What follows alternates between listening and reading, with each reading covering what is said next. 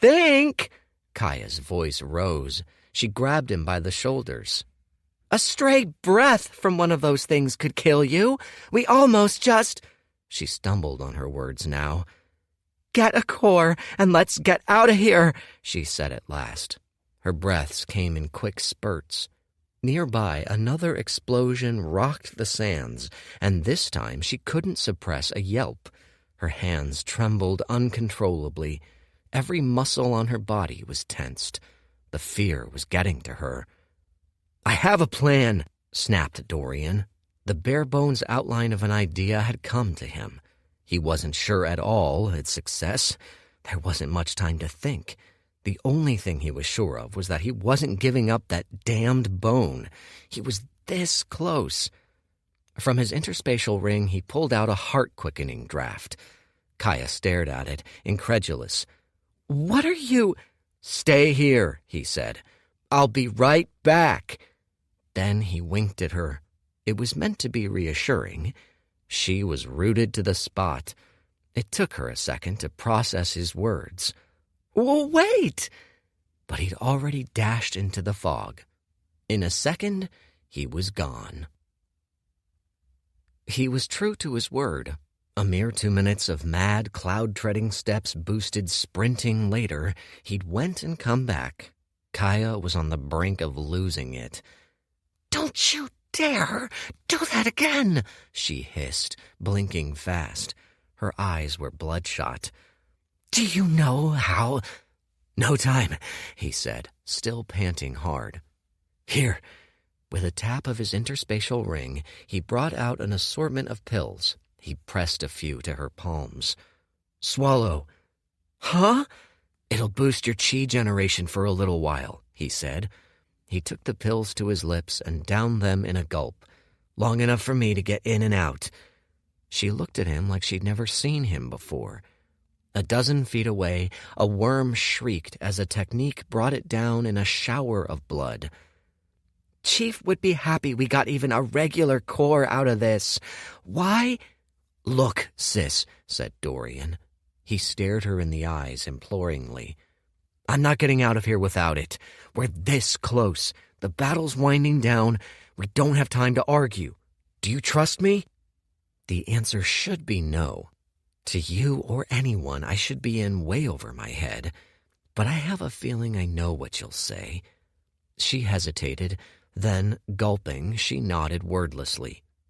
Good, said Dorian with a grin. Here's what I need you to do. He glanced up to the fight. It seemed it had reached a turning point. One profound beast had latched on to the other and rained down heavy, scything techniques. The other roared lustily, returning fire, but it was a fading effort. Keep the path clear, he said. I'll be in and out. When I come back, we'll escape to the skies. Before then, I'll run back on a set route. You'll feel it coming. If anything gets in my way, blast it. Get it out of the way. He held her gaze. Got it? She nodded again, eyes narrowed. I hope you know what you're doing, she said. I hope so, too. Then he dashed into the storm without another word. There were too many variables to plan for, too many attacks that, if going slightly astray, would mean the end of him. He didn't cycle or use any technique in this first part. Emitting no aura, he let himself go undetected in the fog. It was all a roll of the dice. This close, if a stray attack caught him, it'd mean the end. As though on cue, a tongue of splattering acid shunted out in a great black wall in front of him. Heart thumping, he pivoted on a dime and somersaulted into a roll. The brunt of the attack bypassed him. A few flecks, not even droplets, caught him on the back as he rolled. The pain was instant, a constellation of fire-edged knives digging into his back. He hissed as he ran. He could already imagine the skin on his back turning necrotic, flaking off, burned through like rotting wood. His heart hammering, veins slicked with adrenaline, he kept up the mad dash. He was intoxicated. The prime bone's aura called out to him like a honeyed scent. As he ran, he became lighter, blood rushing to his head. It was like he entered a different world. This close, the constraints of gravity bound him only loosely. He was breathing rare air. Even a mere few breaths around that bone boosted his cultivation.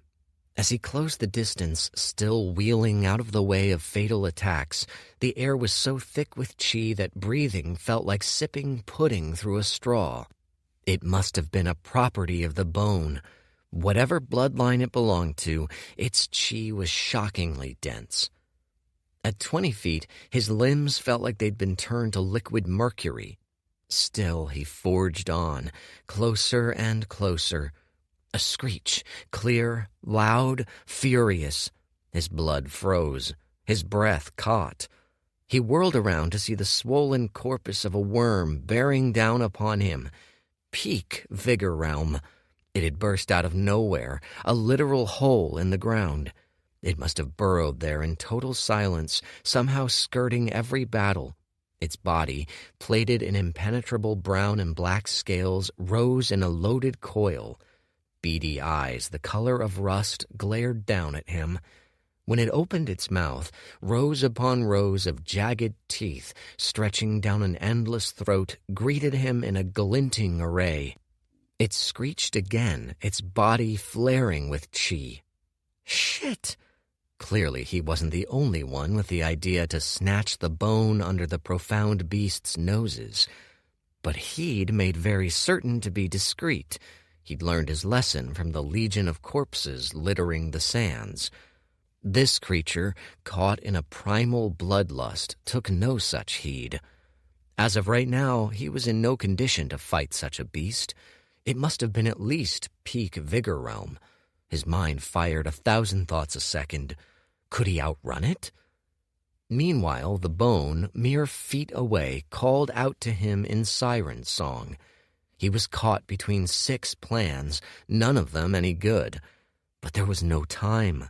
The worm reared up, a blast of chi lodged in its throat, eyes locked onto him, promising sheer and sudden violence. He had to choose. Then circumstances chose for him. One moment the worm stood over him, certain death charged between its teeth, cloaked in crystal-hard scales. The next, it was blasted in a rogue wave of toxic black, blacker than tar, and Dorian stilled. The poor thing didn't even have the chance to scream. It whirled and flailed about, smothered in the oily black. It clung to the worm, molding to every inch of its body like a cocoon. The only sound he heard was the strident hiss of acid, so loud and so endless it seemed like the forlorn cries of a dying beast. In mere seconds, the figure of the worm dissolved like an ice sculpture in a furnace, melting to nothing.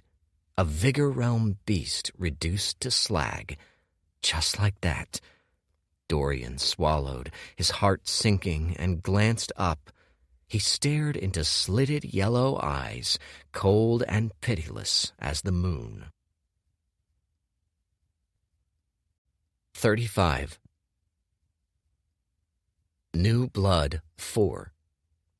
It was a sensation he'd never get used to, in part because he'd gone so long without it. That feeling of smallness, nearly stifling, hit like a shock of cold water to the face. Then it settled in on him, cloaking him like a straitjacket, making stones of his limbs. A lesser human might have fainted on the spot. As it was, he had to scream at his limbs to move. His body's instincts had all gone haywire. The great beast, some kind of flood dragon by the looks of its phosphorescent scales, its angular face and sleek build, flicked its head, its maw creaking, holding back a throat full of toxic death. Before a flash of volcanic red pummeled it upside the head. The blast was sudden and so violent it felt like the world was ending. Dorian was nearly thrown over by the aftershock. He glanced to his left and saw a drake rising from the sands, gushing gray blood from a litany of wounds. An eye was poked out. The other smoldered with hate. It bellowed so deeply the sound seemed to rattle around Dorian's bones. Then it leapt up, spewing liquid fire, and the world was washed out once more. Dorian's eardrums felt like they'd been punctured. All he heard was static and a shrill whine, then an unnatural silence. The attack did, however, draw the flood dragon's attention, and with it went that chest-crushing pressure. Dorian could breathe again. He took the chance and sprinted instantly for the bone. In his head he kept up a count, not of footsteps but of heartbeats. There was a certain trap he'd sprung. He needed to make certain he got the timing just right. Now he was close enough to see it clearly. It was a scale nearly the size of his palm, a deep ocean green, glowing like a gemstone in the dying light. What little light there was slipped and slid off its polished, curved surface. There wasn't a scratch or chip on it. It was thin as a nail. It arrested the gaze, hypnotic. Its surface was like the sinkhole itself, a gaping, vast maw you couldn't help but be drawn into. Its presence was another kind of pressure, not a blunt, heavy weight, but something more insidious, under the skin. So thick his lungs strained at the effort. It took great hacks to drag in the air now. Still he went, sweat pouring down his head, blocking out the chaos all around him. Only one thing mattered now. The last 3 steps seemed to take an eternity. Behind him, twin explosions rocked the world. Then he reached out, shoving his hand through the air. This close, it felt like his hand was repelled by a magnet. The closer he got, the slower his fingers got, the more they trembled. It was an infuriating slowdown this close. It was seconds spent he could not afford. He felt his heart thrashing in his chest. How long might that drake distract the flood dragon? His hands clasped around the bone. In an instant, he drew it into the interspatial ring. Its colossal presence and aura, shunted into another dimension, vanished instantly. In the same motion, breathing fast, he whirled around wildly. Burning all his chi into the cloud-treading steps, he sprinted like a madman. He made it 5 steps before he felt a crushing presence descend on him again.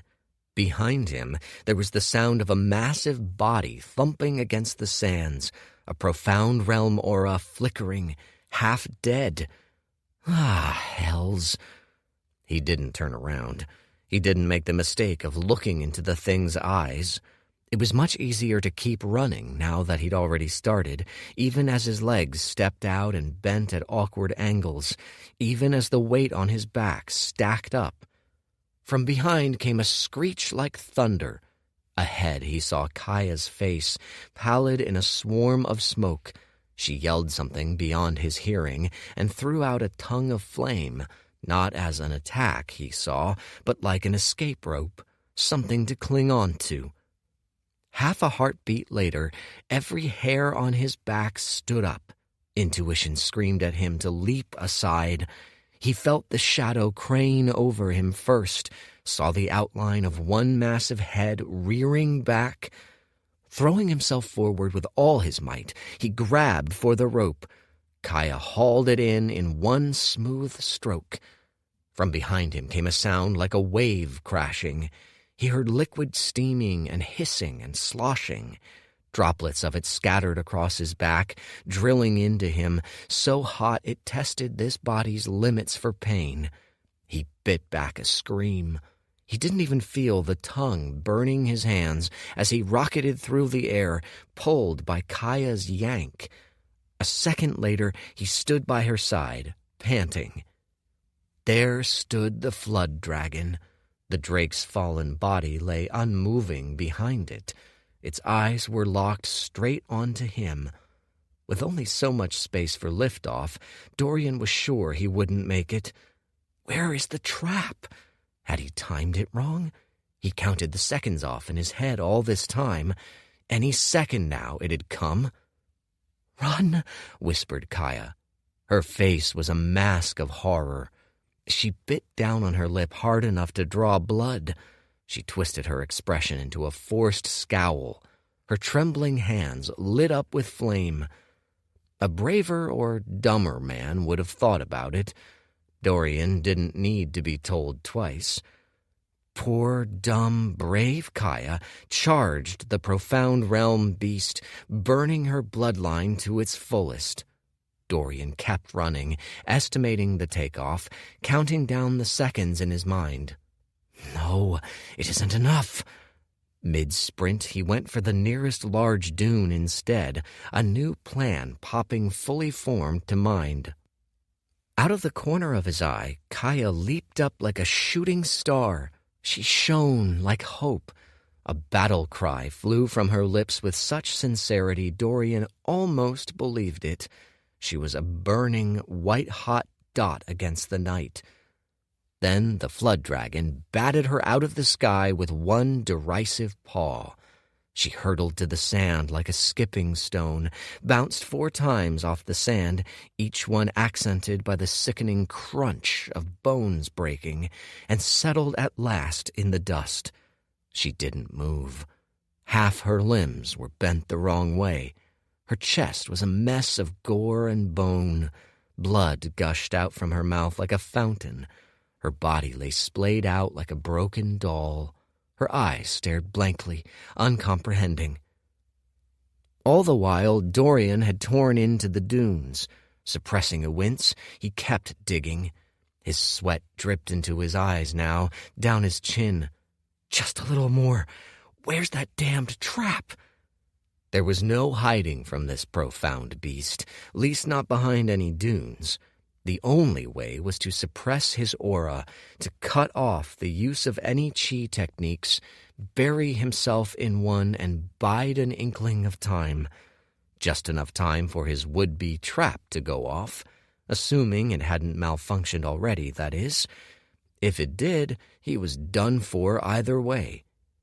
He was almost done digging, but the great head swerved, scoping out the sands, wafting away the dust and the smoke with ferocious breaths. Stifling a curse, Dorian leapt into his half-finished hideout and heaped a layer of sand back over him. It was shallow, easily disrupted, but right now it'd have to do. Its only purpose was to buy time for his trap to go off. Breathing as slowly as he could, he tried to make sense of the situation. He thought of Kaya. His heart spiked a little as he thought of her limp form. Dead, probably. He thought of the look on her face, her constant half-smile now turned into a vacant, unblinking stare. She was an investment he'd never get back. No matter, it had done what he needed, at least. Exchanged her life for his own. That was a worthwhile trade, especially if he made it back out with the bone. That was no guarantee. It looked less likely by the second. He'd bought himself some time with this hideout, sure, and it was a stroke of sheer luck he had an interspatial ring on him to mask the aura of the bone. But already he heard the flood dragons raging in the distance as it searched for him, flattening dunes in a breath, scouring around for any hint of him. All around him were the shocked, fleeing footsteps of various beasts scattering to the winds. Still, the sounds drew closer. Is this how it ends? He banished the thought. Allowing any hint of it to poison his mind in the heat of battle was as good as an admission of defeat. But still it crept up on him, a shadow in the back of his mind, looming larger by the second. Another dune flattened a few 100 feet off, then another, closer. He counted his heartbeats and breaths, waiting. Then, finally, nearly 10 beats late, he felt a disturbance of chi in the air, a thrumming of force, rising fast. Minutes before dashing for the bone, he'd left Kaya to plant a heart-quickening draft. At first, Kaya had been incredulous, and rightly so. It was useful as a pepper-up for warriors, primarily, but his time with Hu had revealed another, more potent use. When stirred the right way and prepped with the correct ingredients, the heart-quickening draft could be primed to explode after a short window. Who had nearly blown one up on their first meeting? It was no great effort then to prime one on the fly. Alter the ingredients just so, add in some delay, imbue it for a higher blast radius. It blew like the crack of a divine whip, so loud and cutting that even down in the dunes, muffled by the sand, Dorian's teeth chattered. It was a perfect firecracker, an auditory signal flare. The sound was music to his ears. He thought it had never come. From above came a growl, a shifting of a massive body, a fast slithering away, off in the direction of the sound, off to investigate. Dorian breathed out a sigh of relief. Perfect. He knew he had to move fast. He clawed his way out of the sand with haste. By now he had an uncomfortable amount of experience burrowing his way out of tombs, and burst out. He scanned for the flood dragon. Back still turned, still slithering in the opposite direction. His skin tingled with sweat and blood. He could almost feel the seconds winding down, his window for escape drawing closed. He needed one more thing before takeoff. He looked around, saw the corpse of a beast crushed to dust, saw the core within, and snagged it. It'd serve as an alibi, if need be. That or a treasure to soothe the tribe's appetite. Like it or not, he couldn't afford to strike out on his own in this damned desert yet, especially if Kaya was sacrificed. He couldn't come back empty-handed. Then, just as he stuffed the core into his ring and bent his legs for liftoff, a soft groan, almost a whimper, drew his attention. His head whipped around. He stared in shock. There, lying in a pond of her own blood, was the savaged, grisly, unmoving body of Kaya, still, by some miracle, breathing. 36. New Blood, 5. Despite it all, Dorian took a moment to gape. How is she still alive? She was like a weak flame sputtering in a wind. Her chi struggled mightily against her wounds, trying to close the gaps, but there were too many of them. She clung on, if only barely. Then came the thinking, the cost-benefit weighing. But there was no time to think. Why was it always like this? He dashed to her side and gave her wounds a cursory look. By an eyeball estimate, she'd die for certain, but perhaps not if he intervened. Then again, his entire escape plan was dependent on flight. He'd be weighed down by another body, and he could hardly wrap his chi around them both. Fast as he was, it might wipe out a chunk of his top speed. He looked to the flood dragon. It was now nearly a mile off, coming across the point of the explosion. It was a matter of seconds before it figured out it had been tricked. He growled, sighed, and made a snap judgment. The dragon was far enough off that it'd only take a few hops for him to be clear of it. Perhaps it was greed, but he bent over and snatched up Kaya in a fireman's carry. She didn't make a sound as he hoisted her over his shoulders. He gritted his teeth. I didn't invest all of that into you for you to be wasted here. Above, the Vordors screeched their shrill melodies, angling closer. Behind, there was a deep, bellowing, furious roar. He didn't need to turn around to know he'd been found out. Huffing, he took to the skies. In the same instant, he felt that basilisk gaze bore into his back, cursed, and sped his climb. Kaya's weight was less than he'd thought. She wore nothing but leather, no metal. It was barely a burden to lift off 2 steps, and muscled as she was no heavier than any adult warrior. With some boost from his chi, it was no great task to lift her. By the 3rd and 4th step, however, with the momentum wearing off, her weight turned substantial. Then a strangled cry rang out from behind him like a peal of thunder. It almost masked the shriek of a massive body cantering across the sands, each step its own sandstorm. It was closing the distance at a terrifying rate. He imagined the giant storm of claws and jagged teeth barreling his way. Dorian gave up suppressing his shouts and loosed a roar of his own. In the same instant, he pushed his chi to its limits, shoving all he could into one all-in-one leap. The flood dragon came so close, a rush of wind rustled his back, raising all the hairs up his spine. Either this took him out of the strike zone, or this was where the run ended. Straining every muscle in his body, he leapt. Even as he started the motion, blasted off the chi, he heard the sloshing of an acid discharge of insane proportions. The wind was at his back, and it carried a sound like a giant stomach churning, ready to swallow him whole. He saw his shadow dwarfed by a wave which seemed to blot out half the landscape. It seemed the flood dragon was also throwing its last-ditch effort. He screamed a curse. His chi, burning at Mach speed, dipped dangerously low. Less than a quarter was left. At this rate, he'd plummet out of the sky in mere minutes. There was nothing else to do. Any less and the wave would catch him. If so much as a splash of it caught him, it was over. Just as he breached the cloud layer, his ears popping, sweat cooling, he saw the tsunami of black roar up behind him.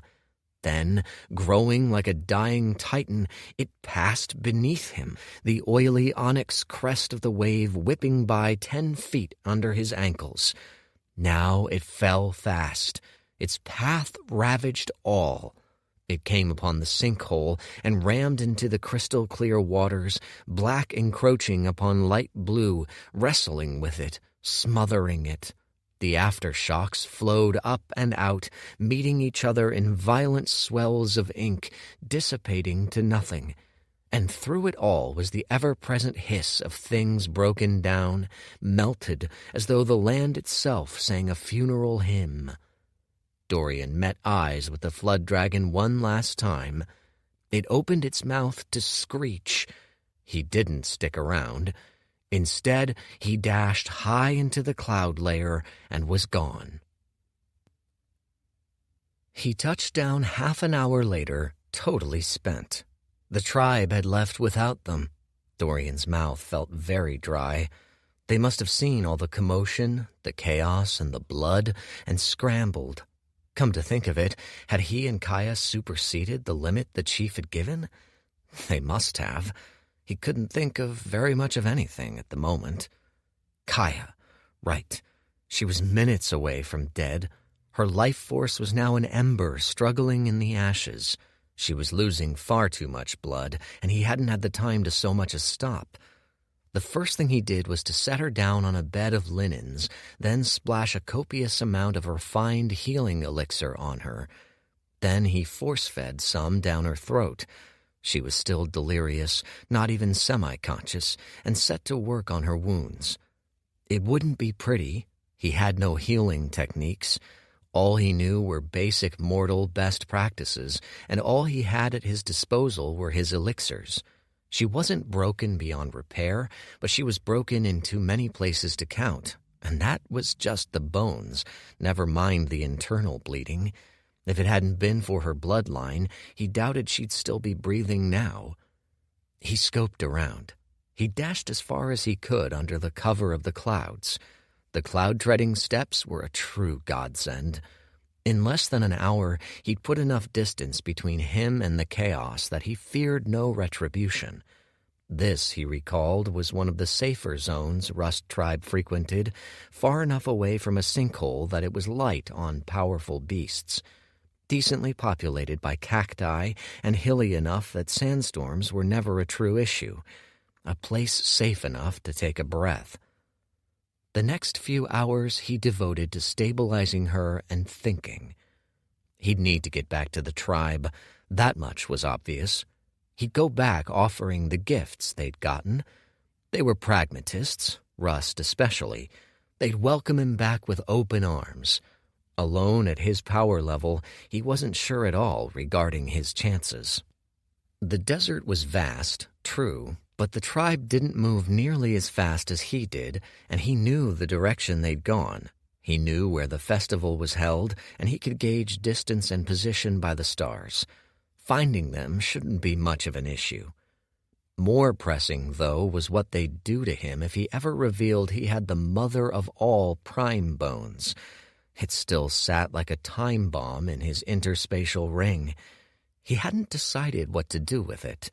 Extract it with whose distillery? Surely not. There was no way Rust would allow him to keep the thing. Ingest it now, raw? That'd be a damned shame, a ridiculous waste of resources. He'd refine half the blood essence in the bone, at best. And what would he do once he had the bloodline? Keep it hidden? For how long? Would he simply not reveal his trump card until he was well into the Vigor realm, or beyond? He frowned. That seemed ridiculous and utterly impractical to not leverage a great asset in a speed run. None of it made any sense, and all of it seemed bound to bring issues. He stilled, blinking, as an idea popped to mind. Surely he couldn't be blamed for taking the prime bone if he were stranded with a wounded sister in the desert, right? He'd be prey to all sorts of beasts. Vordors would literally kill to find such easy pickings. No, he was forced to take it in order to better protect himself and Kaya. The corners of his lips slowly rose to a grin. That and the rest of the loot he'd offer should do at least a patchy job of smoothing over any unrest, right? It was a shaky story, no doubt, but the bone burned a hole in his ring. He was a patient man, but every second he let it sit meant an extra second of risk, especially if he ran into any stronger beasts, or worse, stronger cultivators. If he made it back to camp, there would be no safe time to distill it, not with the attention even a flash of its aura would draw. It had to be now. But he couldn't ingest it outright. That'd be a waste of essence he couldn't stomach. He'd need to chuck together a makeshift solution in which to soak the bone, draw out, and fully imbue its essence with chi. It wasn't an ideal solution. He'd only have access to the basic cauldron setup he had in his ring, meaning he was foregoing a better extraction with Hu's more precise tools. As it stood, he saw no better alternative. So there were two tasks, then, to occupy the rest of the night. The first was to keep up Kaya's treatment and stabilize her. The second, to prep a solution to squeeze out every last drop of essence in that prime bone. Despite his awful circumstances, he was positively giddy at the thought. The next few hours passed fast. He drew out a cauldron, a host of ingredients, and set a brew in motion. He fed himself a few elixirs to replenish his strength. Then he bandaged Kaya's wounds, set her limbs in the right places, and watched over her as she crawled back to stability. Even with his expertise in a dragon's hoard of healing elixirs, he doubted she'd walk this week.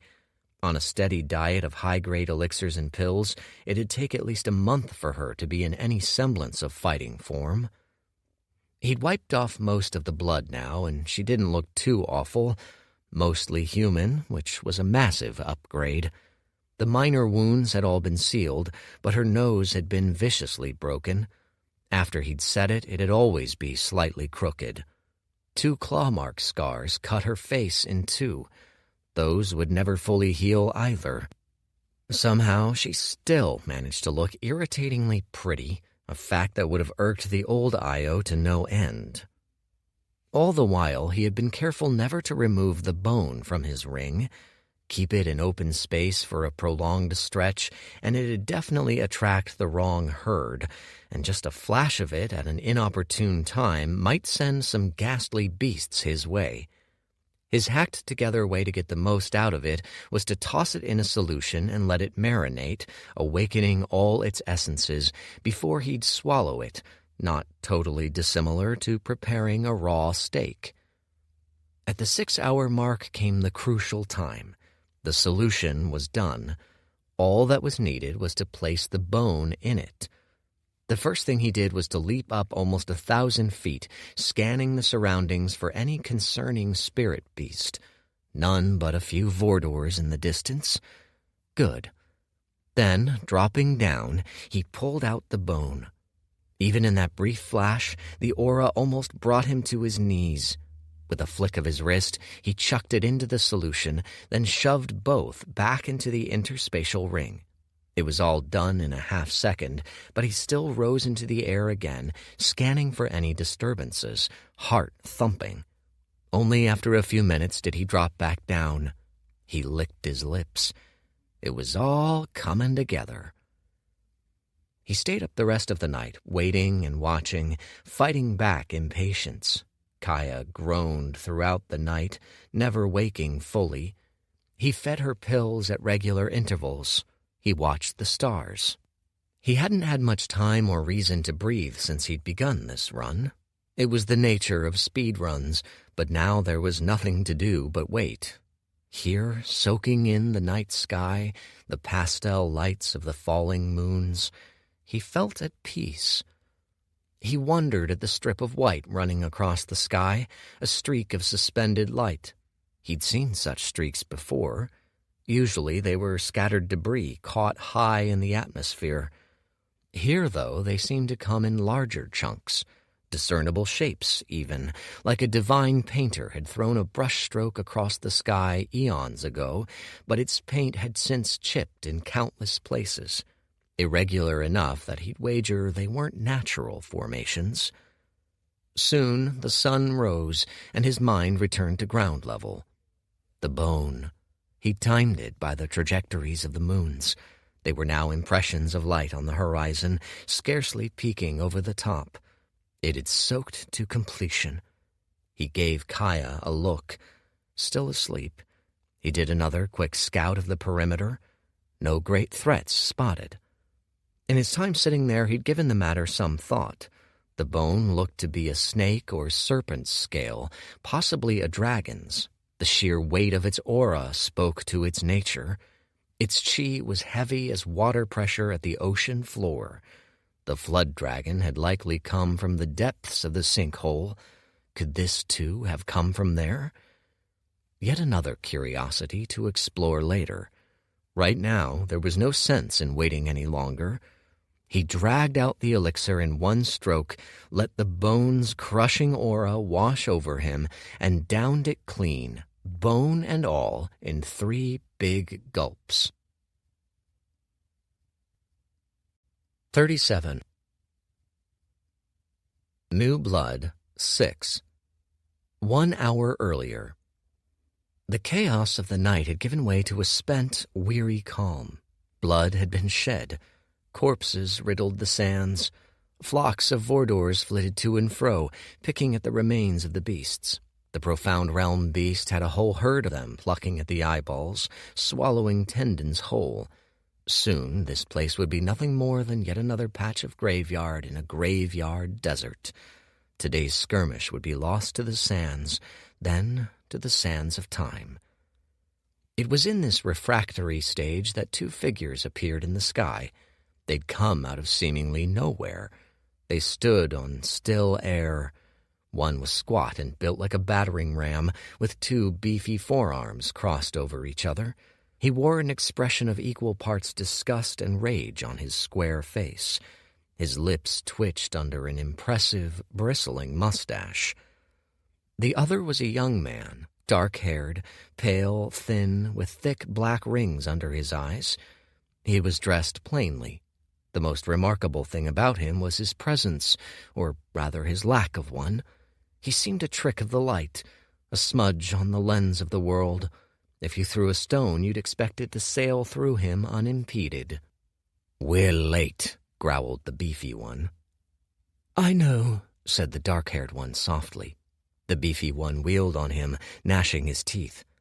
"I knew it," he said. His eyes sparked fiercely. "Those nomads cost us the time we needed.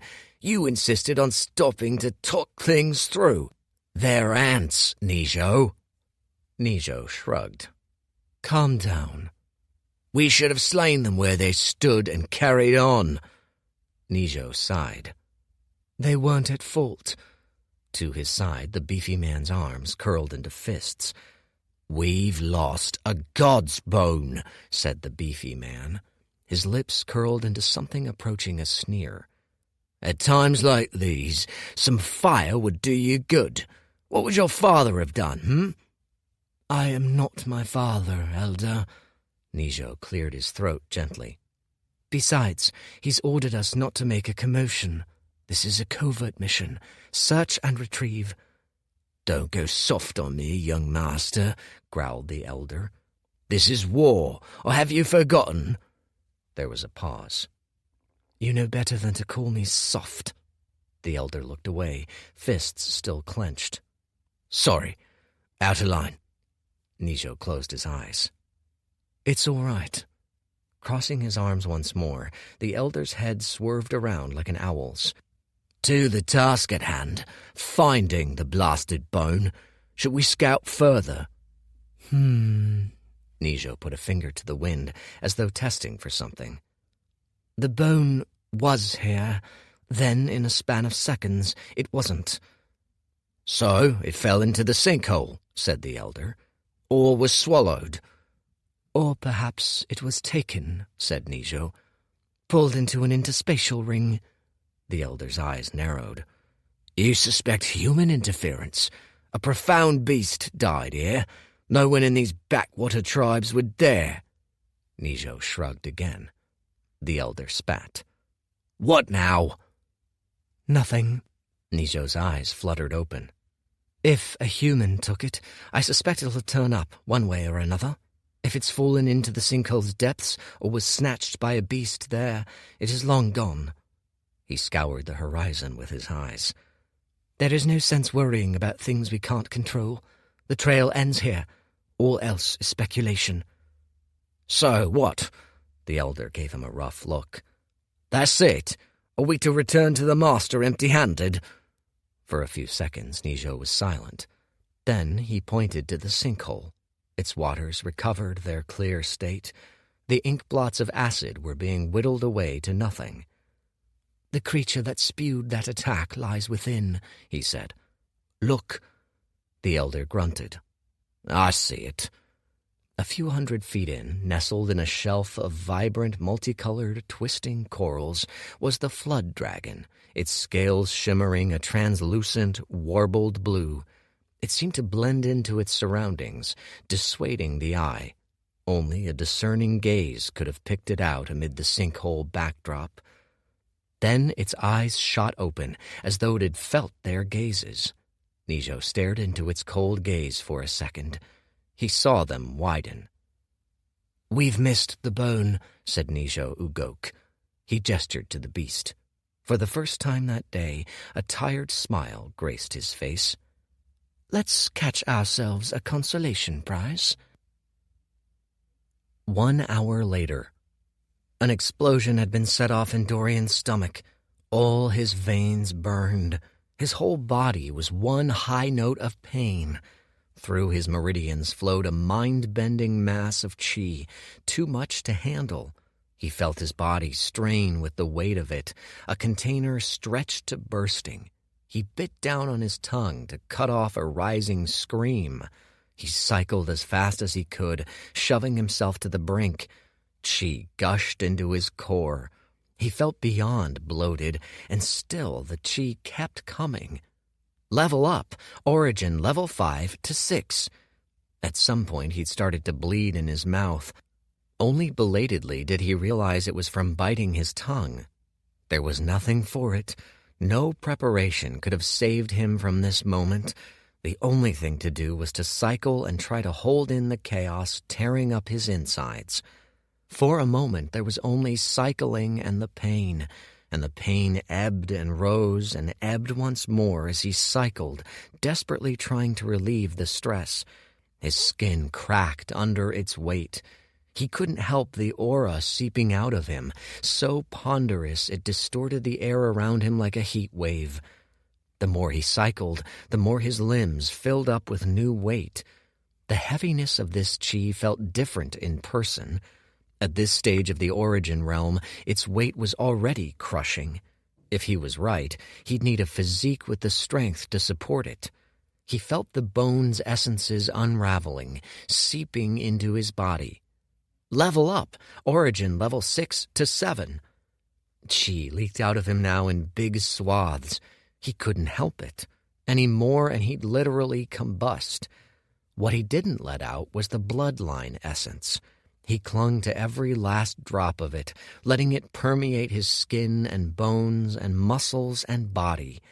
It was an out-of-body experience. His sheer pain had already set his consciousness at some fixed point outside his body. Now it felt like he barely inhabited his limbs at all. There was a monumental change underway across all aspects of himself. Limbs lengthened, bones crackled, grew denser, stronger, longer. New muscles, tempered and hard, filled his frame. His old skin shed off him like a snake's. New skin, smoother than river stones, took its place seamlessly. He felt like he was being slowly transmuted into a precious metal, heavy, dense, pure, without blemish. At last, that scrawny physique is gone. He smiled. He smoked like a bonfire. Impurities left his body in big, acrid tufts, dispersing into the air. His talent ratcheted up in huge leaps. This was the formation of a pseudo-vigor physique. Usually significant physical changes only occurred in the vigor realm, but an exception was made for bloodline users.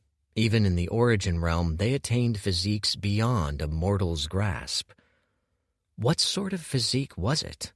Now that he was assimilating it, the bloodline felt distinctly serpentine. That, coupled with its ultra-heavy nature, led him to think of a constricting, grappling force, a crusher, a strangler. Fighting styles across all builds and techniques were largely placed in two categories, striking and grappling. The best fighters and martial arts were hybrids of the two. Even the Fist of the Rising Sun, a decidedly mediocre art, had both ray and tongue of flame, a ranged strike and a rope grappling attack. This bloodline seemed tailor-made for the latter. Of course, he'd need to create far better applications than Tongue of Flame, at best an ineffectual nuisance of a technique. But there were other things there, too. There was a consuming, spreading darkness to this chi, a heavy death aspect. Dorian flexed his fingers, dropping a bit of it to the sand. It sank into the dunes like a stone falling into a well. Only now did Dorian realize he'd sunk up to his hip in the sand. He looked down as he cycled, faintly amused. Likely the originator of this bloodline dwelled deep in the sinkhole, where its weight was less of a hindrance. The more he drew in, the less his chest felt like it was about to burst open, the easier he breathed. He never stopped a diligent cycling pattern. He'd drawn in the bulk of it. The last of the chi felt like a block of cement in his gut, but he slowly chipped away at it. He had full confidence he'd reduce it to nothing soon. Level up, origin level 7 to 8. His eyes snapped open. He could devote his mind to the world once more. Kaya still lay there, totally out of it. The sun had reached midday. He frowned, looking around. Huge flakes of skin papered the ground, but that seemed to be the extent of the aftermath. He'd been careful to rein in any of the bone's aura as soon as he could get a handle of it, and, this far out in the desert, the only ones to pay any attention were small fry, vordors, and sandwolves. Neither, it seemed, had gotten wind of him. Had his scouting the perimeter paid off? Then a shadow fell across him from directly above him. He looked up and frowned. The biggest Vordor he'd ever seen made lazy arcs in the sky, eyeing them with undisguised hunger. It must be at the Vigor Realm, at least. Tip to tip, its wings could smother Rust Tribe's biggest tents. If Dorian had to guess, this was one of the winners of the sinkhole battle. It had likely gorged itself on prime cores and meat. Now it was back for more. Dorian cycled his chi to its fullest and unleashed his aura. It wasn't naked and undisguised like the bone had been in its natural state. Within him it was reined in. Still, it sent a sharp warning to the beast. Stay back. There are powers at play here you know not. The big Vordor froze. Then it squawked fiercely, whipping its head from side to side as though to shuck off the weight on it. It eyed Dorian again, and he knew he'd only succeeded in angering it. In one smooth move, Dorian yanked himself up from the sand. His blood churned fast in his veins. Somehow he didn't feel nervous in the slightest, facing a creature at least a half-realm above him, a creature that would have likely crushed him mere hours before. As he stared up at it, he even felt a vicious smile working at his lips. His bloodline, unleashed, sang to him, craving violence. To his surprise, he was the one that struck first. He felt the difference of his new bloodline the instant he kicked off cloud-treading steps. It was a strange counterbalancing act. On one hand, his new physique was practically an anchor. The technique had to work doubly hard to lift it the same distance. On the other, his chi was orders of magnitude denser than it had been before. The same amount burned granted him threefold the output. He leapt twice more, reveling in the sheer mass of him. The chi at his disposal felt like it had widened from a pond to a deep lake. Each step propelled him as though he'd been shot out of a bow. Judging by its reaction, the Vordor was taken aback. It reared up with a surprised screech, but the shock didn't last long. By the time it came down again, its throat was filled with noxious fumes. Dorian threw out a tongue of flame with all the heft of his new physique. Even he didn't expect what happened next. The tongue lanced out so fast it left an after-image. The air fled before it, screaming like a ghoul. In the blink of an eye, a flaming rope latched onto the Vordor's throat, choking off its attack. The mere weight of the tongue seemed to off-balance the Vordor. Its singeing property was only a bonus. He saw shock in its giant orange-yellow eyes. He glanced down at his arms and hands in surprise. He could sense he'd barely scratched the surface of what this body was capable of. As he looked at himself closer, every inch of him seemed carved out of smooth marble. He breathed in, his smile widening. An idea came to mind. He looked up at the struggling Vordor and gripped tighter on the tongue. This would either end the fight in a stroke or fail spectacularly. It all depended on if his newfound power was as ridiculous as it seemed. He put all his muscles into it and yanked. The Vordor strained its hundreds upon hundreds of pounds of muscle, furiously trying to break free. It didn't stand a chance. The pull sent it diving at Mach speed. It looked almost comical, a colossal, feathered black blur streaking for the ground. It cratered into the sand head first, spraying tidal waves of sand in all directions. A mighty, deep thump shook the sands. Dorian descended leisurely, flexing his hands. The Vordor flailed in the sand, struggling to extricate itself. When it managed at last, screeching wildly, it stared at Dorian with naked, uncomprehending fear. He smirked. Chi blossomed at his fingertips. He'd underestimated himself by far. He'd have a ball of a time unraveling the mysteries of this bloodline. For now, first things first. It was time to break in his bloodline. He was due for some target practice. 38. Tearing and repairing. Tongue of flame shot out like chains from his palms. They latched onto the Vordor's limbs in a flash, wrapping around its wings, biting into its tail.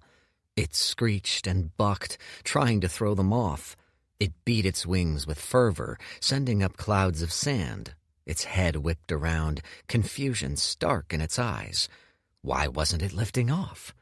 The chains anchored it to the ground. They were so heavy that they made each flap of a wing a serious effort. Dorian raised an eyebrow as he kept winding them up, latching deeper onto the Vordor on all its limbs. The degree of control he had over them was fascinating. These were akin to extra limbs, and each moved like a serpent, strangling a part of the Vordor, bringing it to the sands, head bowed. A grounded Vordor was a sorry creature indeed. Twisted this far out of shape, it was in no position to offer strong resistance. Its muscles, so fearsome in flight, were now made into mere decorations. It literally had no space to stretch its wings. Still, it screeched non-stop, but now the sounds grew tremulous. Dorian stepped closer, eyeing the trapped Vordor the way a boy studies his bug collection.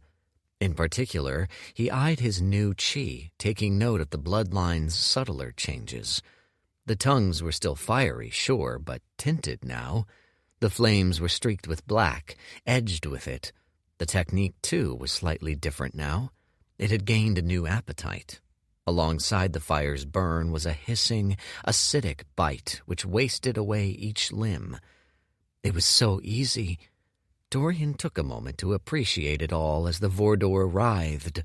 Over the course of a mere few hours, he'd gone from a scrappy, mid-level origin fighter to this. He licked his lips. Finally, a worthy base. This he could work with. A curious thought struck Dorian. Cocking his head, he gave each tongue an experimental tug. The Vordor's cry jumped up as each of the tongues yanked sharply on each of its limbs. It was stretched hard in all directions. Dorian felt its connective tissue groaning as he pulled. The Vordor's torso bore a huge amount of tension. Once more he was struck by his sheer power over it. He felt again like a boy slowly pulling off the limbs of a writhing, screeching insect. Could he manage it? His fascination was turning morbid. He looked at the thing in a new light. Its meat was likely far better than any the tribe could muster, and with Kaya in tow he might need some time to find and catch back up with the tribe. Besides, he was already almost there. Things snapped apart inside. Under those bunches of muscles, key parts were coming undone. If he just gave it another few hard tugs... Its screeches turned ear-piercing. Grimacing, Dorian snaked another tongue around its throat to shut it up. It couldn't even writhe. Soon the tension on it was so high it could only spasm. As he kept it up, Dorian felt his chi reserves fast depleting. This stunt had him nearing a quarter burned, even with the new levels and chi density. It was time to end things in a stroke. The tongues had all burned through huge sections of each limb. Even the new one, wrapped double around the Vordor's neck, ate away at it with vicious speed. Taking a breath, straining his chi, Dorian pulled with all his might. Head, wings, legs, tail. There was a grotesque tearing. Each came off at once in a violent triumph of gore. Blood gushed out in all directions as several tons worth of spirit beast turned from panicked animal to limp, dead meat. Dorian stepped back, narrowly avoiding a splattering of blood. He pressed his hands together as he dissipated the tongues. Dinner. Lovely. He grinned, flexing his fingers. Finally, he had some power. How strong was he now? Russ took on a whole squad of Vigor Realm Vordors and trounced them all unscathed. An Ugok shaman could summon a fleet of them. He'd just torn one apart and drained half his chi doing it. Granted, he suspected he could have killed the thing much easier, but still, he was getting a sense of his limits. He let out a mad cackle, soaking in the heart-pounding sensation. He felt alive. The Vordor's dismembered body rocked back and forth, still dribbling blood, and it was glorious. He lashed it again with chi, sending it tumbling. It was a relief to let loose out here. After needing to consider the tribe, Rust, Hu, Tuketu, and even Kaya's eyes on him, he savored some respite. Sometimes you needed to be subtle. Other times, you just needed to tear the limbs off a Vordor and laugh. Then he turned around and saw Kaya's very much not unconscious face staring at him. Her mouth hung wide open. She was stock still. He froze. She fainted. "By now you should be used to surprises from me," said Dorian, smiling weakly. Kaya chewed on some Vordor meat slowly, gingerly, wincing with each bite. She definitely looked like she was still digesting things. Many things. She came out of her coma in a bout of shock. She seemed like she hadn't recovered. She'd woken up minutes ago and still seemed a little out of it. She could sit up, but even that small act sent shockwaves of pain down her body. Walking was a fantasy. Now they sat around a makeshift campfire watching the sunset. Dorian had dug out an alcove in which to spend the night. He hadn't an emergency tent, a silly oversight now that he had a chance to think about it. One could never be prepared enough, but with an interspatial ring there was no excuse not to procure one. They'd have to make do. To his side, Kaya hissed and doubled over. She was still ginger all over. It was a miracle she had lived at all. Some of her bones had been ground to dust. She'd need a stretcher, another thing he should have brought along. She'd have to make do with some stripped-down tarp. When at last she opened her mouth, she seemed hollowed out. There wasn't anger in her expression. She spoke with a hoarse voice that didn't tremble. "This tastes like shit." Dorian had been prepared for a lot of reactions. Admittedly, that hadn't been one of them. He opened his mouth to fire off a quip, but by the look of her right now, probably wasn't the best time for it. Instead, he settled on, "Well, it is barely cooked Vordor meat. I almost set myself on fire trying to roast it. You can hardly expect a 2-course meal from the head cook." They sat in silence. Kaya kept up her chewing. Taking her cue, he started on his own burnt Vordor steak as well, digging into it with his fingers. A scrap of dirty cloth was his plate. "I'm surprised you haven't picked up godly cooking skills in the past week, too," she said with a sardonic glance. He pretended not to hear. "Hmm?" She tried on a cheeky, pained grin, grimaced at the effort, and returned to chewing. "Nothing." More silence. "So," she looked at him, swallowing the last of a chunk. "The prime bone, you went and absorbed it while I was out." "Yep." She gave him a once-over, looking at him funny. Besides the muscles, he was taller than her now. She looked like she was having some trouble with it. "Huh. What?" "Nothing.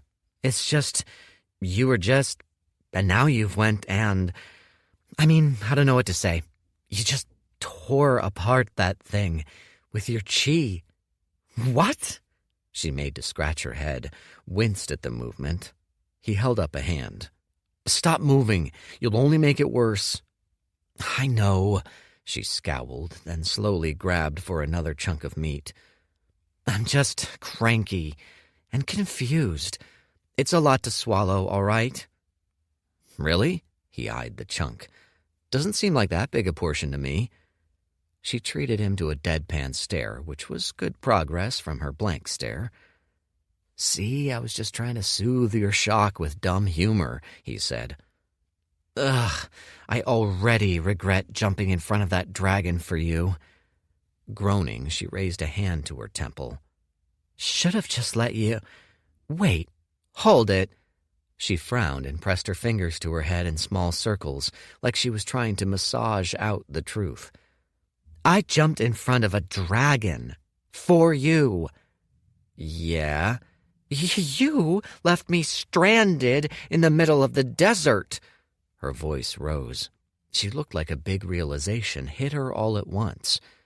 Then you came back, didn't explain a whit, and charged a dragon. What the hells were you thinking? He hadn't meant to charge the thing, but she hardly looked in the mood for technicalities. She looked pissed. The only thing stopping her from being more was probably her physical condition. Time for wet blanket mode. He looked down, feigning a guilty look. I'm sorry. You didn't. She spluttered. Her face reddened fast. You could have gotten me killed. Both of us killed. I wasn't thinking straight, he whispered. He bowed his head lower and hunched his shoulders in to appear small, vulnerable. I felt the bone and, I don't know, I got really excited. He swallowed. I'm sorry, he said again, voice trembling. A weak finish. He'd let it hang there. Perhaps it'd soften her up. He looked up. She'd barely softened at all. If anything, she'd gotten more pissed. Drat. I'd beat your ass if I could move, she snapped. He looked down again, thinking hard, and slapped together a quick plan B. His shoulders shook. His body trembled fast. He hunched over even farther. I don't want you to die, he whispered. That, at least, was true. She rolled her eyes. I'm not gonna die, idiot. When he looked up at her again, his face was pale. His lips quivered. He sniveled softly. He'd even managed to squeeze out some water for that on-the-verge-of-bawling look. That did the trick. One look, and something deep in Kaya melted. Her face was still stuck in a severe scowl, but she turned away with a sigh. You know what? Forget it. Just, she said, massaging her temples harder. I'd feel a lot better about this if I could hit something. He said nothing. Things were already in motion, he could tell. If he kept the silence there, she'd be the bigger person. She always was in their dynamic. Sure enough, a minute later, she breathed out slowly. Whatever. Now's not the time for this anyway. Sitting upright, she took a survey of their surroundings. Saints, where are we? Where's the tribe? We need to get back. Can we get back? Dorian looked at the stars. He finished up his sniveling and wiped a hand across his eyes, drying them out. Interpersonal disaster averted. Mostly. At the least, the brunt of it had been shoved out of the way. Well, Master Hu told me each festival took place at a sacred land in the east, he said, blinking fast. He said to get there, we just have to follow the stars. She perked up. What? There. He pointed out a constellation in the vague shape of a gauntlet off to the side of the white belt running across the sky. Internally, he let himself take a breath. He ran his own assessment of things.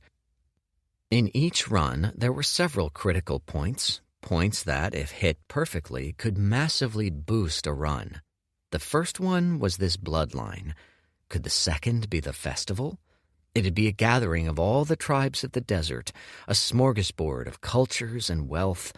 It was the first time he'd have access to a wide array of arts, techniques, treasures, elixirs, people, even. The Rust tribe was one runt of a tribe with only one standard technique. It had little to offer in comparison. With his newfound bloodline and the weight it carried, if he played his cards right, he could make a killing. He looked to Kaya, who was grumpily swallowing the last of her meat, and grinned. Perhaps he could even boost some allies, too. More important, though, was what would come of the festival. Who had been hinting all week that key facets of the Oasis' secret project, would be decided at the gathering. Sure, they were stuck in the middle of nowhere, with dwindling rations, nearly no supplies, and with a crippled member in tow, but Dorian felt strangely optimistic. 39. Festival goers.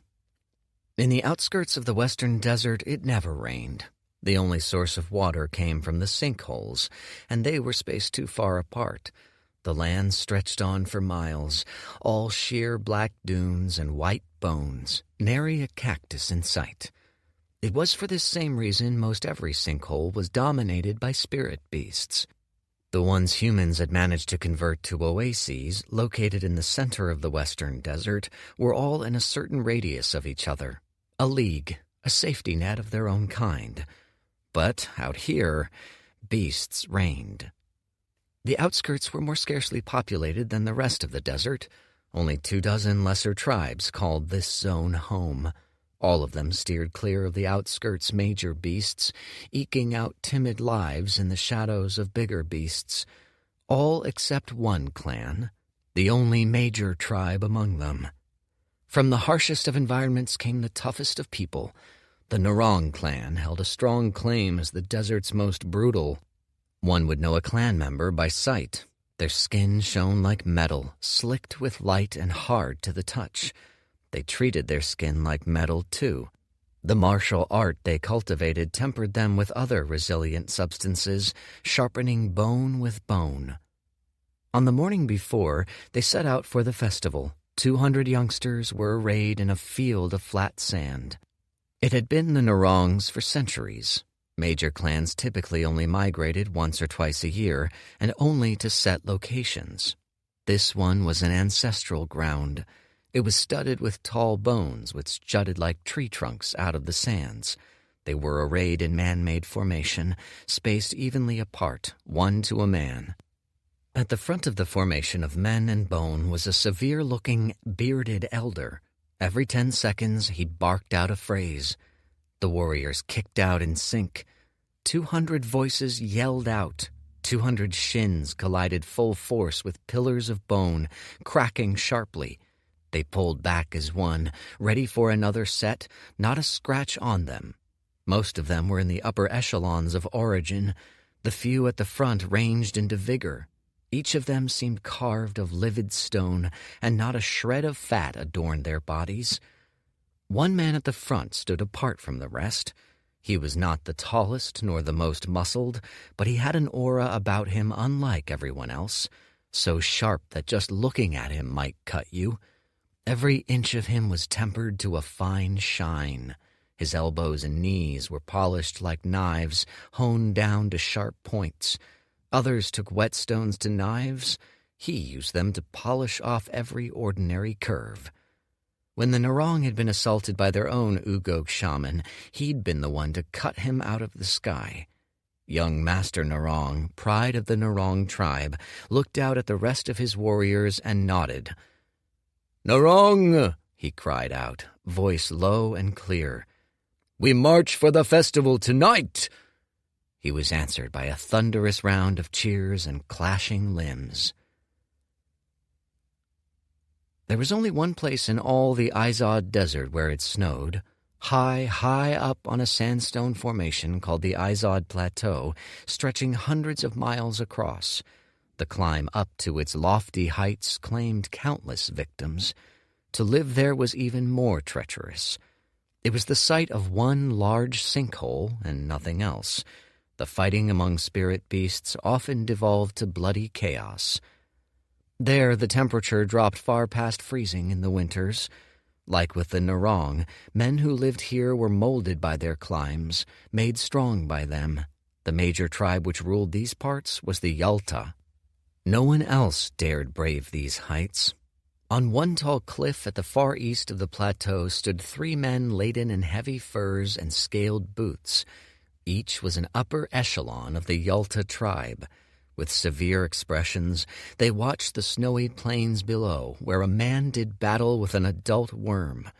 The worm towered 4 men tall and was flush with the vigor of its namesake realm. It bore its massive body upon its foe, mounds of muscle bulging, straining against its flesh. Such a squeeze would have reduced the most powerful of Origin Realm fighters to meat paste. Even vigor combatants risked death, but a closer inspection would have revealed that this wasn't a crushing at all. The worm squeezed with all its tons upon tons of muscle to no avail. It met total resistance. This was a wrestling match, and it was held to a stalemate. Then, slowly, its coils were pried back, stretched away. A sphere of pulsing chi made its presence known at the center of the squeeze, shoving back with equal fury. At the center of it was a man, but the term was almost inaccurate. He seemed like a creature of a different species.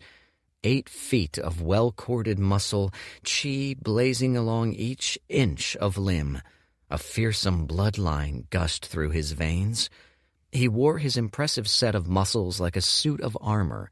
He set his body against the worm's, going strength for strength. He was winning. The worm recoiled as it felt itself overcome. Its eyes were wide with shock. Likely it had never been overpowered once in its long, violent life. Failure brought with it a fresh sense of fear. It gave a shuddering cry. The men on the cliff nodded in satisfaction. "Good enough," grunted one. "It'll do," said another.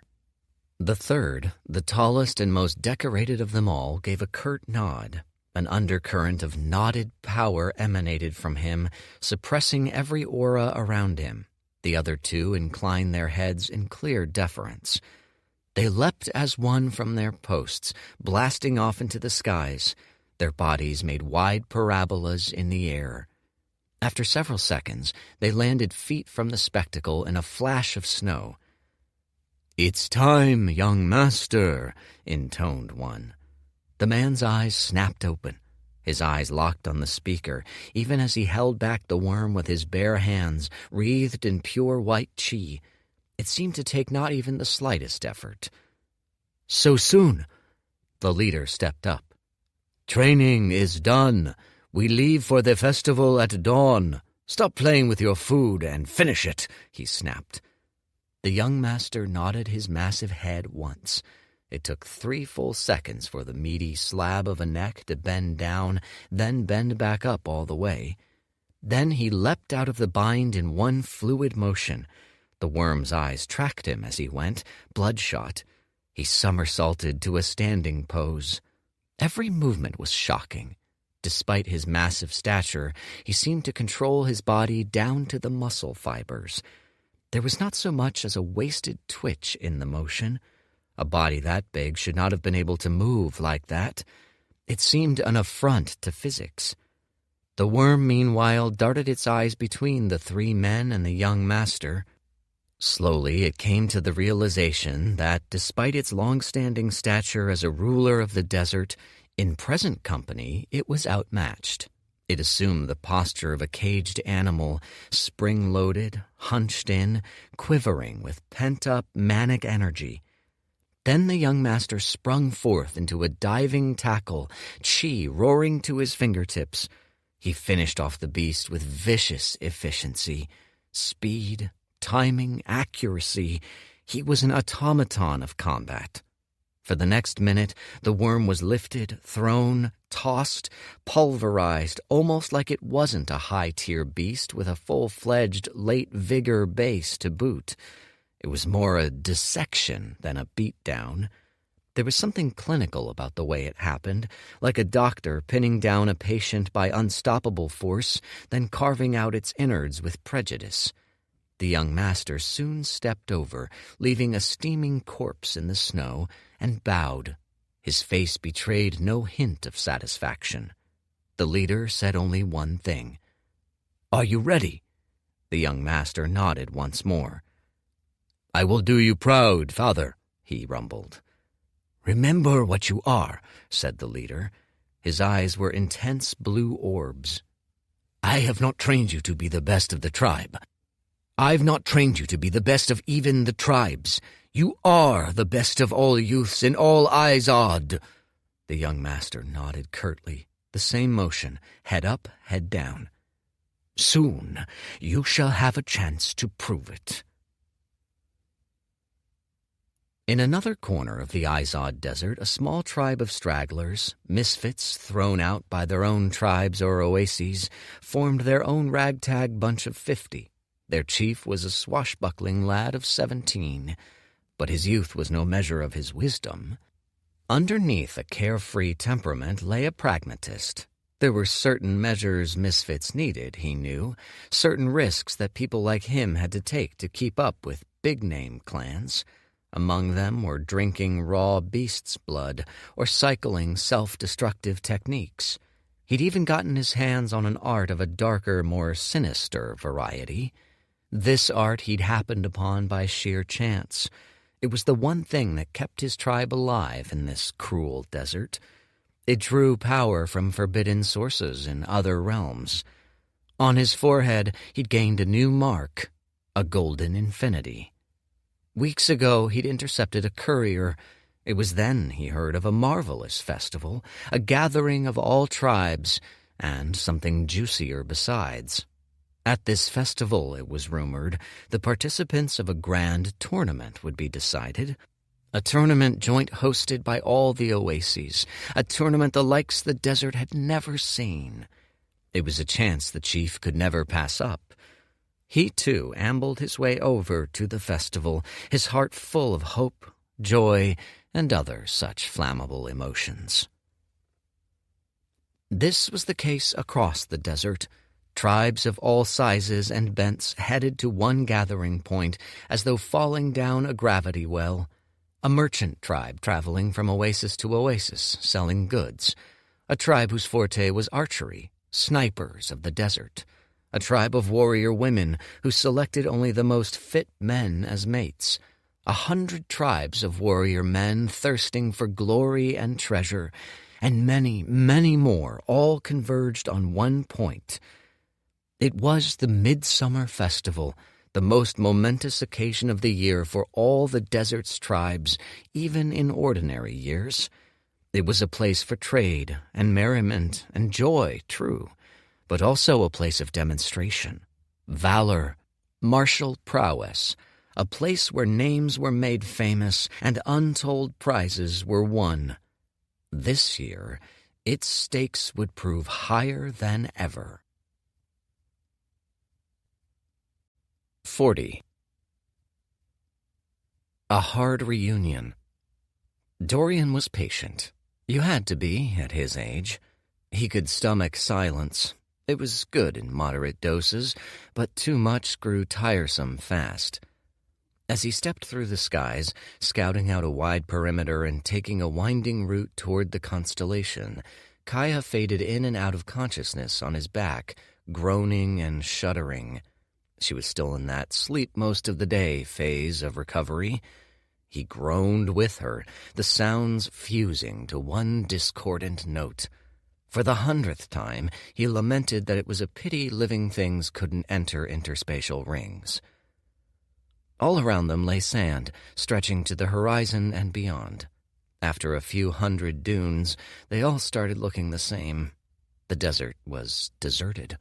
One could go 50 miles and think they'd make no progress in any direction. The land certainly gave no indication. This far from a sinkhole, spirit beasts were few and far between. So there was nothing to entertain him, really, but his own thoughts. That was when the trouble always started. As an immortal, it was impossible not to get used to monotony. He could distract himself with simple pleasures, sure. He'd gone spans of 10, 20 years, even centuries on nonsense. As he went, his cycling, burning, and searching were all relegated to rote maneuvers in his mind. He lost himself in thought. To be alone with one's thoughts was all right in these small doses. For now, springing along this desert, he'd be perfectly fine. When the doses stretched to millennia, that was when things got dicey. Existential ennui, that other dastardly old foe of his. It was only ever possible to forestall the emptiness of existence for so long. As he ran along the endless desert, heading seemingly nowhere, his mind inevitably wandered to that other endless desert. Life. You were done for if you didn't have a thing. For most of his old pals in the Zenith realm, it was state-building. Leading empires, conquering worlds, setting against one another in endless wars. They might have claimed higher reasons, but it was all a front in the end. All that bloodshed was a desperate defense against boredom, a distraction from the void. It wasn't really all that complex or interesting. Nothing was at a certain stage. It was why he had trouble taking anything in these tiny lives seriously. He had trouble taking any inhabitant of even an upper realm seriously, much less these lower realm self-important specks called man. In the end, that was all they were, atoms in the void, top to bottom. No amount of power let anyone escape the indisputable fact, and you didn't need to live 100 years to realize that everyone born alone dies alone. What was a life ended or a life saved, really, in the final calculus? He'd seen uncountable lives come and go, and for what? Was there, in truth, any more value in a human existence than that of a speck of dust? In the end, they were all the same. For much of his first run, he'd clung on to some vague belief that life mattered. Hells, he'd ascended one life after dedicating centuries to raising a full-fledged multiversal church. Years upon years upon years ago, he might have considered his current state vicious. He snorted as he went. There was no viciousness to him, no malice. He didn't care enough for that. He'd simply learned not to romanticize tiny things of no significance anymore. That was all. The only thing was to live despite it all. Everything else was a coping mechanism. On his back, Kaya groaned. Shrugging, he kept her up. It might have been a vestige of his old body, but he'd taken a bit of a liking to her. But she was, in truth, no better than the rest. In the blink of an eye, she'd be dust. The multiverse would roll on, and still nothing would matter. What else was there to do, really, but screw around? As he saw the sun's last rays flicker out in the night sky, he settled to rest. He plopped Kaya down, got out the cauldron, and set to preparing the rest of the Vordor meat. It'd be gritty, grinding work. As far as he knew, he was the only god-king who debased themselves with trawling through the guts of mere Vigor Realm beasts. His peers would likely consider it beneath them to start all over again. Why return to the hell that is weakness? For him, it was always a chance to start over. It was the one thing that returned him his purpose. And really, wasn't that all that mattered? He ran out of water. He ended up puncturing a cactus, then siphoning off liquid into 2 empty flasks. At his stage, and with his newfound bloodline, their spikes only tickled him. Kaya had woken up. She nursed a slab of meat around the fire, looking awfully pale. At least she looked mad. Mad was good. Mad meant vigor. At least she had the energy for it. "Are you sure we're headed the right way?" She blinked, looking around. Kaya had many virtues, but patience was not one of them. "Of course not," said Dorian. She shot him a sardonic look. "We could die out here, you know." "I won't let that happen." She raised an eyebrow mid-chew. "Will you?" He grinned. "I've got a bloodline now. I'll tear up anything that comes our way. Promise." She rolled her eyes, but a little color seemed to come back to her face. In the morning they set out again. He'd taken a wide-ranging, circuitous route, making sure he wasn't missing them. Even so, he suspected it'd take less than half a day more for they and the Rust tribe to cross paths once more. Sure enough, after a few hours, there was a dot in the distance, a glut of aura. Slowly shuffling along, it was unmistakably the Rust tribe. He was growing fast, but the tribe was a tool that definitely hadn't outlived its purpose. If he was to launch himself high up and fast, he needed a suitable pad. A reunion it was. He anticipated some fallout as he approached. Kaya had reverted to her semi-comatose state, which was just as well for him. As he went along, drawing to within a few miles, he uncorked his aura. It rolled out of him in clear, heavy waves, a signal flare of chi. He purposefully let it sit there, untamed and wild, as though it were so fresh he hadn't yet gotten a chance to clamp down on it. Not 5 minutes later, the alarm horn rang out in Rust Tribe. He approached at a leisurely pace, Kaya in tow, as hunters gushed out to the front of the tribe, forming ranks. All cycling red chi, they made a wall of fire. All high-tier origin fighters, all looking very serious in their hide armor. The civilians were gathered in formation at the center, too. He saw Hento and Kuruk standing tense in the mix. Rust and Tuketu emerged at the front in tight strides, muttering to each other. Both men were stone-faced. Dorian had come close enough that they could see each other's faces with clarity. Gasps rang out across the tribe, audible even at a distance. Then the whispers arose. The hunters did not let up their guard. He saw a brief flicker of shock pass through Rust's face before the mask slid on again. Then Rust unleashed his own aura, cold, steely, resisting Dorian's, shoving back, creating a pocket of space over Rust tribe. Another flicker of surprise. He must have felt his bloodline pressured by Dorian's. To his side, he felt a very subtle aura, restrained but still present, emanate from Tuketu, tamped down, nearly hidden, but clear to his new senses. Another bloodline aura. Dorian's cheek twitched. Hardly a hero's reception. "Chosen Io," said Rust in a near monotone. "What a pleasant surprise. You've brought Chosen Kaya back, too. We thought you dead." Dorian stopped short and took a deep, long bow. "Greetings, Chief Rust." He smiled. "The heavens have smiled on us. We've returned safely, bearing treasures." "And a new bloodline, too, it seems," said Rust softly, eyes narrowed. He didn't even attempt his trademark pressure.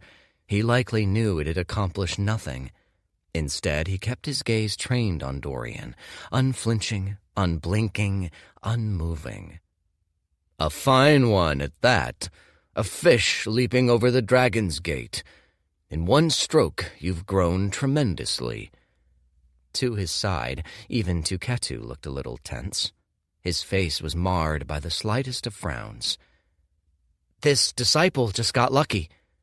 Rust cocked his head a few degrees. "Evidently. It is the presence which the two profound beasts ward over, is it not? A prime bone." "That's right, Chief." "It must have been quite some luck, then." His tone was thick with suspicion. He looked at Dorian like he'd been thrown a puzzle he couldn't crack. "Yes." Tuketu piped in. A little grin quirked a corner of his mouth. "And you've taken the bone for yourself, disciple," he said, slowing his words as he went. The emphasis rested on the last word. "Such a bone might have been a huge boon for the tribe, especially as a bargaining chip during the festival." Dorian nodded, smiling back. He'd expected they'd try something like this, with how he'd shown up. His relationship with Rust tribe had reached a strange, critical point. He'd need to drag it back from the brink as things went. If he was to rely on the tribe, he'd rather a warm relationship than a mercenary one. That was for later. For now, he'd need to show just the right amount of spine. "Of course, Master Tuketu," said Dorian, dipping his head. "I was coming back to deliver the bone to the tribe, but I couldn't find you when I returned." He blinked rapidly, wide-eyed. "Stranded with my injured sis, I was forced to take the bone to fight back against spirit beasts.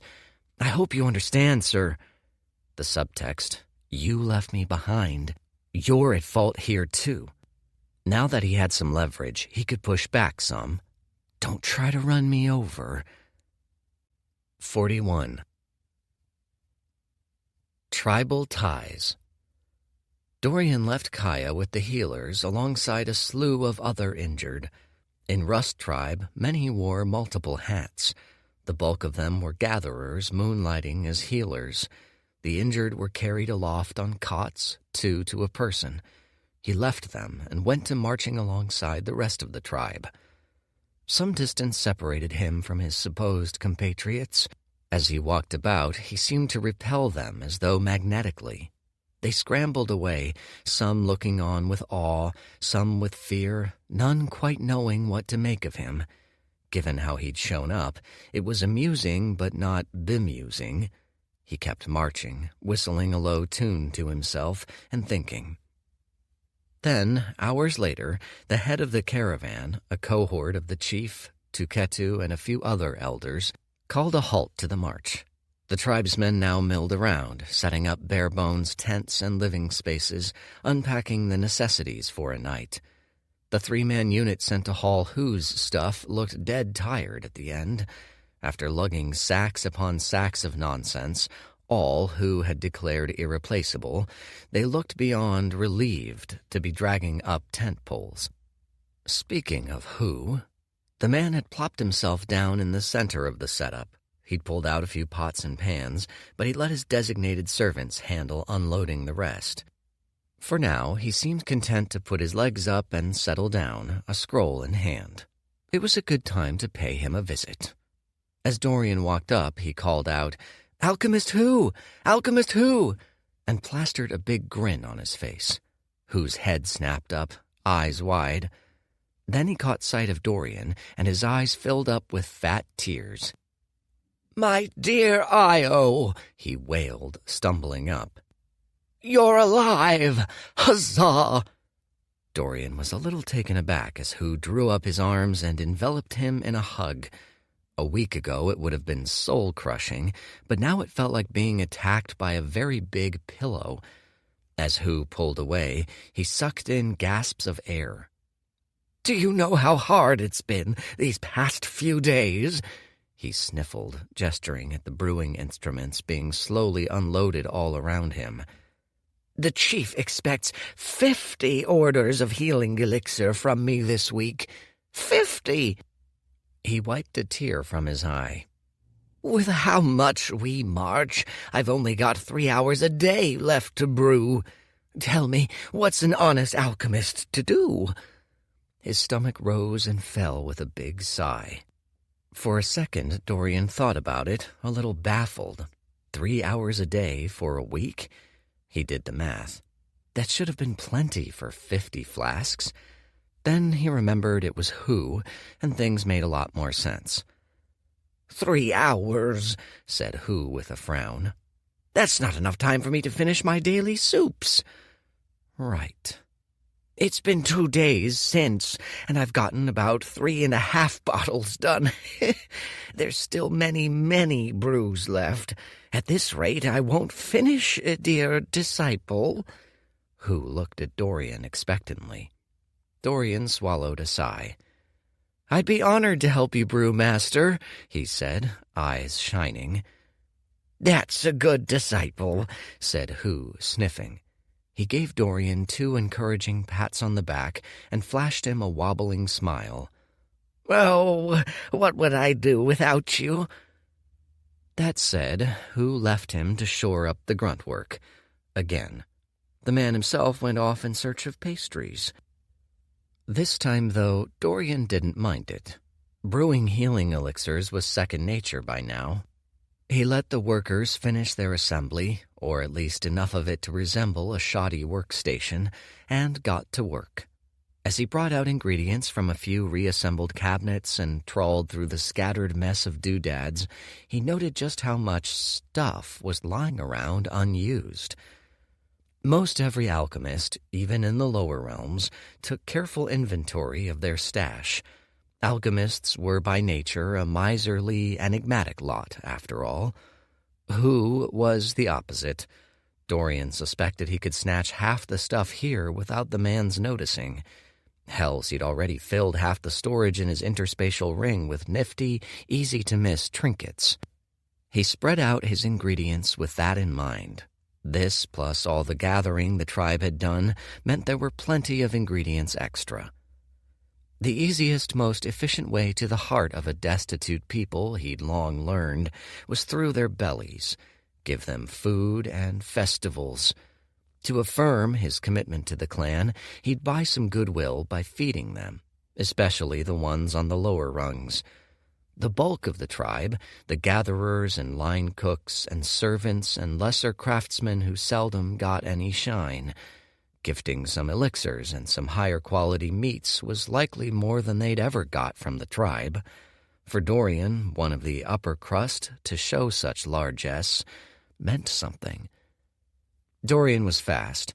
He'd brew for who, sure, but he'd also whip up some cauldrons for his own plans. In this little lull stage before the festival, it was the first of many preparations he'd make. "Master Who," he called over his shoulder with a grin, "can I buy some ingredients off you?" A small investment could go a long way. Night dimmed to midnight. He visited Kaya briefly in the wards after his brewing. She was quite ornery and vocal about the whole ordeal, then settled down for some cycling. Sleep came for him very late. The next day brought its own surprises. First, while the tribe was still assembling and preparing for the day's march, Tuketu called up the Chosen for a meeting hundreds of steps outside campgrounds. The Chosen had dwindled down to 10. Dorian knew only half of them by name. Each stood around fidgeting and shifting, uncomfortable in their clothes. Nervousness hung in the air. Dorian could guess what this would be about. He held his arms behind his back, loose, and watched as Tuketu gestured for them to gather. Tuketu seemed chipper, in good spirits. He nodded to Dorian as they came in, a picture of perfect amiability. If Dorian didn't know better, he would have guessed the man was up to nothing at all. But suddenly skyrocketing up the tribe's power rankings wouldn't come with zero consequences, surely. He expected someone to put him in his place, or try. "We'll arrive at the festival in 2 days," said Tuketu primly, both hands behind his back. He had a look on his face like he was enjoying a joke only he was privy to. "Besides the usual festivities, the trade, the dances, the ceremonies, we are to send our best young talent to a contest." His eyes glinted. "It brings the whole of the desert together in a series of tests of the body and mind. The best among you will represent our tribe in a special event which the Azcan Oasis will host. It's a unique honor and an invaluable opportunity." As he spoke, he paced, making eye contact with each Chosen. "One oasis is richer than all the tribes combined. They've monopolized access to major sinkholes for millennia. To resist the Ugok threat, they aim to sift out and bolster the best of the tribe's young talent. If they are offering rewards, you can imagine the benefit to you to win them." He stopped, turning up his chin. "Once I call your name, step up. You have proven yourself worthy of representing Rust Tribe at the festival. You are also the only Chosen promoted to full-fledged hunter in this cycle. You will carry us in the future and uphold us in the present." He cleared his throat and swept his eyes across the youths gathered once more. There was a playfulness to him. He had a flair for the dramatic. He took his sweet time before he opened his mouth. "First, Hento, come up." Hento's eyes blinked in shock. His lashes fluttered prettily. Pardon? I mean, of course, I accept, yes." Tuketu rolled his eyes. "You've always had the talent, boy. You'd simply yet to demonstrate a trace of spine until now, even if you've had some assistance." His gaze found Dorian, and in a flash he recalled chucking Hento into the fray of the fight days ago. Did that really count? "You've taken a step on the right path. A small step, mind you, but you are to be congratulated. You've done your father proud." Hento beamed. "For perhaps the first time in your life?" Hento's beam wavered. Tuketu turned away, a wide grin still hanging off his face. "Next," his lip curled. "Kurak." If Hento was shocked, Kurak looked like he'd been struck by lightning. The giant boy's jaw dropped. For a few seconds he gaped at his father. Then, at his father's raised eyebrow, he gathered himself and stomped in to join Hento. A storm cloud of emotion drifted across his face. "I considered not including you," Tuketu said, his eyes hawk-like. Kuruk cringed. "You're boorish, slow, hard in times that demand softness, soft when a harder touch is needed." He sighed. Kuruk flinched at every sentence. "I've given up hope you'll become what you could be." His eyes softened. He didn't look at Dorian, but Dorian could tell he'd been dragged into that comment implicitly. Tuketu was hoping I'd make for a rival of sorts, wasn't he? Too bad I've grown too fast. "But I haven't given up hope on you." His lip curled in as he regarded his son. "You are, despite it all, worthy." He turned away. That seemed the extent of the praise he was willing to offer, but Kuruk beamed anyway. Something told Dorian it was the most praise he'd heard from his father in a while, perhaps ever. In the next few minutes, Tuketu called up another. Dorian let the names and the words slide over him, scarcely paying any attention. A suspicion wormed its way up his chest, a prickle of annoyance. Would Tuketu actually snub him? It would be a coward's move, a way to artificially cut him down a few notches while he was still riding high off the new bloodline, a way to put him back in his place. It'd remind him of his position in the tribe's power hierarchy. It'd also annoy the hells out of him. He wouldn't. Would he? Tuketu called up someone else, and Dorian's annoyance started to sour. Every run was a delicate balance. Hit certain key points at just the right times in just the right circumstances, and he'd flourish. But getting derailed by external events was the far more likely outcome. It wouldn't be the first time he'd gotten screwed over by an overbearing administrator too eager to maintain the status quo. Then, "Lastly, Io," said Tuketu softly. "So, just mind games then." Eyebrows raising, Dorian hopped up like any excitable young man would. "Our most improbable new hunter. You've enjoyed a great deal of luck," said Tuketu, eyeing him knowingly. Real subtle, Tuketu, real subtle. "The tribe has great expectations for you." Dorian held Tuketu's gaze as he bowed. There was a subdued but clear sharpness to the man's gaze. "Many thanks, Master Tuketu." The promotions wrapped up after that. All in all, a low-key affair. They finished packing up. They returned to continue the march.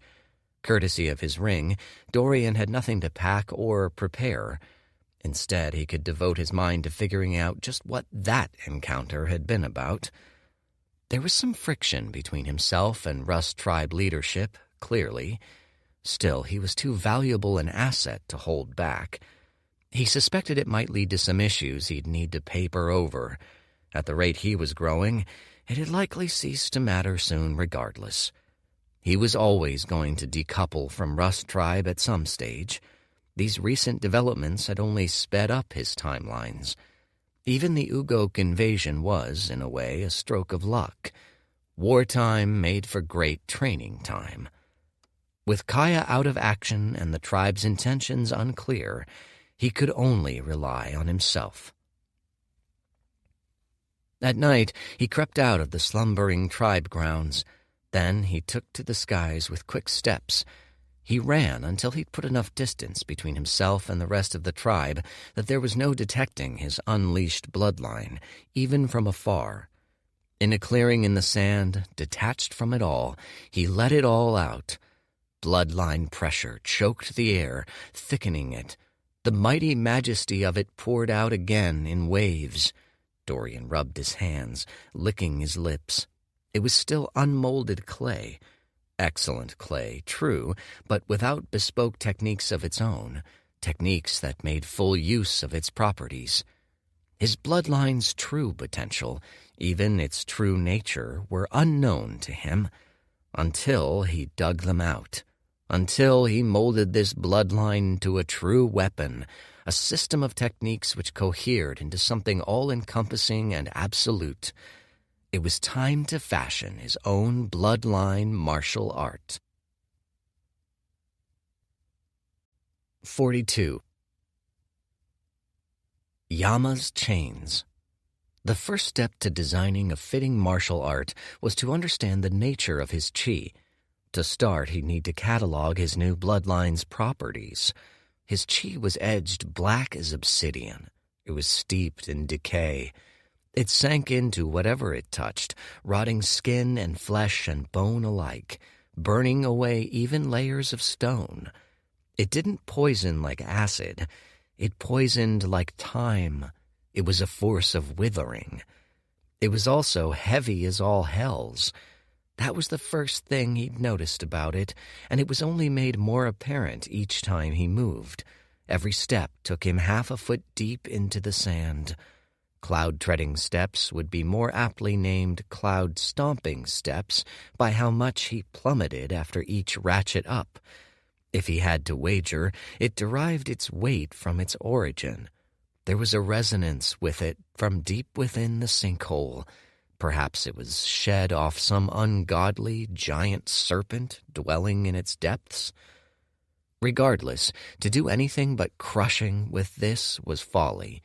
Kiting or ranged strikes were out, far, far too slow. To best leverage the weight, power, and destructive potential, he needed to fight as the serpents did. He'd lean deep into grappling. He'd drown his victims in ash. For such a task, the first technique he'd make was a basic one. Every grappling art always made use of handles, tools that latched on to the victims, established a connection with which to thrash them about. Handles came in all forms. Some, the most basic of them, took the form of ropes. Others fashioned them into massive hands, easy to manipulate intuitively. Some still diffused them, spreading them into vast nets to ensnare their victims. There were, after all, only so many ways one could shape chi. Many of the most effective techniques ended up being variants of the same molds. Which would he choose? By the nature of his chi, he didn't need to expend as much chi to form a full-fledged rope, but he wouldn't go too diffuse either. A net would be overwhelming if he managed to ensnare his victims, but also far too slow. He needed a handle fast enough to catch his prey, but also thick enough to lock them into place. For him, chains might be appropriate. Yes, he felt a maniacal grin sliding across his face and made no effort to stop it. He'd latch onto his victims, arrest them, strangle them, melt them under the weight and rot. Chains it was. For grappling builds, he'd used too many ropes and flails, rope darts and hooks in his lifetimes. Chains were well tuned to the build, but they also offered some whimsy. There was only so many times you could chuck out a rope or dart before it got boring. Tongues of Flame was already losing its luster for him. That was how he spent the rest of the night, expelling chi, fashioning it to chain-linked shapes, testing their integrities, reshaping them again. At first, it was crude, but like a sculptor whittling away a block of granite to a wrought statuette, he made slow, incremental improvements as the hours went on. And, surely, his vision was made manifest. By the time he finished a first instance, he was satisfied with the sun hadn't yet risen. Instead, it still hid beyond the horizon, too shy yet to rise, but gathering courage fast. It lathered the sky's baby blue. The last thing was to name this. A quirk came to the edge of his lips. These would be chains of death, wouldn't they? Why not name them after an old pal? Gathering himself, he instantiated them into the world. They flowed out like rivers of ink, coursing endlessly unto themselves in two shimmering, long twists of chi. Against the backdrop of the lightening sky, they looked like the last true vestiges of twilight. Level up. Yama's chains, level 1. Very nice. He twirled them around, feeling their weight. Deceptively heavy. He'd need a dummy to test this out on. With 3 quick steps into the air, he got a bird's-eye view of the surroundings, but it was mostly barren. Not even a Vordor in sight. The sun was close to rising. He didn't have time to search anything out. A cactus would have to make do.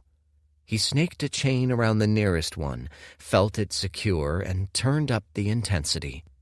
Black infected the green skin of the cactus, spreading out like frostbite. He charged in more chi. The spikes drooped in unison. He'd struck to something in the core of the plant, something that governed its functions. He'd poisoned its very life. Mere seconds ago, the cactus had been vibrant, healthy. Now it shriveled before his eyes.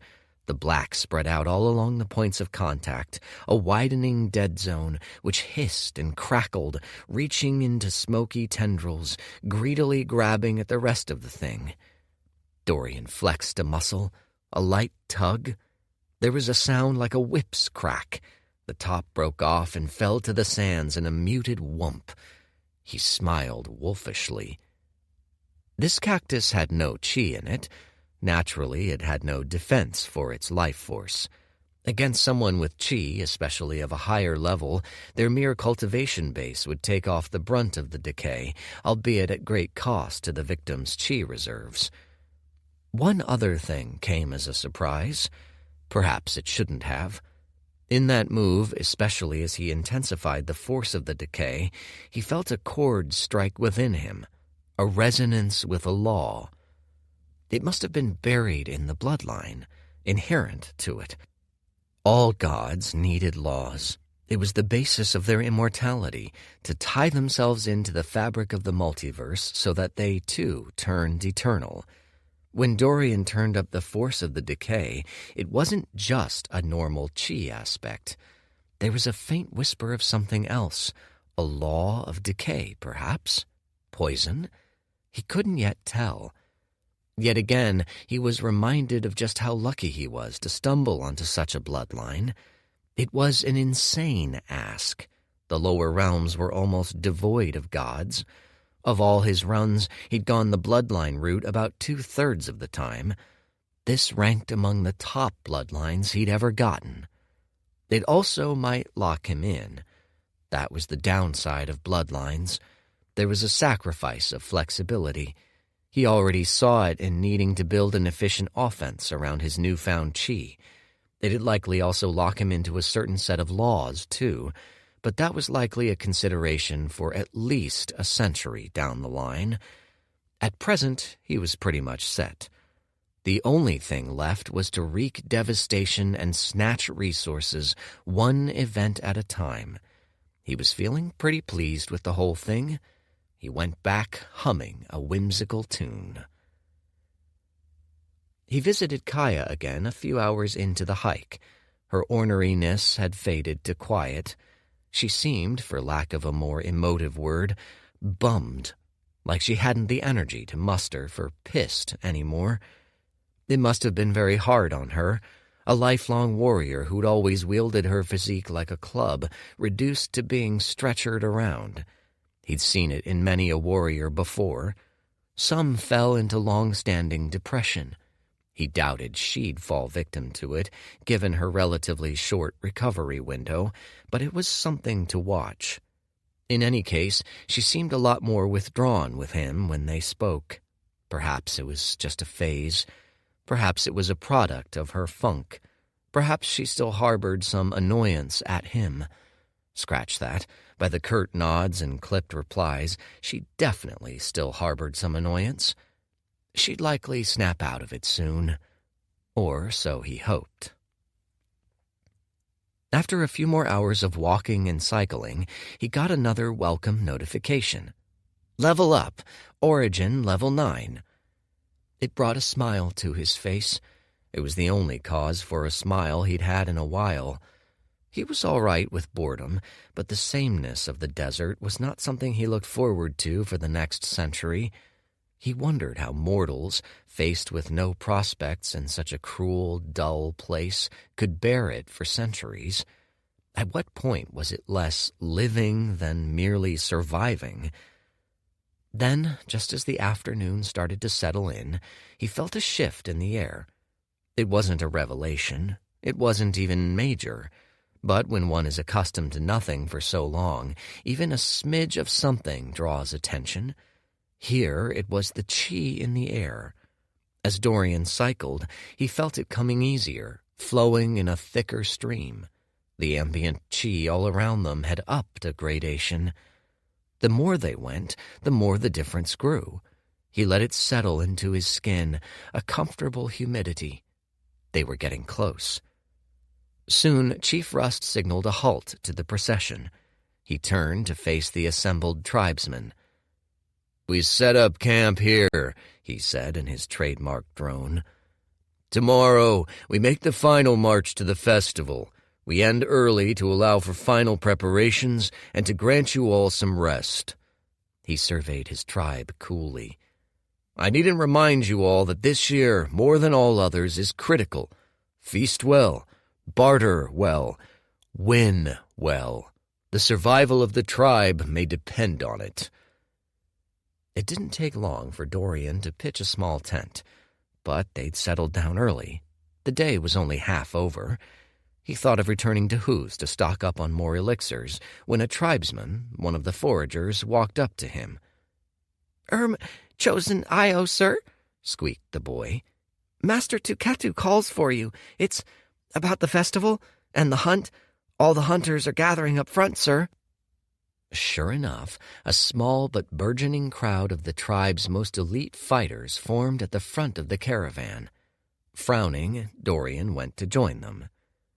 Tuketu stood a body length away from everyone else, greeting each new arrival by name and tight-lipped smile. When the crowd had filled out, he spoke in a slow, measured cadence. "This week will be among the most fruitful weeks of training of your year," he said softly, eyes glinting. "The festival takes place at the solstice. It is a time of unparalleled chi density. A cultivator's dream environment occurs, but for a few nights only. This you know." He paused. "If the oases augurs right, however, this year's festival occurs at a time of unparalleled potency. You see, dear hunters, this year the moons cross paths. This year the energies of heaven and earth will overflow the air." His voice lowered a register, grew soft as the hunters around him all perked up. "What's that mean?" said a scruffy hunter at the front. "I don't know," said Tuketu with a shrug. He smiled. "The last time a festival coincided with such potent cosmic phenomena was centuries ago. We know nothing of the event, save for this." He looked side to side. "Things get strange when the heavens fall." Frowns and murmurs all around. "What's that supposed to mean?" "I don't know," said Tuketu again, cheerily. "I suppose we'll find out together. Maybe the chi will grow so dense it solidifies to mid-air blobs. Maybe the energies of heaven and earth form living mirages. Maybe we're all driven insane when the moon's eclipse. Or maybe it's nothing at all. Maybe it's simply a few days of unusually good cultivation. I make no hard claims, except that our next few days will turn out rather interesting, I expect." That said, he waved a hand in dismissal. "Rest up, hunters. We've great and terrible things ahead of us." But just as the bulk of the group turned to leave, he held out a hand. "Kuruk, Hento, Hanska, Nakai, Io, our newest hunters, stay back. In preparation, I have a special assignment for you." 43. The Eye in Team. "Our rations are running thin," said Tuketu.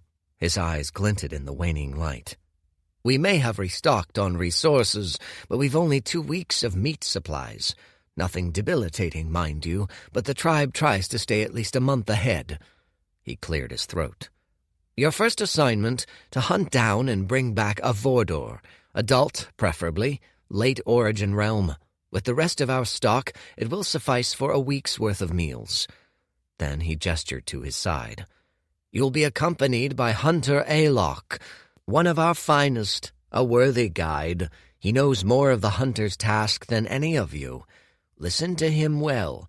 The desert is unforgiving, after all, especially to those with reason to feel overconfident." Right. I wonder who that might be. Hunter Aylock nodded. The man was tall, wiry, and didn't look much older than the rest of them. His hair was cut in a mohawk, giving him an even younger look. Late origin, too, but Dorian sensed a coiled nature to the chi within him, dense, full of energy. He looked around at them like a shepherd tasked with corralling a young flock. "Let's make this fast," he said in a raspy drawl. "Any questions?" said Tuketu, running his gaze across each one of them. Nobody said a word. Hento looked somewhere between anxious and excited. He'd taken to twirling a strand of hair, feigning a look of calm. Kurak seemed like he always seemed these days, at least a little pissed off, but hiding it all behind a crinkling of his nose. The other newbie hunters both seemed wide-eyed. They were fresh recruits, and they looked too much the part. "Good," said Tuketu. He licked his lips. "Dinner's in 5 hours. Cooking starts in 4. Return before then, will you?" He paused. "Oh, and congratulations once more, new hunters. You've exciting things ahead of you." Throwing Aylock a nod, he turned and left with both hands clasped behind his back. "Well then," said Aylock, unsmiling. "Shall we?" Spirit beast densities were highest near sinkholes, so they set off in the direction of one nearby. There wasn't much talking. Hento and Kurak didn't much like each other. The newcomers had little to say to them or Dorian, and Aylock was content to scour the horizon wordlessly. Dorian needed to play this right, he knew. This was a routine exhibition. He was nearly certain Aylock was sent along as much to observe him, the new unknown quantity, as he was to aid them in their new hunt. Now that he did have some power, he was inclined to stretch his arms a little, throw his weight around, establish himself somewhere in the tribe's hierarchy. Near the top, sure, but not so much that he made Tuketu and the chief antsy enough to take serious action. There was also the matter of the team and his new brethren. Dorian was by nature suspicious of team play. It was all a charade in the end, after all. Teams functioned because they were a net positive for each individual. At his age, pretend concepts like loyalty were wines drunk only by fools.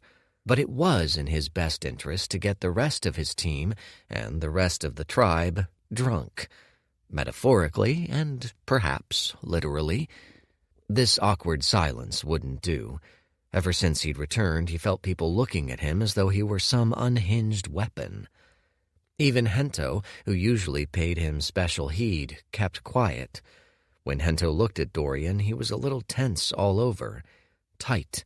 His gaze lingered on Dorian a little longer than usual. Must have been the new bloodline, or maybe his whole transformation had gone a step too far for his comprehension. The whole time they walked, Dorian pretended not to notice. Until he abruptly whirled around and looked Hento straight in the eye. The pretty boy yelped and took a half-step back. "What you looking at me for?" Dorian grinned. "I got something on my face." "No," stammered Hento a little too quickly. This was new. Even when Dorian had bested him, he hadn't shown fear. "What's wrong?" he said, stepping in. He cocked his head curiously. "Is it maybe this?" A sliver of black drifted over a finger. It hissed as it met the air. Hento yelped and stepped back. "It's just chi," noted Dorian, still grinning. He snuffed it out. "Chi with a very strong death aspect," noted Aylock from the side. His thin brows were mushed together. "Seems so," shrugged Dorian. "I'm still figuring it out myself." He turned back to Hento, who seemed to have graduated from fear to cautious concern. "Hey, want to see me do a trick with it?" "I'm very much fine, thank you, dear," said Hento. He'd wrestled back control of his vocal pitch, but still couldn't arrest the bit of tremble. "Really?" said Dorian, raising an eyebrow. They kept moving along, spotting nothing. "You're still scared this easy? Thought you'd gotten that patched up." "Scared?" huffed Hento. His pitch had run away from him again, disappearing somewhere far in the upper registers. "Of you? Ha!" He flipped his hair. "I don't much care how many bones you find. To me, you'll always be a pipsqueak." His body language said otherwise, but Dorian let things drop. At least the weird tension had been broken. "Shut up," snapped Kuruk, glaring at them both. "We are on a mission. Less talk, more hunting." "Oh, stop it. What do you know of hunting, you oafish lump?" snapped Hento. Kuruk spat at him. Hento sidestepped it with a hiss of disgust. Kuruk resumed scouting the horizon. "Well," said Dorian slowly, "maybe you've both got a point." "Huh?" said Hento. "We're hunting Vordors, aren't we?" Dorian looked around at them one by one. "Maybe we've got to focus, but we should come up with a plan first." "Plan?" Kuruk snorted. He crossed his arms. They looked like two fat hams stacked atop one another. "This is fighting, not your playtime with Elder Who." So Kuruk was likely a lost cause. Dorian doubted he was thinking very hard about what came out of his mouth, not that he thought much to begin with. This Kuruk still seemed ready to shove on anything Dorian said. "Right," said Dorian with a smile. "But we should still have some idea what we're all doing when fighting time hits, yeah? We'd make for a lousy team otherwise." "Team," growled Kuruk. "Just stay out of my way. I will do it myself. Less thinking, more doing." "Actually," Alok cut in, "I was about to suggest coming up with some team strategies. It's your first hunt. Without one, you'll run around like tailless scorpions." "Let's put it to a vote," said Dorian amiably. "Hanska? Nakai?" The two looked surprised to be included. He knew what they'd choose, of course. Alok had weighed in, and he'd taken the upper hand by reaching out first and remembering their names, even if he still couldn't say which was which. It was always good to maintain the appearance of democracy. It was, after all, how all democracies went about things. Appearances mattered most. I'm for a plan." "Me too." "Are you in?" Dorian looked to Kuruk's reddening face. "You know, Master Tuketu always says the tribe that comes first—" Kuruk spat again. "Shut up, runt. I know what my father says," he rumbled. He hesitated. He looked to the rest of the team, plus Alok. "Fine." "Great. Here's what we'll do." It was half an hour before they came across the first Vordor. As luck would have it, it was a 2-for-1. It feasted on one of its own kind. The dead one was half-eaten, half-burnt. They crept up to it, weaving their way around dunes until they were within 100 feet of it. Dorian put 3 fingers to his lips for silence. Then, slowly, he unspooled a small Yama's chain around a finger.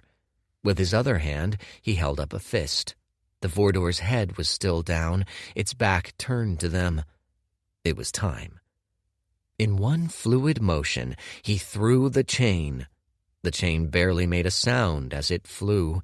Even winnowed down, it carried good heft to it, and so it fell in a wide, slow arc. No shrill whistling or low groaning of air. The Vordor's head only snapped up when it had fallen to within 10 feet of it. By then, it was too late. In the blink of an eye, it fastened around one of the Vordor's legs. The pain struck it immediately. The smoking as skin was turned to smoke in mere instants. Hissing, beating its wings, it tried to pry off the chain, but it had already latched onto the leg like a prison manacle. The Vordor tried taking to the skies next, but found itself anchored by the weight and the string. "Charge!" shouted Dorian. The rest of the crew didn't need to be told twice. 4 auras flamed up in Shi. Slinging battle cries, Kuruk went out first like the world's meatiest bowling ball. Hanska and Nakai went after him, with Hento bringing up the rear, looking less like he was charging into battle than trying not to be left behind. Notably, Alok did nothing. Instead, he sat back and watched with a raised brow, probably noting things to report back to his boss. What did he even say?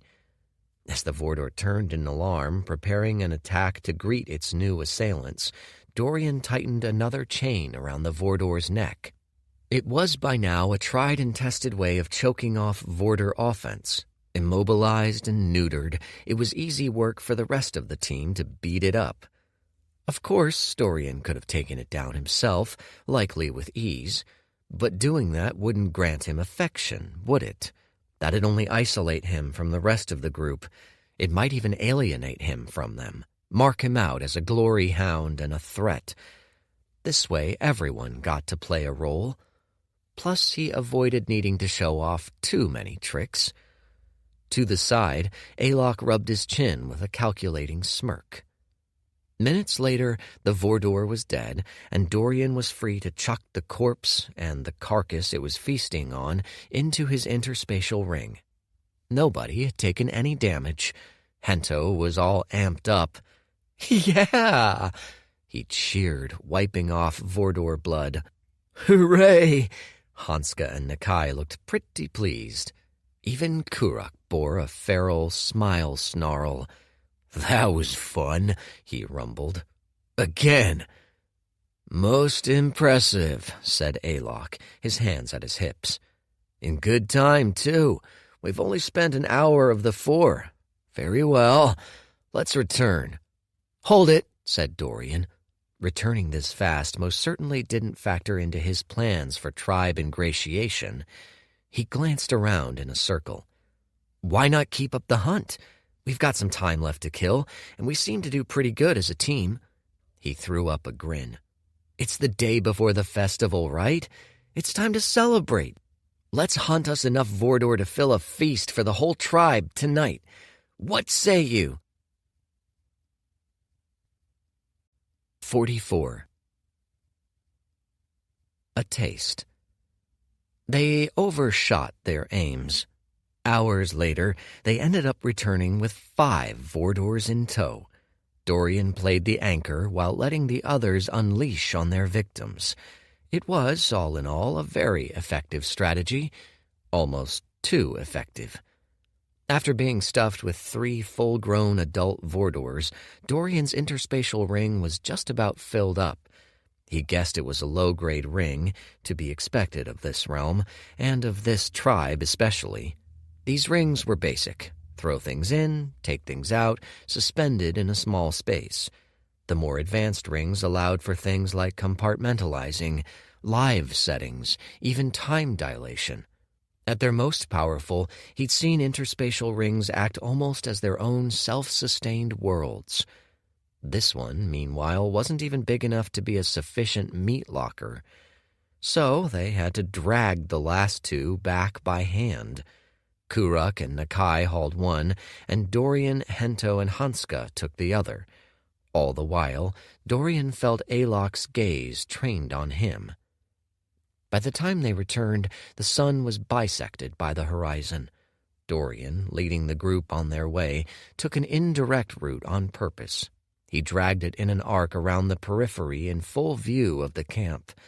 Tuketu was waiting at the east side of camp alongside a full crew of cooks and the head chef, each of whom stood in front of an assortment of pots atop fire pits. Their instruments were crude, big knives and skewers mostly. Seasoning was non-existent. I know it's hardly the golden halls of Xanadu, but come on. Doesn't bland, burnt meat get old? Most of the cooks seemed surprised as they came in. Even Tuketu had an eyebrow raised. "You've returned on time, and with double the assignment." He broke into a smile. "Impressive. Good work. You have the rest of the day off. Prepare yourselves well." With that, he made a dismissive motion. The rest of the crew looked at each other, then left, with the exception of Dorian, who was still pretty fresh. They'd all been worn out, if not from the fighting, then from the dragging. Hento flicked his wrist in a gesture to Tuketu, stretched out his back like a cat, and gave Dorian a glance. He motioned to Dorian's ring. "Will you show him the rest?" Dorian gave him a thumbs up. Hento sauntered off. Kuruk and the rest nodded and left wordlessly. Only Dorian was left. "Yes," said Tuketu. "What is it?" "The tribe can only store 3 weeks' worth of meat, right?" said Dorian. "Correct. Any more and it'd go bad before we got to it." Tuketu cocked his head. "Why?" "Well," Dorian tapped his ring. 3 Vordors materialized in a heap. Tuketu leapt back, eyes widening. When he looked back to Dorian, his brows were drawn together in a confused pinch. "You did this?" "Our team did." Dorian smiled. "That's—" Tuketu paused, then chuckled. "I suppose it's to be expected. You continue to surprise, chosen Io." Dorian scratched at his head. "I don't know. We got some extra time, so we tried for some more." He gestured to the corpses. "That's more than we can hold, so I was thinking, why not use it for a feast?" "A feast?" "Yeah, for the whole tribe." Dorian grinned. "Something to bring us all together before the big festival. Something to grease my wheels with the rest of the tribe, too." Tuketu appeared to consider it. "Say yes. Come on. I didn't parade those carcasses across half the tribe for nothing, did I?" "Intriguing. You'll need to take it up with the head cook, I'm afraid," said Tuketu. He gave Dorian a light tap on the head. 2 new Vordors for a massive feast. I fear it may be more than the cooks can handle on such short notice, but I commend your eagerness to help the tribe, young Io. Your spirit is in the right place." Tuketu nodded, a slight motion that managed to contain both a smidge of approval and a dollop of patronization, and left a frowning Dorian. Dorian went over to the head chef to check, just in case. The man was well-built, bald, nearly hairless, and had skin so rough it looked like someone had welded a series of boulders together. His curt reply, "No." So maybe my parading was for naught. An idea prickled him from the back of his mind. Or maybe not. He scratched his chin. "If you won't throw a feast, I'll do it myself." These tribesmen seldom ate to excess, and when they did, it was wolfing down days-old rations usually. Fresh meat, grilled by a seasoned hand, was to die for. His magical skills, all his techniques and prior bloodline intuitions had all been wiped out. For mundane things like cooking, though, the muscle memory might not remain, but the regular memory did. He'd show these brutes what a real meal was like. He wouldn't pull out the full heft of his cooking skills. That might really get him burned at the stake. But he needn't pretend to be a cooking virtuoso to show them a flavor other than charcoal. At the least, he'd give them a taste of something new. It was not unlike alchemy. Speaking of which, first things first. The sun was setting, dinner 2 hours away. That left him a brief window in which to get a little brewing done. It was a productive stint. He finished brewing the rest of his side project with the ingredients he'd bought from Who. In the remaining time, he put another small dent into the rest of the week's brews, too. He left with a satisfied Who and a crate full of his own brews in tow. A proper feast needed all the right components. He'd gotten the food earlier. He'd supply the drink, too. In those crates lay jars upon jars of a variant of the heart-quickening draft, diluted immensely and altered for taste. In short, he'd invented a sort of pepper-up drink. It'd stimulate the chi and bring forth new energy. Paired with fresh Vordor meat, the tribesmen usually got a departure from the usual dry jerky, which was the leftovers after the tribe's higher-ups nabbed the best meat, and it'd make for a boon for their cultivations like they wouldn't believe. The center of the village was a meandering walk from where Hu pitched his tent. Dorian pulled his new drink along on a rickety old cart, the kind destined to drum up intrigue. As it went, it jostled the glass jars around. The air was filled with that head-turning, glass-on-glass, clanky goodness as Dorian made his way across. When he finally got to the center, he dusted off his hands and pulled out a wood table from his interspatial ring. Then he chucked out one big old Vordor corpse and plopped it right behind him in a whump. After that, he started pulling out wood for a fire, then a series of knives. By the time he'd finished his setup, he'd drawn a small crowd. He whipped out a knife and started sawing from the Vordor in sharp chops. Then he looked to a nearby tribesman and made a come-closer motion with one hand. "Come, come! I had some meat and elixirs left over, so I've come to share them with the tribe," he said, smiling. He gestured to the drinks. "Want some?" Chief Rust's spare tent was even more bare than usual. All his trinkets had been taken down and stashed, his valuables locked away. Only his bookshelves and desk adorned the space. A trickle of waning sunlight broke past the door flaps, and the walls of the tent glowed a warm orange-red in the light. Outside, the bustle of the evening filled the air. 3 people filled the space, the chief himself, Tuketu, and Alok. Alok near the end of an account of all he'd witnessed that day.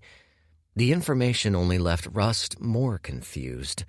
Tuketu nodded and hummed, nonchalant as usual, but Rust could tell something weighed on his mind.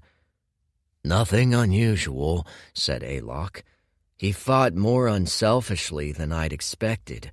The powers he'd shown were great, but not shocking. I suspect the best of our hunters would still have our way with him in a straight duel. A talent, but raw." Alok's chest was puffed out, his head held higher than standard. He might have been the wrong man for the job, thought Rust. Sharp as he was also still young, close enough to Io's generation that a competitive streak might arise, cloud his judgment. Somehow, Rust suspected the boy was more dangerous than he let on. "Thank you, Hunter Alok," said Tuketu, inclining his head. He turned to Rust. "Have a riddle. A boy comes from nothing. He spends years as a lackey. He's an object of ridicule and summarily trampled on. Then, by a stroke of luck, he discovers heaven-sent talent. He ascends the ranks very quickly with the tribe's help. He's designated a possible, nay, probable tribe elder in the future." "A meteoric rise," intoned Rust. "For an unknown quantity, a combination of note." "Then he chances upon a bout of heaven-sent luck once more," said Tuketu softly. "He snatches a prime bone of stupendous strength. In 2 weeks he's risen to hunter, and he's deserved it. What are the odds?" He folded his arms. "What do we make of such a strange creature?" His eyes glinted. "Perhaps the heavens have blessed him, or perhaps it's less luck than we'd like to believe." Rust frowned. "What are you saying?" "Nothing," said Tuketu with a shrug. "It's mere speculation. I'm throwing strikes to the sky." He paused. "It is strange, though, what all has happened and portends to happen. The Ugok attack, this year a festival of unusual strength. This new Io development. Something is different. You can feel it in the air." "You suggest a twisting of the river of fate," said Rust, brows raised. "Meddling by a higher power. Truly, is this sufficient grounds?" I suggest nothing, reminded Tuketu gently. We don't know enough for that. He pursed his lips. Although, perhaps it's worth reaching one of our contacts at the oases. What have the oracles said? Rust narrowed his eyes. They've said nothing to me, but that does not mean it hasn't happened. I will monitor things closely. He took a breath. You're right. Something is off. I have the distinct feeling we shall soon know what.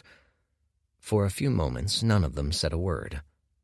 Say, said Tuketu at last, inclining his head. Hear that? Has an elder called a meeting of which I'm not aware? Rust frowned, listening harder. The sounds outside, voices, clamor, clinks, were distant but swelling in number. A crowd, at this hour? Shouldn't be. Tuketu nodded to the door, looking amused. Shall we check it out? The command tents were pitched a little way from the center. It took some walking to get there, but they needed no directions. Tribesmen from all around filtered in, streaming toward the source of the noises. Largely, they were rank tribesmen, but Rust also spotted a handful of hunters in the mix. What? They reached the center and stood in consternation. A crowd was gathered. They chattered and laughed. They ate juicy slabs of meat off skewers. They drank a concoction he couldn't identify. At its center, seated behind a table and roasting 3 massive chunks of flesh, was the boy they'd all been speaking of, the anomaly, sitting there chatting to a small circle of tribesmen as he roasted. What is he doing? Said Tuketu. Rust stared. Was this a play at political capital? An assault? He caught sight of Rust, Tuketu, and Alok, and waved. Waved! The gall! Then his face broke into a smile so guileless and so sincere, even Rust couldn't hold it against him.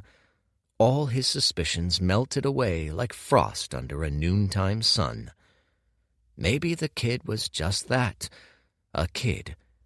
Chief! Master Tuketu! Alok! Welcome! Welcome! He called. He held up the skewers in his hand.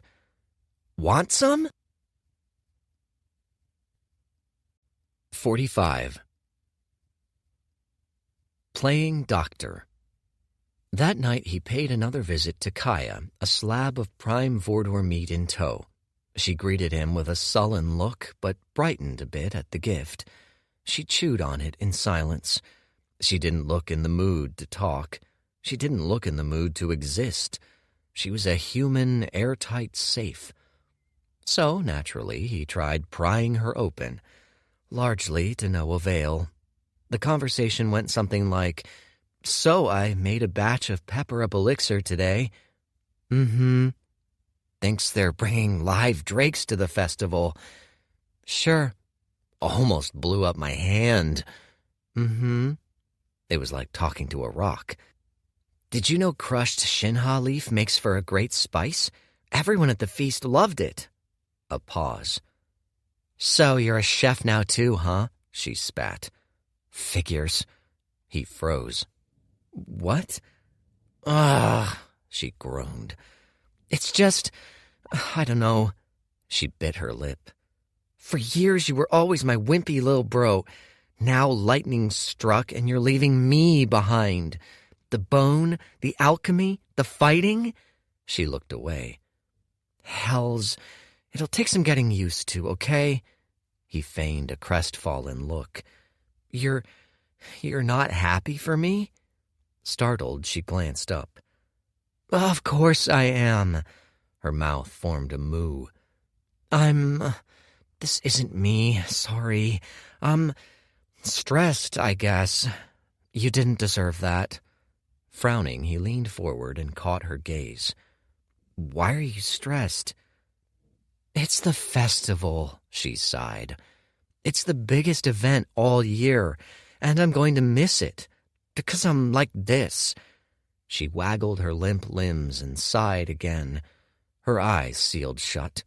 Unspoken, hanging in the air between them, was the accusation, Because of you. In times like these, less was more. I'm sorry, he whispered, his eyes welling up. Before she could react, he leaned in for a tight hug. Bah, I'll be fine, she said. She spat at the sand, then reached up to ruffle his hair. Listen, I'm a fighter. It's all I'm good for. Now I'm sitting here staring at the dunes all day. It's like, what am I even doing, you know? Funnily, I do. More than you'll ever know.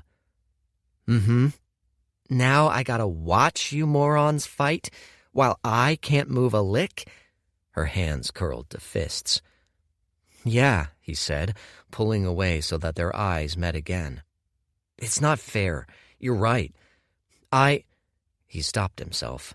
He was about to launch into an extended speech to cheer her up, but he was still Io the boy, not Dorian the God King. Io couldn't do that. It was these little tendencies he had to keep in check. These subtle places were always where cracks in a facade wormed in. So he settled on a lame, I'm sorry. Oh, shut up, she snapped, and grinned weakly to show she meant it half playfully.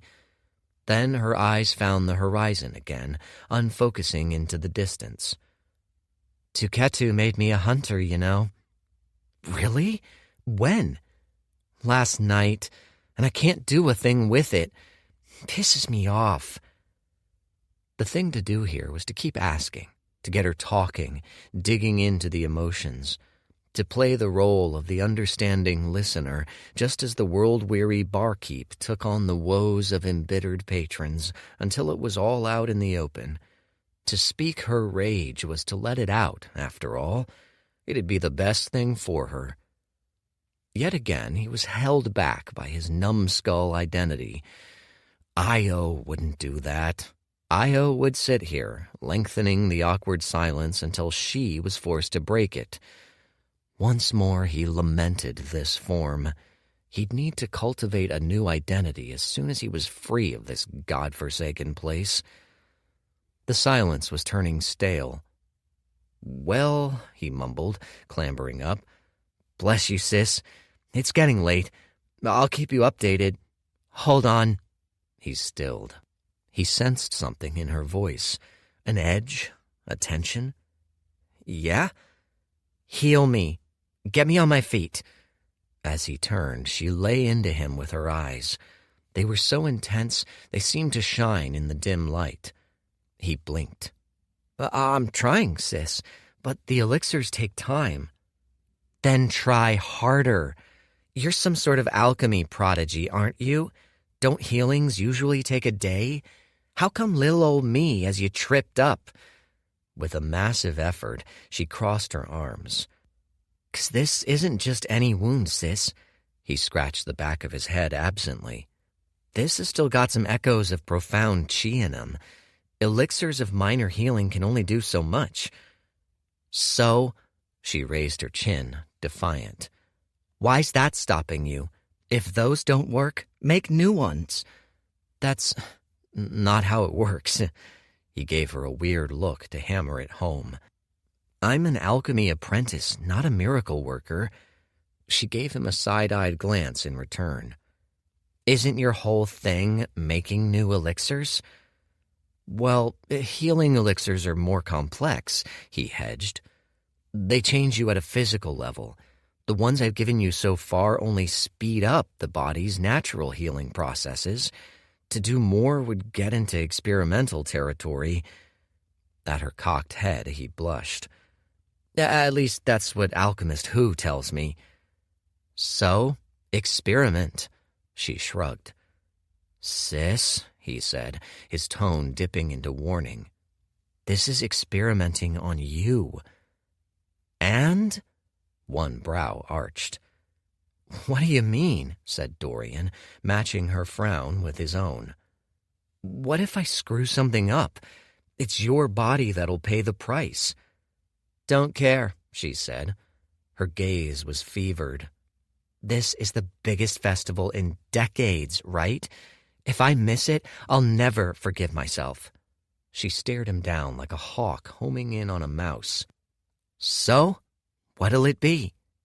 He considered it. If he went with his fullest capacities, he doubted she'd be injured seriously by anything experimental he made. She was essentially offering herself up as a test dummy.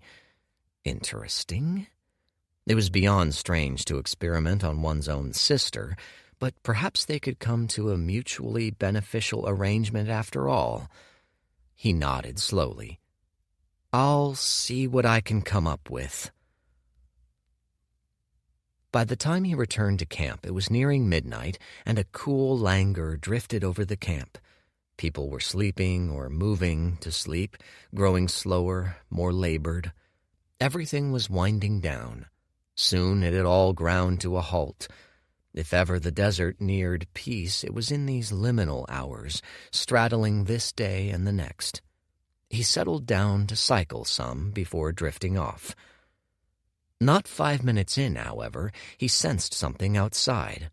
A presence, muted, but at the least at the high end of the origin realm. He frowned. At this time of night? It was moving closer and fast. More concerning, it tried to hide its approach. He bolted up. A dollop of chi filled his palms. In increments, straining not to alert his would-be attacker, he stood. He kept cycling as though he'd noticed nothing. His stance, on the other hand, was primed for immediate violence. The presence had now made it to a step outside his tent. It stood there, hesitant, gathering an attack, perhaps, planning infiltration. Whatever it was, he wouldn't give it a chance. He struck first. He burst out of his tent in a blur, ramming straight into the trespasser. She was tall, human, and fell easily with a high-pitched shriek. In half a second, he had her grounded, his chi shackling her utterly. Then, belatedly, he saw it wasn't a she at all. He palmed his face, groaning. "What are you doing here at this hour? You're aware my sis isn't here, right?" Hento Rust stared up at him. His face was pale and brittle as paper. Dorian sniffed.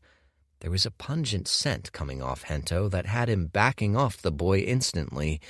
Sweat and... are those bodily fluids? "What's that smell?" "Don't you judge me," yelped Hento, wiping himself off. "Some people eat when under duress. I make love. It's a coping mechanism." Dorian closed his eyes, pinched the bridge of his nose, systematically erased the disturbing mental imagery, opened his eyes, and smiled. "Have you come to rob me?" "What? No." Hento shook his head silkily. "On the contrary, I've come to learn." "What?" said Dorian, baffled. It was the first time he could recall seeing Hento embarrassed.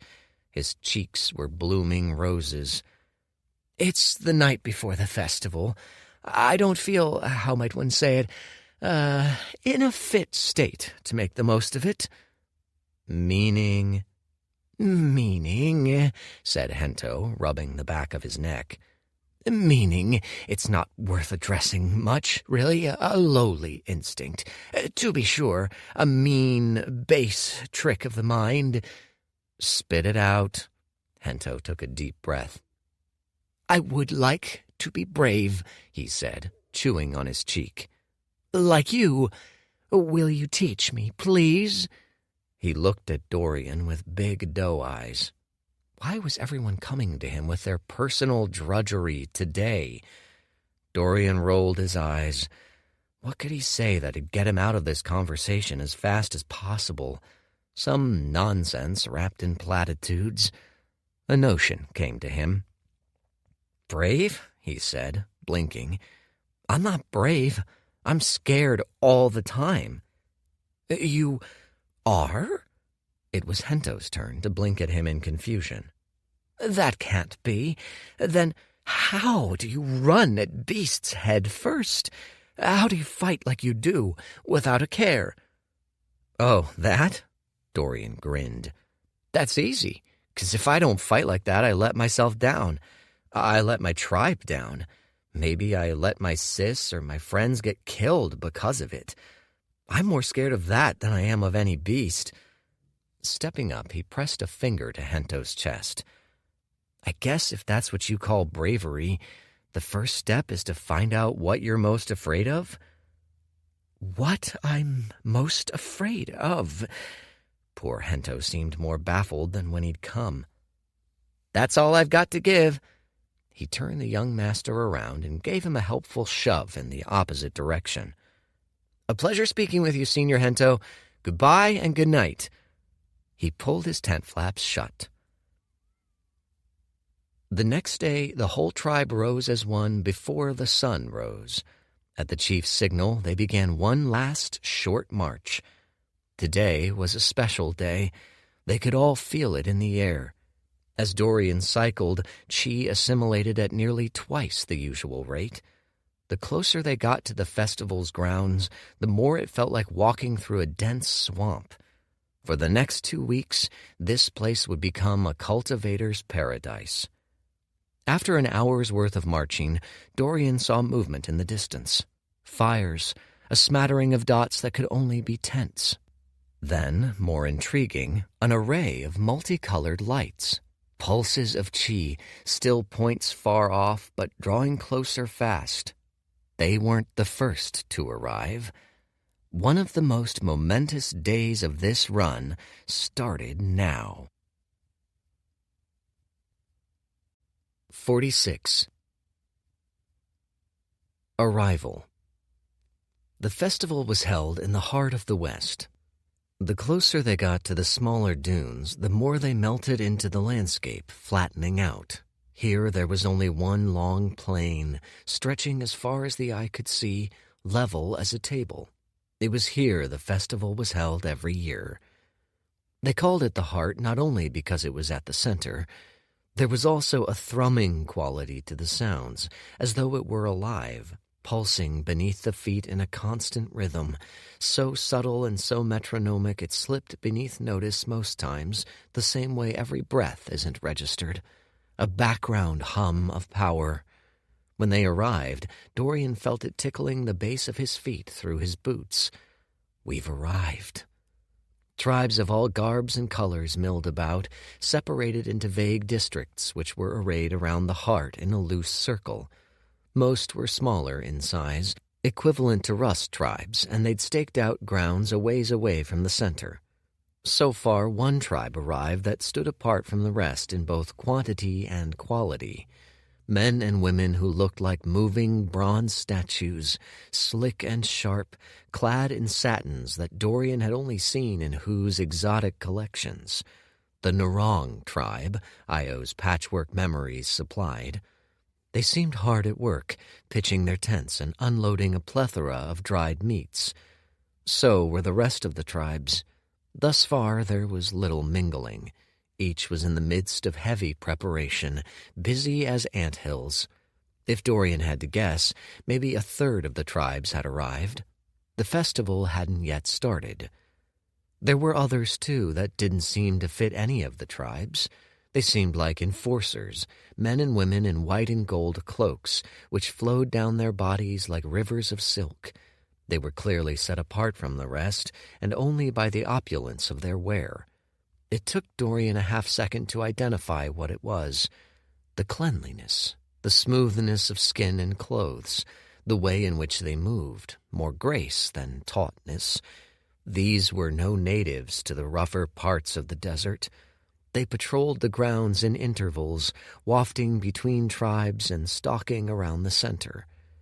At their arrival, one walked up to them, a man whose gray hair was tied back in a smooth bun.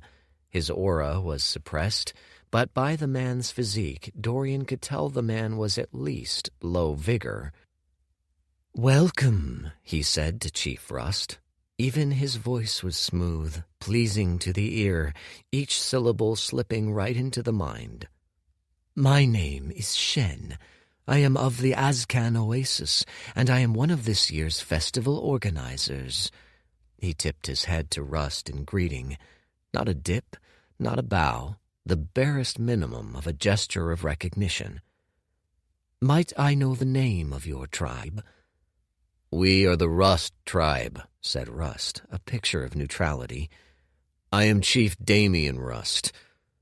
"Rust tribe." The man pulled out a scroll and consulted it for a second.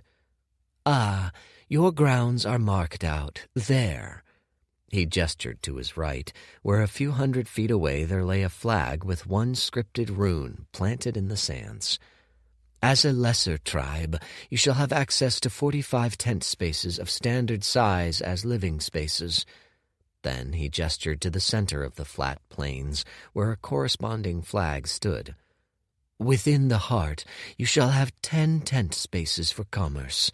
Understood?" Rust nodded curtly. "Good," said Shen. He scanned the crowd briefly.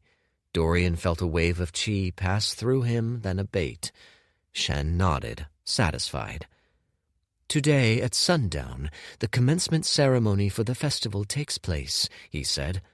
"I advise you prepare well by then. May the heavens favor you." With a nod, he left. Rust turned to them. "We have today," he said. "Make the most of it. Unload our resources. Though this festival differs from the rest in scale, its format it remains the same. First we trade, then we compete. At day's end, we feast." As he spoke, he walked back and forth before them. "Gatherers, smiths, alchemists, ready your goods. You've all rationed well for today.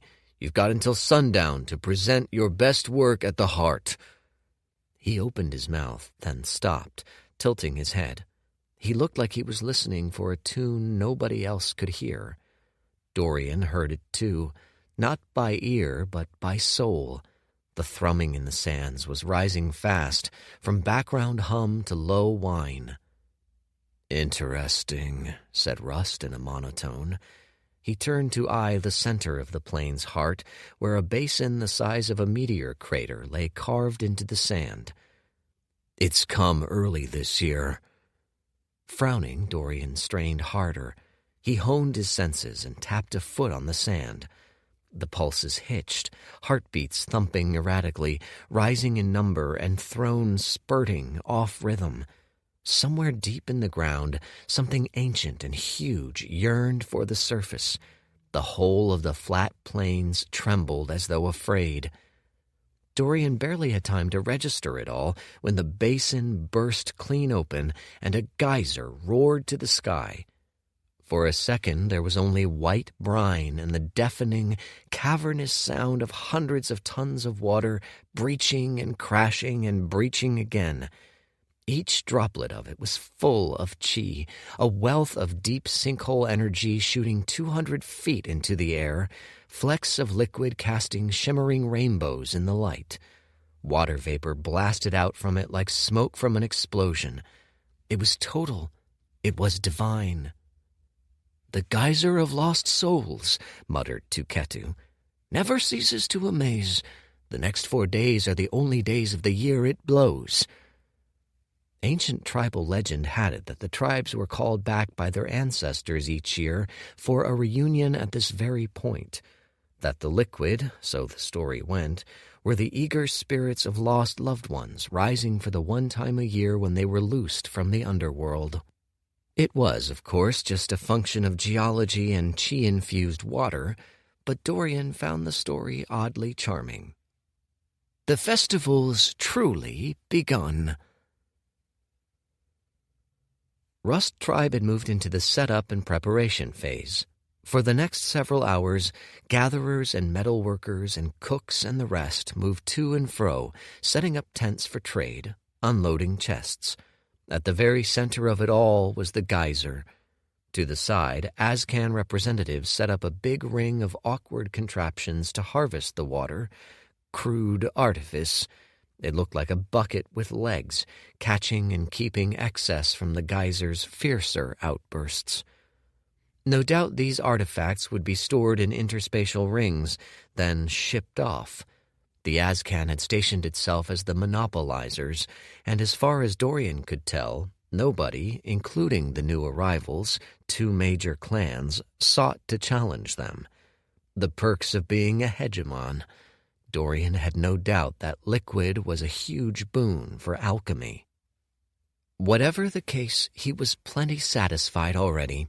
The chi density here was shocking. On previous trips, Io hadn't had the opportunity to really appreciate it. It felt like he'd been returned to a middle realm, a god's realm, with the amount of ambient chi soaking the air. The closer they were to the geyser, the thicker the chi got. It was no wonder the major tribes got the closest spots to the heart. Even from a half-hour's worth of cycling, Dorian was already on the brink of breakthrough. He took a cursory stock of the rest of the arrivals. Just from the chi signatures, he could sense some strong folk and strong resources. Artifacts peppered the landscape. At least 3, likely more, profound realms were around the grounds, hidden from sight. He'd likely know them better as the day went on. The same went with the rest of the tribes. Everyone was busy setting up. At first glance, he made out some distinctive features of the tribes present. The major tribes all seemed to have a thing. One was the tempered body cultivators he'd seen earlier. Another was garbed in unreasonably thick furs, given the weather. Where'd they even get the materials? A third sported headdress with Vordor's feathers, one to a man. They were a lean and tall bunch, likely kiters. On and on the tribes went. "Io!" A gruff voice broke his survey. Frowning, he turned to see Hu doing an angry march, waving his flabby arms around like he was trying to achieve liftoff. "Come!" He gestured hard. Confused, Io went. Hu gestured to 3 sweaty men struggling to organize the bulk of Hu's many, many belongings. "Look! Look!" he cried, pointing with a trembling finger. Shattered glass lay scattered on the ground. Lukewarm, spilled elixir trickled into the sands. "These 3 numbskulls Rust assigned me broke a vial." The nearest numbskull in question looked up, a pained expression on his face. "What are you looking at?" snapped Hu. "Chop, chop! Back to it!" He turned to Io with an expectant look. "They can't be trusted with the delicate stuff. You can see why I'm in a predicament, apprentice." Which was how Dorian ended up spending the rest of his afternoon assembling Hu's workshop and storefront. At least he got some good brewing done in that time. He'd lugged up all the standard stuff he'd stored over the past week. The modified healing potions would be a hit, he expected. He'd backlogged a bunch. There were standard chi-boosting elixirs in the mix, too. Some were brewed with premium sinkhole herbs. Those would pack a big punch. These alone would, post-embezzlement, form a nice base of spending money. Enough to strike out on his own even, if need be. And that wasn't even factoring in the money-makers. The real profits would come from the luxury elixirs. In Rust Tribe, he'd have been roundly chastised for making such things. There'd be no demand for, say, an elixir to enhance endurance in lovemaking, or one to promote clear skin. Most everyone was more concerned with preventing their skin from being shorn off by a stray Vordor claw than clearing up acne on said skin. But here, in the presence of all these major clans and oases representatives, he suspected he'd find buyers. As far as he knew, much of what he offered, including a life-saving elixir that offered a nifty boost of chi in emergency situations, were fairly unique, at least that he'd heard of at this price point. Half of sales was in presentation. Accordingly, he spent half his time polishing up each display and presenting each little vial in uniform, glowing rows. After all that, there was only one thing he had time left to do. If the festival started tomorrow and she wished to compete, her recovery would need to speed up drastically. He rubbed his hands as he looked at the empty cauldron before him, a tangle of exotic sinkhole ingredients on hand. It was time to get experimental. 47. Life Sacrifice. Dorian flipped through a thick, leather-bound book, stroking his chin as he scanned the pages. None of these were quite right, all too weak or too slow. To create the kind of potion that'd get Kaya literally back on her feet, he'd need an explosion. Fast, big, powerful. That needed both potent ingredients and a few sacrifices that orthodox alchemists might raise eyebrows at. The multiversal standard of alchemy stretched far and wide, but the traditional order had funny ideas about ethics. They were grafted onto the Society of the Realms, after all. However low those narcissistic pond scum might stoop in private, in public they needed a palatable image. No untoward experimentation, it was. That left it to the true bleeding-edge innovators, the exiled, so-called black alchemists who wouldn't let such pesky barriers as moral codes get in the way to push the bounds of alchemy. It was frowned upon, for instance, to create elixirs that harmed the user. Those veered too close to poison territory, and the stuck-ups on the council would never condone such a thing. But the greatest power never came without some sacrifice on the user's part.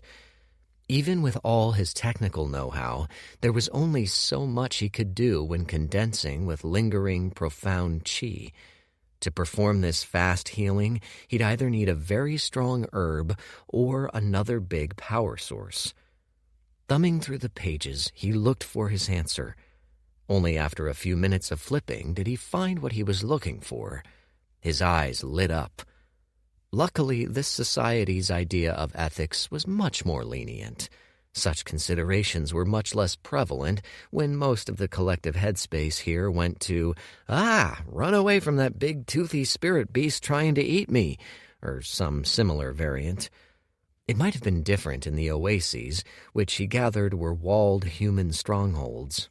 But out here, outside of outright murder or severe disfiguration, alchemists didn't limit themselves to their inventions. "Devil's Promise," whispered Dorian, scanning the ingredients. That was the name of the elixir. It likely came from some poor radical sod who'd likely lived in some hole in the ground, traveling with a tribe much like this one, before succumbing to any number of tragedies and disappearing from the annals of history. But not before leaving behind this one critical sheet. It promised an elixir granting the user a sharp uptick in chi circulation for a price, the sacrifice of 1/10 of their lifespan. All in all, it was a very stupid elixir. The benefits granted would have been recouped by a week's worth of normal cycling anyway. The extraction of life was hilariously out of proportion, but it did offer him one critical insight.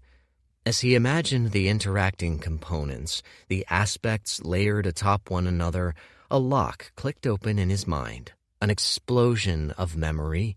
A mechanic who had lain dormant resurfacing. "What luck," said Dorian with a grin, spreading it out against the workbench tabletop. Sure, Kaya didn't need extra chi circulation, and sure, this elixir was stupidly wasteful, but those things could all be fixed. The idea was what he was after, converting life force into fungible energy. It was the basis of most blood magic. Blood magic, he imagined, was as foreign to this realm as safety standards, or showering. He grabbed for his cauldrons and rods. At this point he was used to the chronic lack of safety equipment. With high-level brews in the upper realms, he'd have been clad head to toe in resistant gear. The alchemists here, on the other hand, didn't so much as carry gloves. They seemed to take a go-with-the-flow approach with losing key body parts. Who, Dorian noticed, had 2 conspicuous knobs where his ring and pinky fingers should have been on his right hand. It usually would have been no issue, but this brew demanded particular attention.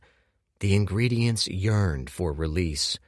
If he wasn't careful, he might lose more than a few fingers.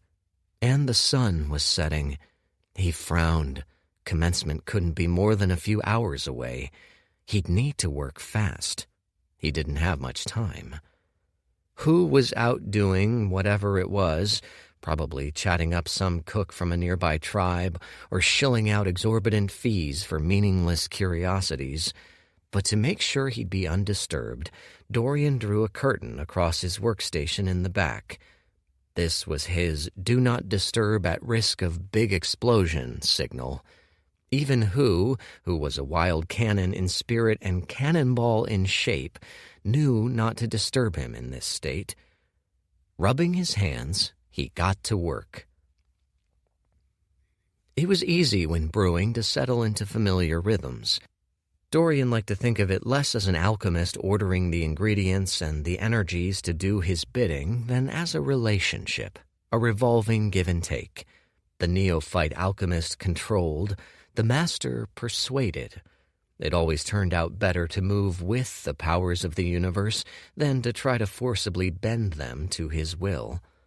And sure enough, as he sank deeper into that meditative alchemical trance, the world moved with him. His world became a palette of soft colors, dimming to darker ones, then angry ones, energies clashing against one another as he added more in. A line of sweat was already starting to form on his brow. A few weeks ago, there was no way he'd have been ready for this brew. Even prior to getting his bone, this would have been an impossibility. But there was no understating how much a grappling-based bloodline aided the influence he had over Chi. He felt every tug of power in an instant.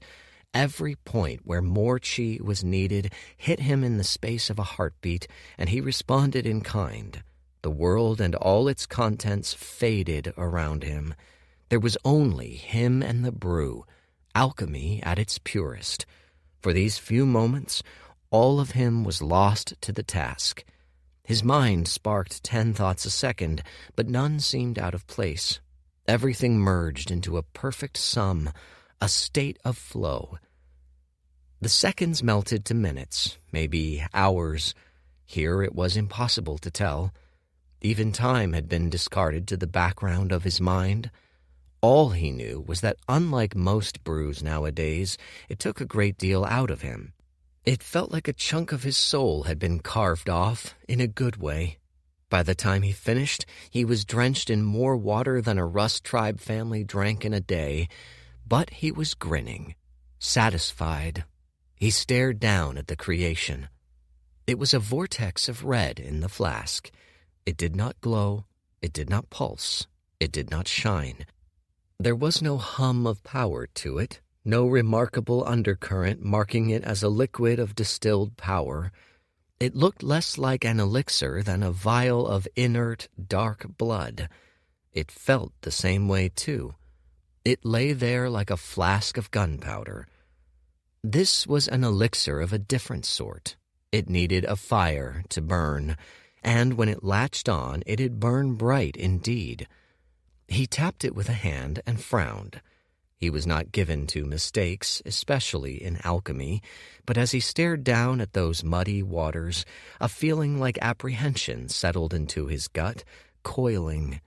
Ideally, he'd love to test this on a subject, but there was just no time nor supply. With luck, she wouldn't even feel it. With luck, it'd take life from her like aging always did, silently, painlessly, utterly. Gathering it up, he breathed out. The task was done. The world outside trickled back in, the sounds of people milling outside, new smells tickling his nose. There were more here than when he'd entered his mental cocoon. He snatched up the flask and made for the tent flaps and set eyes on the gathered tribes of the festival. There were too many to count. There must have been thousands, of all garbs and power levels and amounts and tones, all camped around the central geyser. For a moment he was disoriented. Somewhere, hiding in this mass of flesh, was his competition. It was clear even from cursory inspection that these fighters were of a whole different tier from the runt in Rust Tribe's training programs. To Dorian's right, tattooed youth walked by, flanked by a cadre of lackeys, his mid-vigor realm cultivation base flaring nakedly, pridefully. By the way he was stink-eyeing the youths in other grounds, he too seemed on a mission to size up the rest of the tribes. Then he caught Dorian's eye. Oops. "What are you looking at, shrimp?" snarled the man. Dorian knew his type instantly. This was someone looking to start trouble. Someone who wanted to flex his status, establish himself at the top of the hierarchies early. In other words, a moron. "Me?" said Dorian, scratching his head. "Oh, I was simply admiring your markings, sir." He gave them another once-over, eyes widening. "They feel so powerful, and they look so well-made. It must have taken ages." "Humph," said the man, his lip curling up. It wouldn't have been possible to arrange the muscles on his face into a smugger smirk. "As a matter of fact, they did. Bet you've never seen runes like this in your dust life, have you?" His smugness morphed to undisguised disgust as he scanned Dorian's body. "What worm's hole did you crawl out of?" "Rust tribe, sir," sighed Dorian, bowing his head. "You're not getting a rise out of me. Try the next moron over, maybe." He gave the man's clothing a yearning once-over. "I wish I could have been born into a tribe like yours." He wrinkled his nose. "All I do here is chuck out wastewater all day." He sloshed around the dim elixir. He'd seen one of them eyeing it. No repeats of Kuruk and poo. "It's miserable work." "Wastewater?" The man's nose wrinkled, waving a hand. "Ugh." Not 10 seconds later, he was on his way to harass someone else. Nice. Shrugging, Dorian kept on his way to the medic's tents. It was time to give Kaya a gift. Well, he thought it was a gift. It could very well be the opposite, depending on how she took it. "It's done," he said as he pulled aside the entrance flap. Kaya bolted upright, then winced at the sudden movement. There were dark circles under her eyes. "I've made it," he whispered. He looked at the elixir with clear doubt. He exaggerated his hesitation.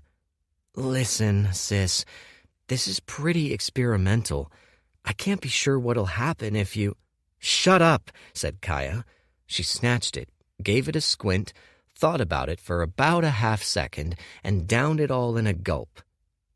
"Thanks, lil' bro," she said, smiling. She gave him a hearty pat.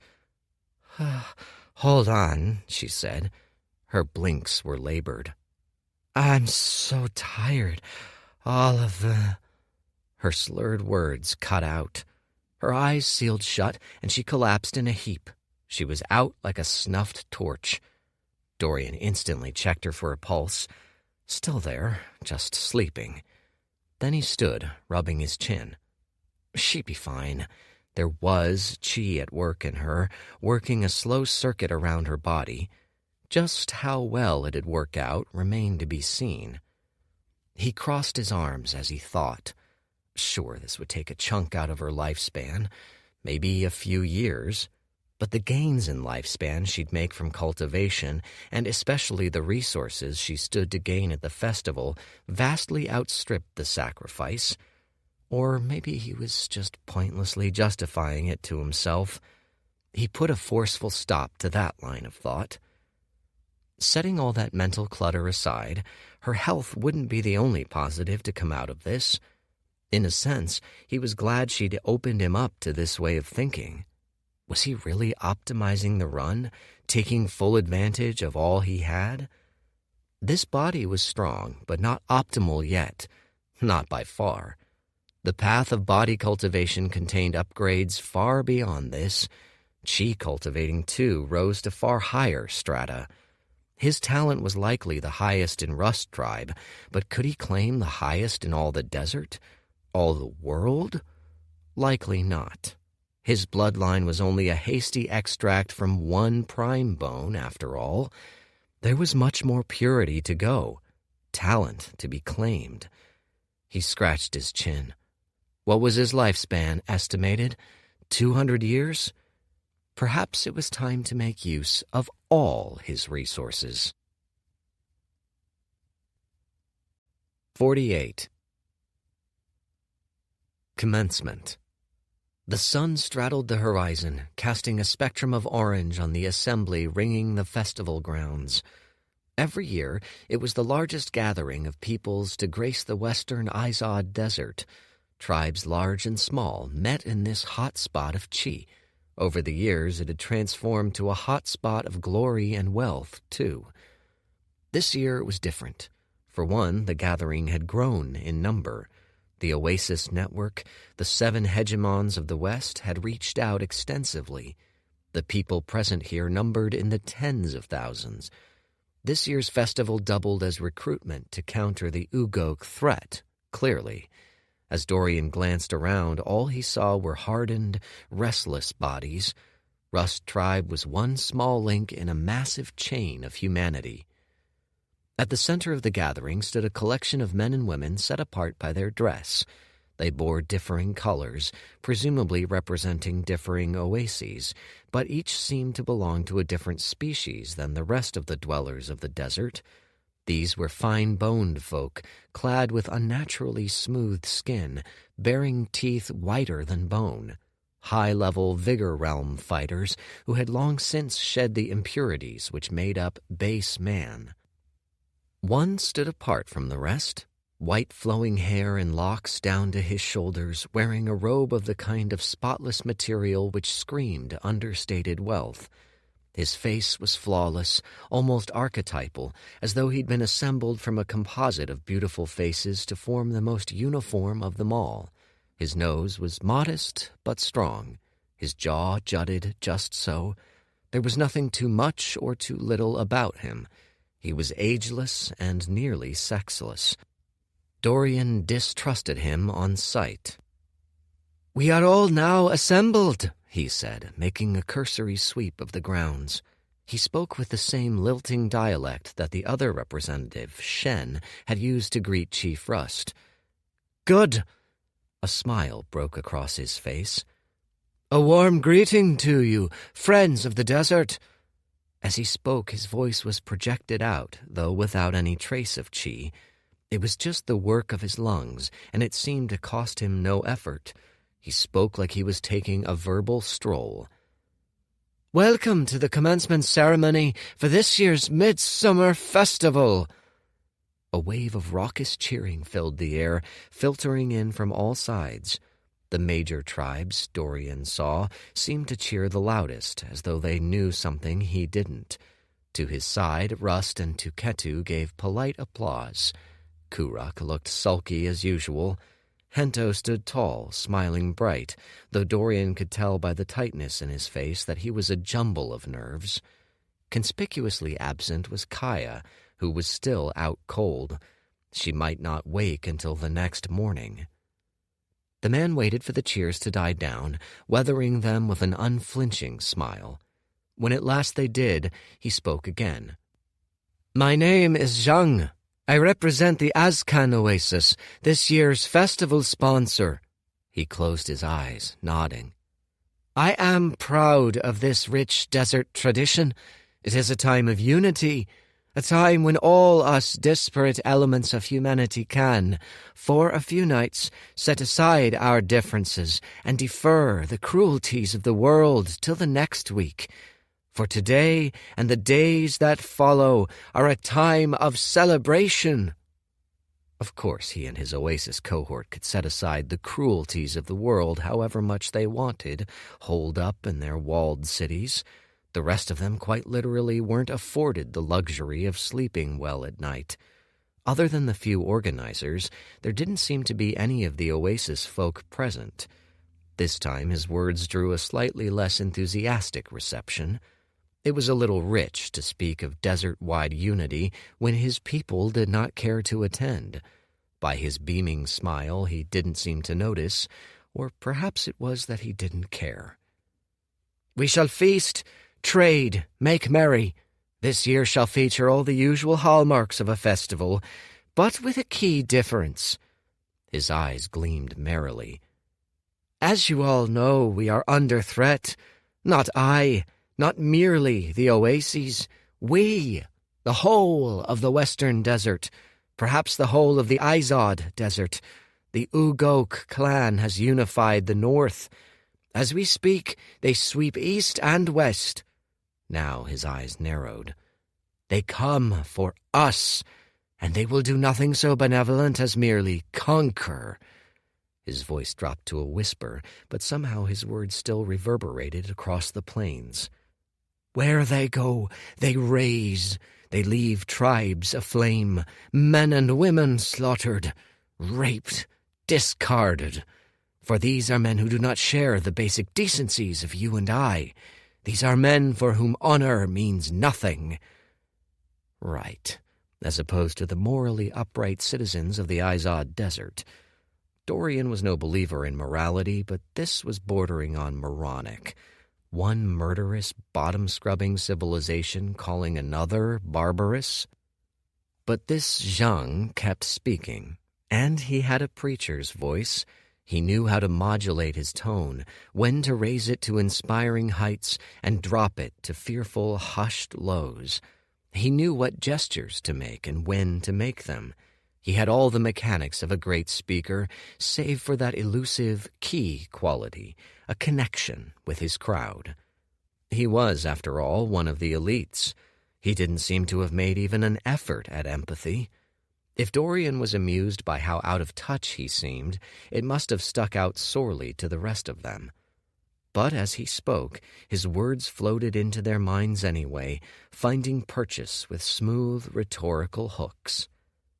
"They have gone against the will of the heavens," said Zhang.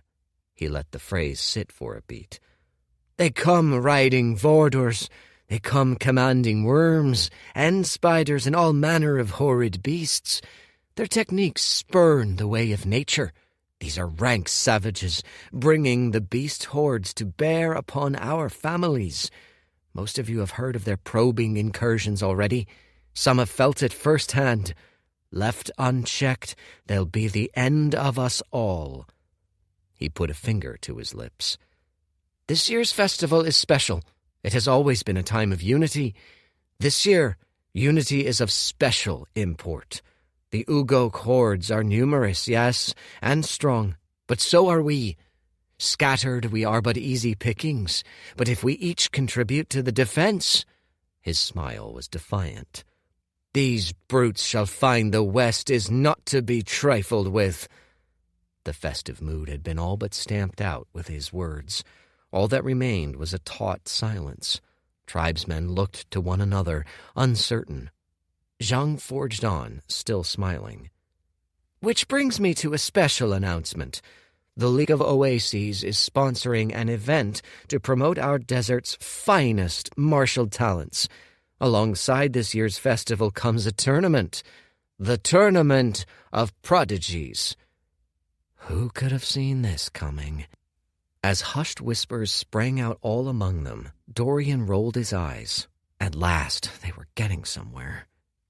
"Each tribe shall send their best young talents to participate in a tournament. As for the prizes, the Oases recognize the severity of the situation. Accordingly, we have made little off-limits. Each oasis shall fund the prizes from their own coffers. What is on offer? Elixirs of heavenly potency, funds, access to the extensive vaults of oasis tomes, training from the oasis' most revered experts. For the most promising talents, spirit weapons." That turned heads. Even Dorian perked up. The rest, especially those vaults, sounded like quite the treat, but spirit weapons were another tier entirely. As far as he knew, nobody in Rust Tribe had a true spirit weapon. If he had to guess, only a handful existed outside the oases themselves. It must have been rare for even the elites in those walled cities. To forge them, the bare minimum was the core of a high-level profound beast and an equally high-powered blacksmith to boot. The process itself was fiendish. Usually, the creation of one was a once-in-a-decade affair, and each existing weapon was tracked closely by the forces of the desert. Most had changed hands tens of times.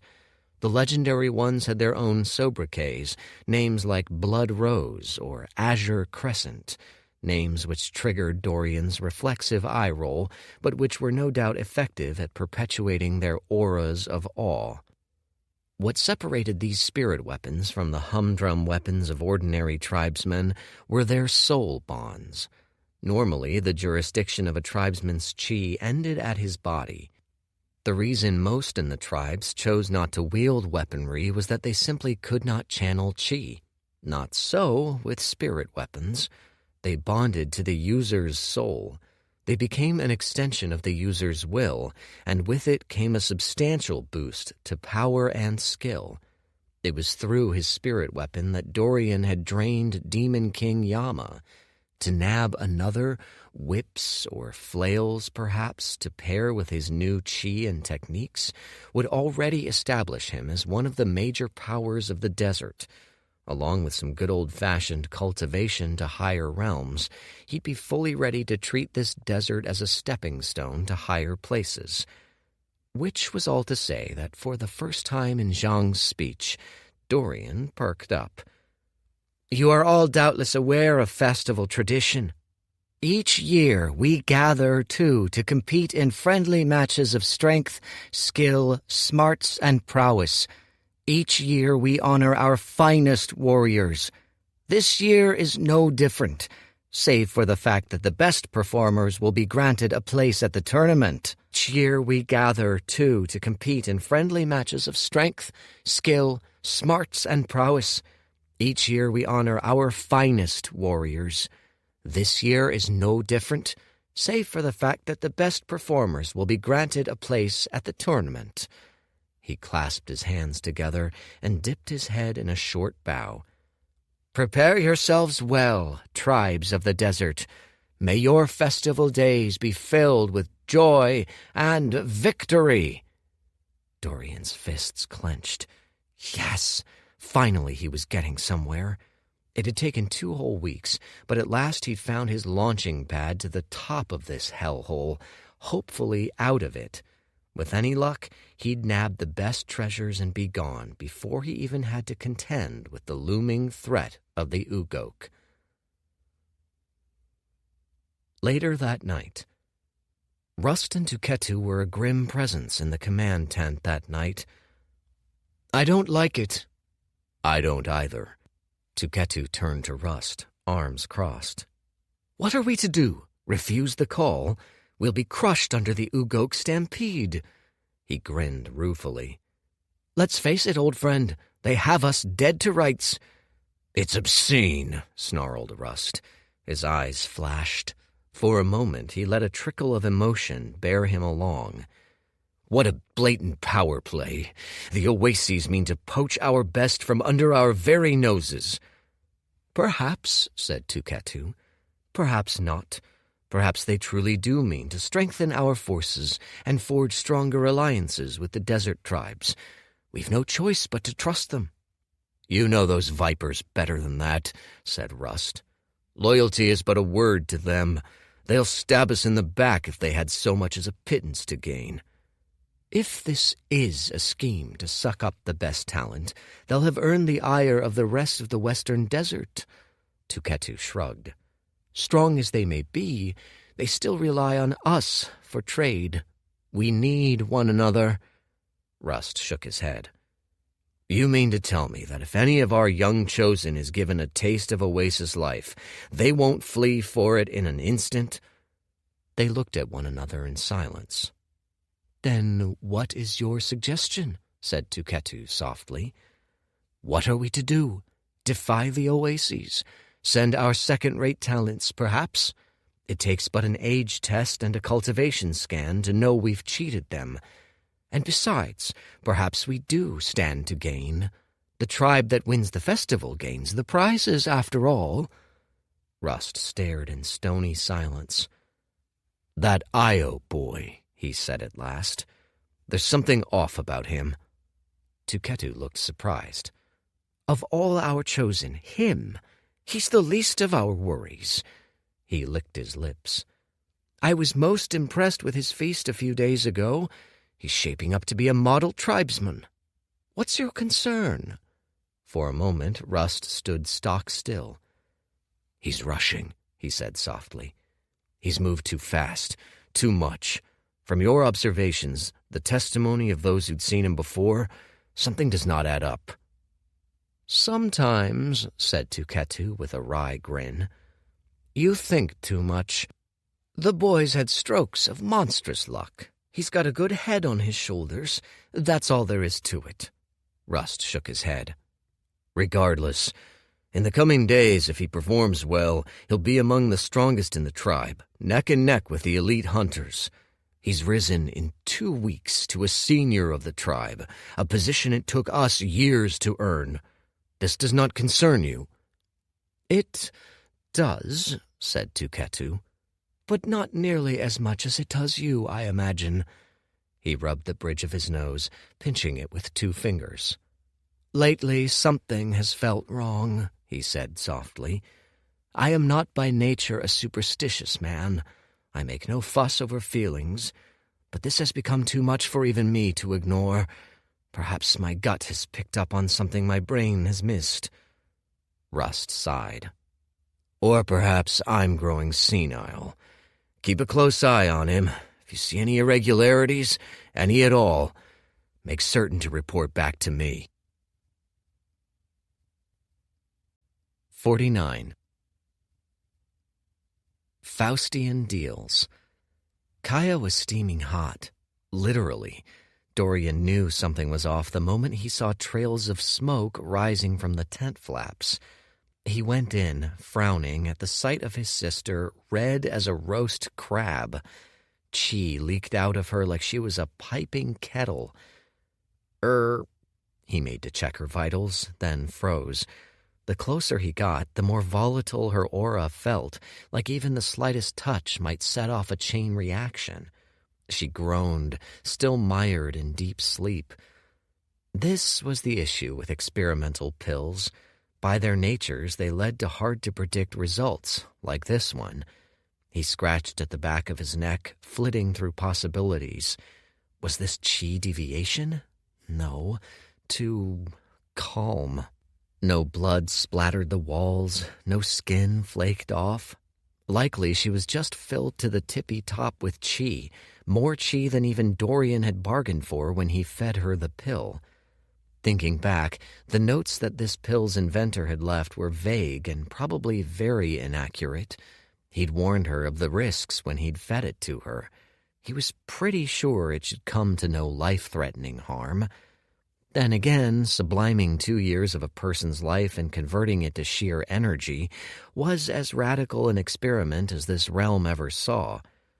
He took a scan of her body, seeking foreign chi sources, the influence of the profound beasts. Nothing. He also looked for the stress fractures her body had gathered, the marks of the injuries she'd sustained. Nothing. Breathing a sigh, he closed his eyes. That much, at least, was done. She'd been healed, treated. All that was left was to survive the treatment. Her body seemed to be trying to assimilate it. In her sleep, unconscious, she'd advanced a great deal. He stepped in closer, trying to get a better gauge, and frowned. Origin level 7? How many years off her life had it cost? And she hadn't even absorbed most of the chi, too. That dispersed to the skies. If she was full-on cycling, just how high could she go? There were trade-offs to every shortcut. Sure, Kaya had jumped more cultivation in a night than she'd done in 6 months, but she'd also done the equivalent of voluntarily ingesting a permanent poison. Frowning, he gently pressed a hand to her wrist and felt for her aura. There was something slightly off-color about it now, even as it roared to new heights, something a little sickly. There was no lengthening that life, besides pursuing the natural course of cultivation and the extra longevity it'd grant. Still, something was off, an indescribable quality which set it slightly off kilter. She was weaker than she should be at this stage, only slightly so, but it was true nonetheless. Her future cultivation would likely be a little slower, too. In taking the pill, she traded a little potential for immediate power. That was the devil's bargain, and it fascinated him. There were 3 time horizons in which he considered this discovery. The first was the short term. If he went all in on lifespan-stealing pills, he'd get a huge boost of power fast. In the mid-long term, though, say the next 100 years, that decision would come to haunt him. Then again, perhaps it'd be like jump-starting a firework. What about in the time horizon after that? Once he reached the higher atmosphere, claimed the heights of power for this realm, he'd find other workarounds for the sacrificed lifespan. He nodded, a grin surfacing upon his lips. He was Dorian, for crying out loud. If he set his mind to it, and with a power base in, hopefully, the profound realm to back him up, he had total faith in himself to pull it off. The only thing was that it'd also mean giving up some of the full long-term potential of his bloodline, a bloodline he'd nearly died to acquire, a bloodline that was by far his most valuable asset and that he was sure, profound realm or not, would be very hard to replace. For the next half hour or so, he paced around the tent, occasionally administering light doses of healing elixir to Kaya, and thought. He drew up timelines in his mind. He made lists of advantages and disadvantages. He debated, played demon's advocate, hemmed and hawed, stewed in his thoughts in the dark. He let out an annoyed growl. No, there was no satisfactory conclusion to be had. He was at an impasse. It wasn't just loss aversion that kept him from immolating his bloodline for quick chi. He was the last person who needed reminding that this was a speed run, and speed was everything. Bah! Scowling, he settled down into a lotus position and cycled. He'd let it simmer in the back of his mind for now, deal with it later, in a few hours, when his mind wasn't so frazzled. While he vacillated, he burned crucial time he could be cycling in this once-in-a-generation chi environment. He'd break through first, he decided. Plans came after. So, for the rest of the night, he stayed by Kaya's side and drew in the energies of the universe. It was, as always, transcendent. He felt almost drugged each time he cycled, but that wasn't quite right. That implied tampering with the mind and its faculties. Instead, he felt opened to the universe, at one with it. Considerations of flesh and of bodies melted away, leaving only him and the world. At times, when he sank into deep enough meditative trances, the differences between the two vanished also. Time lost meaning. Chi flowed through him in an unbroken stream. There was a lyrical quality to the ordeal. He hummed in tune with the world, a song rising in pitch and ferocity, gushing to a violent end. Level up. Origin, level 10. He let excess chi waft out of his mouth as he rose from the trance of cycling. It felt like kicking up from the bottom of a deep pool, arching for the surface. When he broke out, he sucked in 2 deep gulps of air, his hair matted to the sides of his head. It was done. Origin realm complete. At this point, most cultivators would need extensive preparation to assault the vigor stage.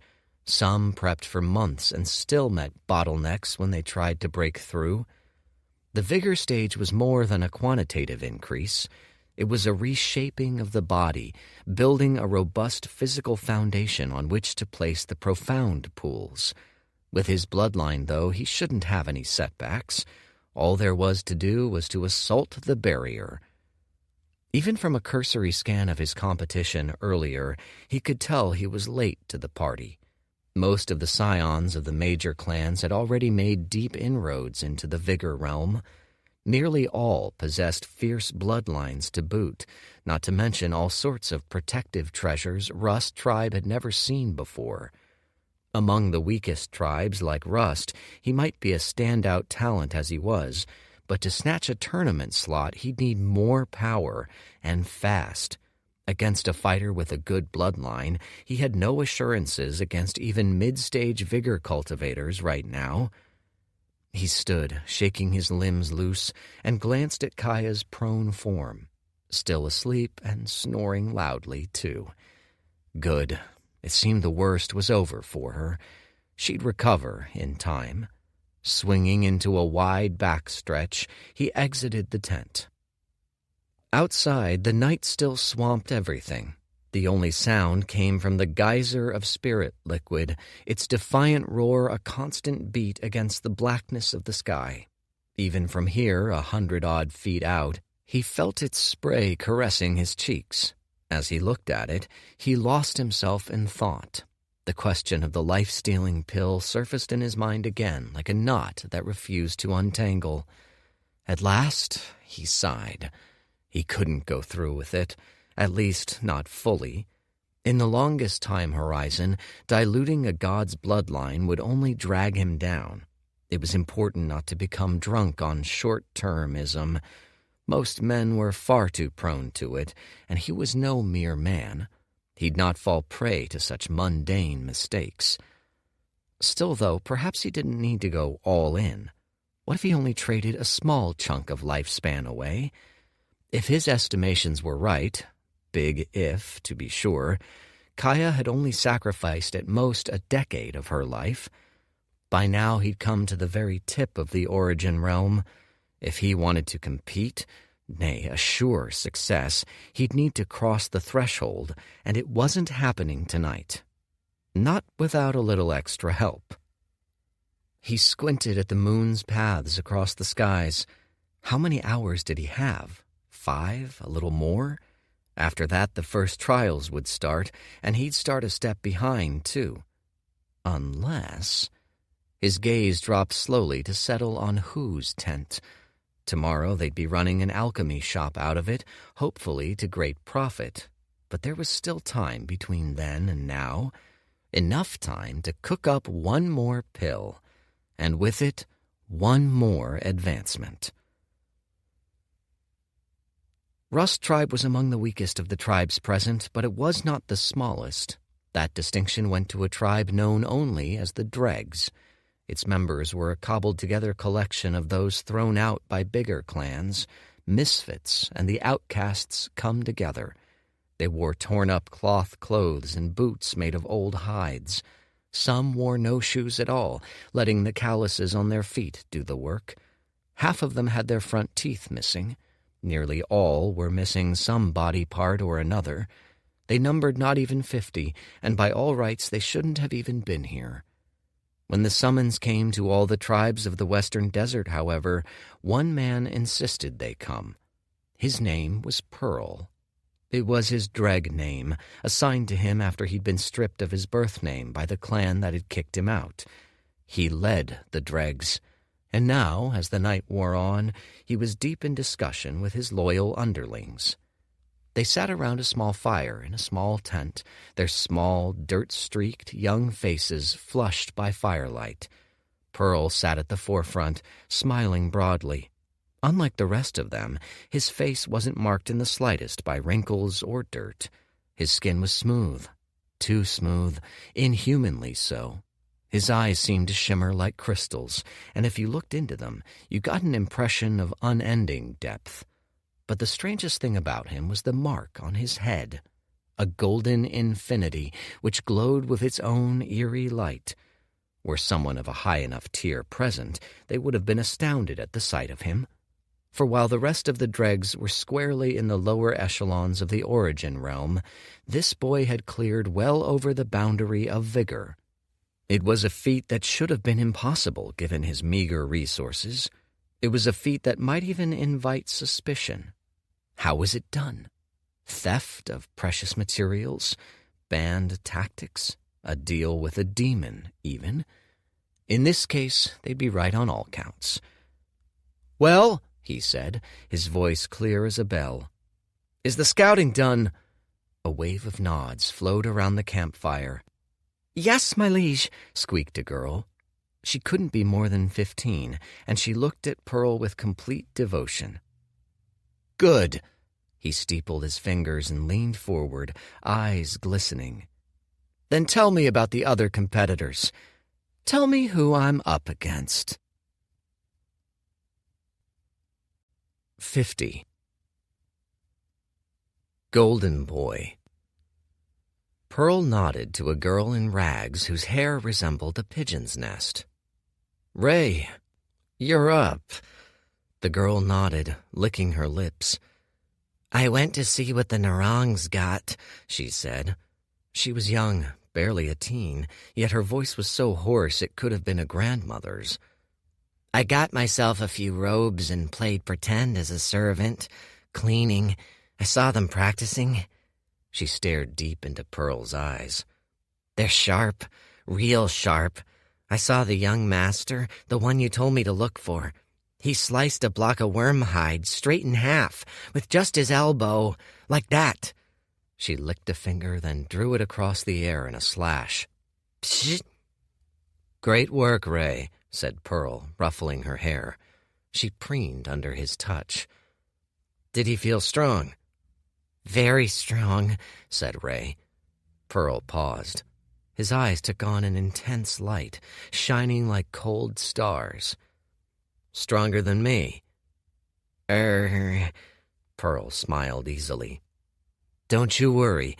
Tell me the truth now." "Yes, just a little. He felt—" She took a breath in. "I'm not strong enough to tell. He felt real strong, way into Vigor Realm. Late, like—" Her brow furrowed as she grasped for words, found none. "That's all right," said Pearl, flashing her his bone-white teeth. "You've done well enough for tonight. Rest." She thumped back down onto the sand with a grateful nod. For a moment, Pearl thought quietly, eyes closed, letting the low cackle of the fire fill the air. "Young Master Narong's long been a rising star," he said softly. "Of his many brothers, he's carved himself out as the heir apparent. These past few years he's made great strides. Like all Narong, he practices the body cultivation technique, the art of 4 points. It aims to mold its user into a lethal weapon. At its height, a touch soft as the flap of a butterfly's wings is enough to kill a man, or so the legend goes." As he spoke, he surveyed the haggard faces gathered. Adopted or not, they'd become his family, reliant on him and supportive of him, sticking together through thin and thinner all these years. He nearly felt his heart beating in sync with theirs. "If what you say's true, he's jumped yet again. I'd wager he thinks he'll win this year. Quite a hassle, that one." He chuckled, waving a hand. "Who's next? Cog?" His gaze fell on a meatball of a teen. Of all those present, he was the only one with any fat to him. It reflected his past. He'd only recently been booted out from a lofty position in his tribe on counts of embezzlement. The dregs had been more than happy to take him in. "Went to take a look at the Yalta," he said evasively. His eyes darted back and forth, and he huddled into himself, as though afraid to take up space. Of all of them, he was also the least comfortable. He fidgeted constantly. "They didn't even try to hide their training, held it out in the open. Young Master Yalta's as crazy as ever, trains the art of the cold crush. He was smashing his training partners so hard it's a wonder they're not paralyzed. And they were vigor, too. He's at the very least at late vigor now, maybe peak." Yes, young Master Yalta," mused Pearl. "So-called strongest of this generation. He won the last festival and the one before that. Perhaps my greatest threat. We've known since the beginning, but it's good to hear it spoken. Many thanks, Cog. Well done." Nodding, he waved Cog off. The boy shrank back out of the light. "Let's hear of the Jupai next. Speak, Boot." A girl with spiky hair and a wild, ferocious beauty to her perked up. She was his second in command and the closest to him in strength, nearly all the way to vigor. All she lacked was that final push through the bottleneck. She shrugged. "What's there to say? They're fast. They'll win all the speed trials, sure. Who gives a damn? They're made of glass. They'll be up there among the top, but who cares? They're no threat. Nobody of note's come out of them for years." "Sounds chipper," said Pearl. "What else? Anything of note?" He scanned his tribesmen. They looked at one another. A few voices popped up. "I saw the Evens got a few new vigors this year." Pearl shrugged. "The water folk. Easy work." "I saw young Master Hanta advance to early vigor." "That's well beneath my notice," laughed Pearl. Then a soft, deep voice spoke up. "There is one tribe, the Xiamen. They're kinda like us. They came out of nowhere this year." "Xiamen?" Pearl's brows furrowed. "Curious. I've never heard of them." "They've got 4 vigors already, plus their young master. That usually takes decades to build up. The weird thing is, I asked around. Nobody knows them. Nobody knows what they practice even. Can't find any history on them." Pearl's eyes narrowed. "Now that is noteworthy. He scratched his chin. "Nah, I can't recall them. Very curious. Rags, Violet, follow Wing to their camp. If they make it past the elimination rounds, I want a full report on them." Nods all around. Pearl broke out into a blinding grin. "Very good. That's enough for a night, I think. You're all welcome to head on out. Sleep well, my loves." Each of them nodded back to him. A few bowed deep. A few affirmations bubbled up. "Get 'em, Pearl," and "I believe in you," and the like before they filtered out the tent flaps. At last, only one was left. Cog stood at the doorway, fidgeting with his fingers. Pearl raised an eyebrow. "Well, what's up?" "Pearl, I know I've not been here long, and I don't mean to question you, but—" "Please," said Pearl. He strode over to Cog, his hands on his hips. "Don't feel stressed about it. You know me, I'm not one to take offense. Ask away." "Are you going to... Well, that is to say, everyone's really high on you. Really, really high. They all think the world of you. But that is... Do you really think you'll win?" said Cog. His face flushed. "Wait, that's not how I meant it. I mean..." "Relax," Pearl laughed. "I get it. I'm a nobody, aren't I?" "That's not what I..." "Let's call it as it is. We're a tribe of rejects. We're a brother and sisterhood of misshapen misfits. If I'm the head of the dregs, what's that make me?" He tilted his head. "How have I got any assurances against someone like young Master Narong? He's been bathed in vigor beast broth to strengthen his physique since he was 4. He slaughtered his first Vordor before he hit double digits. The best we've got, meanwhile, is a stray beast core every once in a few moons. That about sum it up?" Cog scratched the back of his neck, still flushed. "I guess so." "Well, when you put it like that, I guess it doesn't look so good. Except for one thing." With one long finger, Pearl tapped on his forehead, right on the golden infinity. It flowed and glowed, a river of molten gold. "I've got a trump card none of them got, too." Late that night, alone in his tent, Pearl took out a flask. It was a concoction made of rare sinkhole herbs, brewed over months to a perfect pale pink solution. It could only be taken on special nights, nights when the moons were close together, when the barriers between realms grew lax, when two spirits from vastly distant realms could brush against one another, almost touching. He downed the solution in one big gulp. He was out nearly instantly. His hands went soft, his head limp. He flopped bonelessly to the ground, limbs lolling in all directions. His soul no longer captained its form. Instead, it was thrust somewhere high above, somewhere in between. The mark on his forehead burned brighter than ever, the river of gold within churning in frothing rapids. He found himself in a void space, a shared illusion between him and someone else. It was not his space, and he could do nothing but wait. He was weightless, a floating soul. He didn't feel anything out of the ordinary. He felt nothing at all. Human conceptions of taste and sight and sound were lost to him. He existed in an alternate mode. So, when the other joined him in the space, he neither saw nor heard him. Rather, he only felt, and it was a sensation akin to staring into the vast ocean at night. The soul was massive on a scale his mind was not equipped to fathom. He tensed up. In this space, a mere thought could crush him, leaving his real body a soulless husk. The thing had only one request of him. "Tell us of your progress." So he did.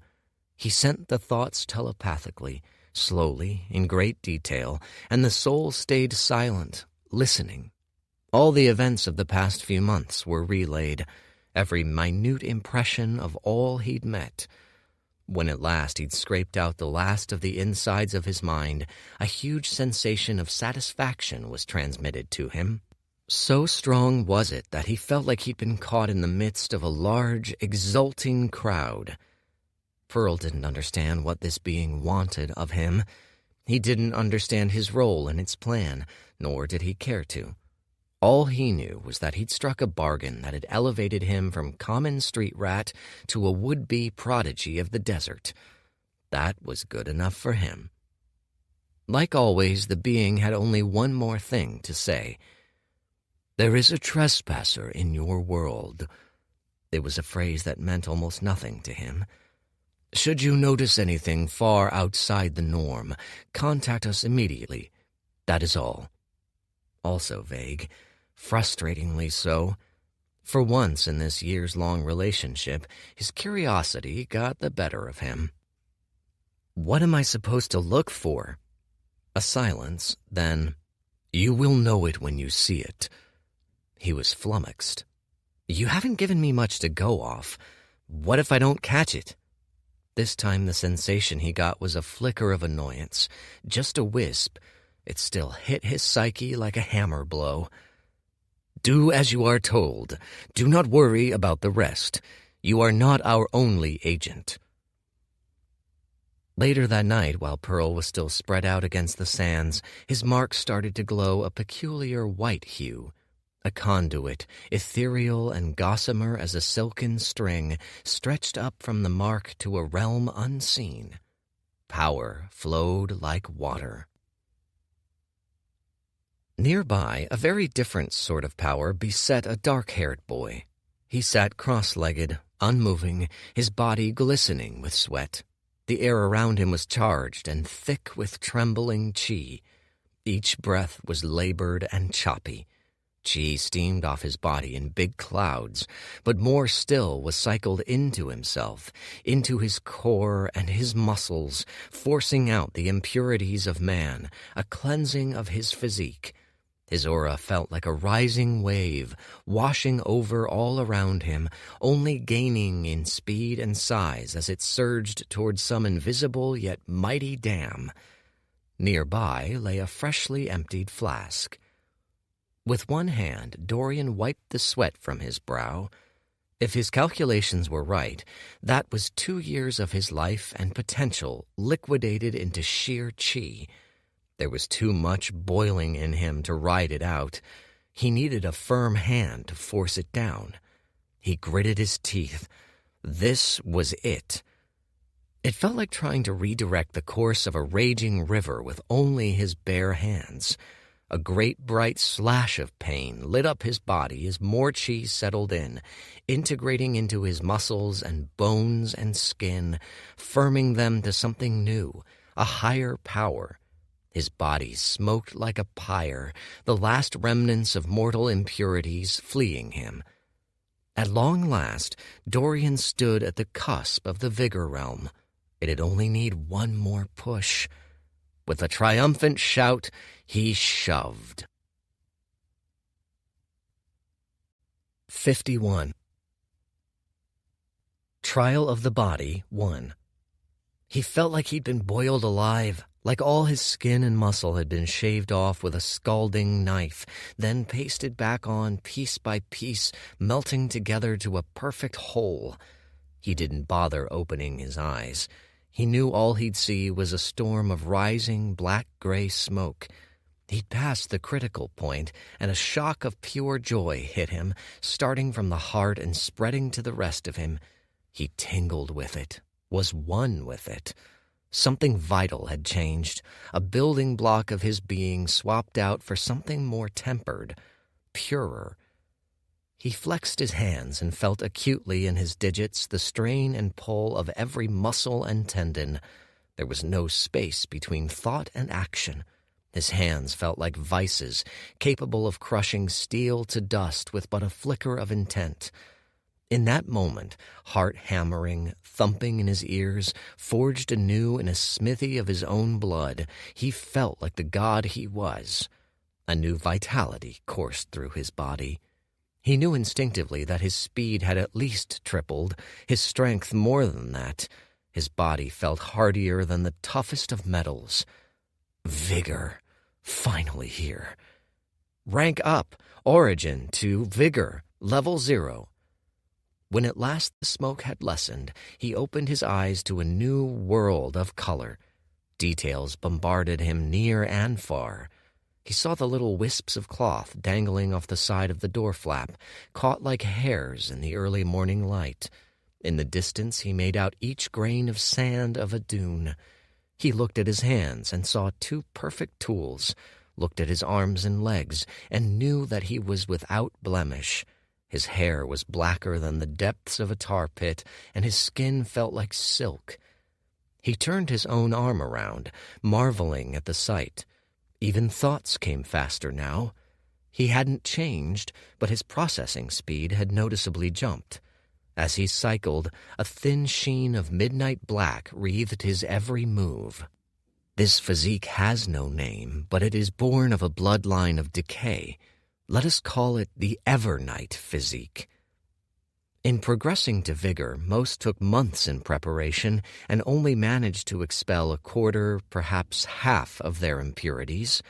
In other words, they formed an impure vigor physique of varying degrees.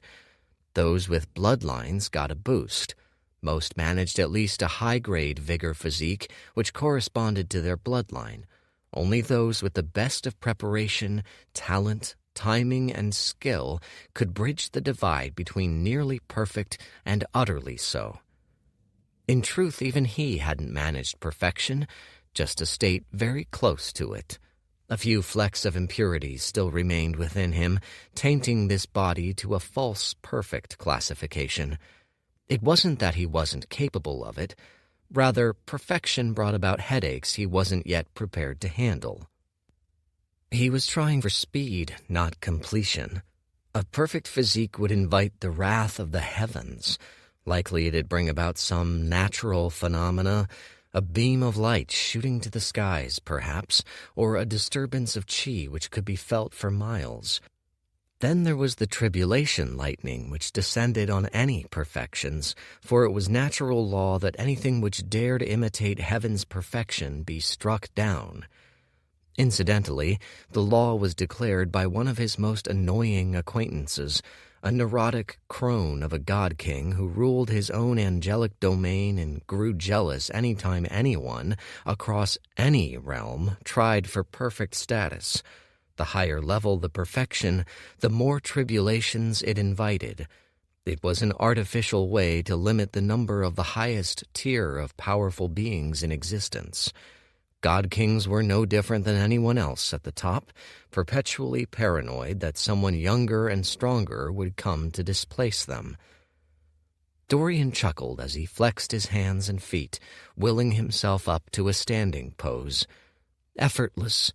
He cycled his chi, bringing upon himself a load which must have totaled the weight of 10 men, and dashed out the door flaps. The air was crisp to his ears and skin, the sounds of his feet driving against the sands, the chatter of people in the distance, far and near, the deep thump-thump of a Vordor's wings beating softly somewhere high above. Even the geyser's note gained texture, stretching from a background crash to a tremulous, cavernous roar. It was like all his senses had been jacked up to feverish points, yet his mind could handle it all.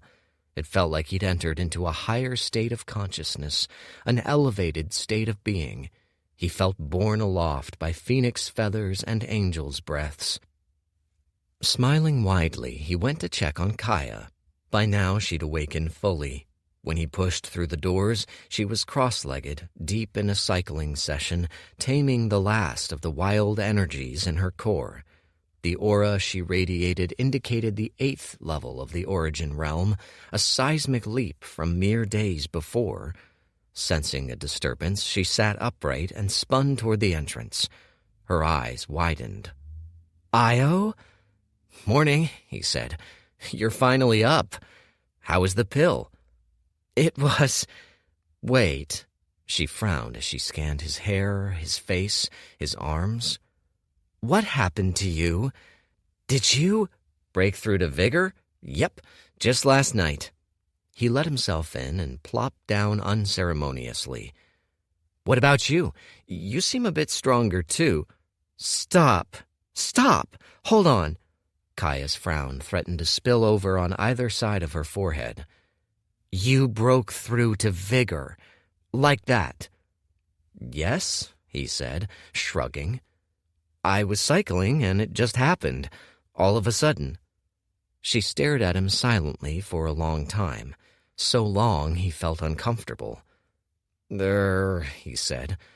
"So, did the pill work?" "Worked just fine.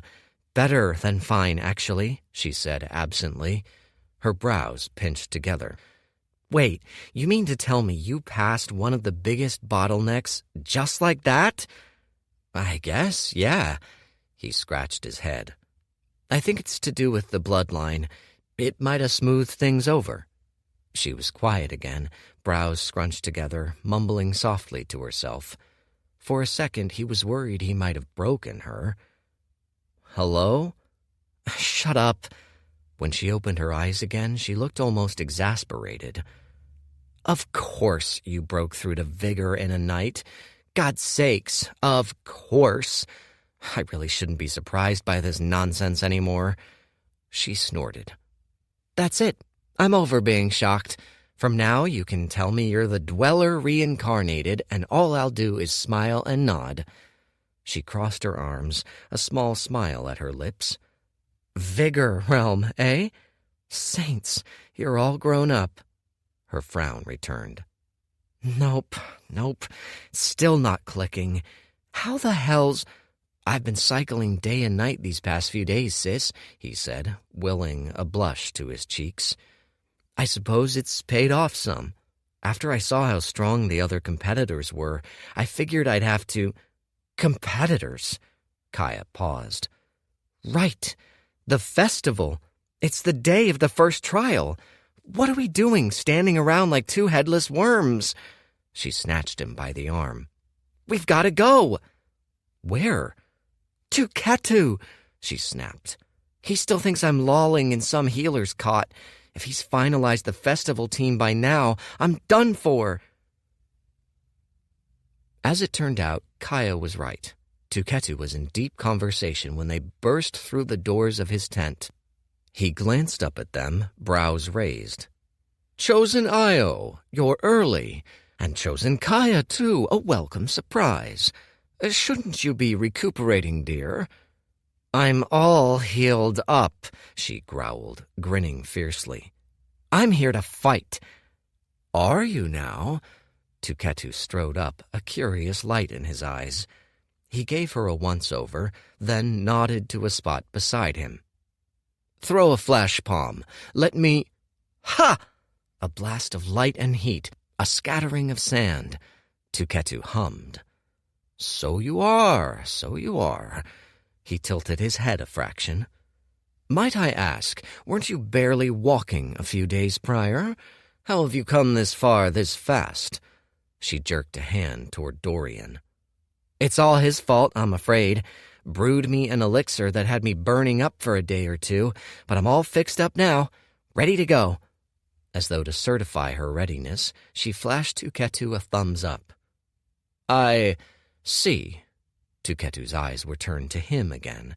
He had a knowing look to him, which set Dorian a little on edge. "Well, you've both come at the right time. I was just speaking to your fellow festival teammates on what comes next." He jerked his head to the corner where Hento fidgeted with his cuffs. He gave them a shaky wave. To his side was Kuruk, standing stone-faced. "We've not much time until the trial," said Tuketu. He nodded to Dorian. "I planned to brief you alone, but this will do too. Come, we've much to discuss." Hours later, the competitors all stood in ranks, spaced across a large field which stood opposite the markets, separated by the geyser. Each team, most of whom fielded no more than 5 members, was marked out by a flag with an insignia. Some, the wealthier of the clans, wore matching uniforms. First in the day came the trials, and all the festival-goers had come to spectate. A mass of people pressed up at the edges of the field, thousands strong. To Dorian's side, even Kaya was a little pale. She'd likely never been at the center of such a huge spectacle. Hento, meanwhile, had nearly devolved into a nervous wreck. He looked to her with pleading eyes. "Good luck, Kiss," he simpered, which at least brought some color back to her face. She gave him a hearty slap in the face instead. By Hento's blushing, it seemed to have the same effect regardless. Kuruk's knuckles were clenched so tight his fists nearly vibrated. At the very front of them stood Zhang, the elder of the Azcan Oasis and this year's festival organizer. He seemed very pleased with himself. Behind him was a massive swath of shimmering air. It looked like a heat wave had warbled the scenery. But this was a mere construct, an illusion thrown up by an artifact, a way to hide the contents of the first trial from the festival's participants. All Tuketu had managed to glean was that this trial involved an unusual degree of dexterity. "Welcome to the first trial, one and all," said Zhang primly. "The festival trials have always been to celebrate the talents among us, those who've proven themselves worthy of leading the desert to a brilliant future. But it takes an extraordinary man to fill such a role. Today's trial, as per tradition, tests the physical. It is the trial of the body. I'll not dally longer. Assistants, if you will." The shimmer vanished. The scene faded. In its place, a new one came into focus, and gasps rang out in the crowd. Zhang spread his arms wide, his teeth shining like icicles. Behind him, suspended high in the air, were 40 moss-ridden blocks of stone of varying sizes, hovering of their own accord. They seemed unstable, wobbling. They were unmistakably stepping stones of a most perilous sort, held up by machinations of qi. Between those stones, though, was where things got interesting. Battle axes groaning on chains, swinging back and forth. Thin, long sections of metal slicked with oils. A section of tiles that disappeared and reappeared in a set pattern. Fire blasts to harass participants. Spiked balls and arrow traps spread out along the length of the thing. It was obscene. Even Dorian was taken aback at the sight. Are they trying to kill us? Someone like Kuruk can take 3 steps and get his head lopped clean off. "The rules are simple. Fastest through wins," said Zhang. His eyes glinted. "But that alone isn't enough of a challenge, is it?" He gestured beneath, where an array of crossbows lay on the ground. Each sported a deep red rune. "Each competitor will receive a dark fire crossbow loaded with a single arrow," he said. "For added fun, each of you will have the chance to shoot the others out of the sky." He smiled to them all, looking for all the world like a kid with a new playpen. "Let's begin, shall we?" 52. Trial of the Body 2. First came registration. Each of the contestants stepped up to one of a line of Azcan representatives, offering their palms. The representative then deposited a crystal ball, an artifact which sent a pulse of chi through the user to check for some basic vitals, things like age and chi response. The brighter the ball's glow, the higher the talent. Standard stuff. He saw a series of teens go before him, all receiving glows of around a candle's strength. Every so often, though, the ball would shine like a morning star, a youth of great talent surfacing. Usually these were the young masters, groomed from birth and given the best bloodlines. All around them, the crowd of spectators milled restlessly. The competitors were directed into seemingly random groups of 10 after their registration. The tribes were all divvied up, spread out. The other Rust competitors had already gone ahead. Kaya and Hento got bonfire gleams, which meant high-grade talent, or so a stick-like Azcan representative had intoned in a reedy voice.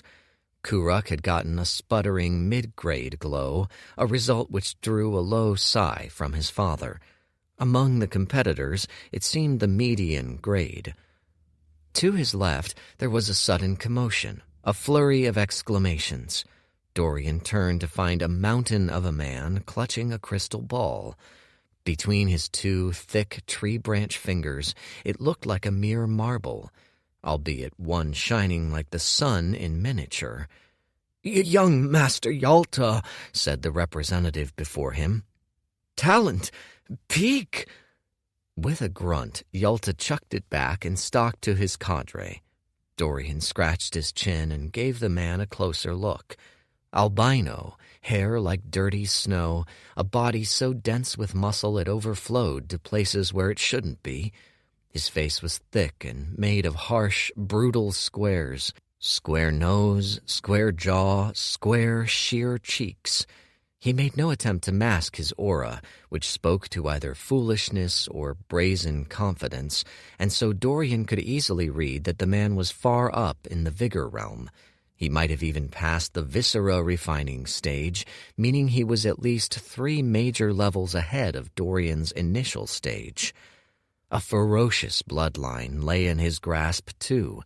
It was no wonder he'd won the last festival. Even for Dorian, dealing with him would be no trifling matter. Dorian would need to keep an eye on him. First impressions didn't always make for the surest of judges, but by an eye's glance, the man seemed like a doofus. At least there was that. Dorian's turn soon arrived. A heavy-set representative told him to hold out a hand. "You'll feel a slight prickle of chi. Don't resist it. Let it circulate fully," said the man, whose hairy brows reminded Dorian of writhing caterpillars. "I will." As it went up his arm and around his core, Dorian turned his mind to strategy. There was a time and place for showing off, but this was not it.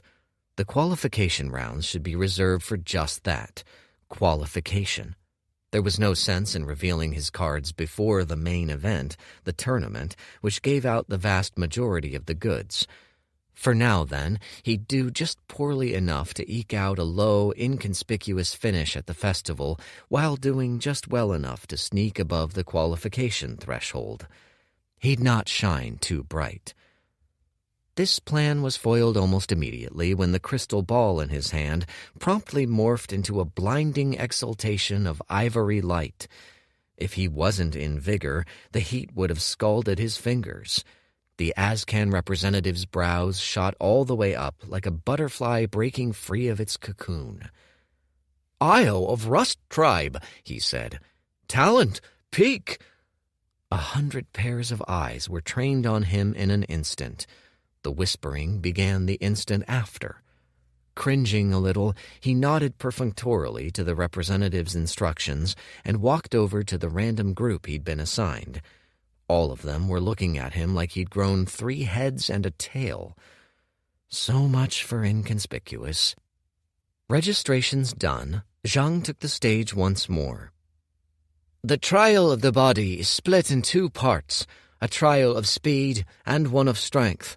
For the first part, we've taken the liberty of organizing you into heats for the race. There are no more than 2 of the same tribe in one heat, so as to discourage cheating.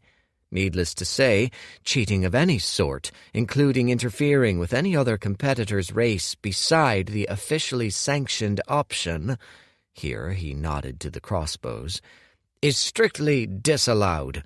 I hope I've been clear. The objective is simple.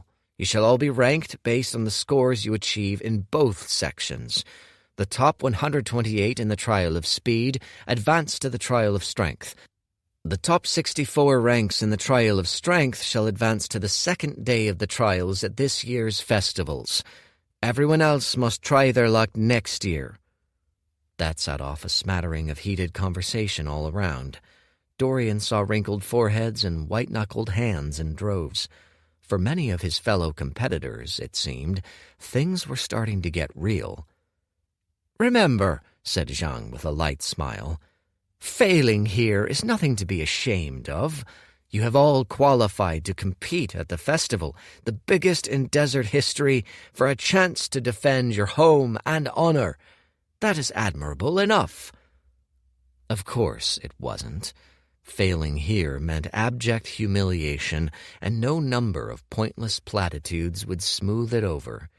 Dorian got the distinct sense that this Zhang fellow was going through the motions of being a great tournament organizer, playing a character, as it were. He meant very little of what he said, which made him a nuisance to pin down. He seemed a typical ASCAM bureaucrat stuffed into a role that mingled with the commoners. He spoke what he thought he should say, and never what he meant. Frowning, Dorian glanced back at the heat to which he'd been assigned. This heat, like seemingly all the others, was an eclectic mix. By their smooth, unmarked clothes, Dorian could tell some came from the big, richer tribes. As the tribes grew shoddier, the clothes grew more battle-torn. Some had faded coloring or sloppy patchwork. Then there were those like Dorian, whose clothes nobody had bothered to patch up at all. Low-caste tribesmen like him were by far the weakest. If he had to guess, they'd be lucky to make up 1/10 of the qualifiers. "First heat! Step up!" said Zhang, and a circle of runes appeared in the sand, shining a soft silver like moonlight streaming upwards. Dorian watched with interest as a group of 10 gathered in the circle, then floated up to the obstacle course as the runes took effect. The stones were so big that all 10 of them could fit on them comfortably. Whether all 10 would remain by the end of the course was another question. 2 in particular stood out to him. The first was a big, beefy boy clad in white furs, clearly another Yalta member. By the bulk of the clan, Dorian guessed they worked grappling arts primarily. They were poorly suited to this sort of contest. The other person of interest was nearly the exact opposite, a lithe, thin, pretty boy clad in white, form-fitting silks slipping around him like streams of air. He stared down the 100-odd feet of scything blades and spike traps and falls and plumes of fire with an expression of placid calm, like it was a stroll down a hometown street. "Begin on my signal," said Zhang. He paused, letting the space be filled by the clamor of the crowd, the jostling, everyone edging for a closer spot. Then there was a sound like a peal of thunder, and they were all off at once. The lithe youth shot out like an arrow from a bow, kicking off sheer air. A chorus of surprised shouts came from all around Dorian. He cocked his head, one brow raised, as the youth twirled around blades and dodged arrow traps with an acrobat's grace, breezing through like a spring gale. He moved so fast he made the rest of the group seem like they walked through mud. In scarcely 20 seconds, he'd cleared half of the obstacles. Now he'd been slowed down some, entering a field of spiked lashes and needing to navigate them with care. Still, he was literally running away with the competition. Dorian let the gossip from all around him flow into him. One could gather a surprising amount of intelligence by simply eavesdropping in a crowd. "The poor sods, up against young Master Xiaopai this early. That's the skywalking steps, their signature technique. He's sure to claim number one." Dorian tuned back out. Skywalking steps, eh? He could say with near certainty that his cloud-treading steps had originated as a bastardization of this technique. With his modifications, his technique would likely hold a decent edge. The issue was his chi, heavy and thick. He could only ever move as a wrecking ball did, not as a light breeze. Weighed down as he was, and at his stage of cultivation, young Master Xiaopai likely outsped him. He scratched his chin as the man leapt to the final stone. A reverberating crash like a banged gong rang through the air. On a man-sized stone tablet by Zhang's side, a new name was inscribed at the top. 1. Lin Xiaopai, 42 seconds. Young Master Xiaopai lifted a dainty, proud chin as he descended to thunderous applause. He seemed to care not a whit, instead walking calmly back over to his clan, cold-faced. Meanwhile, the others of the first heat struggled. The course was about as hard as it looked, which was to say very hard for the typical desert teen. 2 had already been thwacked off the course, plummeting tens of feet head first into the sands. At ground level, a group of healers were stationed to fix them back up. Of the 10, Dorian estimated perhaps 3 would finish the course, much less would do well. His judgment was only further affirmed when the Yalta clansman, seeing himself fall behind, tried to discreetly shove the person in front of him off the stone. There was a flash of black chi, a horrid scream, and suddenly the Yalta man plummeted from the sky. A second later, his severed hand followed him. Gasps spread all around. Dorian looked in Zhang's direction, where he first felt that black chi appear. Zhang's lips were pursed. No cheating. Point taken. The number of competitors numbered in the hundreds, but the heats were fast. Soon a list of names started populating the ranking stone. The Xiaopai tribe, which seemed the speedsters of the bunch, claimed 5 of the top 10 slots. The rest went to young masters of the bigger tribes. Dorian paid only fleeting attention to the lot of them. There were still too many here to be worth parsing down to form a profile of potential competitors. He only took note of those who really caught his eye. One was a certain young master Narong. Dorian knew to pay attention to him just by the whispering that started once his heat came up. He shot off like a throwing knife. By foot speed, he was only a fraction slower than young Master Xiaopai, but he had the unique advantage of being a human sword's blade and seemingly indestructible. It must have been a perk of his vigor physique. If Dorian had to guess, he'd long cleared the mid-stages of vigor. He moved with speed and precision. Where young Master Xiaopai would skirt around obstacles, Narong simply sliced straight through them and kept moving. He ate 2 fire plumes to the chest unscathed. He ended with the number 1 spot and descended to massive cheers. He almost lost it the very next heat. This one featured young Master Yalta, who looked every bit like a hairless bear. He did not move like one. Dorian did a double take as he saw the man take flight. Contrary to his first impression, Yalta was no barbarian bruiser.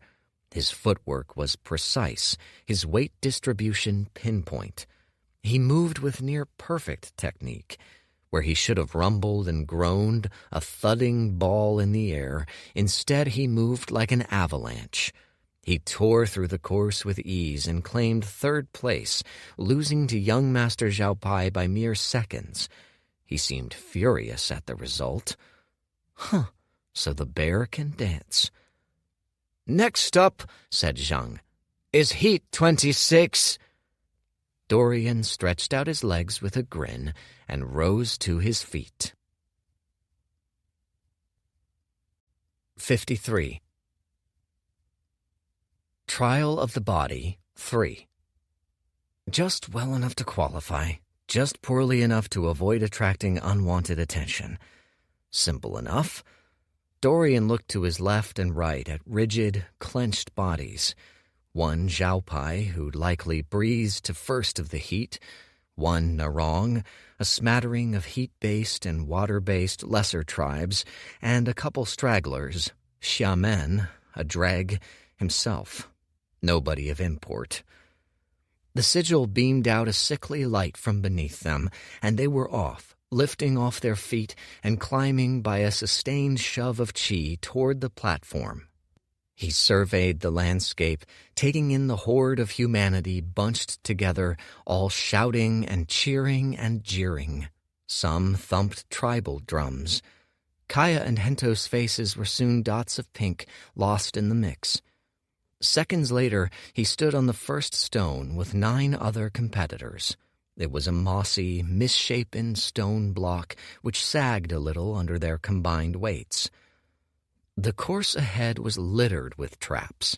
For a second he looked down the path, noting each chi artifact and dissecting it in his mind. There were arrow and fire traps galore, axes swinging from above. Gusts of wind streamed from all directions in set patterns, linking to a mesh of air currents, an invisible cage of sorts.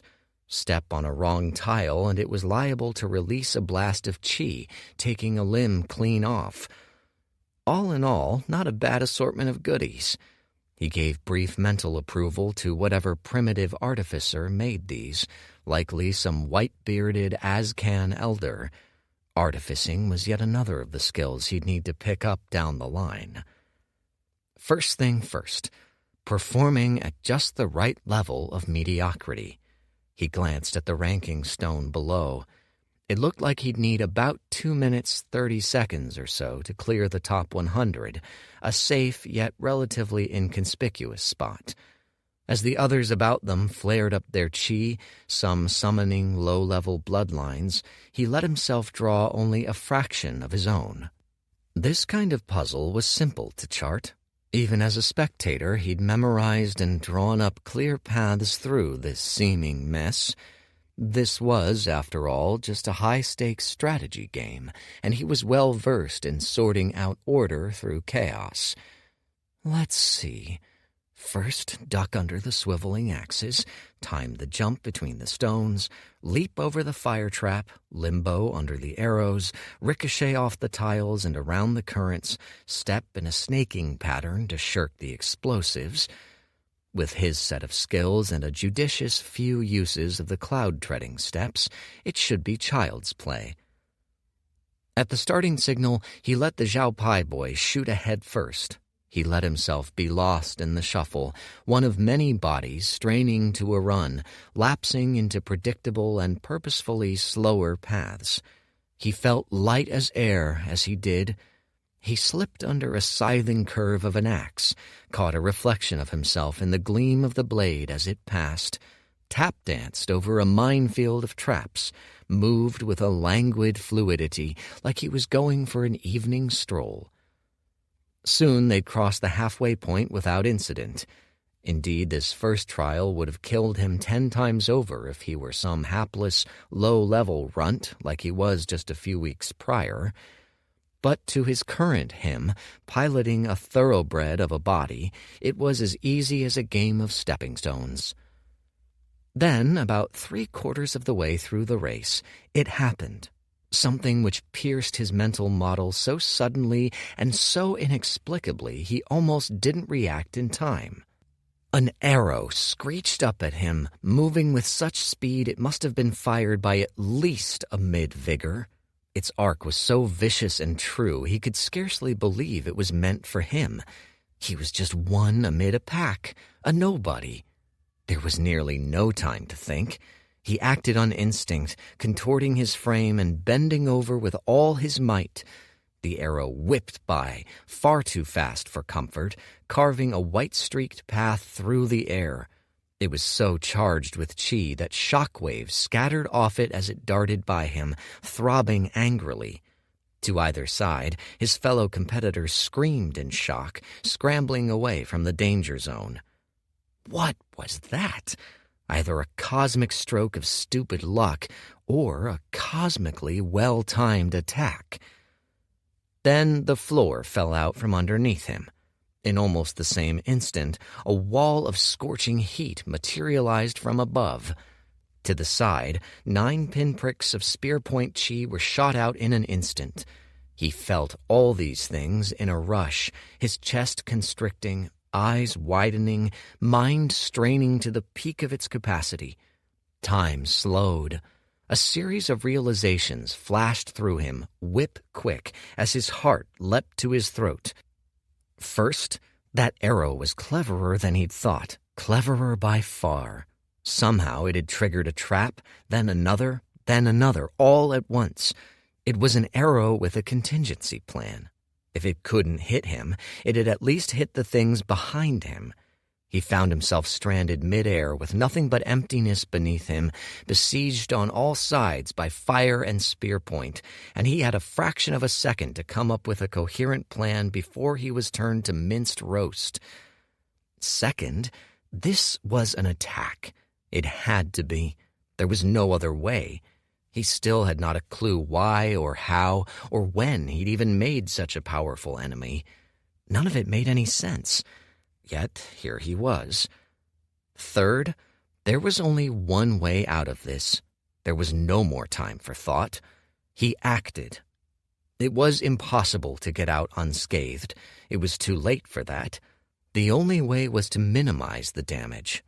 First, he leapt off the air with cloud-treading steps, dodging the bulk of the spears. Then, with one hand, he drew up 2 Yama's chains to catch the brunt of the flames.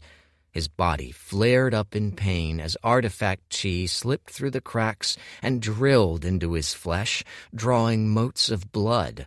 Spurts of chi flame singed his chest, reddening the skin. It felt like he'd been branded by a poker fresh out of the forge, but he'd made it out without any serious injury. With his other hand, he chucked out a 3rd Yama's chain, latching onto the bottom of the nearest stone, and he gritted his teeth as a 4th realization flashed through his mind. There goes the last of my plans on anonymity.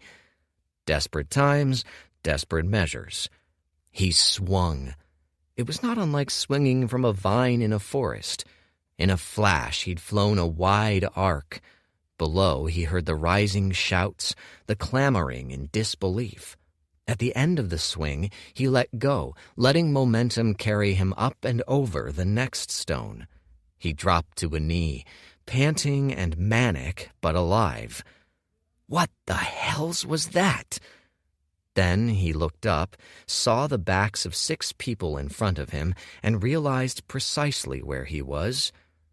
That was a nearly 10-second delay.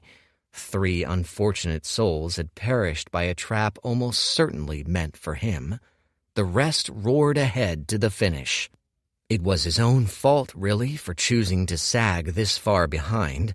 Choosing to feign mediocrity for the sake of anonymity meant he had nearly no room for error. At this rate, he wouldn't make the cut for the top 128. Screw it. He dashed for it. Chi flared to his feet.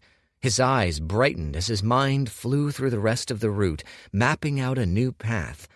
He took off like a comet. Air shrieked by. He kicked off a stone, twirled around 2 slashing swords, rushed between jets of flame, fueled by a raring propulsion of thick bloodline chi.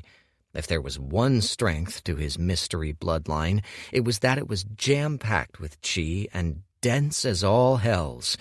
It was a fuel beyond all fuels, and now he was burning with nearly all his inhibitions removed. In 4 more steps, he'd outstripped the 3 in front of him, leapt through a ring of fire and knives, and ground to a halt on the final stone. He'd flown like a meteor, for a few seconds streaking as fast as some of the Zhao Pai, a signal flare of black chi. He finished 4th in his heat. He glanced to the ranking stone, scouring the list for his name. Had he made it? A pit opened in his stomach as he got past 30, 40, 50, 60. At last, he found himself, and he let out a breath. Io Rust, 114th. Worryingly close to the top 128 cutoff. He didn't bother masking the contemplative frown on his face as he was lowered back to the ground. He blocked out the pointing and the shouts and the whispers from all around. He'd become something worse than a top performer. He'd become a figure of intrigue, of mystery. But a part of him didn't care about that. A part of him seethed. Kaya rushed up to him as he touched down, shouting, "Are you okay? Do you need a healer?" He waved her off and started to pick his way back to Rust grounds. Kaya followed like a mother hen. "I blocked most of it. The rest are skin wounds. I'll be fine," he said. Then his eyes narrowed. "Did you see who fired that arrow?" She matched his frown with her own. No, it went by way too fast. Are you sure you're fine? It didn't hit you or something? You look like you've been pulled fresh out of an oven. You smell like burnt rib and your hair's all charred black." 3 patient assurances later, she was finally convinced enough of his well-being to leave him to his thoughts. He was aware as he went back to the Rust section of the whispers and stares leveled at him from all around as he waded through the crowd, flowing around him the way ripples follow a boat as it glides through a lake. Was there motive? None to his knowledge. Rust tribe had no serious enemies. Jealous retribution from within? But where would they have access to an expert of this caliber? Nowhere. It'd have to be either Tuketu or Rust. He frowned. He supposed there was a marginal possibility that Rust had felt threatened enough by his power in the tribe to take action. If so, sabotaging him in a very public manner like this was a very stupid way to go about it. There were a million different ways besides causing him minor injury and forcing him to nearly lose a qualification round. Besides, wouldn't Kaya have seen if it had been fired off so close? He thought for a few minutes, scanning the crowd for any suspicious characters before deciding there was no use thinking on it further without gathering more evidence.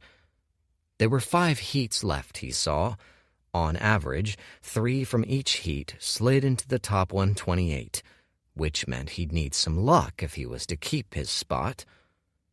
Kaya's turn soon came up. She gave it her all the whole way through and had no sudden targeting to contend with. She finished in the mid-70s. Hento came up after her. He'd been on some self-improvement binge as of late, cultivating late into the night, actually practicing his forms and sparring. It seemed something had kicked him out of his foppish languor. He finished 86th. Kurak was in the 3rd from last heat. Nobody in his cleared the top 128. He fell far outside of it. So far, he was probably doomed save for a top-tier strength finish in the trial of the body. He went in stone-faced and came out with equal expression. It was like he'd expected it and had walled himself off, had resigned himself to his father's berating. Dorian let himself relax a little as this trial wound down. He'd had some luck. By the end of it, he was on the cusp of qualification. He'd been shoved down to 124, but unless half of the last heat qualified, he was safe. Of them, he eyeballed, maybe 3 would make it. 2 Xiaopai disciples, a vigor-strength boy from some random tribe. "Final heat! Step up!" said Zhang, baring his pearly whites. 54. Trial of the Body, 4. Dorian watched the trial with mild interest. Statistically, he was safely within qualification territory. It'd take a serious anomaly for half their number to qualify, which was the only way he'd get shoved out of the top 128. The contestants drifted up the artifact-powered elevator to the course, fidgeting and tugging at their smocks. "Start on my signal," said Zhang. The sound cracked out. The contestants were off. And a statistical anomaly appeared, a very serious one. He sensed it first before his other senses took notice, an upwelling of qi so sudden it felt like the fabric of the universe pinched in on one spot. Alarmed, he looked up to see a vigor boy from some no-name tribe bursting to the brim with qi, so much that his skin seemed to smoke gold incense. A chorus of shocked cries rippled through the crowd. It was a wonder one vigor could contain all that pent-up power. It was begging for release, warping the air around him like heat waves. But that wasn't what drew a sharp intake of breath from Dorian. He felt something nobody else did. He was sure the tournament organizers, even the Profound Realm ones, were only privy to the surface facts. A great deal of qi stuffed in an unremarkable body. A curiosity, an abnormality, not a massive red flag. Dorian knew better. That qi was borrowed, and borrowed from somewhere impossible, a plane beyond the one in which they all stood. The nature of the qi struck him like a slap to the face. Its energy was ancient and awesomely potent. It felt like staring into the core of a dying star. This was not a mortal's qi, but a god's. This qi outstripped that of everyone present by at least 3 entire realms. Save for a handful of beings, it outstripped everyone in this entire plane by 1. It was a tiny quantity, likely smaller than would fit on the head of a pin, which was the only thing preventing the boy from combusting in a shower of gore and bone and saintly fire. Even so, its presence meant that this boy was akin to using a firework in a paper airplane flying contest. How? Dorian's brows couldn't go any higher. He felt as though his head was slowly being filled with wet sand. Gods almost never meddled in lower realms. To do so invited backlash from the heavens. To do so in this stupid, flagrant, public way was so inexplicable Dorian could scarcely believe his eyes. Someone had handed that firework to an infant. When the race began, the boy made no attempt at subtlety. He looked like he was barely in control of his muscles, much less his qi. His face was a grin stretched so wide it seemed freakish. He flew out like he was shot out of a cannon, straight out, blisteringly fast, his qi leaving a wake of golden flame behind him. There was no evasion, dodging, strategy here. He simply barreled through it all. The whole of the course broke off on his skin, the blades of axes shattering to 1,000 iron pieces against the sheer force of the qi, arrow traps steaming to nothing. 5 seconds, beginning to end, was his time. It took 2 more for Dorian to pick his jaw off the ground. The boy turned around, smiling like he'd played a silly prank. There was a vast and total silence as the rest of the crowd processed what just happened. Even Zhang seemed at a loss. Then the crowd broke into a deafening uproar. Exclamations crowded the air from all around, fusing to a jumbled, incomprehensible mess of sound. Dorian caught "Impossible!" and "How!" and "Saints!" among the others in the back of his mind. The bulk of his attention was trying to square this with reality. He scarcely even noticed as the rest of the contestants finished their own races. Only 2 more made it in, as predicted, keeping him safe at the edge of the qualification cutoff. What were the chances that a god's power surfaced here, in the midst of his run on a lower plane of all places? Astronomically tiny, so tiny he struggled to wrap his mind around the whole ordeal. So tiny it'd make being struck by lightning look common in comparison. So tiny it had never happened before this early on any run in a lower plane. The only times he'd ever encountered God's energies in lower planes were within specific, well-fortified shrines placed at strategic spots where the distance between planes was thinnest, and even then, each instance was a carefully planned affair. He struggled to believe this was coincidence. He couldn't. He didn't. There was trickery at play here. Was someone targeting him? Unlikely.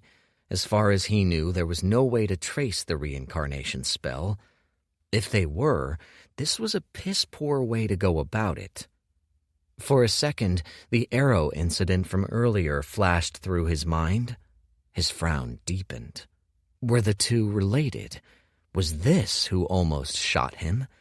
For what possible reason? He was certain he'd never met the sod in his life. They were distant as ships passing in the night. There was simply no motive. If the boy meant for assassination, why'd he choose such an unreliable venue, with healers at standby, no less? None of it made sense. If he was being targeted, the boy would have blasted him with that god chi outright and saved them both the trouble.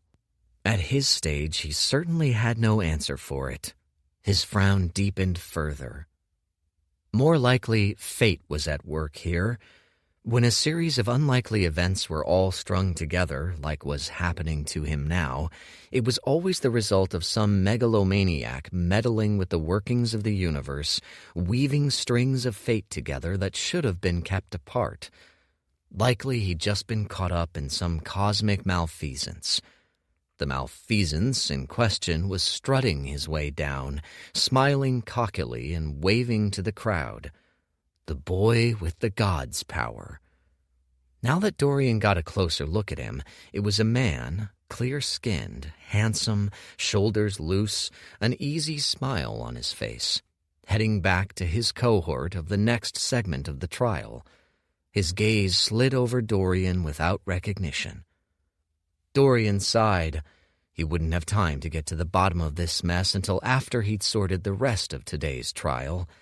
He still had another event to go. This was the trial of the body, and they'd only gotten through speed. There was still the strength portion. He filed this matter away for later. Something peculiar was going on, but it need not concern him. Peculiarities in the multiverse were legion. Perhaps he could finish his run while avoiding getting dragged into this one. Wishful thinking, maybe, but he let himself hope. Still, he resolved to keep a very close eye on this character. Pearl, his name was, by the ranking on the stone tablet. It'd be shoddy inference to link two unlikely incidents together for no other reason than their probabilities. Nothing else about them seemed to match up, after all. But there was a not insignificant chance that arrow was loosed by someone of Pearl's strength. Dorian rubbed his chin. If there was one good to come of this, it was that his performance was likely a faded afterthought in the minds of those present after that. Zhang cleared his throat. "Congratulations," he said, but his voice was drowned in the hubbub. Looking a smidge annoyed, he spoke again. This time Chi backed his shout, resounding like the bellow of a gong, and the crowds quieted once more. "Most commendable, most commendable. To come this far, you've done all your tribes proud. Rest easy. All 128 of you now advance to the second half of the trial of strength." He waved his hand, and some invisible force drew all the artifacts present to his hand. They vanished into an interspatial ring. "This trial is a test of strength. It is a much simpler affair than the last." As Zhang spoke, several festival staff took to the center of the field, cloaked in the shade of the obstacle course above. Each took out another artifact. These ones were stones so black they seemed to cast dark the same way a torch cast light. Spheres of night.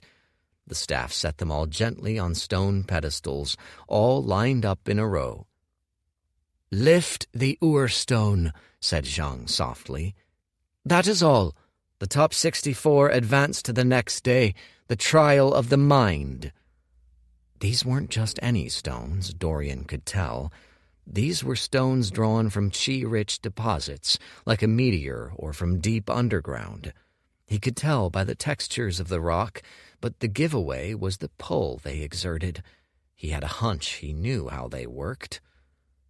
"For those who've qualified, remain in your heats," he said. "We'll go in the same order." The first ones up confirmed his suspicions. They grasped at the urstone and pulled it up, but a burst of chi spread from within it as they did. Each subsequent inch seemed harder than the last until, panting, they were forced to relinquish the stone mid-air. They fell back as though secured by rubber bands to the core of this plane. Simple adaptive weights. The higher they were lifted, the harder they grew to lift. This time, young Master Yalta easily took first. Young Master Narong took third. Neither looked as unshakably confident as they were coming in. They weren't fools. Neither knew the implication of Pearl's powers, but they knew at the least they were up against some stiff competition. This trial passed without much fanfare. When Dorian's turn came, he made certain to exert a solid fraction of his strength. The stone came 4 feet off the ground, enough to cement himself squarely in the upper middle of the pack. 28th place, well clear of the cutoff. No mistakes this time. He left himself a huge margin for error, and, as it turned out, he wouldn't need it. Kaya, too, eked in under the cutoff, this time at 53rd. Hento wasn't so lucky. However much he tried, his strength was not strength. He couldn't get the stone more than 2 feet off the ground and had to settle for a limp elimination. He seemed pleased he'd even gotten this far.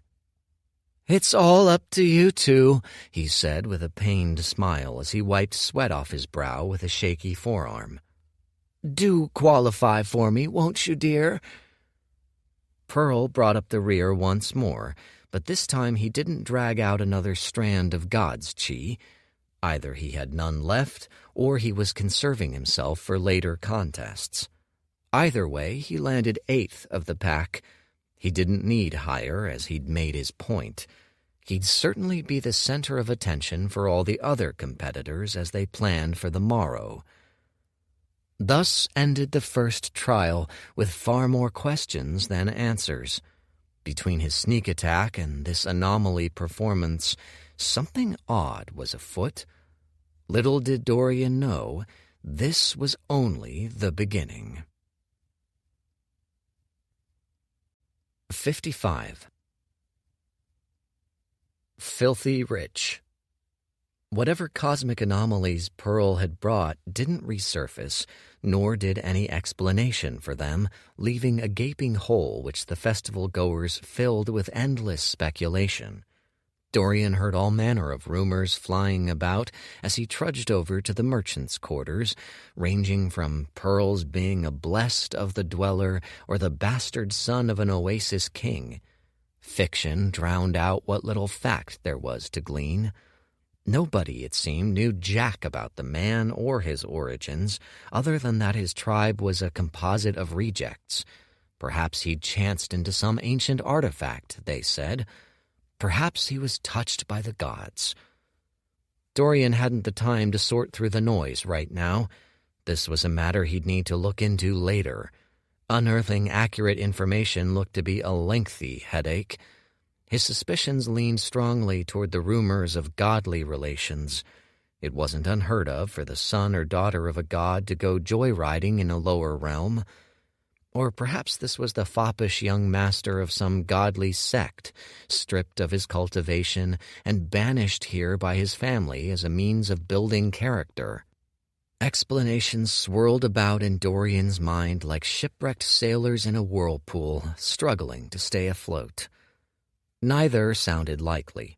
To shift someone from a godly realm to a lower realm invited the heavens' displeasure, and what clan would undergo heavenly tribulations to offload one of their kind in a lower realm, of all places? He had no answers, and he suspected nobody here had them either, save for Pearl. He shook his head. For now, he needed to marshal his efforts on a more pressing matter, making a disgusting amount of money. After the trials, there was the trading, the markets open for the day. He had but a scant few more minutes to set up his and Who's booths before the crowds descended upon them. As he picked his way across the grounds, eyeing tents and canvases inflating, tables of all manner of goods dragged out, from jerky to polished sandstone armor. Who struggled to fix a tent pole to the ground when Dorian found him. Dorian raised a brow. "What are you doing, master?" "Eh?" Who looked up, deep in a full-body squat. His face reminded Dorian of a ripe tomato. "Ah, you're here. Thank heavens." He stood and wiped a flood of sweat from his face. "I thought I was done for." Then he bent over, hands on his knees, and heaved in great gulps of air. When at last he stood straight, his lips quivered with indignation. "Tent poles!" he cried, shaking a fist. "Cursed things, bane of my existence." Dorian blinked. Then why bother putting them up? "Why? Huh?" Who blinked back. "Well, for the tent." He gestured to a big, battered leather tarp.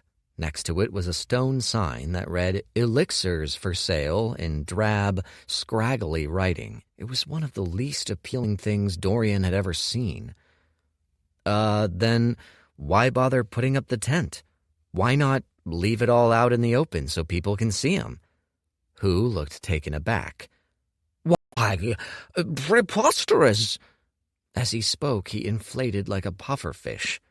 "What shall we do? Lay them all there as though in a street food stall? What if some ruffian nabs an elixir?" Ruffian? Dorian looked around. The marketplace was already laden with patrolling Azcan guards. Surely they wouldn't try something here. Whose nose wrinkled as he shook his head. "It simply isn't done, boy. You'll soon learn that we alchemists have our ways, our traditions. We aren't the common riffraff selling—" He eyed a stall in the distance, nose wrinkling. "Sinkhole shells and dingy trinkets. We are alchemists. Our position demands a certain respect, prestige, as it were." "Uh-huh," said Dorian, unconvinced. He glanced to the sagging tarp of a tent canvas, which Who was about to set up. "This is what prestige looks like." "My!" Who stood upright, blinking. "Is that an undertone of sass I hear, apprentice? How strange." A smile took up his face. "I hope your trials showing hasn't puffed you up. Ha!" "No sass meant at all," lied Dorian with his own grin.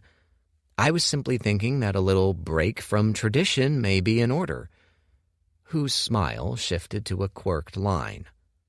"Go on." "After my success selling the modified healing elixirs, I had some ideas on how to fix up our stall, ways to get more money, like last time," said Dorian. At Who's uncertain look, he added, "Just for today. If it doesn't work, we can do it the old way for the other 3 days."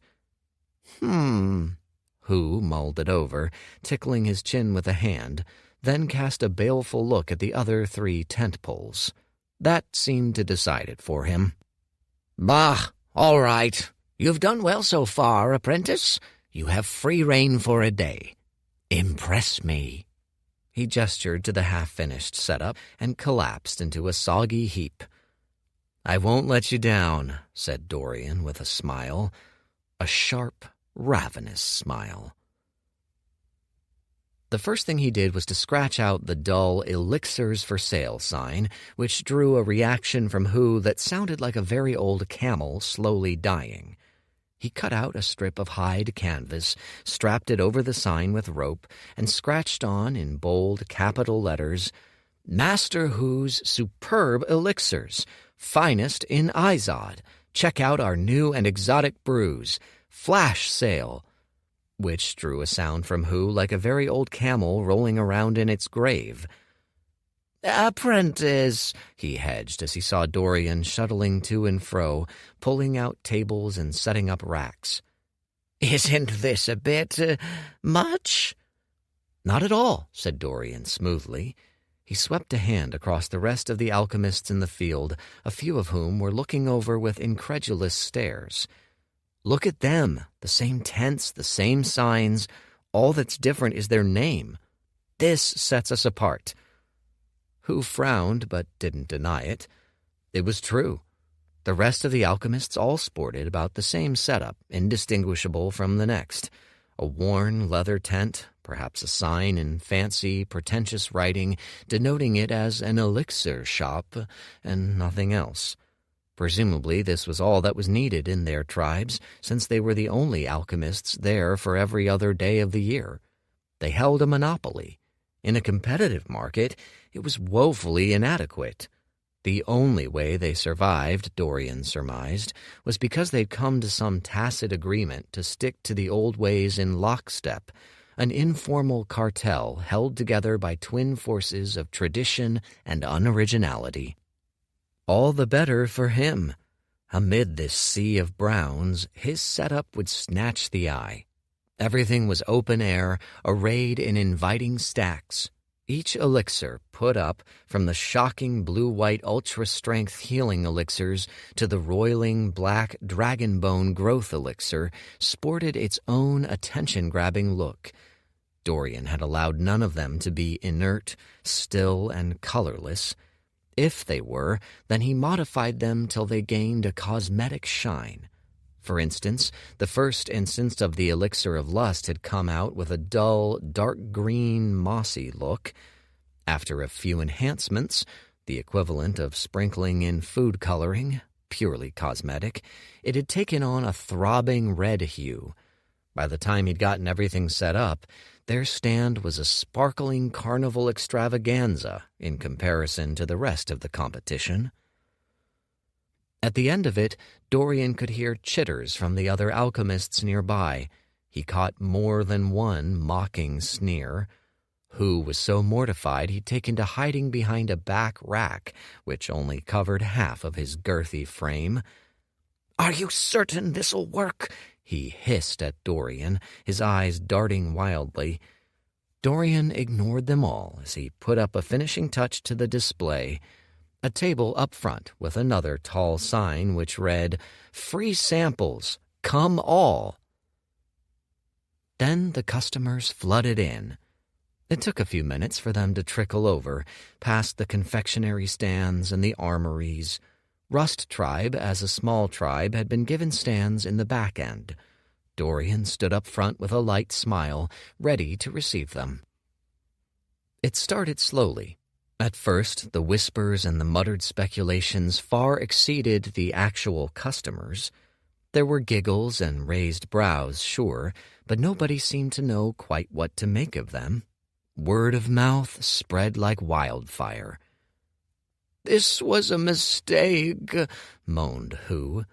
"Oh, Give it some time," said Dorian easily. He shot a fetching smile at a dark-haired lady nearby who looked at their stand with vague interest. By the looks she was giving, she seemed more interested in him than his goods. She was dressed in colorful, clean wear, likely the daughter of a tribal elder. Next to her, a few of her friends trailed her. "Good day, madam. Looking for high-grade elixirs? We've got all sorts, from healing to cosmetic, sure to surprise and delight." "So I see," she said dryly, nodding to the sign. Her smile was tinged with amusement. Teasing. "Say, is this a circus or a store?" Hu had gone behind a back counter to bury his face in the sand.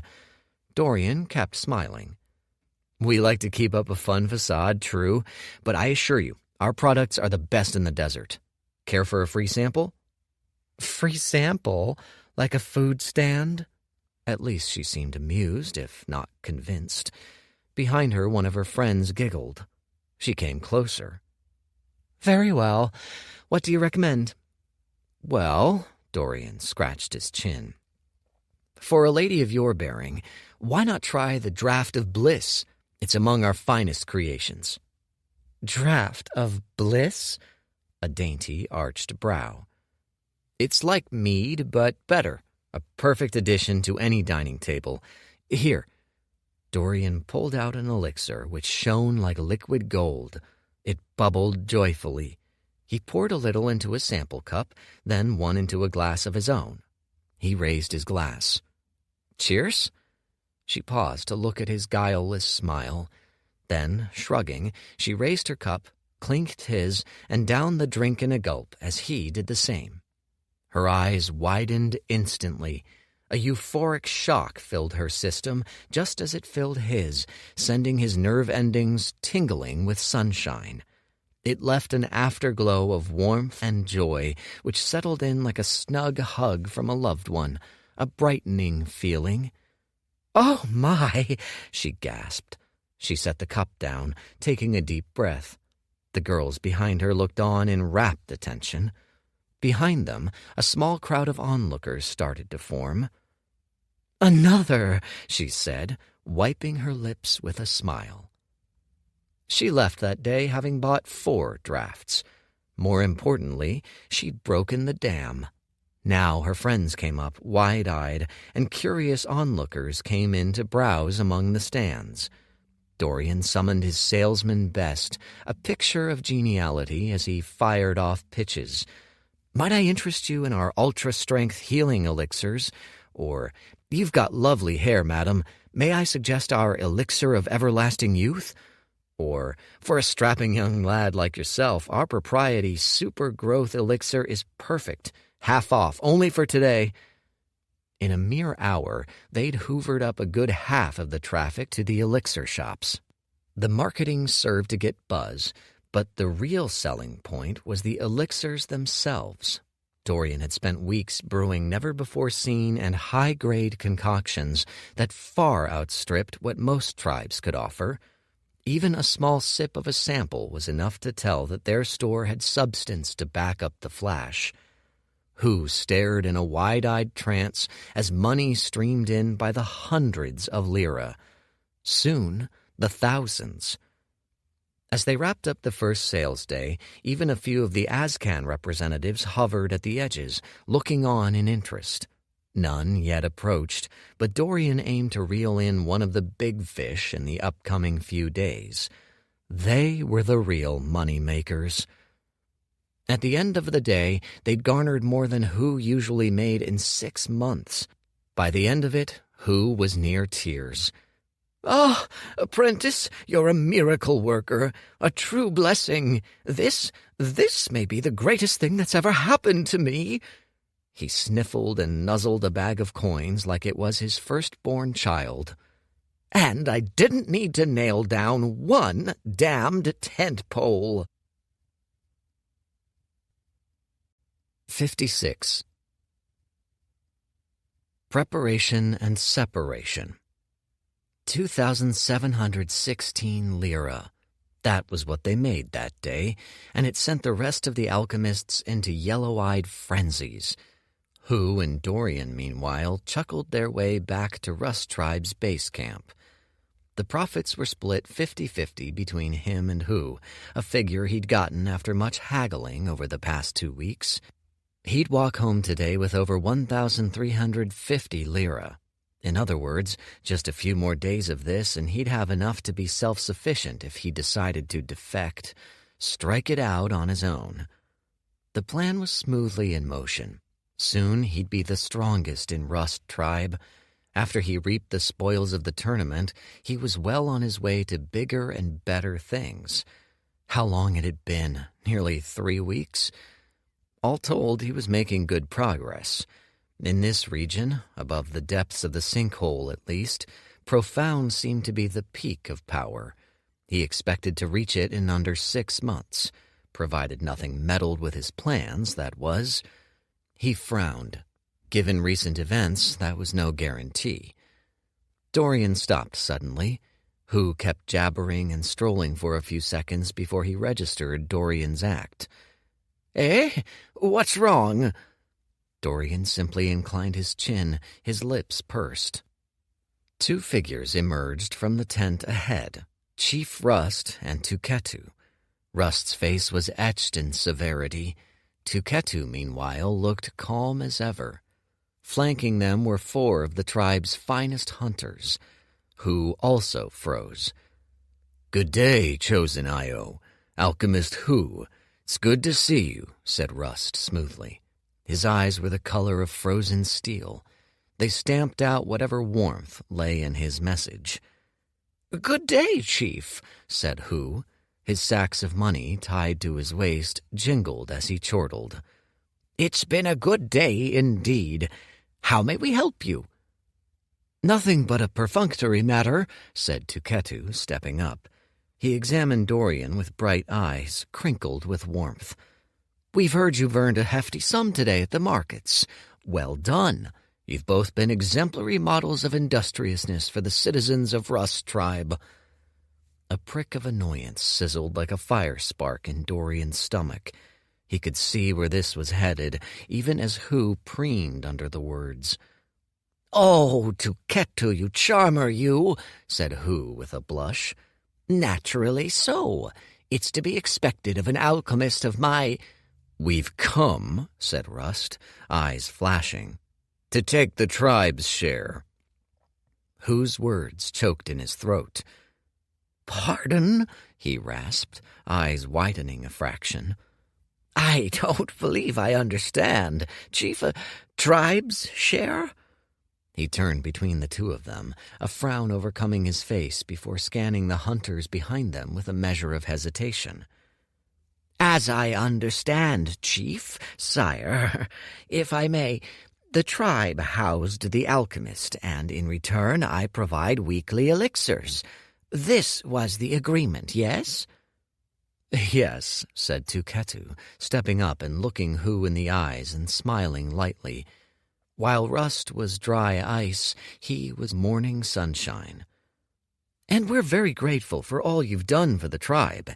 What Chief Rust means is that the tribe is in dire times. We expect to be at war with the Ugok in a matter of months.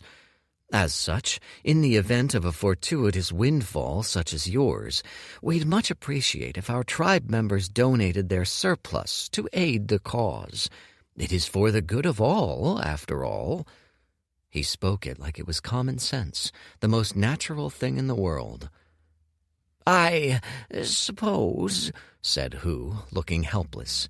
He glanced at Dorian, his fists clenched tight over his money bags. Dorian looked at him, at Rust, at Tuketu in order. Tuketu's reasoning was nonsense, of course.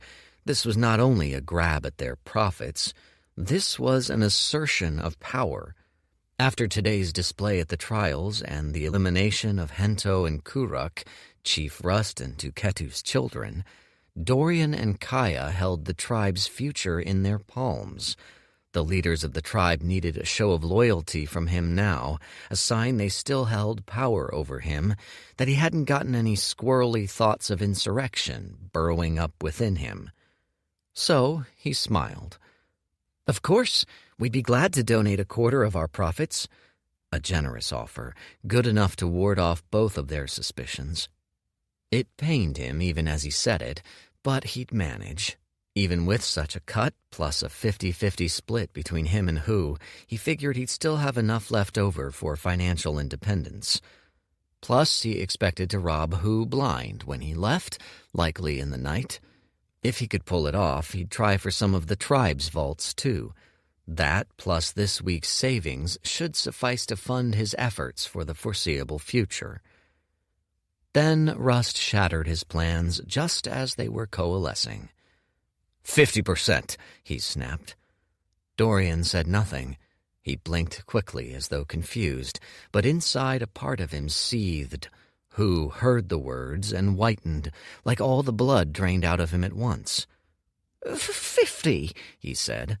"Sire, if I may, isn't that just a tad—" "You may not," said Rust. His whole body was rigid, like a statue carved of bedrock. His arms crossed. His lips were set in a hard line. "I want half, Am I understood?"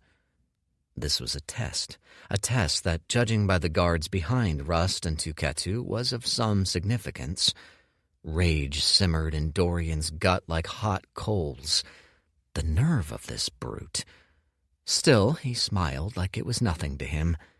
"Of course, we'd be honored to help the tribe," he said. "Here's my share." Calmly, slowly, he untied 2 of the 4 bags at his waist and tossed them over. Rust caught them with a flick of his wrist. "Who?" prodded Tuketu, his tone gentle and soothing. Shuddering, Hu unclipped his own and handed them over. He looked as though he'd been forced to dig his still-beating heart out of his chest and was giving up the bloody remains. Tuketu's smile grew celestial. "My sincerest thanks for your contributions. The tribe will remember this."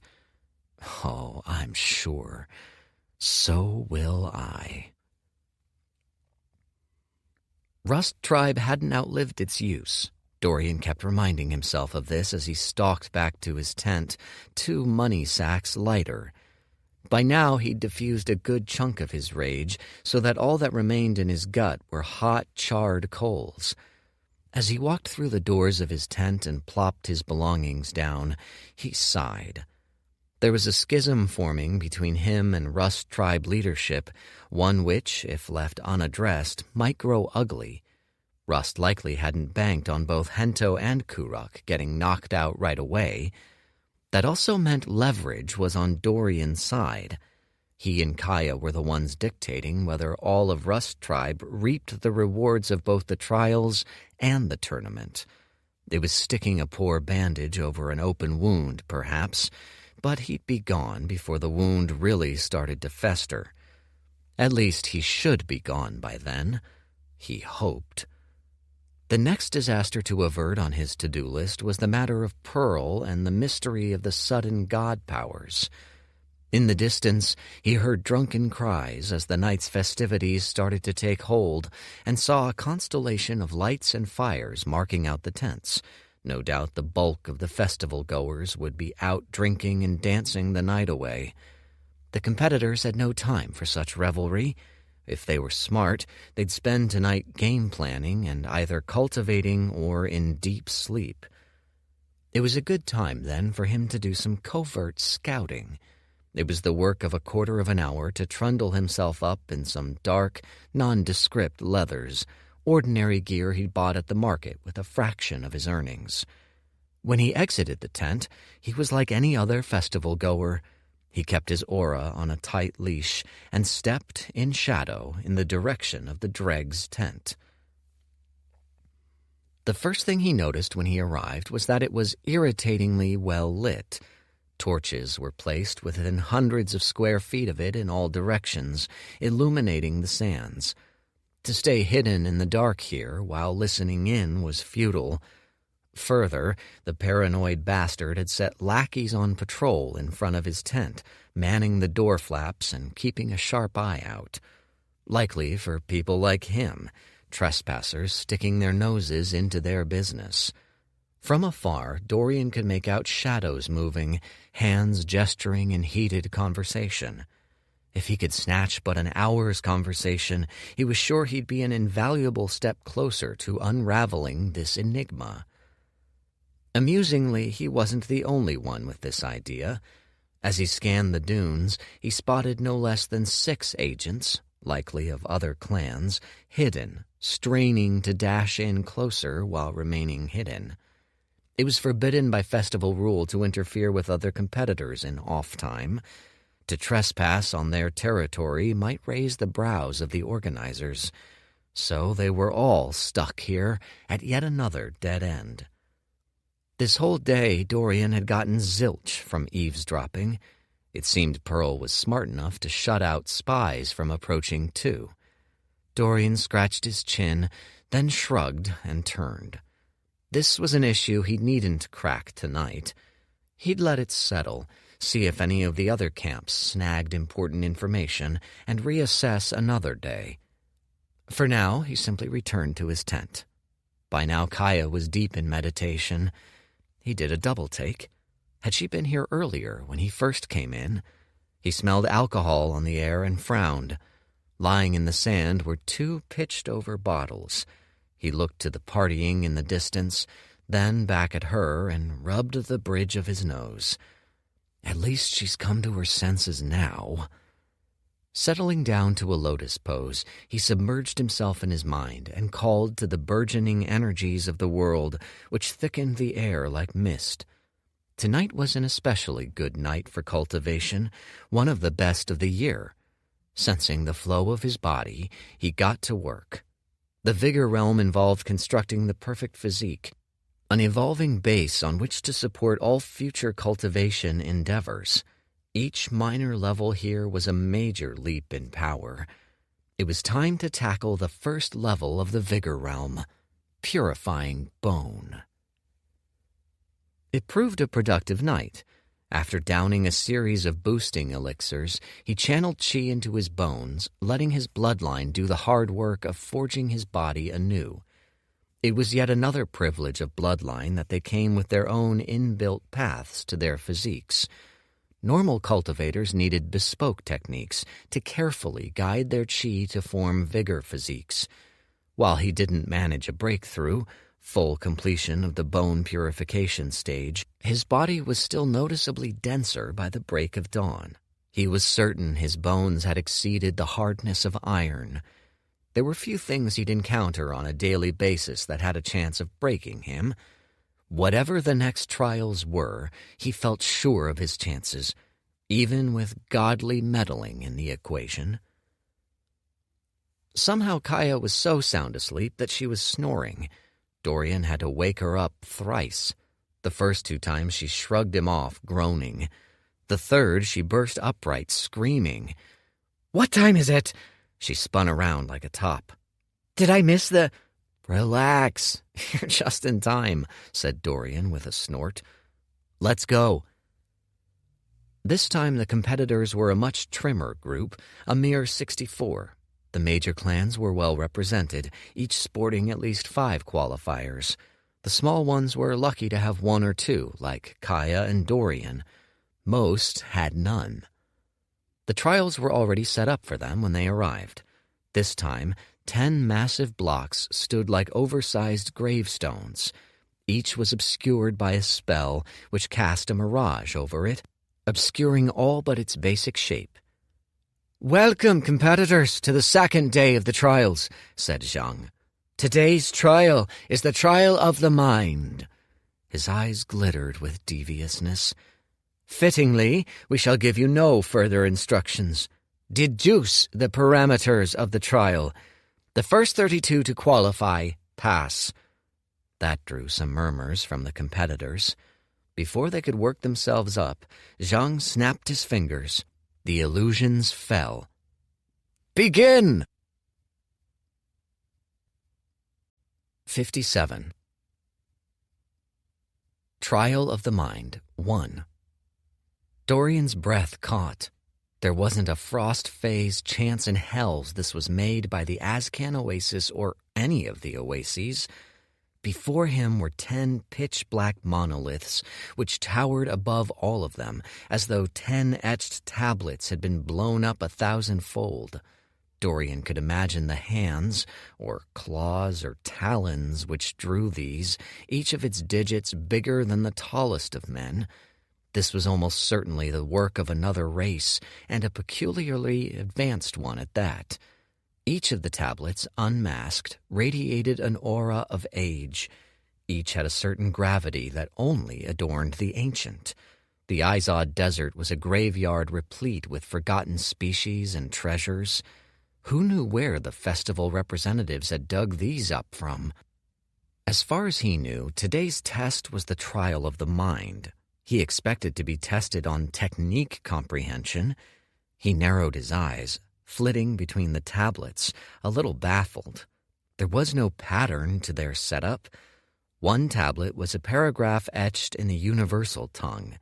With a cursory skim, it seemed to denote a footwork technique, qigong, as the locals called them.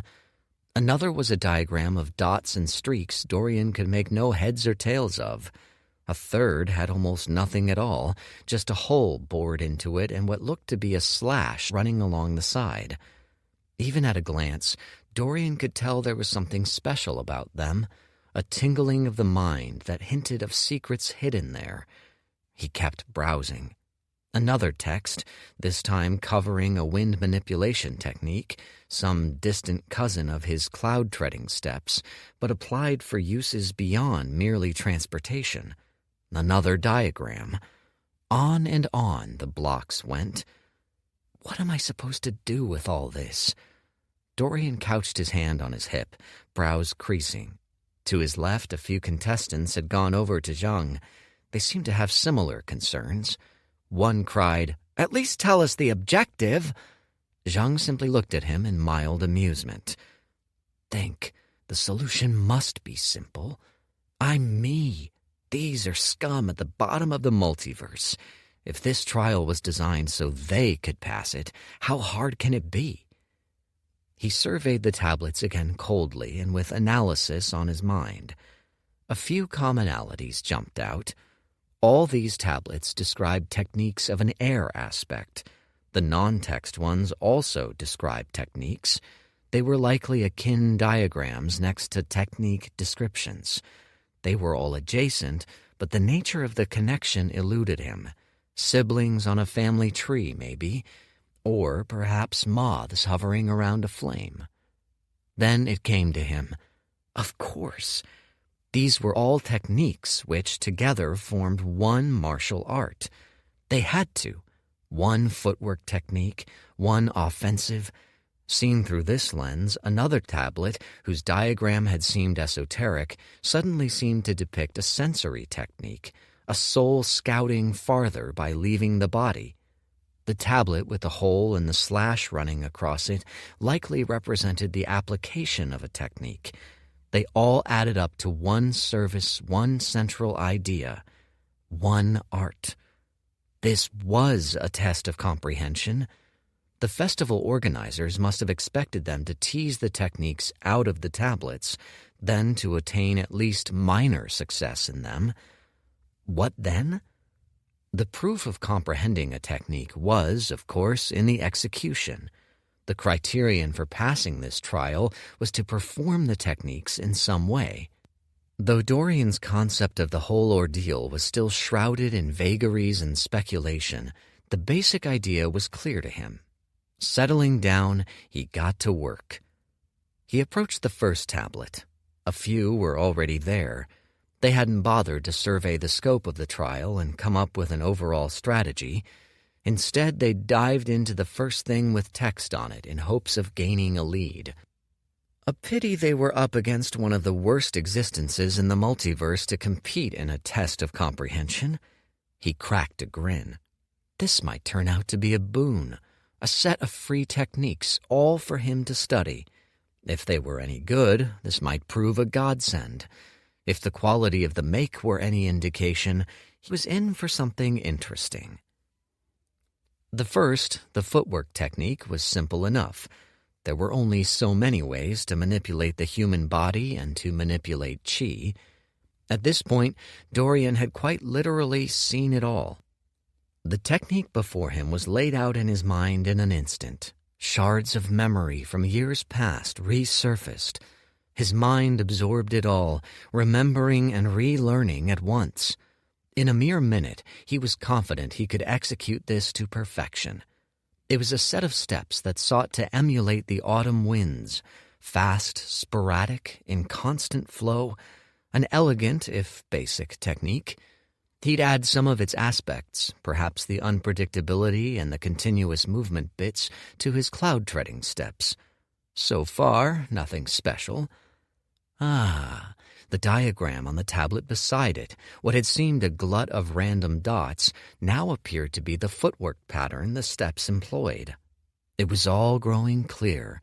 These 10 tablets were, in truth, one textbook of sorts which denoted 3 or 4 distinct techniques. Dorian shook his head, pretending confusion at the first technique, and moved on to the next one, hiding a small grin. He was a heaven-grade martial talent, or so he'd conned Rust Tribe into believing, but he hadn't a clue how rare the designation was. 1 per tribe? 1 per every few tribes? In any case, a good sum of his competitors must have the trait. From a quick scan, only 6 or 7, including young masters Narong and Yalta, seemed like they knew what they were doing. The rest of these so-called talents were still scratching their heads. Dorian would try not to race too far ahead. It wouldn't behoove him to make too big a splash this early. The second technique was much more interesting. There was no text about it as far as he could tell.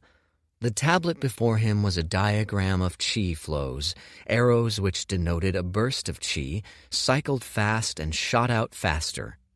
This was a ranged technique. Intriguing. He moved on to the next tablet. This one had a hole bored through the center and a slash carved across it. Even now, residue of chi was preserved across the wounds. There was a unique sharpness here that called to mind the sheer cutting edge of winter's harshest winds. This technique was a bit more obscure and lacking in specifics, but even the contents of this wind-wounded tablet had him fascinated. He stepped closer, homing in on the chi residue and its nature. It had somehow managed to, in effect, add the lightness, speed, and sharpness of a wind aspect technique to a semi-solid chi projectile. Dorian's own chi, tainted by the sheer weight of his bloodline aspects, would never manage such lightness nor speed. But the concept of the technique was worth investigating. Where this technique was like an arrow, his might work as a slingshot. With practice, it might prove a valuable addition to his arsenal.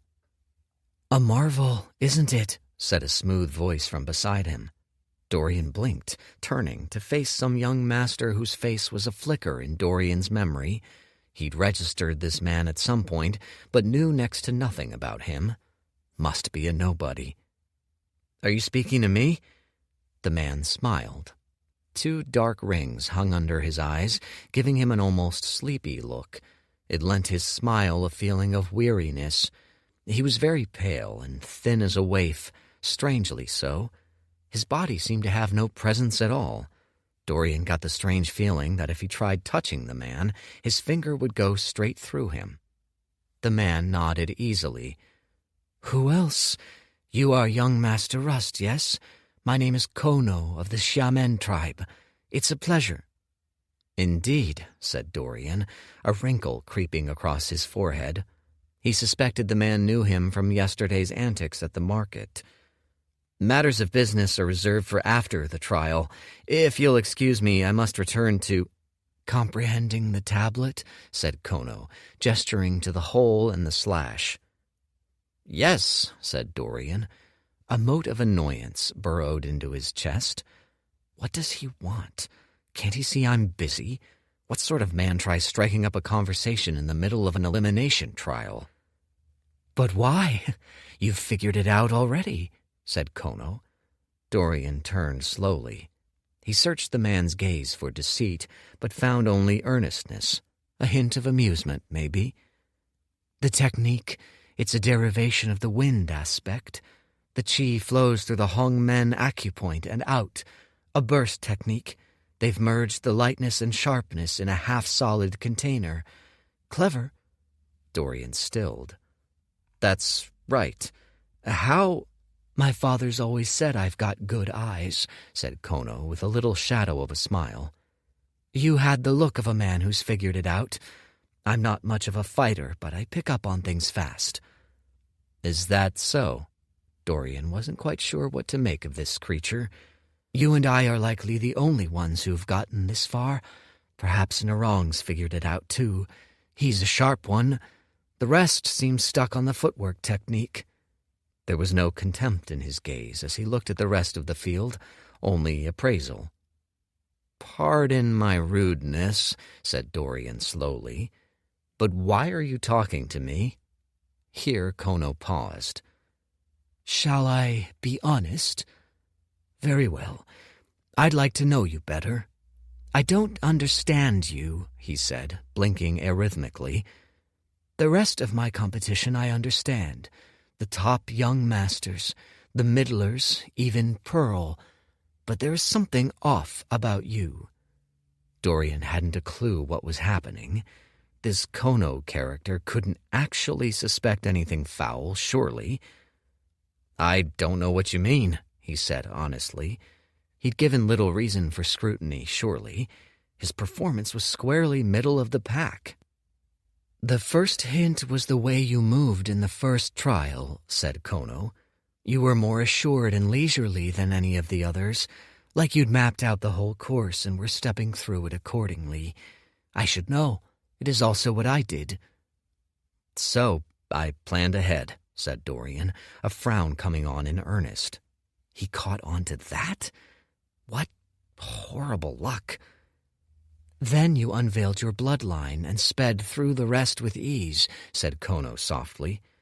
Most curious. A top-quality bloodline from a lower caste tribe. Most haven't noticed, but I'd wager yours ranks in the top 3 of all those present. Am I right? You've held yourself back in these trials, mused Kono. Even now, your comprehension is much faster than you let on. I'm led to think you've got more hidden. Perhaps your secrets extend further than even the trump cards of the top young masters. Dorian's muscles tensed. He felt the hairs on the back of his neck rise. Whoever this man, boy, whatever was, he was too observant for his own good. Chi rushed to his hands. Please be at ease, said Kono with a little hoarse laugh. I mean no harm, only curiosity. He took a step back, his smile wavering. Perhaps I've been too abrupt. I've let my curiosity get the best of me. I'm sorry. I'm not your enemy. If anything, I should like to be friends. Dorian's head spun. True, he had been indiscreet at points, but it'd take a borderline madman to pick out all of them. This was very weird. Pearl was very weird. His being attacked in the first trial was very weird. It all swirled about in his mind, a maelstrom of possibility. Nothing made sense, and yet he had a hunch it was all connected somehow, stitched together by ethereal threads of logic. Then a thought struck him like a shock of lightning. In this first trial, were you the one who attacked me? 58. Trial of the Mind, 2. Kono's face dropped like an old, wilting sunflower. Please don't take it as an assault, he said softly. I meant no harm. I meant it merely as a test. Dorian's blood ran cold. A test, he repeated. The words were bitter on his tongue. A test. His mind spun. He'd thrown out the question as a probe. He'd not actually expected the man to reply honestly. Was it honest? What possible reason could he have for admitting it? Dorian felt a headache coming on. You're upset, said Kono, shrinking back. Very perceptive. This conversation has not gone as I'd meant it to. Kono bowed deep all the way to the waist. I am sorry. Thank you kindly for your time. Looking morose, he turned and melted back into the crowd of competitors. Mere seconds after he left, Dorian couldn't pick him out anymore. It was like he'd vanished in plain sight. Weird. Sometimes Dorian thought he knew the breadth of human psychology. Other times he felt humans were an alien species. Either this man was profoundly discerning and profoundly dumb, or cunning enough to plaster on the appearance. Either way, it made him yet another threat. He let the spike of anger die down. At least none of Dorian's greater secrets had been exposed. If there was one takeaway from all this, it was that he'd need to act with ever more discretion. This whole situation was an irritant, a splinter under his skin. Dorian most preferred closed systems that he had perfect knowledge of. situations that were utterly predictable and utterly tractable. This trial had been blown open 20 different ways. It unsettled him, but even more unsettling was the fact he had no intelligence network nor allies here. No way to reliably gather information in the short amount of time he was given besides banal in-person inquiry. His fate too much in luck's hands for his liking. Too many uncontrolled and unknown variables floating around. He hadn't a clue what was happening. He shook his head. For now, at least, he had some measure of control over his fate. How he did in this trial was very much up to him. By now, he'd ceded some ground. After all that talking, half the competitors had caught up to his stage. They jostled about all around him, clamoring for position to get a closer look at the tablet. Growling in annoyance, he stepped up to survey the next set of tablets. A conception of the overarching martial art hidden in these tablets congealed for him. This was an art centered around evasion, movement, and long-ranged striking. It was a kiting art, somewhat akin to the Zhu Pai's, but with more offensive potential. From the last few tablets, he'd gotten the movement technique, which doubled as defensive evasion, as well as the offensive one. What next? Only a handful of young masters had made it to this stage, Kono of the Xiamen, Narong, and Yalta included. Their brows were all furrowed in deep thought, save for Kono, who looked at the tablet like he was sharing an inside joke with it that nobody else understood. Dorian dove in. This one seemed to center the mind. The first tablet diagrammed meticulous chi flows in the brain, flowing across sensory organs. The next one was a little vaguer. It seemed to show a projection, a painting of a soul leaving the body. What was this implying? Possession? Flight? Evolution? None of them fit in the broader context of the art. Dorian hunched over, pulling up all the clues in his mind as his brow scrunched tight. Footwork, defense, offense. Ah! His eyes flashed and he stared at it anew. This was a perception technique. What good was a long-range shooting art if you couldn't accurately perceive the target? Dorian cocked his head, soaking in the specific chi flows and burning them into his memory. This was to a rare and unusual way of going about it. Usually, perception techniques were an across-the-board increase in sensory sensitivity. Instead, this seemed to cast the senses outside the body with chi. In effect, using a strand of chi as an extension of the mind.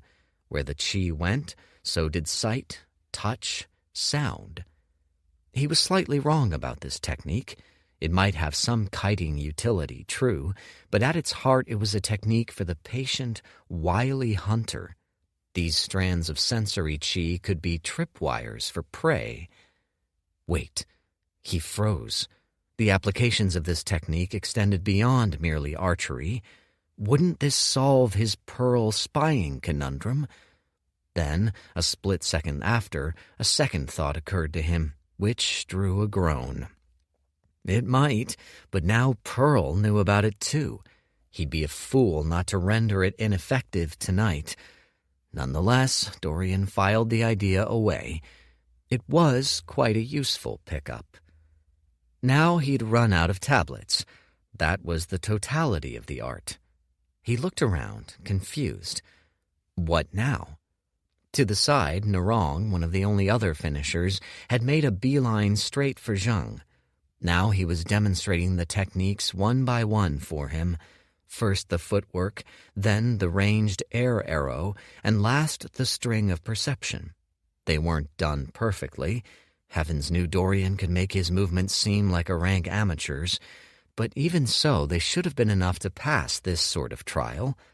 Zhang didn't bat an eye. Dorian crossed his arms, content to observe. As far as anyone else knew, save for Kono, a strange and inexplicable anomaly, he was as stuck as the rest of them. Perhaps he hadn't even comprehended one tablet. He was determined to finish nice and inconspicuously in a middle-of-the-pack slot. So he'd observe, let the trailblazers show the way forward. And show they tried. Yalta soon finished, and he went to work on what Dorian had considered a second possibility. The art was about firing long-range missiles, right? Perhaps it was about using all the tools in conjunction.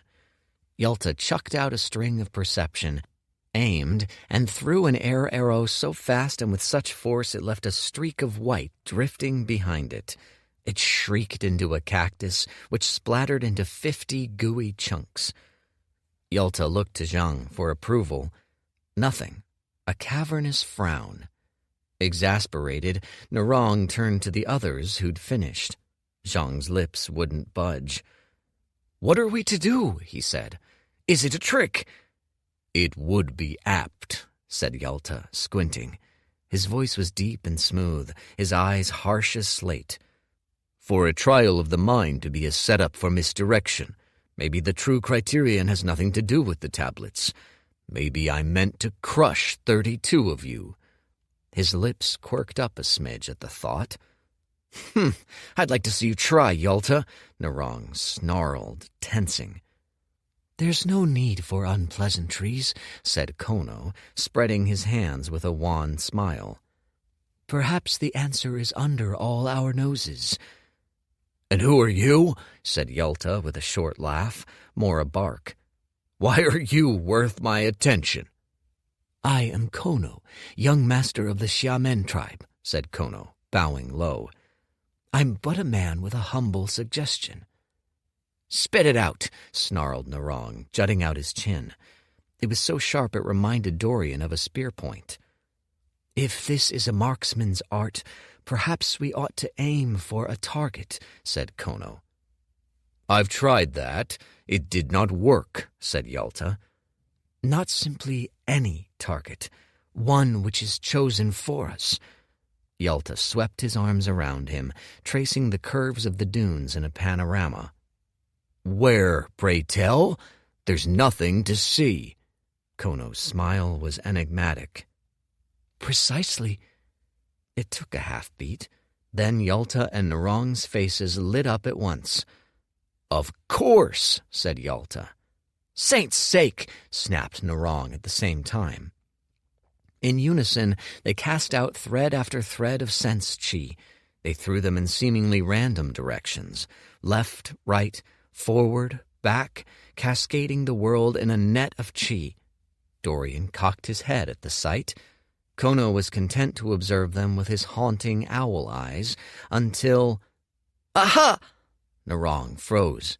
Then, in one fluid motion, he yanked out a chi arrow, stepped into a crouch, and launched himself off the qigong technique. In the same instant, he put the heft of his entire body into one concentrated thrust of a throw. He bent backward like a taut bow and released all of him at once. The arrow vanished in a flash, up and over a dune. A beat. Then there came a hearty thunk of air striking wood. It was muted, inaudible to the untrained ear, but all four of them were vigors and straining their attentions. From the side came a clearing of the throat. "The first qualifier," said Zhang, "is young Master Narong." Narong sauntered off, chin proud and high. He gave Yalta a snide glance as he sauntered past. "Lucky," Yalta pronounced. He sent out his own probing thread in the direction of Narong's throw, then promptly shot his own arrow off in a lazy, half-hearted throw. Another hearty thunk. "Young Master Yalta qualifies." Yalta looked over Kono and Dorian, mainly Kono, as though committing their faces to memory. Then, wordlessly, he turned and left. His body must have weighed 300 pounds, but his steps made barely a sound on the sand. "I guess that leaves me," said Kono with a shrug. His entry followed a few seconds later. Slowly, he blinked at Dorian. "What are you waiting for?" Dorian didn't reply. Instead, he scanned the crowd, searching for a familiar bob of hair.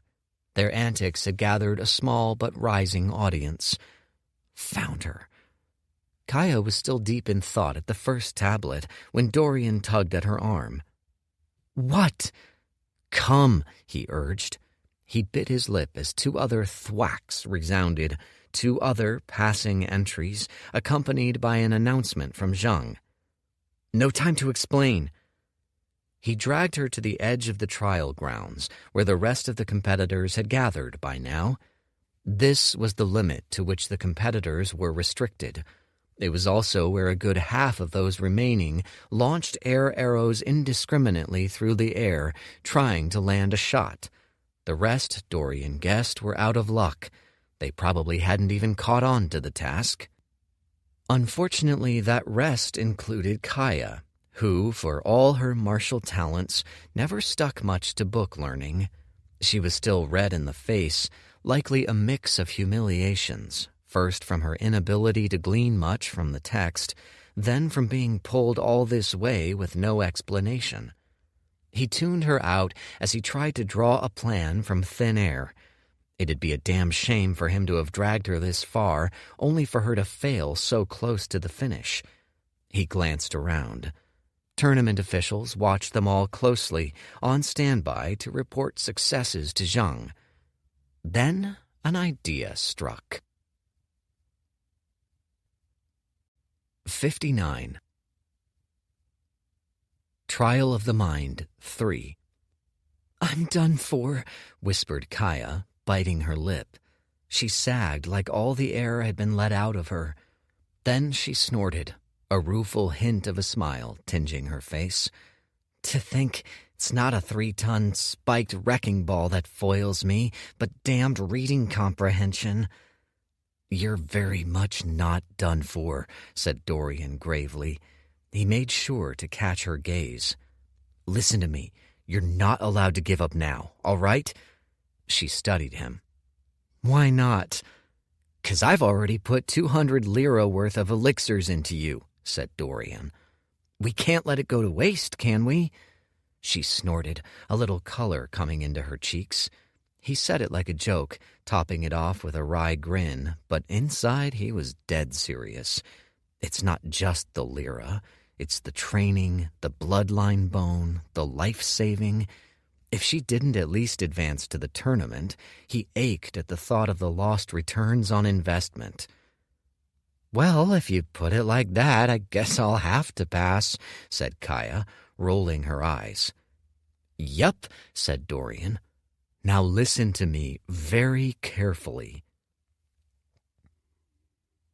To the outside observer, it would look like the Rust tribe siblings were huddled together in deep discussion. Then the girl broke out, stalking away with her arms folded, her body rigid with rage. The boy shook his head, dejected, and wandered off to the edge of the trial range. He shot off a passable chi arrow, which struck the edge of the target. Enough to pass. "Io of Rust tribe qualifies," said Zhang. He then glanced at his sister, who was still mired in fervent concentration. She tried to muster up an arrow, a sputtering effort which barely moved the winds. It dispersed in mere seconds. She tried again. Her next effort was more solid, forming a discernible, translucent shape in the air, but it flagged soon, too. All the while, competitors around her qualified one after another. "Senchai of the Narong," said Zhang. "Misu of Clan Ryun." The names rolled on. 20, 25, 28. The girl's brow beaded with sweat, her face scrunched up. Then, at the 29th qualifier, she loosed a feral shout, as though she'd put her all into this one last-ditch try, and a flickering of air materialized before her. She clasped at it with a trembling hand. It was soft, almost insubstantial, but it held at her touch. Without any hesitation, she sprinted up and threw. It flew in a wide arc, up high, then curving, flickering in the wind like a flame on a thin candle wick, clinging onto coherence. Then it fell, still flickering, and struck the target. A pass. Very close to a fail, but the criteria was met. The girl let out a breath of relief, wiping off her drenched face as Zhang's words rang out, "Kaya of Rust Tribe qualifies." Grinning brighter than the mid-morning sun, she pranced off to tackle her brother in celebration. But all was not as it seemed. If a certain branch of cultivator, those obscure branches which specialize in techniques of the mind, were to inspect the scene closely, they might have noticed a peculiarity. Each time the girl formed an arrow, a minuscule thread, almost imperceptible, connected it to a tent in the distance, a tent belonging to Rust Tribe. It was all an act. She didn't know how to form the arrow, nor how to hold its form in flight. She'd never known. Instead, someone else had done it for her from afar. All she'd had to do was to act it out. There might still remain one mystery. To create the arrow of Almeidas from a distance was a different technique from constructing it up close. In fact, such a technique did not exist. To forge it, it might take the best of the Oasis' martial theoreticians months to work out the kinks. This technique was pulled from the vaults of the Nori Oasis a mere week before the festival. Prior to then, it had been gathering dust. It should have been impossible. It was much easier to believe that it was a mere trick of the mind. Perhaps the girl had done it herself after all. Perhaps it was a false positive of chi detection. Even among students of mind magics who might have been present to witness the affair, they would have likely brushed it off. In all the Azcan oasis, there were a handful of cultivators who were privy to such esoteric branches of chi. As it happened, there was one present that day, one who had caught all of it with an air of faint interest and a cocked head. A boy with dark rings under his eyes who looked to the girl, then to the tent, and blinked very slowly. That day's sales roared to even greater heights than the day before. Dorian spent the best of 4 hours in full-on salesman mode.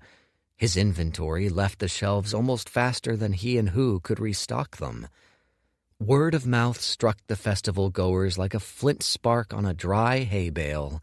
A frenetic aura, a buzz appeared around the small but flashy shop of Rust Tribe. They'd captured that intangible yet critical quality, hype. By the end of the day, he and Hu had made a cool 3,192 lira. It soundly beat out even Dorian's own optimistic estimates. He and Hu were in excellent spirits as they cleaned off the shelves and hauled back inventory for the night. They'd closed with a small crowd of festival-goers still in line. Momentum was on their side. It gave Dorian no pause to shoo them off and to announce their closing for the day. Tomorrow they'd come back in even greater droves. In the meantime, they'd have the night to spread the word even further, make plans, perhaps reel in some tribal bigwigs to check out this elixir shop curiosity. A festival official had even stopped by today, but Dorian hadn't managed to hook him on a sample. Next time. "I left the oasis penniless," crowed Hu as he gingerly lowered a vial of purplish liquid into a stone container. "I was booted out with only the clothes on my back. Not even that. They threw me out in my loincloths." He laughed, a sound which jiggled the whole of his belly about, fat rolling atop fat like waves crashing at low tide. "Ever since, I've had to muck around in this dreadful backwater tribe, grinding out a meager simulacrum of a life. Bah!" His eyes sparkled as he stared at the hefty bags they'd made. "No longer. A few more days and I'm free." Dorian smiled back. "Oh, I feel the same way. If only I didn't need to pay that... Ah!" Hu jerked his head around a full revolution, scanning his surroundings. Then, leaning in with a conspiratorial whisper, "If only we didn't need to pay that blasted tax." His jowls jiggled with righteous indignation. "It's theft, I tell you." Then he paled a bit. "This, stays between us, of course." "Of course."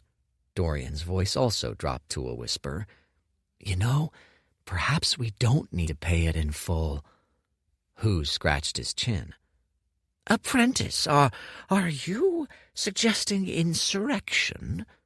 By the look on his face, he didn't like the sound of it. Who was balding, middle-aged, and more blubber than man.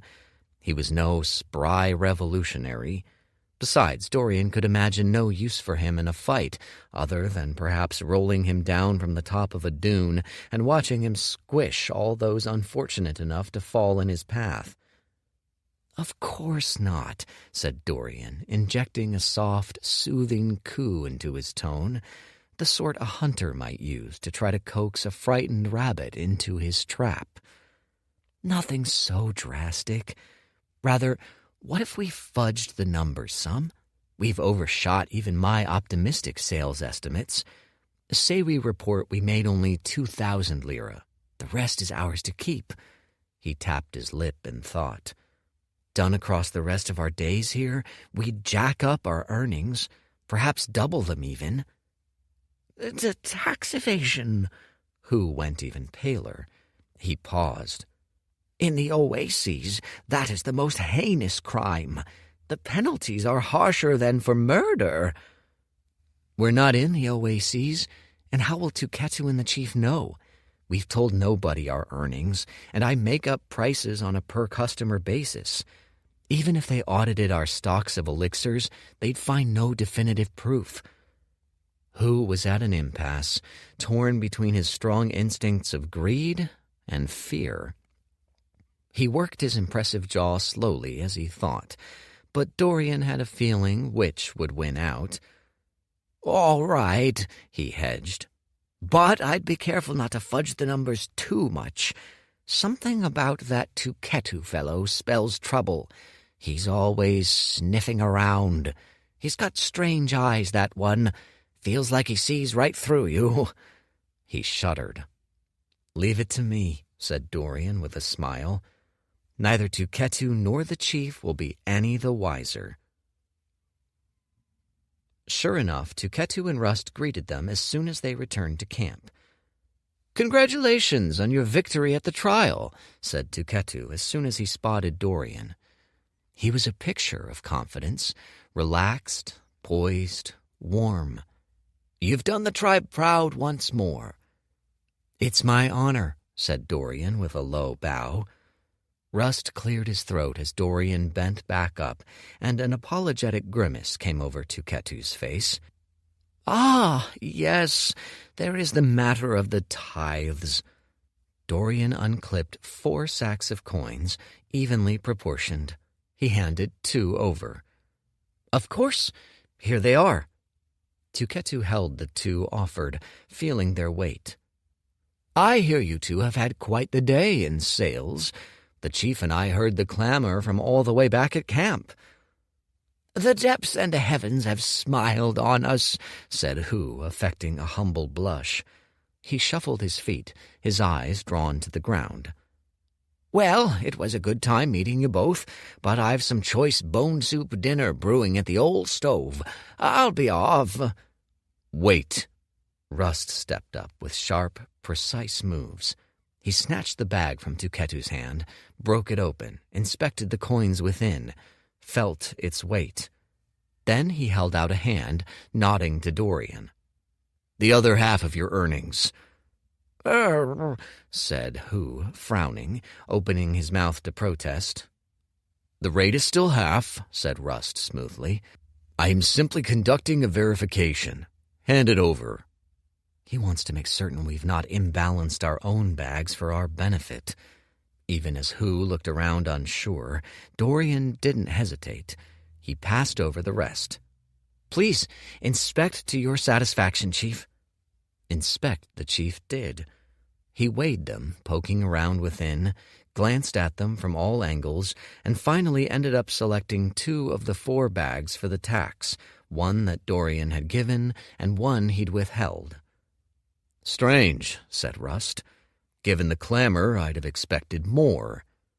"We did too," said Dorian amiably. "As it turned out, lots came only to look, not to buy. The sum still surpassed yesterday's, thank the Dweller. Is that all?" Rust looked to Tuketu. An embarrassed wince crept onto Tuketu's face. "Ah, just one more thing." He pointed to Dorian's right hand. "Your interspatial ring. I'll need it for inspection." Dorian froze, as would anyone when asked such a question. So it's come to this. The tribe just signaled exactly how much trust they had in him. They were right to distrust him, but still.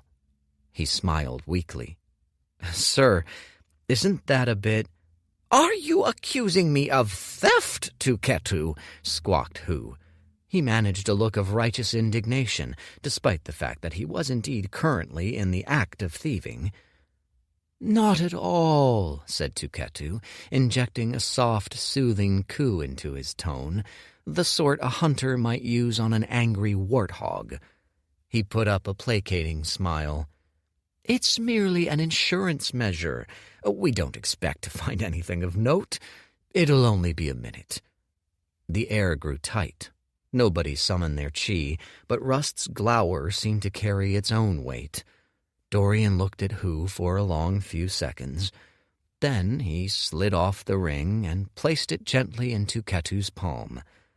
Hu closed his eyes, puzzled over it, inspected its contents, and found nothing out of the ordinary. Because this wasn't the first time Dorian had evaded taxes. It wasn't even his 100th. He hadn't actually thought Tuketu would demand his ring, but in matters of such grave consequence, he had contingencies upon contingencies. "My thanks," said Tuketu, handing back the ring with a wan smile and a nod. "That is all. Good day." Tuketu turned to leave, but Rust wasn't finished. His hard gaze lingered on Dorian. "Chosen Io," he said, his voice clipped in his trademark precision. He spoke even slower than usual, drawing out the syllables. "It's been but 2 weeks since I've given you your title. In that time, the tribe has supported your rise wholly. It is the tribe that sponsors your entry to the festival. You are, above all, a Rust tribesman first. Remember that always." If his relationship with Rust Tribe's leadership were rapidly deteriorating, his following among the people hadn't waned. If anything, it had ballooned since he and Kaya had passed the second trial. He was bombarded with dozens of cheers the instant he set foot in the tribe's living quarters. At this moment, Kaya was busy entertaining a growing legion of fans, many starry-eyed Rust Tribe children around a campfire. Dorian had better things to do with his night. He rubbed his hands as he settled into a lotus position, closed his eyes, and pulled out the description of the neat little arrow-aiming surveillance technique which the festival had so graciously disseminated. He'd spend an hour or two modifying this to meet his specifications. Then he'd drop by on his old friend Pearl's war camp and find out, once and for all, what in 9 hells the man was hiding. 60. God's Eye. 2 hours later, his tinkering finished. Level up. Eyes of Almedis, modified, level 1. Perfect. He teased out a thread of chi, which hung from his fingers like tendrils of liquid glass, turgid with energy. It was identical to the original sense probe technique, save for 3 key features. The first was its thinness and its muted, translucent characteristic. Unlike the original Eyes of Almedis, this melted into its surroundings. The eye slid right over it. The second was its range. This extended his perception nearly double the length of the original eye. The third was its sheer tractability. This thread responded to him like an extra limb. Unlike the old thread, which was cast out like a fishing rod, this was easily maneuverable. No doubt Pearl and his cohort had rustled up some defenses to the base form of this technique. Whatever it was, Dorian was now confident he could skirt them. He breathed a slow, smooth breath, eyeing the string between his fingers. He pulled at it, felt its presence in his mind. Taut, flawless. It was time. Donning his matte black leathers, he set off. He stopped when he spotted the barest of flickering light from Pearl's Dreg Tribe campgrounds and took in the scene. Like last time, a few would-be eavesdroppers lingered at the fringes of the camp, trying to worm in a spy thread. None found success. The reasons were the 3 serious-looking Origin Realm Dreg members who patrolled in a loop around the collection of patchy tents that made up Pearl's headquarters. Clever, clever. They were using the eavesdroppers' techniques against them. Chi threads stretched across the length of the whole Dreg Tribe plot of land, crisscrossing in a mesh lattice. They were using spy threads to detect spies. These threads would pick up on any rival trespasser threads. Faintly amused, Dorian picked out a nearby dune. It was close enough to the camp, a good vantage point, he figured. He'd start his work here. There was a nearby figure cloaked in brown, which blended into the dunes. He'd seemed to have gotten here first. Another spy. No matter. They were far enough apart, and one dune was big enough to hide the 2 of them. As he settled in against the dune's slope, he caught a faceful of stinky side-eye from the other man. "Psst," the man half whispered, half growled. "This spot is taken." "Relax," said Dorian with a whisper laugh. "I'll cause you no trouble. I'm here for the same reason as you." The man stared at him for a second. "Don't you dare try anything funny. I'm a representative of the Yalta clan, you know." The Yalta clan? Q fake wide eyes. Q gasp. "Of course, good sir. I wouldn't dare. I'll keep to myself. You won't even know I'm here." With a humph of satisfaction, the man turned away to his spying efforts. With a roll of his eyes, Dorian started thinking about how he'd sneak a thread into this, admittedly fairly airtight-looking setup. The threads crisscrossed over each other every few feet. A bubble of sensory perception spread around each tendril. Sneaking one through from here, from this limited vantage and a far distance, would be a little like trying to sneak a blind man across a minefield. No wonder the poor schmuck here was so angry. He'd likely been stifled for hours. Luckily, Dorian had made modifications to the technique for precisely this reason. He wasn't a fisherman, throwing out his thread in wanton fashion. Rather, he was a pilot, guiding his thread where he needed it to be. So he had an advantage the others didn't. Everyone else was a thief trying and failing to pry open the locks on the front door.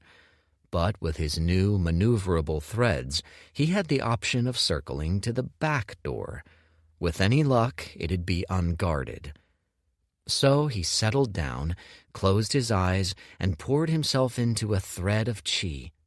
It took on his eyes and his ears and his sense of touch, a halo of perception which ran the length of the thread the way a magnetic field hovered around a very long, thin magnet.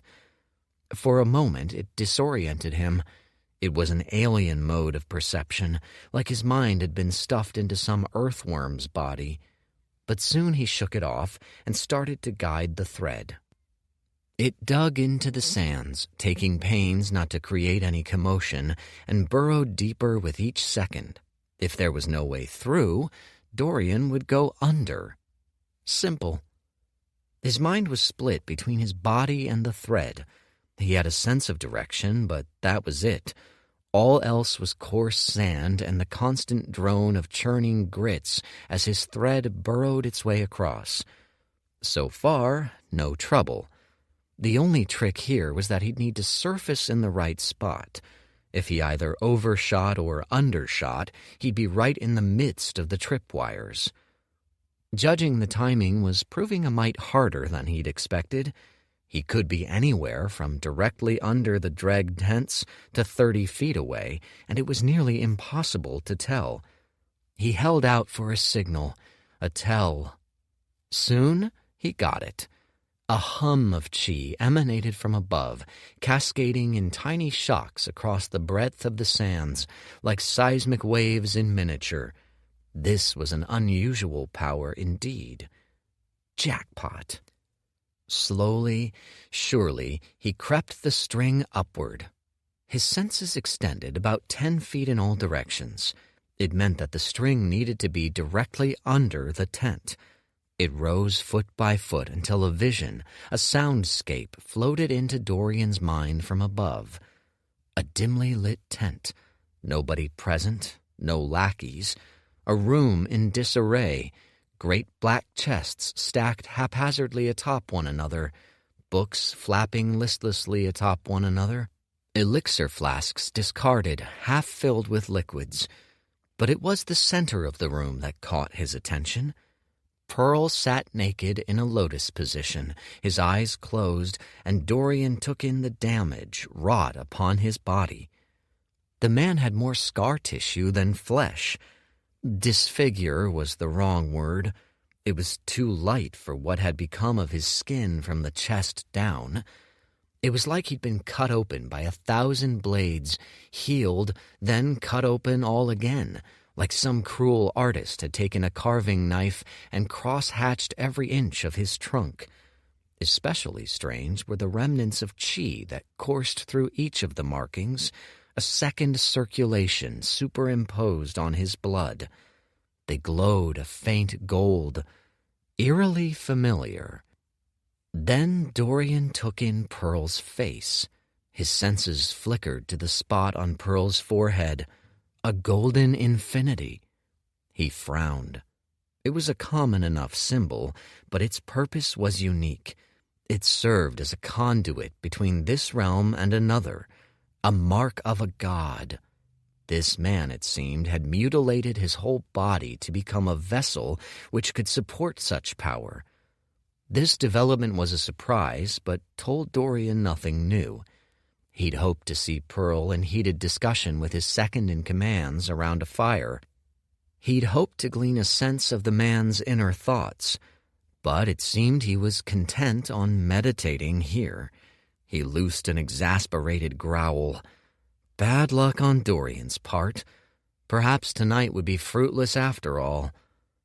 His senses took in Pearl's surrounding once more, then settled back on the half-finished elixir. A pause. Wait, is that? He froze. Hells, you're kidding. Was that what he thought it was? The tone of the elixir, its texture and its simmering of chi, touched upon a faint memory locked away in the back of Dorian's mind. If he was right, this was a rare elixir indeed. Perhaps one alchemist in all the oases was qualified to brew them. The ingredients themselves were prohibitive, an eclectic mix of obscene obscurities. Plants which grew under 10 feet of ice in chi-dense environments, drake horns, the bone marrow of a flood dragon. The elixir of devotion. Only consumed by the most pious adherents to a religion, the true believers or disciples of a god. It had the effect of, for a few minutes, bringing an avatar of a god to this plane. The elixir lay on its side, half full, which meant that a dose of it had already been drunk. He hadn't even the time to consider his options before a great stillness took hold. An omnidirectional pressure descended, which froze him in place. It felt like his mind and his body both had been encased in ice. The scene turned static, as though he looked out upon a painting. Then the painting tore open. A gash formed in the fabric of reality, and for a second Dorian glimpsed space, the in-between nothingness that sat between all realms. Fuck! He battled the pressure like a man trapped in a glacier, trying to wriggle his way out. A full-force effort granted him a hint of space to move. Not enough for a retreat. Whatever it was on the other end was coming through. It was the source of the pressure, the natural aura which wreathed a god. It looked like the world was leaking. A gaseous, wispy thing floated in, a dense, suffocating pressure radiating from it like heat.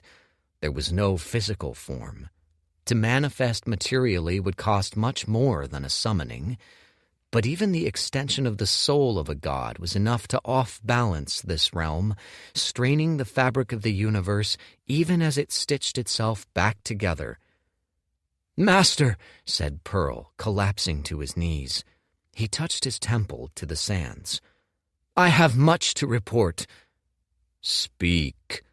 It was not a sound, but a thought, and in it was a command, a sliver of will.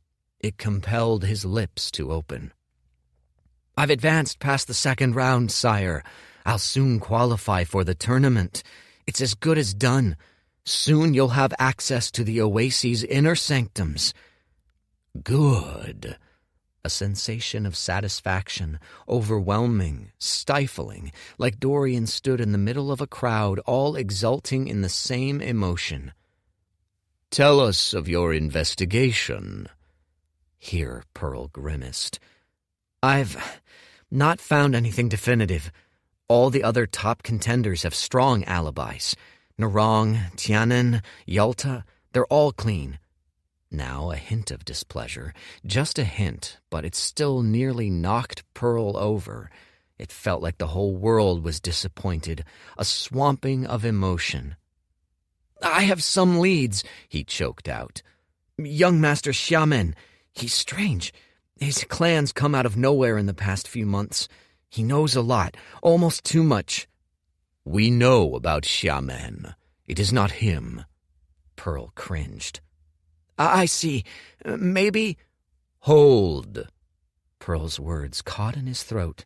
His mouth refused his directions. His eyes fluttered in confusion. Then it was like a divine searchlight bore down upon the world. Spiritual sense, the eye which sees all. Dorian's heart dropped to his stomach. It swept the grounds around Pearl, then farther out, taking in the crisscrossing tripwires and beyond. A gagging sound. Pearl had managed to work his lips free. "I assure you," he sputtered, "we're secure. I've put my best men on it. They've set up airtight surveillance." Dorian kept as still as possible. He willed his heart to slow. He barely dared think. This should not have happened. The odds were astronomical. A part of him was still in disbelief. The searchlight finished up its rounds, settling on the center of the tent. "Sire," gasped Pearl, "there's no need." The searchlight dropped straight down. Dorian's thread of perception entered its vision. It felt like he'd been put under a microscope whose scale he could scarcely fathom. He felt stripped bare, naked, seen at an atomic level. It was a gaze that seared like the harshest of sunlight. Fuck. Then a new emotion burst out from above. Rage. Total, swallowing Dorian up. He felt like a drowning man amid a vast and fathomless ocean. "Fool!"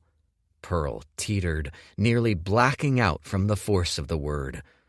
"We are not alone." 61. Soul Strike. Hells! Dorian resisted with all his might, but the pressure still had him in a vise. Sweat matted his brow, and his face turned pallid with effort. There were few things in this world that caused him real concern. The attention of a god was one. Gods needed no physical form to strike. Even a god's avatar could lash out and eviscerate a mortal's soul. While he wouldn't suffer total destruction, a strong enough strike would easily end this run. "Who are you, intruder?" The spiritual sense followed his thread, racing toward its source. In less than a second it'd reach him. Dorian made a split-second decision, bit down on his tongue, and severed the connection. It felt like his brain had been lashed by a whip. For a second, his eyes watered involuntarily, his vision swimming, and the world revolving on its axis. He blinked it all away. The consequence of forcefully cutting off his technique, he'd had to chop off his bond to that chi, relinquishing it back to the world. Now all the gods knew was the approximate direction of the source of the thread. It hadn't seen him. But even that was enough of a target. Dorian felt it before he saw it, a sense of dread that drenched him to his bones, like he stood in the path of a cascading avalanche. He sprang away with all the force he could muster. That instant of premonition saved this life. All he saw was a flash of pure white. There was a cry, not his own.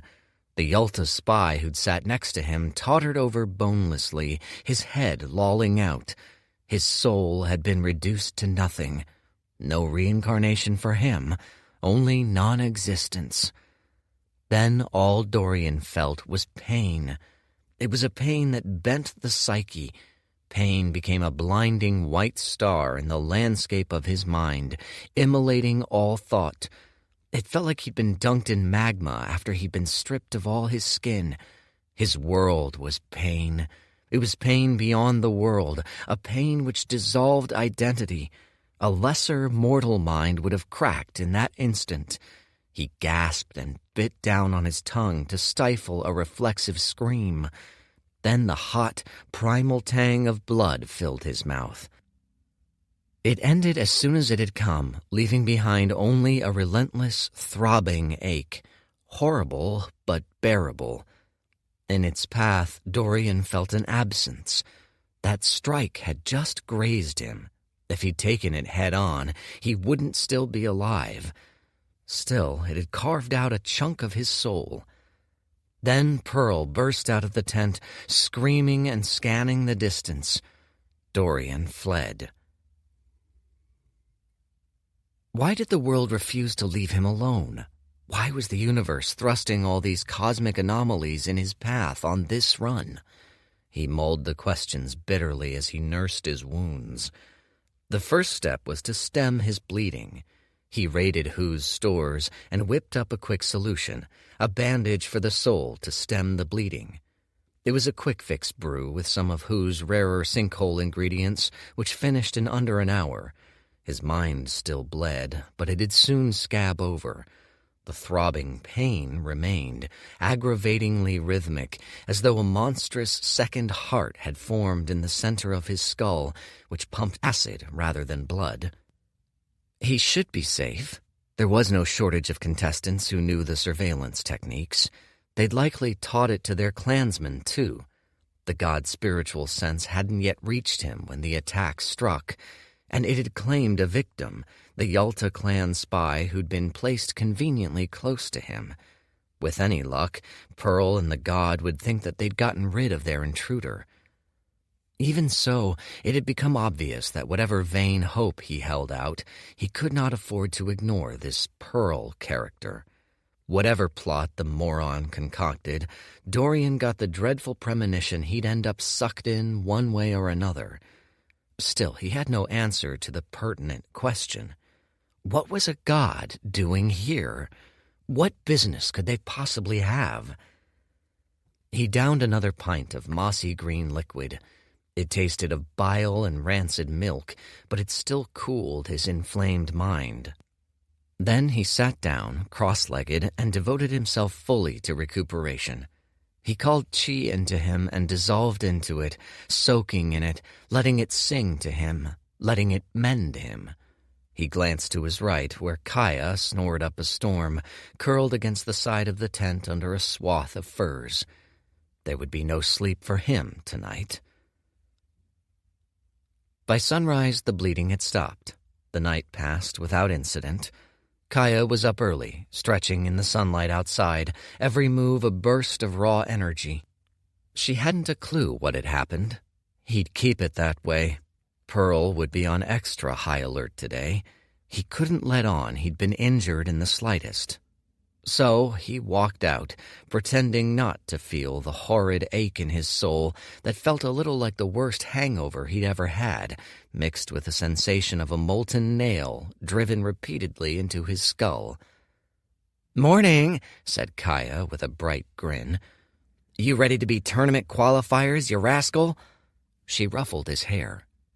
Weeks prior, she'd needed to bend over a little to do it. Now she reached up. "Yes, let's do our best." Bowing out of a stretch, she turned to him with sunny eyes. "Psh, what a limp response. 0 points for you." "Let's not get ahead of ourselves," Dorian said, donning a nervous grin. "Nothing's settled yet." As they set off to the tournament grounds, she slung a casual arm over his shoulder. "I wonder what it's like in an oasis," she said dreamily. "That's where the tournament's held, right?" "Yeah, if we pass this next trial." "Ooh, I can't wait." She did a little twirl. "I've had enough salted jerky for 10 lifetimes. Do you know they've got frozen snacks in the oases? As desserts, imagine. I bought one off a market vendor, a nice little sweet stick of red ice. Nearly sold my liver to get it. So worth it." "Mm-hmm," Dorian said with a nod. Then he got an idea.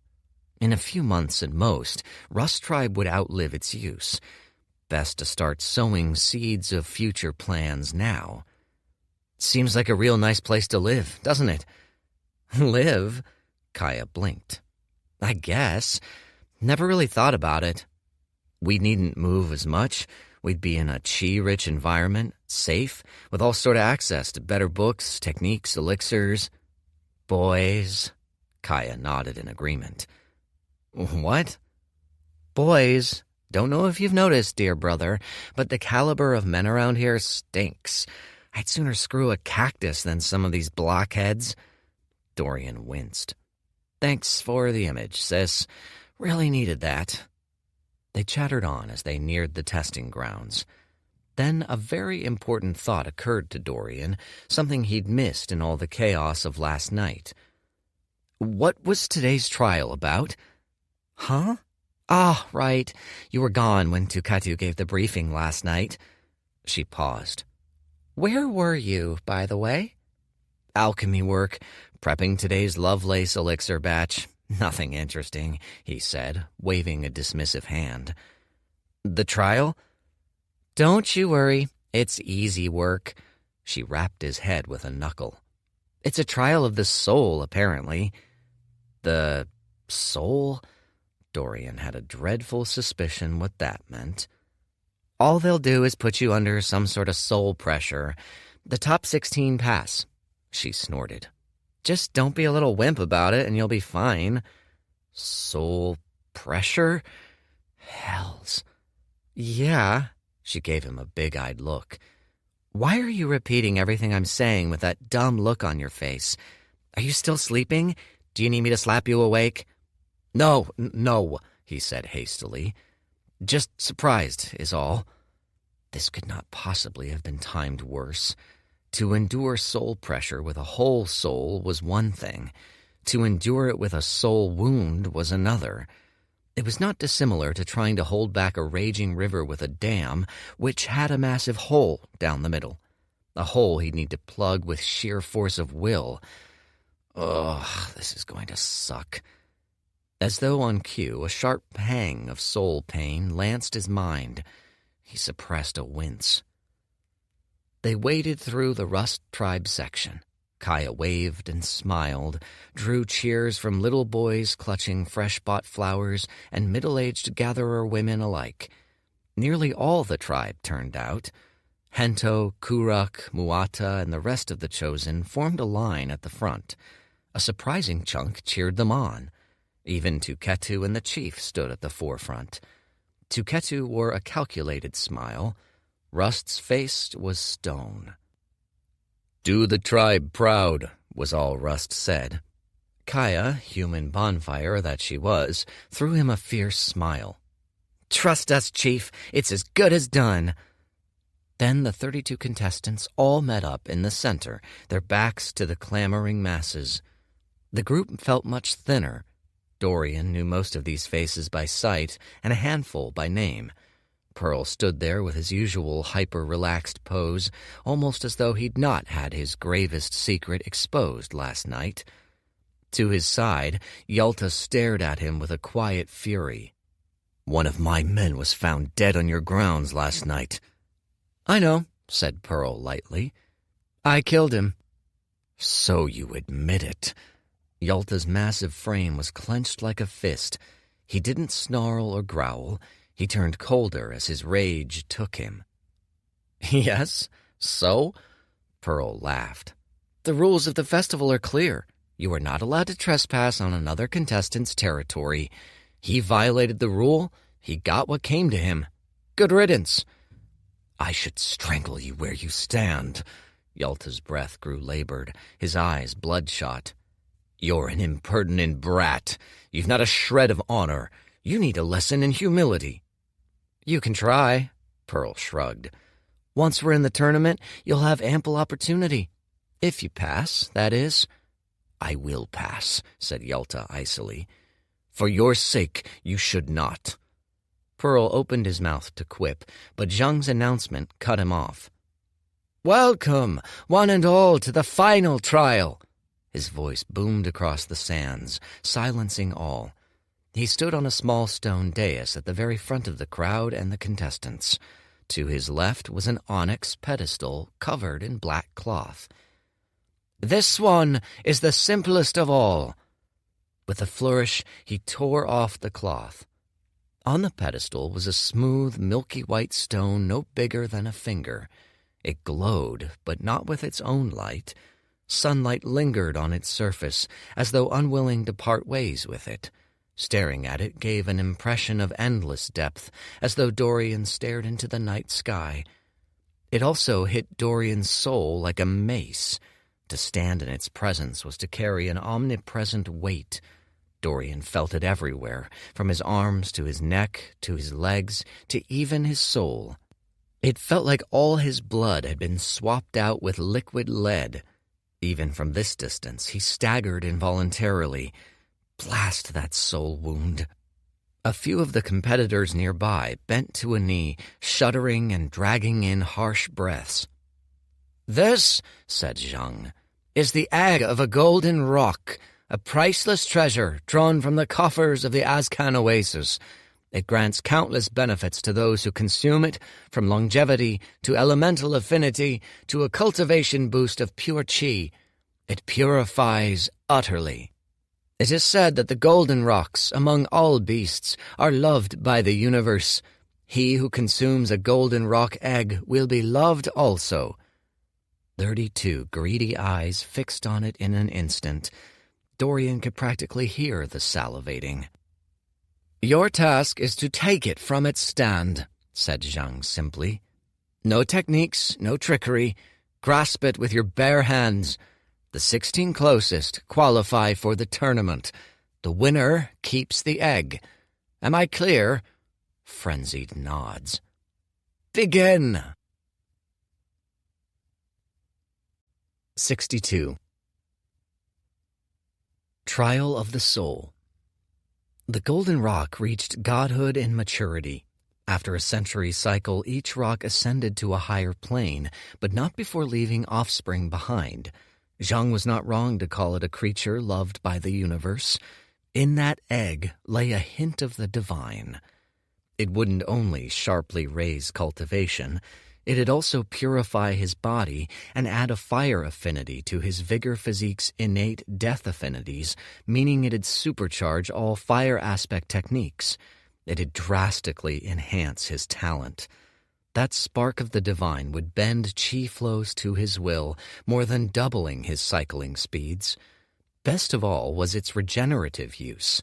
Dorian couldn't assimilate the golden rock bloodline within. It'd clash with his own.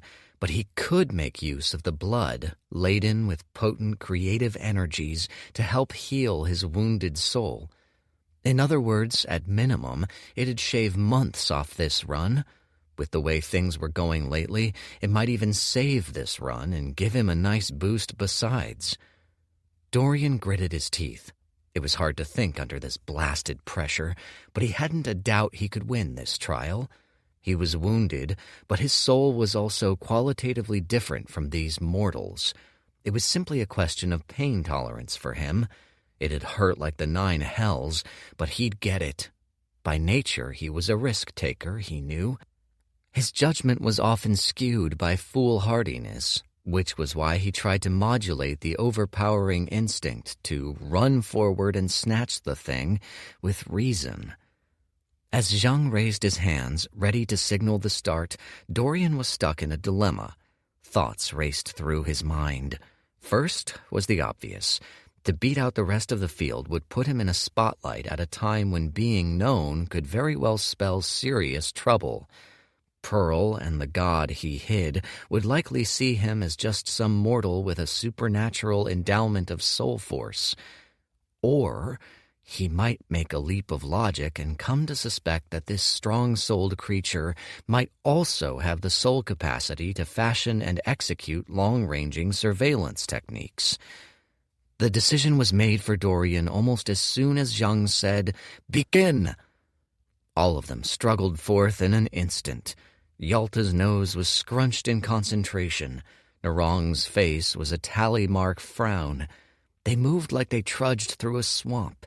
Every inch was a battle. Groans resounded, muscles clenched, teeth gritted. For everyone, that is, except for young Master Xiamen. Kono looked around with his big, dark-rimmed eyes, blinking in confusion, and then started to stroll.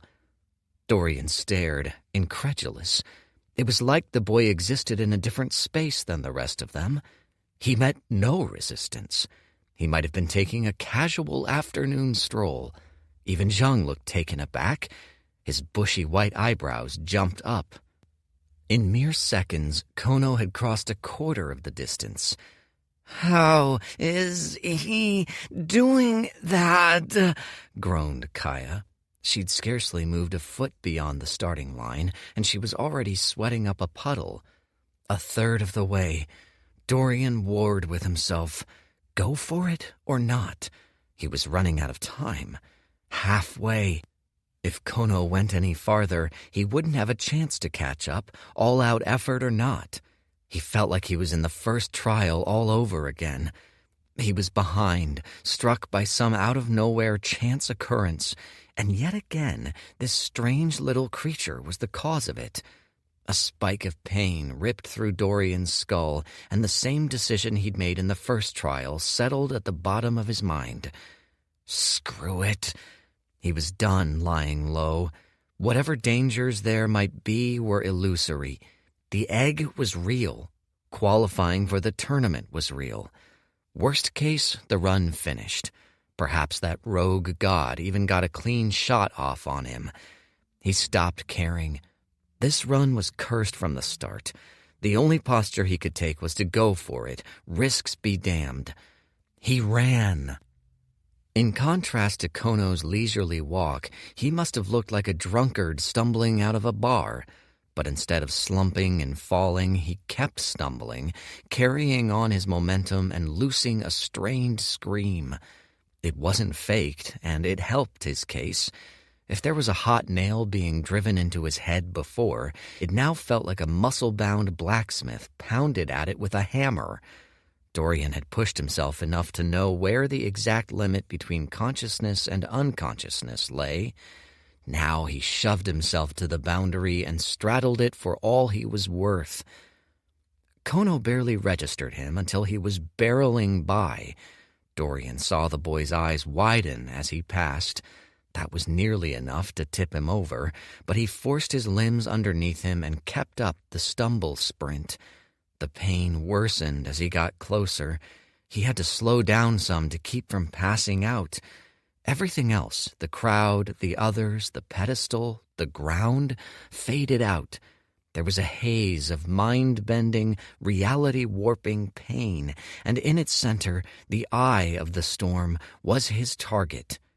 He gave it one last lunge and gasped as his eyes blanked all white for a second. His hands closed around something round. It felt like holding on to a fireball. A warmth flowered in his chest. Yes! He opened his eyes and saw a stretched image of himself staring back from the egg's glossy surface. For a second, the world swam, black spots fizzing into his vision. He'd pushed himself too far. He couldn't hold the egg much longer. His mind was starting to curl in on itself. His interspatial ring had been left in one of Who's chests for safekeeping. Competitors weren't allowed them in trials. Delay any longer and he might have greedy hands, Rust's or Tuketu's alike, snatching for it. All the while, his soul ached something fierce, taxed to its limit by this last stunt. He made a snap judgment, brought it to his lips, and swallowed it whole. Then he opened his eyes and saw Zhang's saucer eyes, his mouth hanging slightly open. Then the man collected himself and mouthed words. "Your winner, and the first qualifier of the tournament, Io of Rust Tribe." He heard none of it. All that existed was a distant ringing in his ears and a new, frenzied glut of qi which overflowed his gut, stretching up his throat, and his world wiped out again, swamped by a wall of sheer qi. He started cycling it immediately. The first level of the vigor realm was the purification of bone. Qi gushed down his body like flood rains down a dry riverbed. Carefully, he directed them to each of his bones in turn, supercharging them with qi, filling them so fully that impurities were forced from his body. It was a task which took all his mind. A slip up here could mean these energies ran wild. The amount he was working with strained his skin as it flowed through him, raising hairline fractures on the surface of his body. If he let it run wild, it might tear a literal hole through him as it left him. So all there was to do was endure and resist until it mellowed to a manageable point. Dimly, in the corner of his mind, he was aware of how strange this all must seem. He rushed up, took the prize, swallowed it whole, and, as far as he knew, hadn't moved an inch after. This was why cultivators went into closed-door cultivation. When they shifted this deep into cultivation, the outside world faded. But now was neither the time nor place for such a trance. Straining, he cracked open his eyes. Everyone stared at him. Thousands under banners of green and yellow, donning leather and wispy silks and tattered rags alike, all utterly befuddled. To his right, Zhang said a phrase that flew past his ringing ears. He wiped his eyes, flicking off sweat he hadn't known was there. His whole body was soaked. "What?" said Dorian, frowning. "I merely told you congratulations," Zhang said with a politician's smile. "An impressive, if curious, victory. I understand you may be too preoccupied to hear it." The sounds came to Dorian as though underwater. Most of his attention was still split on assimilating the qi. He saw Zhang fish out one token. "This," Zhang intoned, "is your entrance token to the tournament. One moment." Then he traced a nail along Dorian's palm. Blood gurgled up. Before Dorian could react, he'd pressed the token in it. A resonance hummed in his soul, a new bond. Stepping back, Zhang nodded. "Present it at the Azcan Oasis in 3 weeks' time." Then Zhang raised his hand, and the crowd let out a wall of noise. He saw heads turning to each other, brows raised, arms folded, and incredulous looks. A wall of cheers and shouts and whispers struck Dorian. He looked to the Rust Tribe section and saw children hopping up and down. He saw Rust at the fringe. Even he couldn't hide his shock. Did Dorian detect in that gaze a hint of fear, even? They locked eyes, and Rust's emotions vanished in an instant. The man nodded stiffly. Zhang was making the rounds now, distributing tokens to the 16 competitors nearest to Dorian. Kono was first to make it, though he didn't even look at Zhang as the man handed him his token. Instead, his eyes were fixed on Dorian, unblinking. Young Masters Yalta, Narong, and Zhao Pai all got tokens. So did Pearl. Each got a wide smattering of applause and cheers, especially from their sections. And to Dorian's pleasant surprise, Kaya squeaked in at 15th. She looked like she could scarcely believe it. At the end of it all, Zhang came back to Dorian's side by the pedestal in full Master of Ceremonies mode. "That concludes this year's festival trials," he boomed. "A final congratulations to all who've made it this far. We shall follow your journeys at the tournament. Good day, before we disperse, to the winner of the trial of the soul." Now he wheeled to Dorian, eyes shining. "Have you anything to say to us in your triumphant hour?" What does he expect of me? Some rousing speech? A few thoughts to give hope to people in these trying times, perhaps? When Dorian shrugged, Zhang beamed. "Excellent!" Zhang held a charm in his hand to Dorian's face. As Dorian cleared his throat, he heard the sound echo across the dunes, magnified several-fold. Great. "Come down to Who's Superb Elixirs this afternoon," he roared. "Exclusive exotic elixirs, the best of the best. They helped me win all my trials. Today's our last day sale. Discounts on all our super strength healing elixirs. Don't miss it." Then he handed the charm back to Zhang, who now looked distinctly constipated, nodded with a smile, and waddled off. 63. A killing. 2 hours till the markets open, and Dorian had run out of bodily fluids to sweat out. He'd been given a rib-crushing celebration hug by Kaya, a thorough interrogation about what had just happened, most of which he answered with some variant of, "I don't know, just did it," gotten a tribe-wide ovation, and fended off Kaya again. "We'll celebrate tonight," he'd said. "I have to prepare." To which she'd called him dry as a hide and went off to drink with the other Rust tribesmen. Now he was cross-legged on a mat, alone in his tent at last. This whole time he'd been lightly steaming, not with sweat, but with chi. It was a relief valve, releasing all his unspent chi to the air.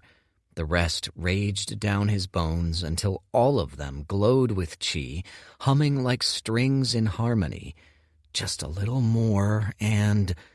Level up. Vigor Realm, level 1 to 2. Dorian smiled, baring teeth that were now a few shades whiter than before. 2 days in, and he was a fifth of the way through Vigor. In theory, the purification of bone, skin, inner organs, muscles, and brain could be done in any order, but the system was not fussy about such minutiae. It was simply a log of status and progress based on the thoughts of the user, which were then shaped by the culture he or she was enmeshed in. It'd display different languages and realms if Dorian had been born on another plane. One of Old Man Fate's disciples, a fellow god king, older than Dorian by a few chaos cycles and a real stickler for organization, had snuck it into the laws which governed the multiverse. No mean feat. He'd been driven mad by the lack of codification across planes, or so the story went. They'd all been stuck with it ever since.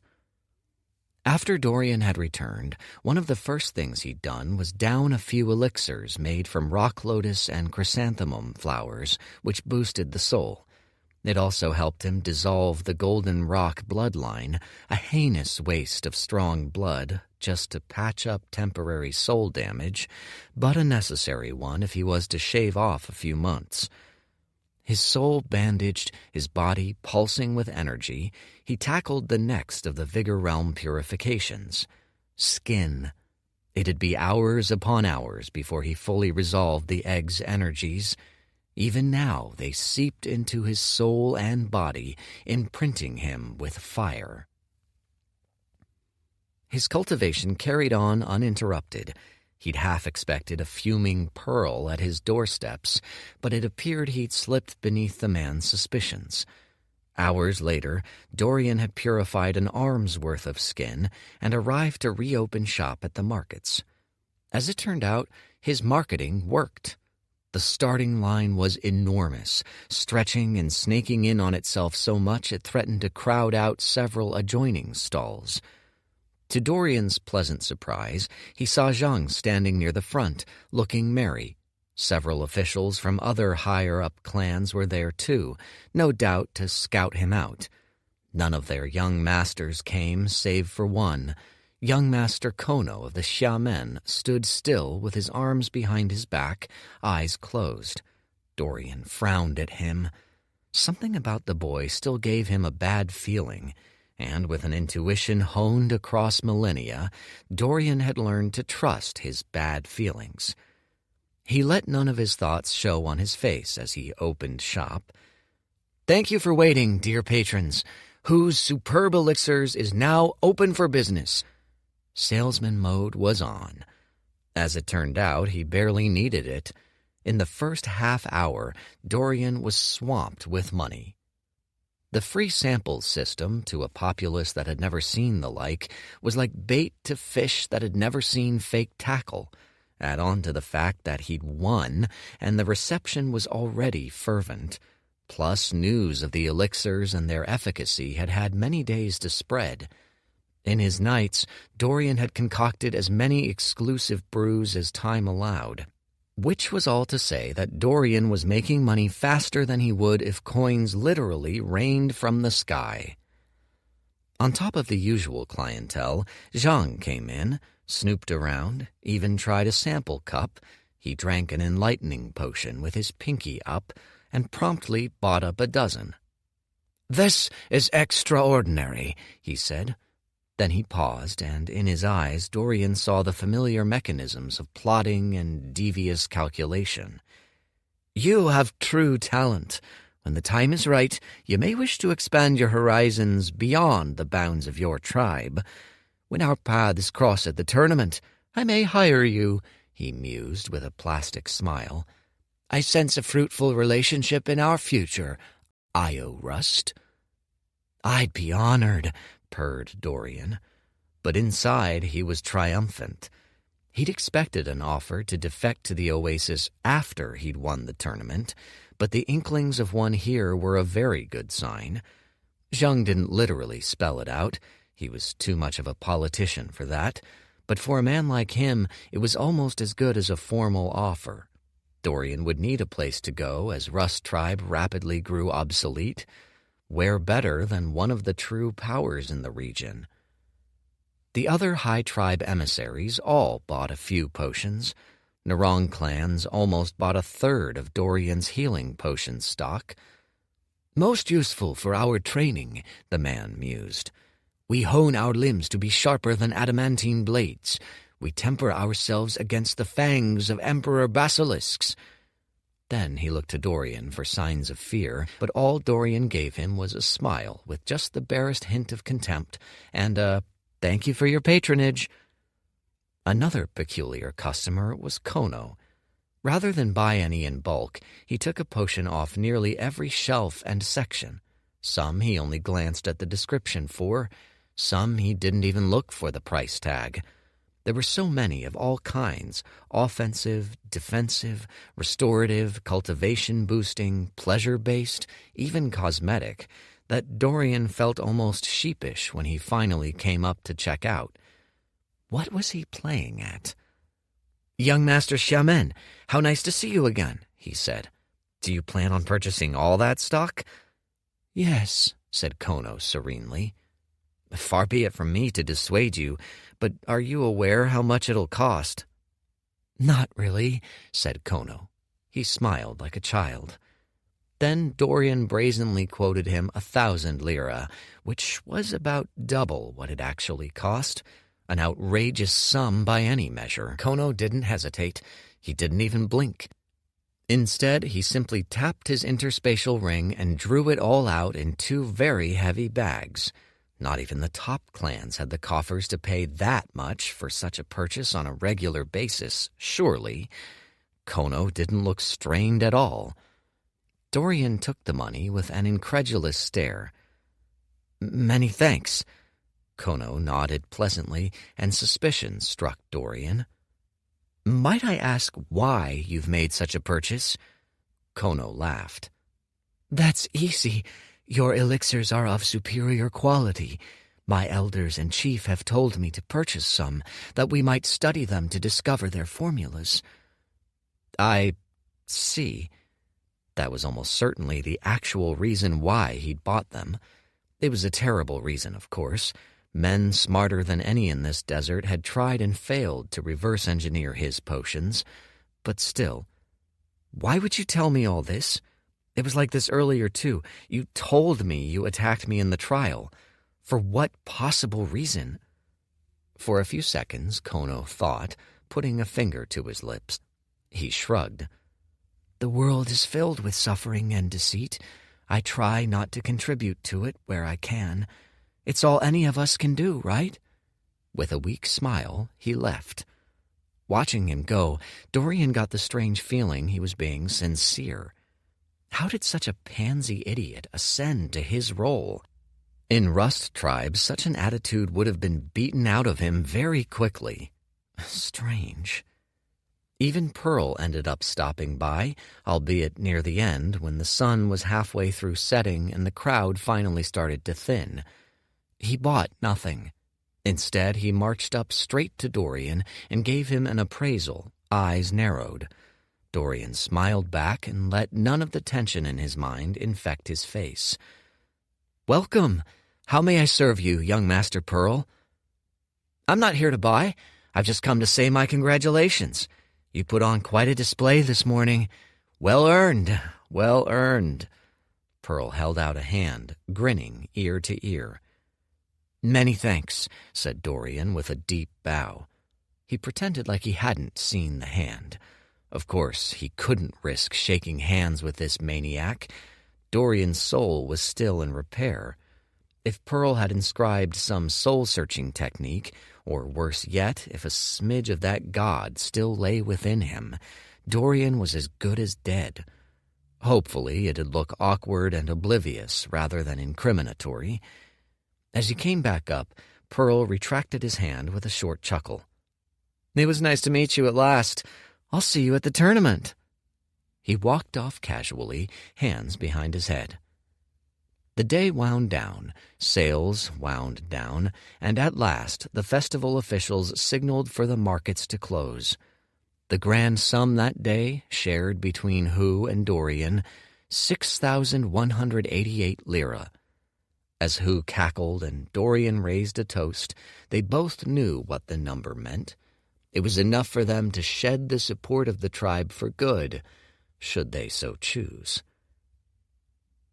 "He's got us exactly where he wants us," said Rust, pacing about in front of his bone desk, hands clenched to fists behind his back. He was as tight as Tuketu had ever seen him. "That may be," said Tuketu, holding up his hands, "but he can still be an asset to the tribe. He's just made the tournament. His popularity has never been higher. Neither has his influence, his power." "Old friend," said Tuketu soothingly, trying to appease him with a thin smile. "The best thing we can do now is to strengthen his ties to the tribe, uphold him as a model for the tribe's future." Rust stopped dead. He turned his harsh eyes on Tuketu. "You're a good reader of men. Tell me, where do you assess his loyalties now?" To which Tuketu could only pause. Then, reluctantly, "Admittedly, there's not much keeping him, now that his sister's qualified too." "And what good is an asset if we cannot control it?" Rust worked himself up. He seldom let his emotions leak out like to this degree. Tuketu had only seen it twice before, and both times heads rolled as a consequence. "Don't you see? You've let your fondness or a protege blind you. You pride yourself in recognizing weaknesses in others, and yet you fail to see your own." "That's quite enough." Tuketu's eyes were starting to ice over. "Of course I see the danger in this path. Of course I see our positions undermined. What else do you propose we do, precisely? His popularity rivals ours right now, perhaps exceeds us. The people are behind him. Let's not be rash." "The people are behind him," said Rust, "but the fighters are not. The hunters are still ours, and a fair number dislike him." "You suggest we kill him? Is that it?" Tuketu folded his arms. "That'd waste all our investment for no reason at all. We'd gain no benefit. We may even lose men. Come now, Rust. It's an extreme line of thinking." "No benefit." Rust stopped now by the wall, inspecting a Vordor claw held there by strips of leather. "What benefit do we gain from slaughtering spirit beasts?" "You're suggesting we refine his body into treasures." "Not merely that." Rust's breathing sped up. "With all the resources he's consumed, imagine the chi held in that flesh, that skin. It'd be enough to push us to profound." "You are the last person I'd have thought needed this advice," said Tuketu slowly. "But you are letting your emotions drive your judgment. He's grown strong, has popular support, and he has an ally in his sister, too. The costs of such a thing—" "It is not so complicated, Tuketu." Rust stopped and speared him with a gaze. "Either we recoup some of our investment, or we let it walk free. Neither of us could have foreseen his rate of growth. If we don't act fast, we'll be left with nothing." Tuketu's brows pinched. He breathed a long, measured breath. "Let us wait on this," he said at last. "We needn't come to a decision now, at least until the festival's over, when both our heads cool. This is a path we should not take unless absolutely necessary." Rust came up to him so their faces were inches apart, so Tuketu could read clearly the hard intentions in his face. "Well then," he said, "we've heard reports from Kuruk that he and Hu have made a killing at the markets today. Let us meet them now. We shall see if the boy truly cares for his tribe. We shall see if it's absolutely necessary." 64. Fate. "Finally finished," Hu sagged back against a pillow. "Thank heavens." "Shouldn't you be upset?" said Dorian as he trussed up some canvas. The elixirs had been put away, the shelves stored in trunks, which were then stored in interspatial rings. The rest, which couldn't fit in ring space, needed to be bundled up and hauled back by Rust tribesmen. "Today's the last day we can sell. Our profits are over." Hu leaned against a sack of posters. "I, for one, have had my share of work." He downed an iced yellow drink, then wiped away the flecks that dribbled into his beard. "The Dweller's Day can't come soon enough." The solstice, in more common terms.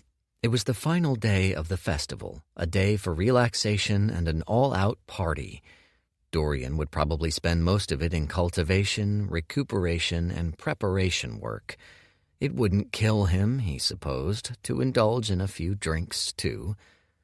This year's solstice was rumored to be special. It had gotten lost in all the trial's madness, but Dorian remembered the warnings Tuketu had issued. Something about how this solstice coincided with the moon's crossing. There was, he'd said, potential for untold cosmic phenomena. Dorian didn't take any of it very seriously. The less sophisticated the society, the more superstition overshadowed fact. Likely it'd just be a day of drinking when chi densities were the thickest of the year. If there was a quota for cosmic phenomena this festival week, Pearl's entrance and shenanigans had already filled it. Dorian and Hu laughed their way back to camp when they were confronted by two predictable visitors. It was Rust and Tuketu once more. Rust's face was pallid, his lips pressed so tight they barely showed. Even Tuketu looked more terse than usual. "Chief Rust, Master Tuketu." Dorian grinned. He did not bow. There were no customary greetings either. "What is it you're here for?" Not "how may I assist you?" Not "how may I help you?" As Dorian addressed them, he carried himself with a straight, proud posture. His tone was that of an equal, not a subordinate. It was high time, almost a month under these Cretans, and he was done playing the grunt. To think, mere weeks ago, Chief Rust had him kneel as he anointed Dorian a chosen. Now he was wound so tight facing Dorian, veins standing purple against his arms, jaw clenched, that he looked nearly nervous. The passage of time was merciless. Tuketu inclined his head. "Greetings, tribesman Io. The chief and I have come for the tribe's share of today's earnings," he said. Dorian had decided on his approach long before Tuketu came. They'd made such a killing today that any serious embezzlement simply wasn't believable. It'd be too obvious. So instead, he simply hit on what all of them knew, but none of them dared address until now. "Not this time," said Dorian cheerfully. "Our contributions these past few days are plenty. I've just won the trials for the tribe. Why not let me enjoy the fruits of my labor, eh, Chief?" Tuketu's expression twisted. "Unfortunately, tribesman Io, that isn't how we conduct—" "It's all right, Tuketu." To Dorian's surprise, it was Rust who spoke up. All the tension had seemingly left his body. It was like he'd come to a decision. He looked Dorian dead in the eye. "Is that your final decision?" "Yes." Dorian held his gaze without flinching. Then Rust did something Dorian had never seen him do. He chuckled. It was hoarse and grating and unnatural. Dorian wouldn't have been surprised if it was the first time he'd ever made that sound. "Then Tuketu and I respect your decision." He shared a meaningful look with Tuketu, then turned. "Farewell," leaving Hu and Dorian to look at one another in confusion. What was that all about? Very late that night, after Dorian had digested most of the rock's energies and had blazed his way more than halfway through skin purification, he succumbed to sleep. The stars twinkled innocently above. The moons, red and white, grazed one another, touching but not overlapping. In their intersection, a brilliant crescent of pink was birthed. It was a time when the distance between realms grew thinnest, when creatures from above could descend upon the world after a fashion. On this night and day, life and afterlife blurred together. Sometimes ghosts arose. Sometimes one could speak to a past loved one. In these hours, prayers became truths. None of these applied to Dorian. He had no use for anyone else. He had no one to seek out from above. He slept thinking nothing of the solstice. What he didn't account for was that someone might seek him. A sliver of intent from high, high above. A soul so vast that to enter this plane fully might collapse this reality in a stroke. A soul that had to resort to simulacra of itself to slip in unnoticed. It might have been the last soul in the multiverse Dorian expected, someone he hadn't thought about since the very start of this run. He awoke in the center of a lake. Its waters were a soothing, clear blue and almost totally still. The only movement below the surface were the easy movements of silver-scaled koi. All he heard was the soft, pleasing hymn of the currents. All else was silence. Tufts of mist drifted lazily above, shrouding the horizons and the distance. He sat cross-legged atop a large raft of bamboo. To his side, perched in the center of the raft, was a small wood table. On it were 2 white china cups of tea filled to the brim, wisps of steam and chi drifting up from its grass-green veneer. Dorian recognized this place. It was one of the lake worlds of Uria, a place ruled by a god-king who'd outlawed violence. The god-king took care of this world like a gardener, rooting out all wickedness and tirelessly preserving its natural equanimity and beauty. One of Dorian's favorite vacation spots. Bemused, Dorian reached over the side of the raft and felt the water. Comfortably warm. The ripples from his finger were the only disturbance on the glassy lake surface. "This is a dream," he said aloud. He frowned, peering at the point where his finger touched the lake. There was an ethereal quality to all this. Mist didn't only obscure the distance. A faint, blurring mist shrouded his perceptions, too. And not my own. The illusion of calm shattered in an instant. A pit opened in Dorian's stomach. "Astute." Dorian whirled around and faced the last person he wished to see. A regal nose, high cheekbones, a scarless face, and milky white eyes. A man wrapped in gray, flowing silks. The most striking thing about him was his hair. His beard and hair seemed to shift and shimmer constantly, blacks and whites shifting into each other, a yin-yang in constant motion. He groaned. "Really? How'd you even find me?" "Luck," said Old Man Fate, smiling enigmatically. "That or fate?" Fate nodded to their surroundings. "How do you like it? World 16, the Everpool. Your favorite, isn't it?" He gestured to the tea simmering on the table. "I've even made some delicious dragon heart tea. Drink with me." He picked up his cup smoothly. "Well?" Dorian didn't move, to which Fate shrugged. "Your loss." He started to drink. A second later, Dorian scooped up a handful of water and, in one fast whip motion, threw it at him. It splashed all over Fate, matting his hair and drenching his face. He blinked slowly, finished the tea, and set it down. "I was about to ask if you're as pleased to see me as I am you, old friend," chuckled Fate, wiping wet hairs from his eyes. "But that suffices as an answer, I think." "We aren't friends, Fate," growled Dorian, eyes narrowing. Puzzle pieces linked together in his head, the one-in-a-million chance encounters, the presence of a god, the perversions of fate. "Why do you always insist on meddling in my affairs?" "Your affairs are the world's affairs," laughed Fate. "The world's affairs are yours. We are all connected in fate.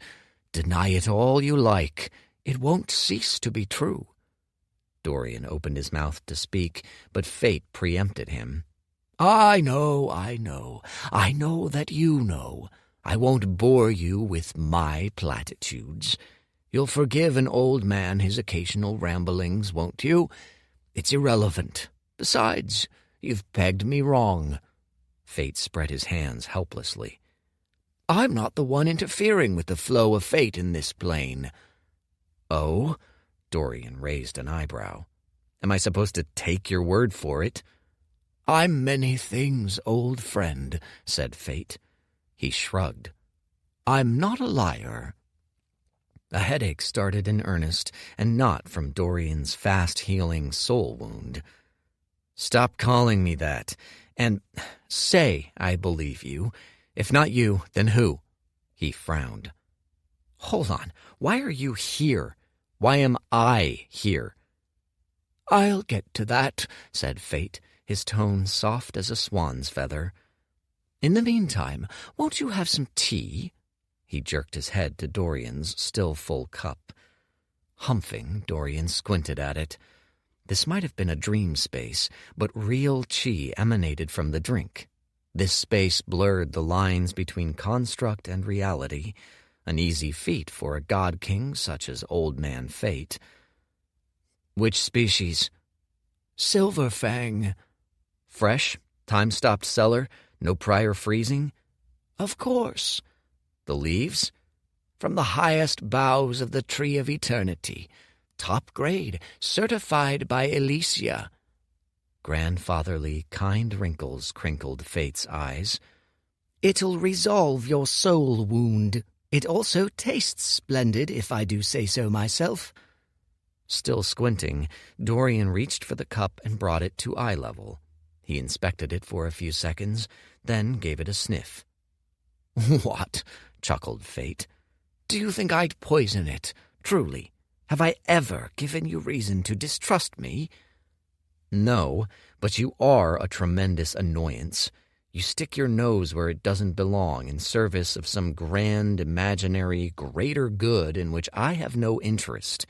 His mouth watered. He hesitated before raising the cup to his lips. I want you to know this is not acquiescence. You haven't gotten me to buy into your plan. I'm not in your debt. All I'm doing is drinking tea, no strings attached. No strings, agreed Fate, rolling his eyes. If you're going to be such a pain about it, I may as well... Dorian downed it in 2 gulps. Wiping his lips with the cuff of his silk gown, he met Fate's nonplussed gaze. Well then, you have 10 minutes of my time. Yes, this engagement is on your terms, and so forth, said Fate with a whimsical snort and a wave of his hand. 9 minutes, 50 seconds. Believe it or not, this isn't about you. Fate took another sip. I came to this world to investigate an unusual snag in the flow of fate.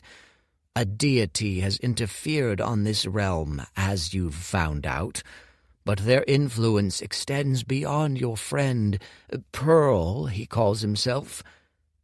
There are signs of godly involvement all over, not merely in the North Desert, not merely in the desert, even. It all seems to be the work of one god, or one collection of gods, sowing seeds of discord. It is the force that powers a conquering threat in each region. Humming, Fate tapped his chin with a finger. If I'm to guess, their aim is to conquer the plane. Dorian took it in with a plain expression. And? It doesn't concern you. You'd rather finish your work and ascend, leaving the plane to its fate. I know, sighed Fate. Precisely. Here's the issue. It's not just this plane that has seen interference. Of the 192 lesser planes, 40 show signs of tampering.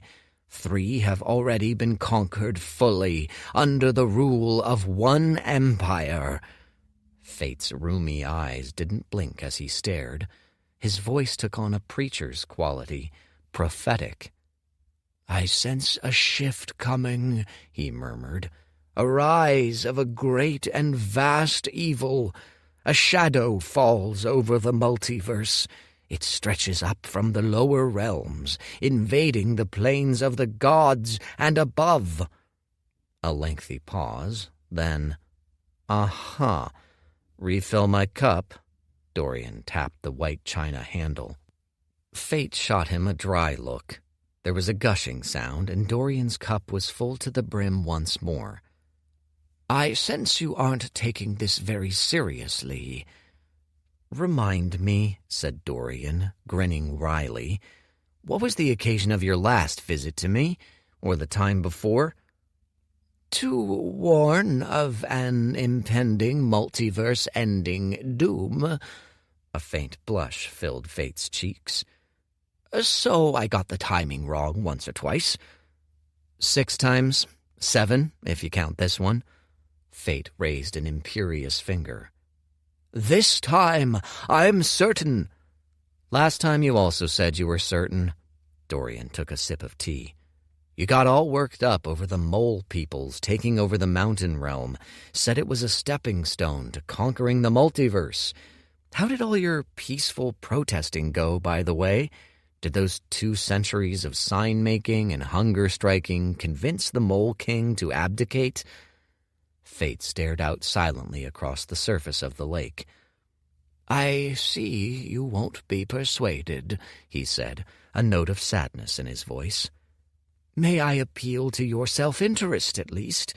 These ruffians have their eyes set on this realm. They'll show no mercy to anyone, natives or you." "I'm on a speed run," said Dorian. He finished the last of the tea.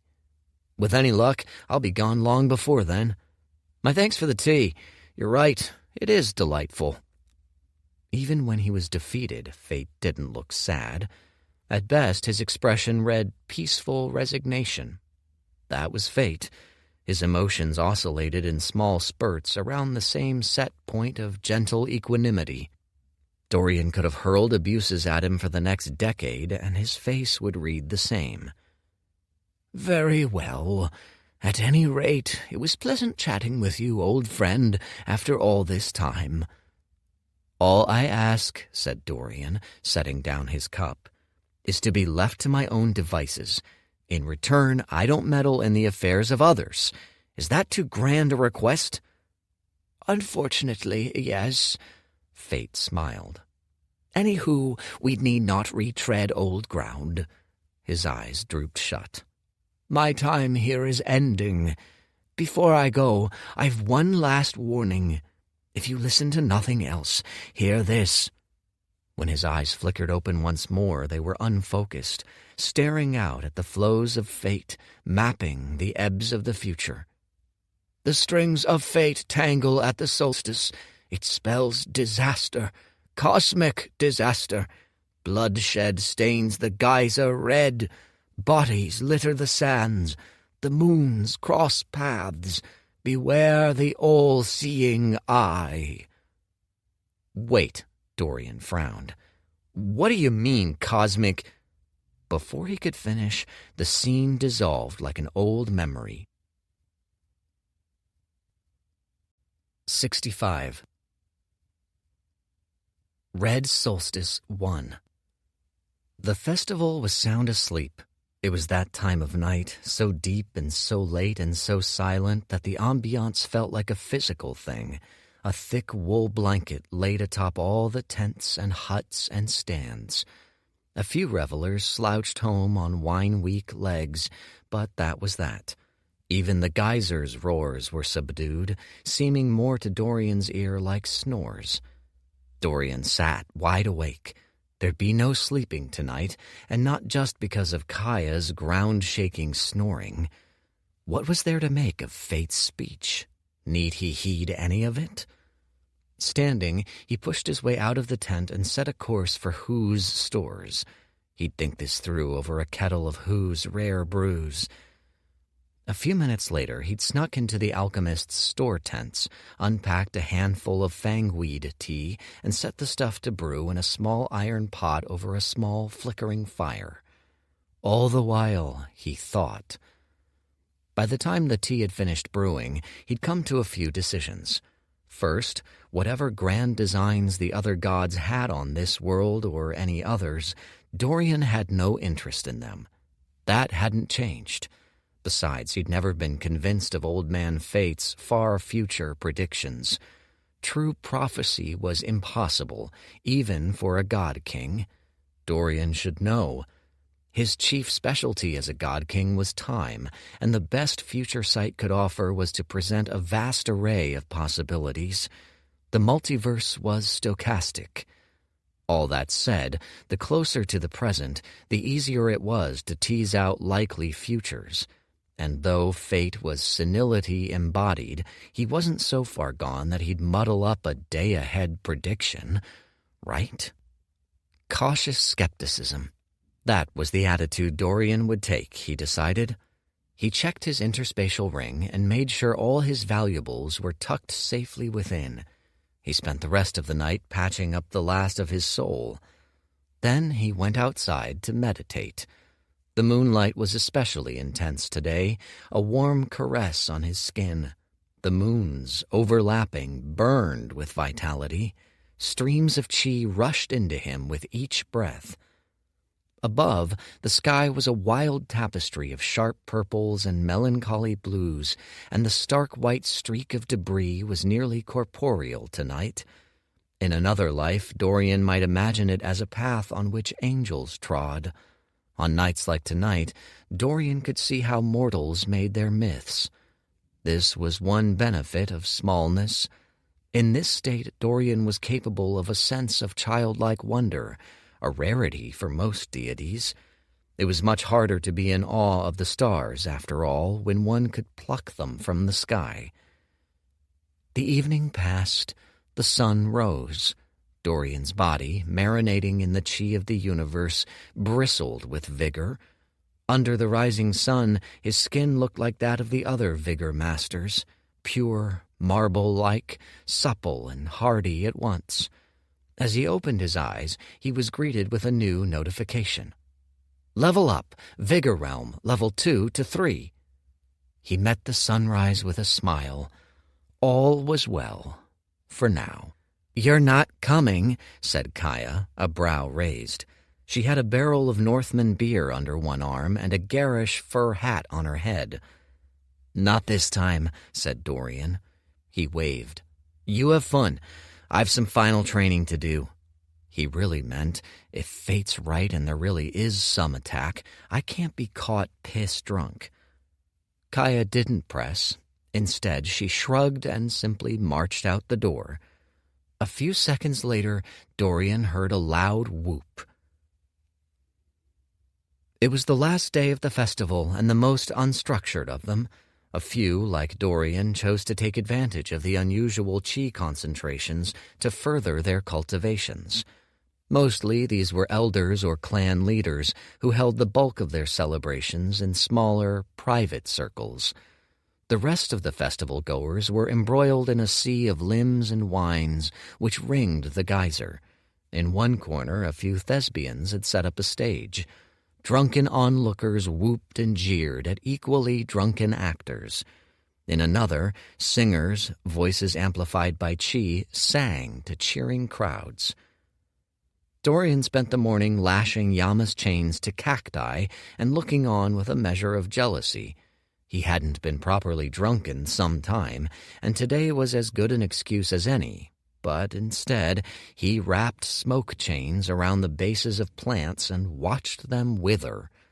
Practicing his chi techniques, he felt a pang of mild annoyance, which grew as the day went on and noon was upon them. Even in a speed run, Dorian didn't deny himself a few hours of plain fun every so often, especially on a day with little to do but wait and cultivate. After all the nonsense he'd gone through this festival, he deserved it. In sum, these bouts of relaxation would total to a year or two across a run, hardly a difference-maker. But there would be none of that today. Thanks, fate. Then it was the afternoon, and there was still no sign of blood, no attacks, no doomsday riots, and a suspicion grew in Dorian alongside the annoyance. He got the distinct feeling that maybe fate was wrong all along. Maybe he'd been standing here, sober out of his mind for no reason at all. By now he'd withered a few dozen cacti. At least he'd leveled up Yama's chains in that time.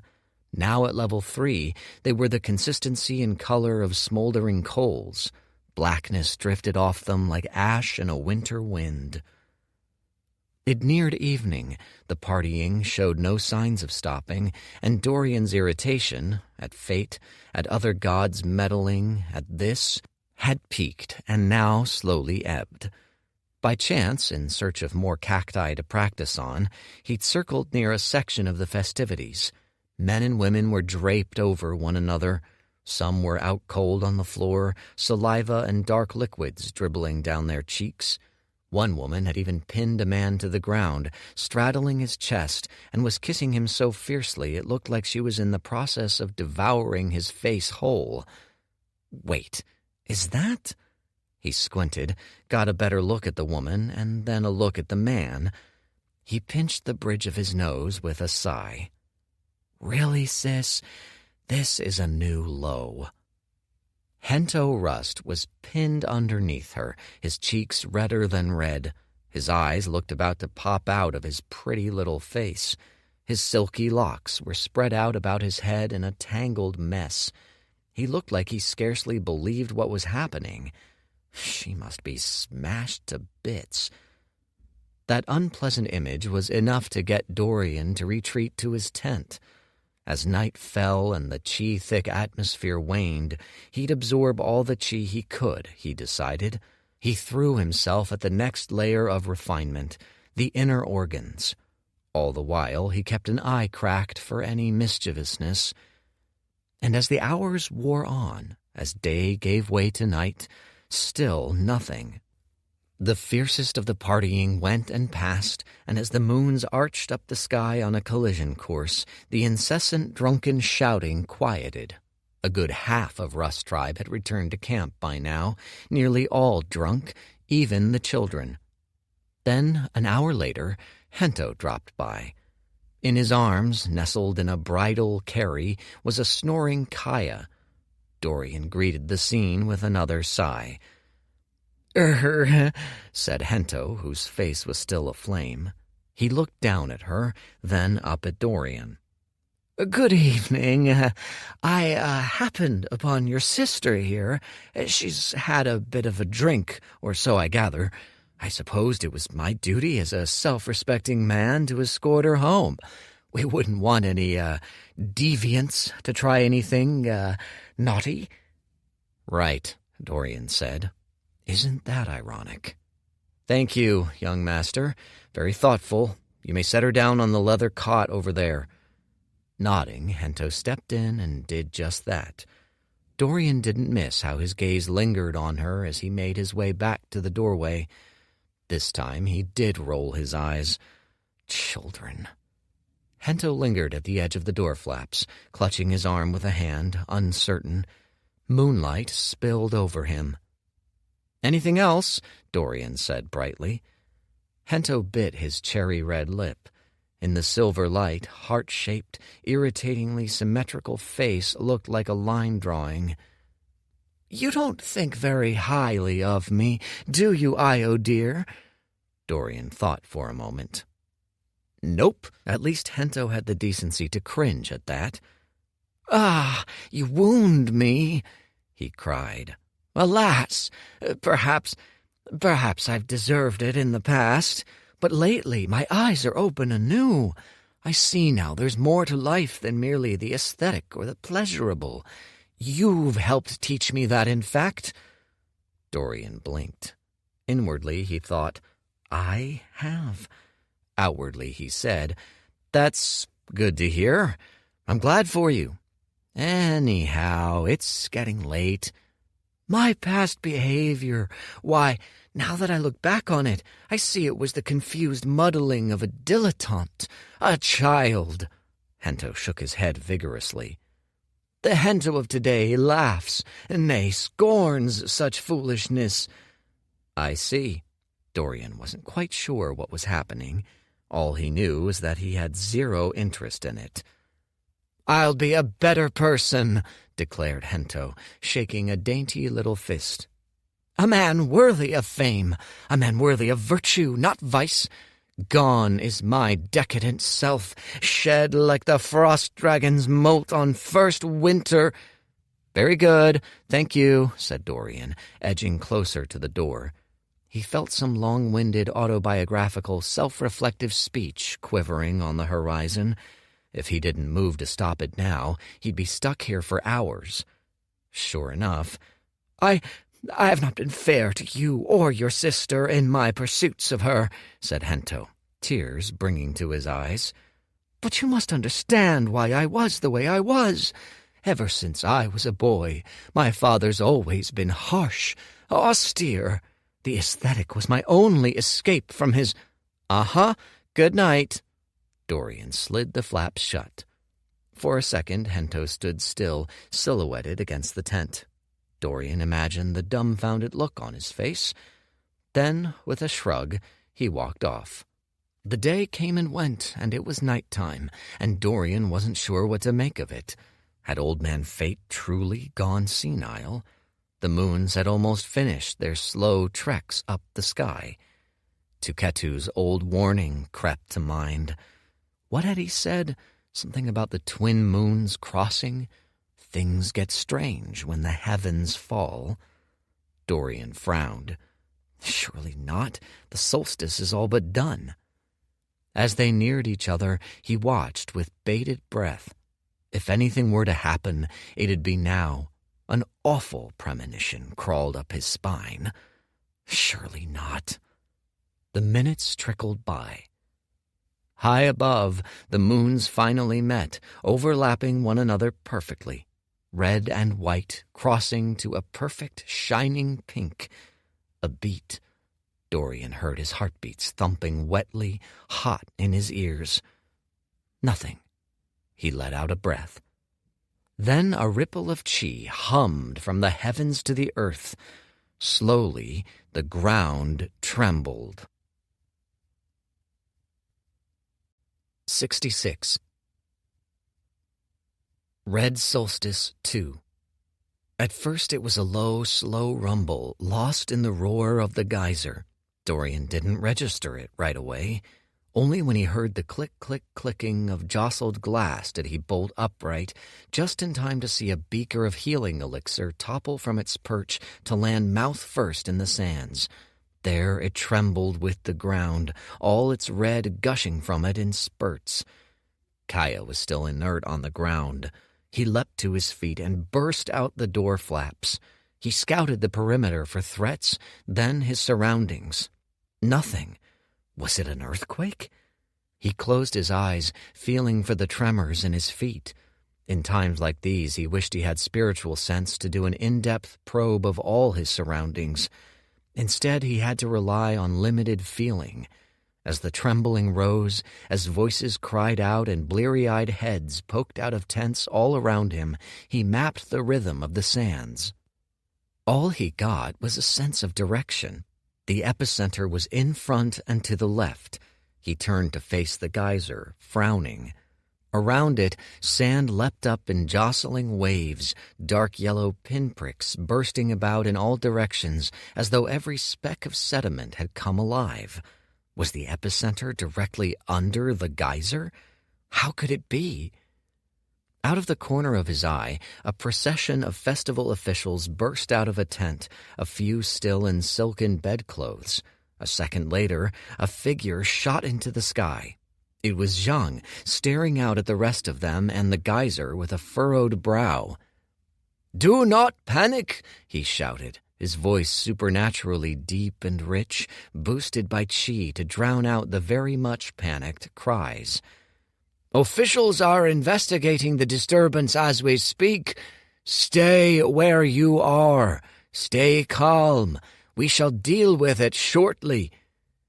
By now, the trembling had gotten so bad the festival-goers had trouble staying upright.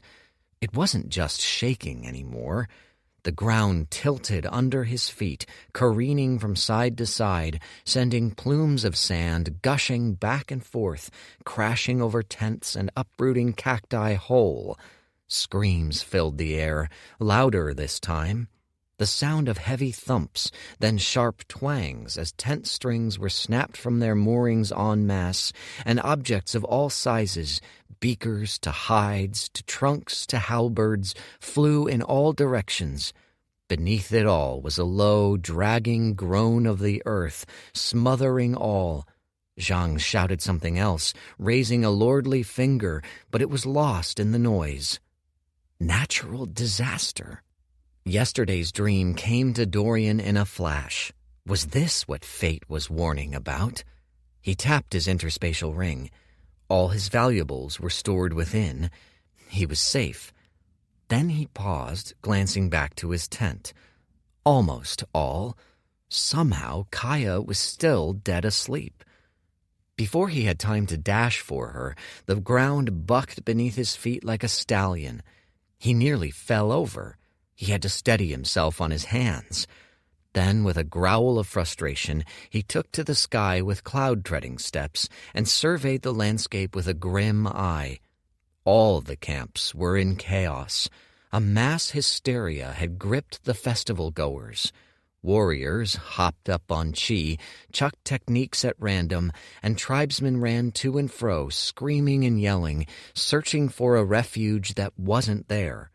All the tribesmen knew what to do when struck by an enemy clan or beast, but this attack had no form nor face. In the desert there was nothing solid to cling on to, no shelter. All of them were clear out of their elements. From this vantage, it was like watching the panicked scrambles of an ant colony dropped in a lake. Add to it that none of them had ever felt an earthquake in their lifetimes. Dorian stilled. Then he searched through Io's memory again, just to be sure, his arms crossed. No memory of one.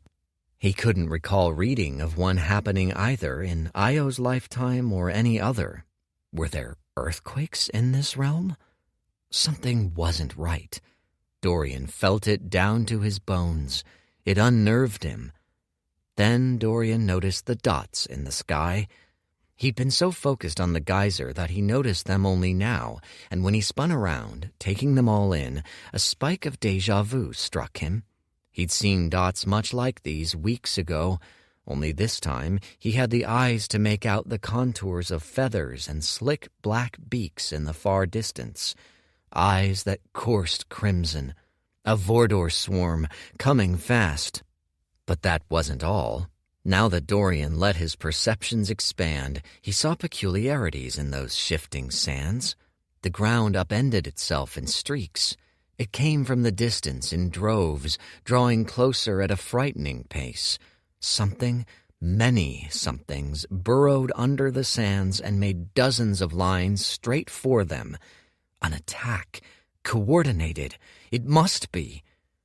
Then a sound enveloped the world, devouring all else, a fathomless, distant rumbling, deeper than even the groans of the ground. It came from the depths of the geyser, rising fast in pitch and sound and scope. Dorian froze as soon as he heard it. With his eyes still fastened to the mouth of the geyser, he unleashed his chi. Yama's chains wreathed his arms and fell in long strands on either side of him, inky as night. All other threats were forgotten. That roar, he knew it with a certainty cold as the pit forming in his gut. That was no earthquake's roar. On instinct, he leapt far into the air, up and away. The roar rose to a crescendo.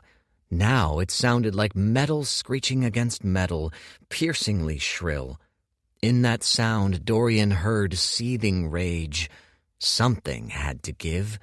The sands ridged up, sending bodies tumbling down new dunes. The roar grew deafening, echoing madly. Cringing, Dorian thought back to last night, Old Man Fate's words. The old fucker was right. What had he said? Blood, tragedy, all-seeing eye. Above him, Zhang swerved around, grimacing. Underneath, several festival officials fled for cover, shrieking. A few had buried themselves under barriers and defensive chi treasures. Chaos.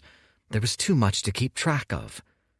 "Stay calm!" roared Zhang, and his body lit up with shining, silvery white chi. "This is all under control. Stay where you are." As though on cue, the geyser exploded. White water crashed out in all directions in a bone-rattling boom. A great mist tore through the air, blasting Dorian and sweeping past his hair. He was 20 feet in the air, and still a torrent smashed him with so much force he went flying, drenched head to toe. 1,000 screams were drowned in an instant. He spun, gathered himself, wiped the water from his eyes, and recovered just in time to see a head the size and color of a glacier emerge from the mouth of the geyser. He saw cruel, snow-white eyes, scales that flashed blindingly in the low light. Horns the size of parapets ringed its jaw, climbing to a mouthful of jagged teeth. Blistering ice-blue chi poured from its mouth as though it held a blizzard in its throat. Then that mouth opened in a blink, unveiling rows upon rows upon rows of those icicle teeth, stretching to an impossible size. Zhang didn't have the chance to so much as flinch before it closed around him with a sickening crunch. Dorian watched in a sort of incredulous shock as the rest of the beast emerged, translucent wings unfurling like webs of billowing frost. 4 scaled limbs, knotted with muscle, set next to an underbelly armored by thick ice plates. Its tail, a spiked whip of ungodly scale, was the last to come out. Frost dragon, beyond the profound realm, it must be. What rank? Earth? Sky, even? And this was no ordinary frost dragon, at that. This one must be centuries old, maybe a millennium. Its mere presence was like a dent in the world. So much pressure came from it that the air around it caved in, warping. The pressure struck him like a hammer blow to the chest. He had to fight to keep from toppling out of the sky. This was a creature impossible to fight, not at his stage. At the same time, the Vordors drew closer. The creatures burrowing beneath the sands were almost upon them. The men and women below had all lost their heads. Dorian whirled around, heart pounding. How this had gone so catastrophically wrong so fast he didn't know. He had to flee. Where was Kaya? The ground was a mess. Everything that could fall had fallen. He searched as fast as he could. There was no time. He'd need to abandon her. The thought sent a pang through him, but he suppressed it before he even identified the emotion. There was no time for sentiment either. By the state of things on the ground, whoever had ordered this attack had struck a fatal opening blow. Then the strangest thing happened. "Hi-ya!" went a voice. A beam of golden light streaked up from below. Approaching the frost dragon, it was so small it looked comical. But when it struck, it sizzled against the scales, sparking fiercely, and where it fizzled there was a blackened hole in the ice armor. The frost dragon reared, bellowing, and turned to face its attacker. Pearl stood there, a wild grin on his face. "Come!" he roared, another tongue of sun-gold chi blossoming on his fingertips. He said it with the bullheadedness of a man blissfully unaware he was about to die. By now, the Vordors had surrounded them on all sides.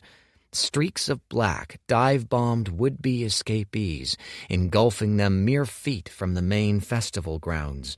The sands burst open, and out poured worms big enough to swallow men whole, eyeless and clad all over in rough, brown, segmented skin. Their mouths were horrors of onyx black and sandstone yellow. There must have been hundreds of them, all in the vigor realm, circling from all directions. It was enough to seal off any possible avenue of escape. Panic buzzed in Dorian's ears, but he tuned it out by force of will. He felt like he'd been caught in a landslide. Where was there to go? What was there to do? It had all come so fast. This sort of attack didn't just materialize out of thin air. It must have been planned meticulously. The mystery felt like a mental itch he couldn't quite scratch.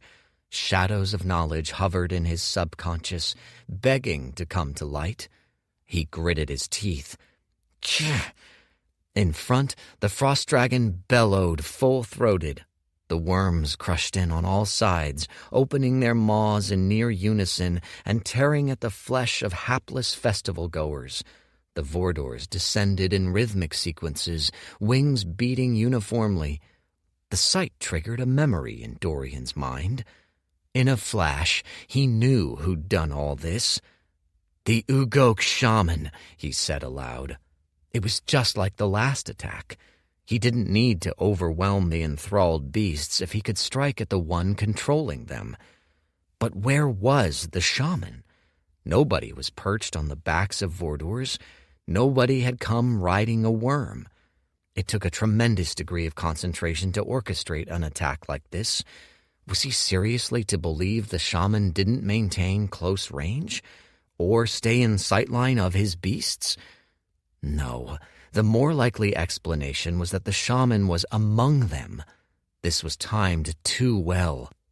Perhaps he'd been here all along, blended into the festival goers, and only now, when everyone was properly drunk, properly vulnerable, did he tug on his thrall connections and summon his beasts to him.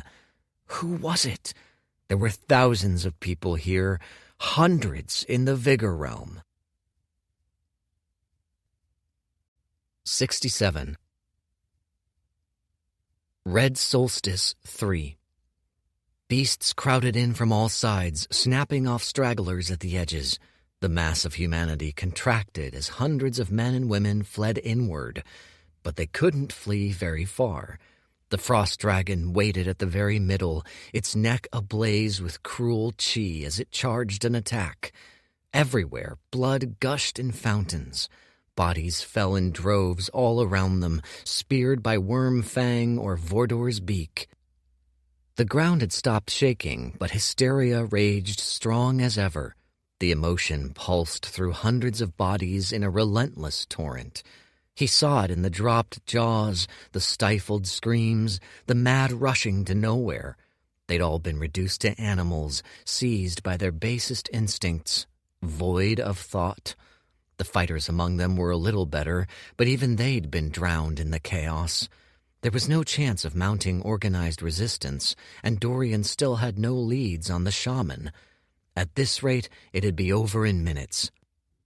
A flare of chi jerked him from his thoughts. He looked up, startled, and for a half-second he thought his eyes played tricks on him. A flare of white light so bright it looked like a small meteor, but streaking upward, on a collision course straight for the frost dragon. It shone with the strength of the profound realm. A tribe leader? But no ordinary profound had any hope of denting this monster's surface-level defenses. Sure enough, the dragon turned, derision etched on the lines of its massive face. It didn't bother raising so much as a limb to block. Then the meteor struck with the force of an extinction event. Bursts of red and gold fractured the world. Dorian raised an arm to shield his eyes, and a gale of heat singed the whole front of his body. The force of the boom sent his ears ringing. When he looked again, he saw the half-naked, panting form of a man who looked very much like young Master Yalta, but even bigger, more muscled and sporting a forest of hair from head to toe. Patriarch Yalta. To Dorian's surprise, the dragon had been knocked back a step. A chunk of its scales was half melted. But just as Dorian's hopes rose, harsh crackles filled the air. The scales glommed back together, hardening. In seconds they'd heal fully. His heart sank. Drat, there goes that try. All that was left was its simmering rage, primed to erupt. As Dorian crouched to dive for cover, another profound aura filled the air. He swerved to face it, staring, and saw a white-haired man take the scene. His beard and hair were both short, cropped to near nothing. He was a collection of brutal angles. Every inch of him had been sharpened to a pinpoint edge. To shake hands with him was to cut yourself in 20 places. Patriarch Narong! He yelled a high, short note, then blitzed in, his arms falling in slick arcs of light. This time the dragon took the strike seriously. A giant icy shield crystallized in the air. Narong's strikes flared against the shield, filling the air with shrill screeches. Dorian hadn't a doubt they were enough to cut any Vigor fighter clean in two, but against this shield they fizzed out. Then Narong had to blitz back. An instant later, an avalanche of chi froze the spot where he'd been solid. "Clan!" roared Yalta, his voice booming across the battlegrounds. "Gather in first formation! Secure the perimeter!" At the same time, Narong yelled a phrase in a language Dorian didn't comprehend. For the first time all fight, Dorian saw warriors rising from the ground to challenge the encroaching hordes. On the surface, Yalta and Narong's resistance might have done very little, but it had established a starting point, a line in the sand.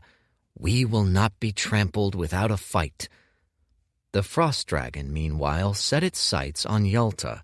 Its eyes narrowed in annoyance. Plumes of ice chi billowed from its mouth as a river of white blue flowed up its throat from its belly, and Dorian perked up in alarm. That attack could not finish. Yalta dove in once more. Narang was hot on his heels, but with a wave of its claws, the dragon summoned a hailstorm of ice chi. They were both forced on the defensive, summoning shields and strafing back. As they did, the blue-white rose, arching for the dragon's throat. Ha! To the left, a shock of yellow, a blink of light. It was a signal flare dropped straight into the dragon's eyes. It bellowed, rearing up, and unleashed its strike straight up. A blistering lightning storm of hail and vivid chi left its throat, diffusing into the bleak clouds. Almost instantly, snow started to fall. The flakes were misshapen, edged black. Sent to a grounded target, that strike would have transformed the whole of this landscape to an icy tundra. Dorian looked up to see the ethereal form of matriarch Xiao Pai flash by, trailed by wispy threads of her clan's trademark silks. Behind her, spread out all along the crowd, a handful of other tribal chiefs lit up with chi and leapt into the fray, screaming battle cries. At ground level, Pearl fired off another blast of God's chi, adding his own voice to the mix. The resistance was in full swing. On one end, the common warriors and hunters trying to hold back the Worm and Vordor hordes. On the other, a dozen-odd profound chieftains and elders trying desperately to bring down a legendary beast a realm above them all. It was valiant. It wouldn't be enough. Dorian knew the difference between profound and earth better than anyone. The chiefs might serve as admirable distractions at best, but that was all. He could say the same of the common warriors. Already he saw the front lines starting to fray, saw worms crashing through and wreaking havoc in the soft interior. Many would die, but their lives served a useful purpose. It bought him time to try to end all of this. He tore his eyes from the central fight and soaked in the battlefield. He looked for signs of a shaman. Closed eyes, faces in deep concentration, a natural calm or mental strain. Whoever it was did an excellent job of blending in. None caught his eye immediately. Growling, he descended to ground level and dashed among the hordes of combatants, seeking suspicious signs. Still nothing. He scanned the crowd once more, then stopped on one of the hordes. He blinked. Rust Tribe, all alone, hemmed in by 4 massive Vigor Realm worms and their own flock of Vordors, too. For a clan of this size, it was overkill. Rust and Tuketu struggled to beat back the worms. The Vordors, meanwhile, were making mincemeat of the hunters Rust Tribe had left. Frowning, Dorian rubbed his eyes, and a worry wormed up his chest. Where was Kaya? She couldn't still be. He eyed his collapsed tent and saw a bleeding figure pinned under, weakly flailing. She'd been so smashed from last night, he'd be surprised if she could move without all that weight on her. Then he saw a line of jutting sand race in her direction. A worm! They hunted their prey through vibrations in the sand. One must have heard her fluttering heartbeat. In her state, she was worse than defenseless. He swore, turned to face the rubble, and swore again. His shaman hunting mission would need to wait a few seconds. "Ayo!" He paused. Rust had screamed the word. The man's eyes were bloodshot. He barely clung to his battle as he taxed his bloodline powers to their limits. All he could do was jerk his head in the hunter's direction. Dorian followed his gaze and winced. A Vordor had seized Kuruk by the arm. Another 3 dive-bombed the broken hunters. Most screamed, their faces half melted by Vordor acid, easy prey as the Vordors swooped for another dose. Without intervention, they'd all be finished in seconds. The choice was obvious. He could save Kaya or the hunters.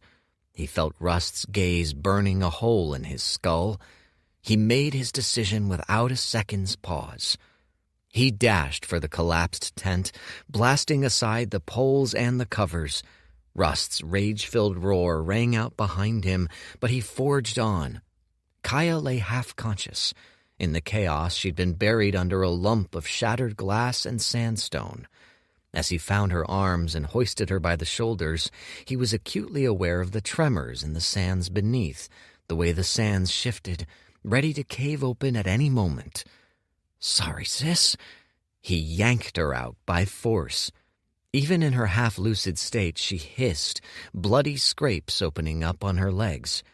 Then Dorian dragged her to the sky, and not a second too soon. Hundreds of worm teeth reared up from the sands, clamped over thin air, and submerged once more. A second later, a horrid scream punctured the air. Dorian looked back to see a massacre where the last of the hunter resistance had been. Corpses lay so disfigured by acid none seemed human, their features sliding off their skulls. But the cry had come from above. Dorian glanced up to see that a Vordor had closed its beaks around the waist of Hento Rust. His cheeks had been drained of their rosiness, and his legs bent at awkward angles. Screaming, he tried to pry off the beak with no success. Then the Vordor bit down hard, all its peak vigor muscles bringing the brunt of its vice-like beak on Hento's spine. Hento's screech was fodder for nightmares. His gem-like eyes found Dorian's, and in his gaze, Dorian read a glut of pain, regret, and most of all, a childlike, naked terror. Then there was a sharp crack of severed bone, and Hento drooped. His body was broken in half. The light faded from his eyes. Still, the attack wasn't over. A black mist seeped from the mouth of the Vordor, ready to turn Hento's insides to liquid. Dorian didn't stay to see the aftermath. He fled, Kaya in tow, for the interior, seeking a space wedged between the two front lines. She was finally stirring, mumbling a gentle incoherence. He parked her under a makeshift tarp shelter alongside a small gaggle of civilians. Tapping his interspatial ring, he drew out one of his stronger elixirs of healing. "What?" she groaned as Dorian forced it to her lips. "Drink." Their gazes met, and a flash of recognition filled her eyes. She was slowly reviving. "Stay here," he implored, pressing the flask to her hands. "Finish this. I'll return soon." With a final nod, he waded back into the masses. Warriors were flagging on all sides. The frost dragon had slaughtered several chieftains, and still it didn't have one lasting wound. The beast horde sawed through men all along the perimeter at a frightful pace. For all his surveying, Dorian was still no closer to discovering the shaman. Then Old Man Fate's line drifted across his mind once more. The all-seeing eye? He knew where he'd find an answer. 68. Red Solstice 4. What was this all-seeing eye? A few explanations had been swirling in Dorian's mind. One was that it was a trite metaphor for a celestial body. The sun and the moons might be all-seeing eyes, always above and gazing upon the plain. Another was a magical beast. He'd known many a flying critter with supernatural senses. Or a technique, though the eyes of Almedis were limited in scope. But enough of them could be all-seeing. Or maybe the answer was much simpler. Of everyone here, who had the best senses? One man sprung to mind instantly. When he started searching again, weaving between bolts of chi and falling bodies, he sought the signature purple-white of the Xiamen tribe. He found them in less than a minute. They sat behind a row of red cloaks, throwing violet beams of ranged support. He found young Master Xiamen, better known as Kono, at the very back. His face was pale, his brows scrunched in deep concentration. Likely he was in the middle of throwing a barrage of ranged strikes. "Kono!" yelled Dorian. Kono's eyes snapped awake. For a few seconds he blinked heavily, looking disoriented. He had to wipe his eyes before he could focus on Dorian. When he did, he smiled like he wasn't in the middle of a losing battle. "Io Rust, what a pleasure," he said, his eyes fluttering. "How may I help?" "You've got a sensory perception technique, right?" "A bloodline trait," clarified Kono. "It's the Xiamen tribe's most sacred—" Right. I need you to scan the battlefield. I'm looking for people in deep concentration, likely older, exuding dark chi auras, or standing stock still." He paused, frowning. An unpleasant suspicion popped to mind. "Sort of like how you looked just now, in fact, but more suspicious." "I see." Kono smiled, amused. "You suspect a beast summoner in our midst, disguised. Clever." "Yes," said Dorian, a note of urgency in his voice. "We don't have much time." Nodding, Kono closed his eyes once more, and stark concentration crept onto his face. His lips pressed tight, his eyes squeezed shut, and a grimace on his forehead. Dorian squinted at him, trying to read hints in the lines of his face. Surely not, but better safe than sorry.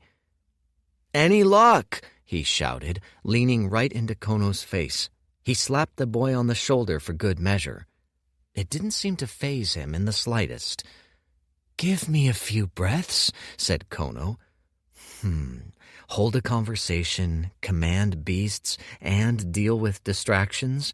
There wasn't a chance a Vigor Realm fighter could do all three. He shrugged. It was a long shot. He shunted the suspicion to the back of his mind. Frowning, he turned to check up on the Frost Dragon fight. The sight drew a wince and a sharp breath. The patriarchs and elders had dwindled to a ragtag bunch. 4 massive cubes of ice were buried in the sands, and in them lay dead bodies, frozen solid. The rest struggled to coordinate strikes. It was no use. The difference between the Earth and Profound realms was like heaven and earth, literally. Earth realm creatures touched upon the Tao. Dorian suspected this frost dragon drew upon some lesser Tao. The Tao of freezing would serve well both to fuel its attacks and to stitch up its wounds. Once the Tao was touched, all chi was sharply transformed. The laws of the universe bent to the frost dragon's will. On the eastern side, the Yalta put up a fierce resistance. Every other front was in total collapse. Blackened masses of toxic chi swallowed squadrons whole. They had a few minutes at most before all was lost. "You'll need to speed it up," hissed Dorian. "I see," murmured Kono. 30 tense seconds passed. Then he brightened. "Yes, 2 figures wrapped in psychic chi threads. Men. I found them." 2, hummed Dorian. "Of course. What realm? Where?" "I believe they are both high-tier vigor." At that, Dorian was startled.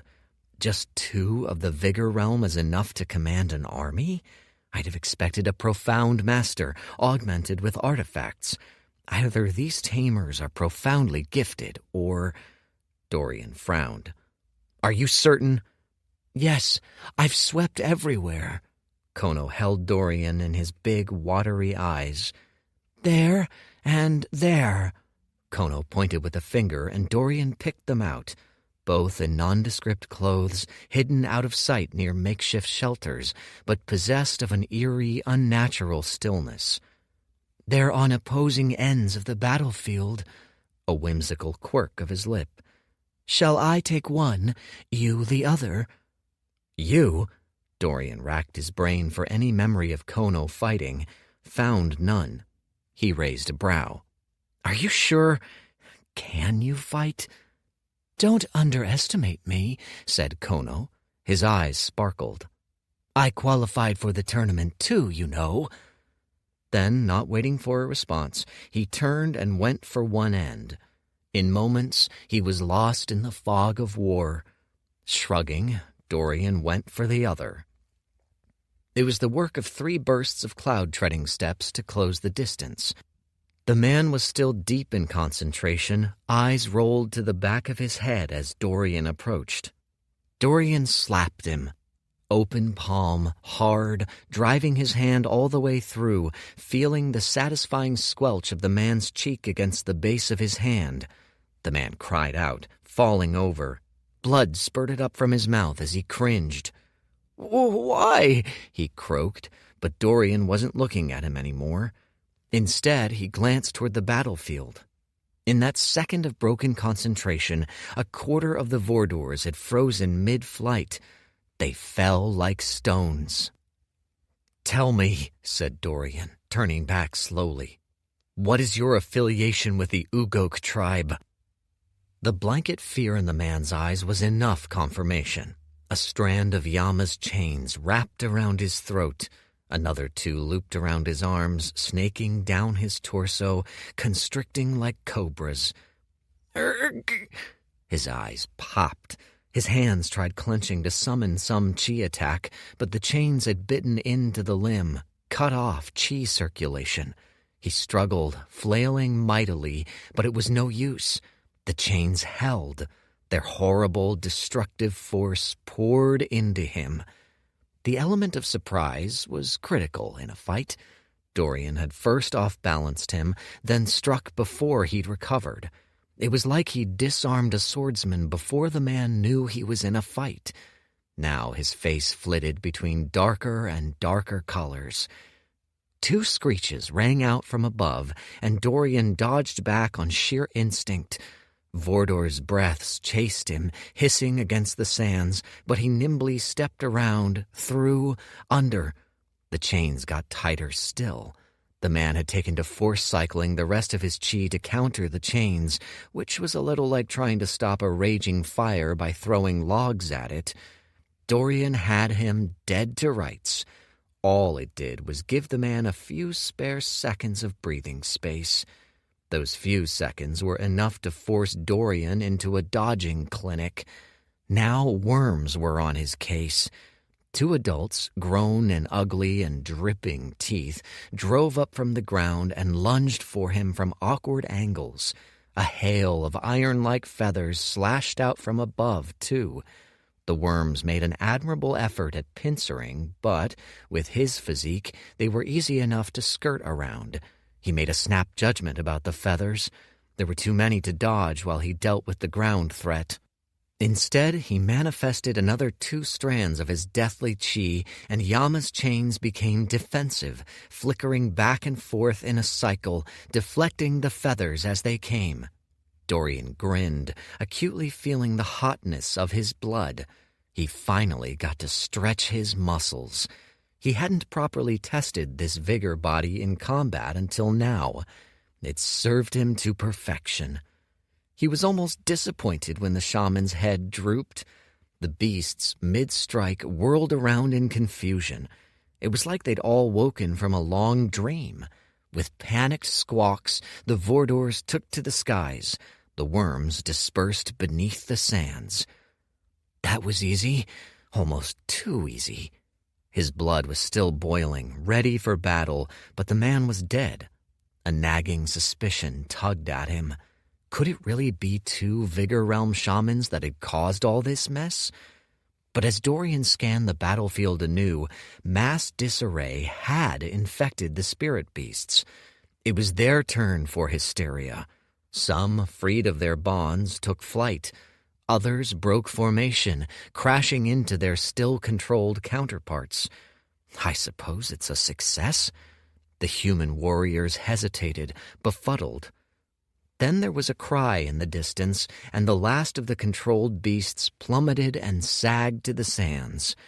Kono had done his part, it seemed. Humanity saw the felled beasts before them and broke out of their stupor in a flash. Buoyed with newfound vigor, the men charged on all fronts. Devoid of order or strategy or will to fight, it was the spirit beast's turn to be beat into a wild retreat. With pained screeches, murders of Vordors fled, chased by fireballs and lightning bolts and wind arrows. It only took one charge to convince the worms, disordered and disoriented, to flee underground. That was that. Even the humans couldn't quite believe it. They looked to one another as though confirming this wasn't some illusion. Dorian felt their emotion. It was satisfying, relieving, true, and they'd sacrificed so much blood. Was Kono right after all? Doubt wormed in him. After near annihilation, to have it end just like that in mere minutes felt wrong. There was something anticlimactic to the ordeal. Yet again, Dorian reviewed the facts in his mind, trying to pick out what bothered him. Beware the all-seeing eye. Beware. That was the word fate had used. A gust of cold wind ran down Dorian's spine. He'd gone to Kono for help. The man had picked out the two Ugog operatives with impressive speed. Almost too impressive. This was the same man who, as a test, had attacked him mid-trial. A healthy amount of paranoia had kept Dorian alive all this time. Now alarm bells rang in his mind. Still, it didn't add up. If Kono was an Ugog agent too, why would he reveal himself to Dorian after the first trial? Why out his own tribesmen? Was it merely to gain Dorian's trust? The trust of the tribes, perhaps? Dorian frowned. It was far-fetched. There was a strange sincerity to the way Kono conducted himself that Dorian had a hunch was real. He'd be the worst person to send on a covert mission. Besides, he hardly seemed the part. The issue stewed in Dorian's mind, resisting him. Then a sharp bellow rose from behind Dorian, raising his hackles. He whirled to face the flood dragon just in time to see it gore a clan leader with one swipe of its massive claw. It roared, a sound so bludgeoning it felt like he'd been struck by a battering ram. The clan leaders retreated to a safe distance, regrouping. They'd been reduced to a mere handful, but the beast, it seemed, was just getting started. Reinforcements arrived fast, but they'd be of no use. No vigor was scratching that thing. It reared up, flexing its colossal bat-like wings, and, with two great flaps, rose to the sky. There it screeched again. A hail of frozen spittle speared the scattered tribesmen. If anything, the frost dragon looked angrier than before. How was this possible? Kono sprinted back to him, panting. "Isn't your man dead?" Dorian demanded. He jabbed a finger to the dragon as the clan leaders rose to meet it in its chosen battlefield. "Why is it still in thrall?" Two Vigor Realm shamans controlling a beast beyond profound by themselves? Of course it didn't add up. But Kono, on the other hand, there's something hidden about him. How is he so perceptive? How is his soul so powerful? All the irregularities that had added up to now could have only been the work of a handful of men. Kono and Pearl were at the very tip of his list of suspects, though Pearl seemed too much of a moron and too lucid in the battle to possibly be multitasking beast control, which left only the frail-looking young Master Xiamen. He'd written the boy off earlier, but now, who else was there? Dorian's eyes narrowed. Choose your next words very carefully. 69. Red Solstice 5. Kono appeared to rack his mind. Maybe it isn't under control. Dorian glanced back, frowning. What? Look! He gestured to the dragon. It's not moving stiffly or in set patterns. It is simply enraged. Kono tilted his head. Besides, wouldn't it take a master of profound strength or higher to command it? Such a beast heals to few men. Dorian shook his head. This Kono was either a very good actor or a very bad actor. Regardless, why is it still mad? Kono paused.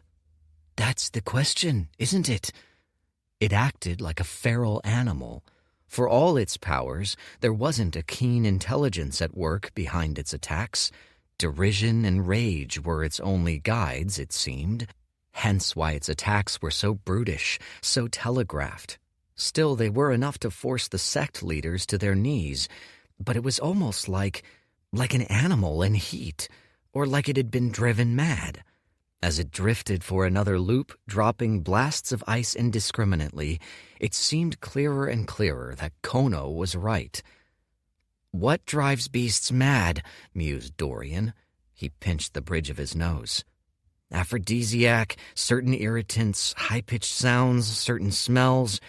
Perhaps it's been brought out by a lure. Or could it have detected Pearl's use of a god's energies which dragged it up to the surface? Doubtful. Or the answer is simpler than that, said Kono. He bit his bottom lip.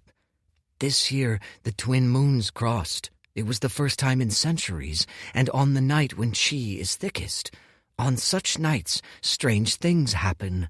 With a small sigh, Kono shook his head. I fear there may be no solving this. The only course left to us is to retreat. And you're confident it will not follow? Said Dorian. No, which is why some will need to sacrifice, to hold back the beast as the others escape. He closed his eyes. It's all we can do. As Kono spoke, the clan leader's moves grew more and more desperate. Yalta had a gaping wound torn down his chest. Dorian could see the muscles and bone under, and still he charged fearlessly into the fray. Narong bled in 50 places. It seemed he'd found out which was sharper between him and the dragon. Matriarch Xiamen lay dead. By her side, 7 other tribe chiefs were dead too. The hordes of Vigor tribesmen joining in, throwing up fluff strikes, were little more than tiny distractions. One dragon's breath mowed down the crowd. Then it swerved, flexing its mighty tail. In one whip-fast stroke, it slapped Patriarch Narong straight out of the sky. He streaked into a dune in an eruption of sands and smoke and did not re-emerge. They were finished. At this rate, there was little hope of mounting much of a delay at all. You may be right, said Dorian, fists clenching. Very well. He hesitated. But before we go, let me try one more thing. Said Kono absently, his eyes still glued to the frost dragon. Then Dorian raised a hand and slapped Kono with all the force he could muster.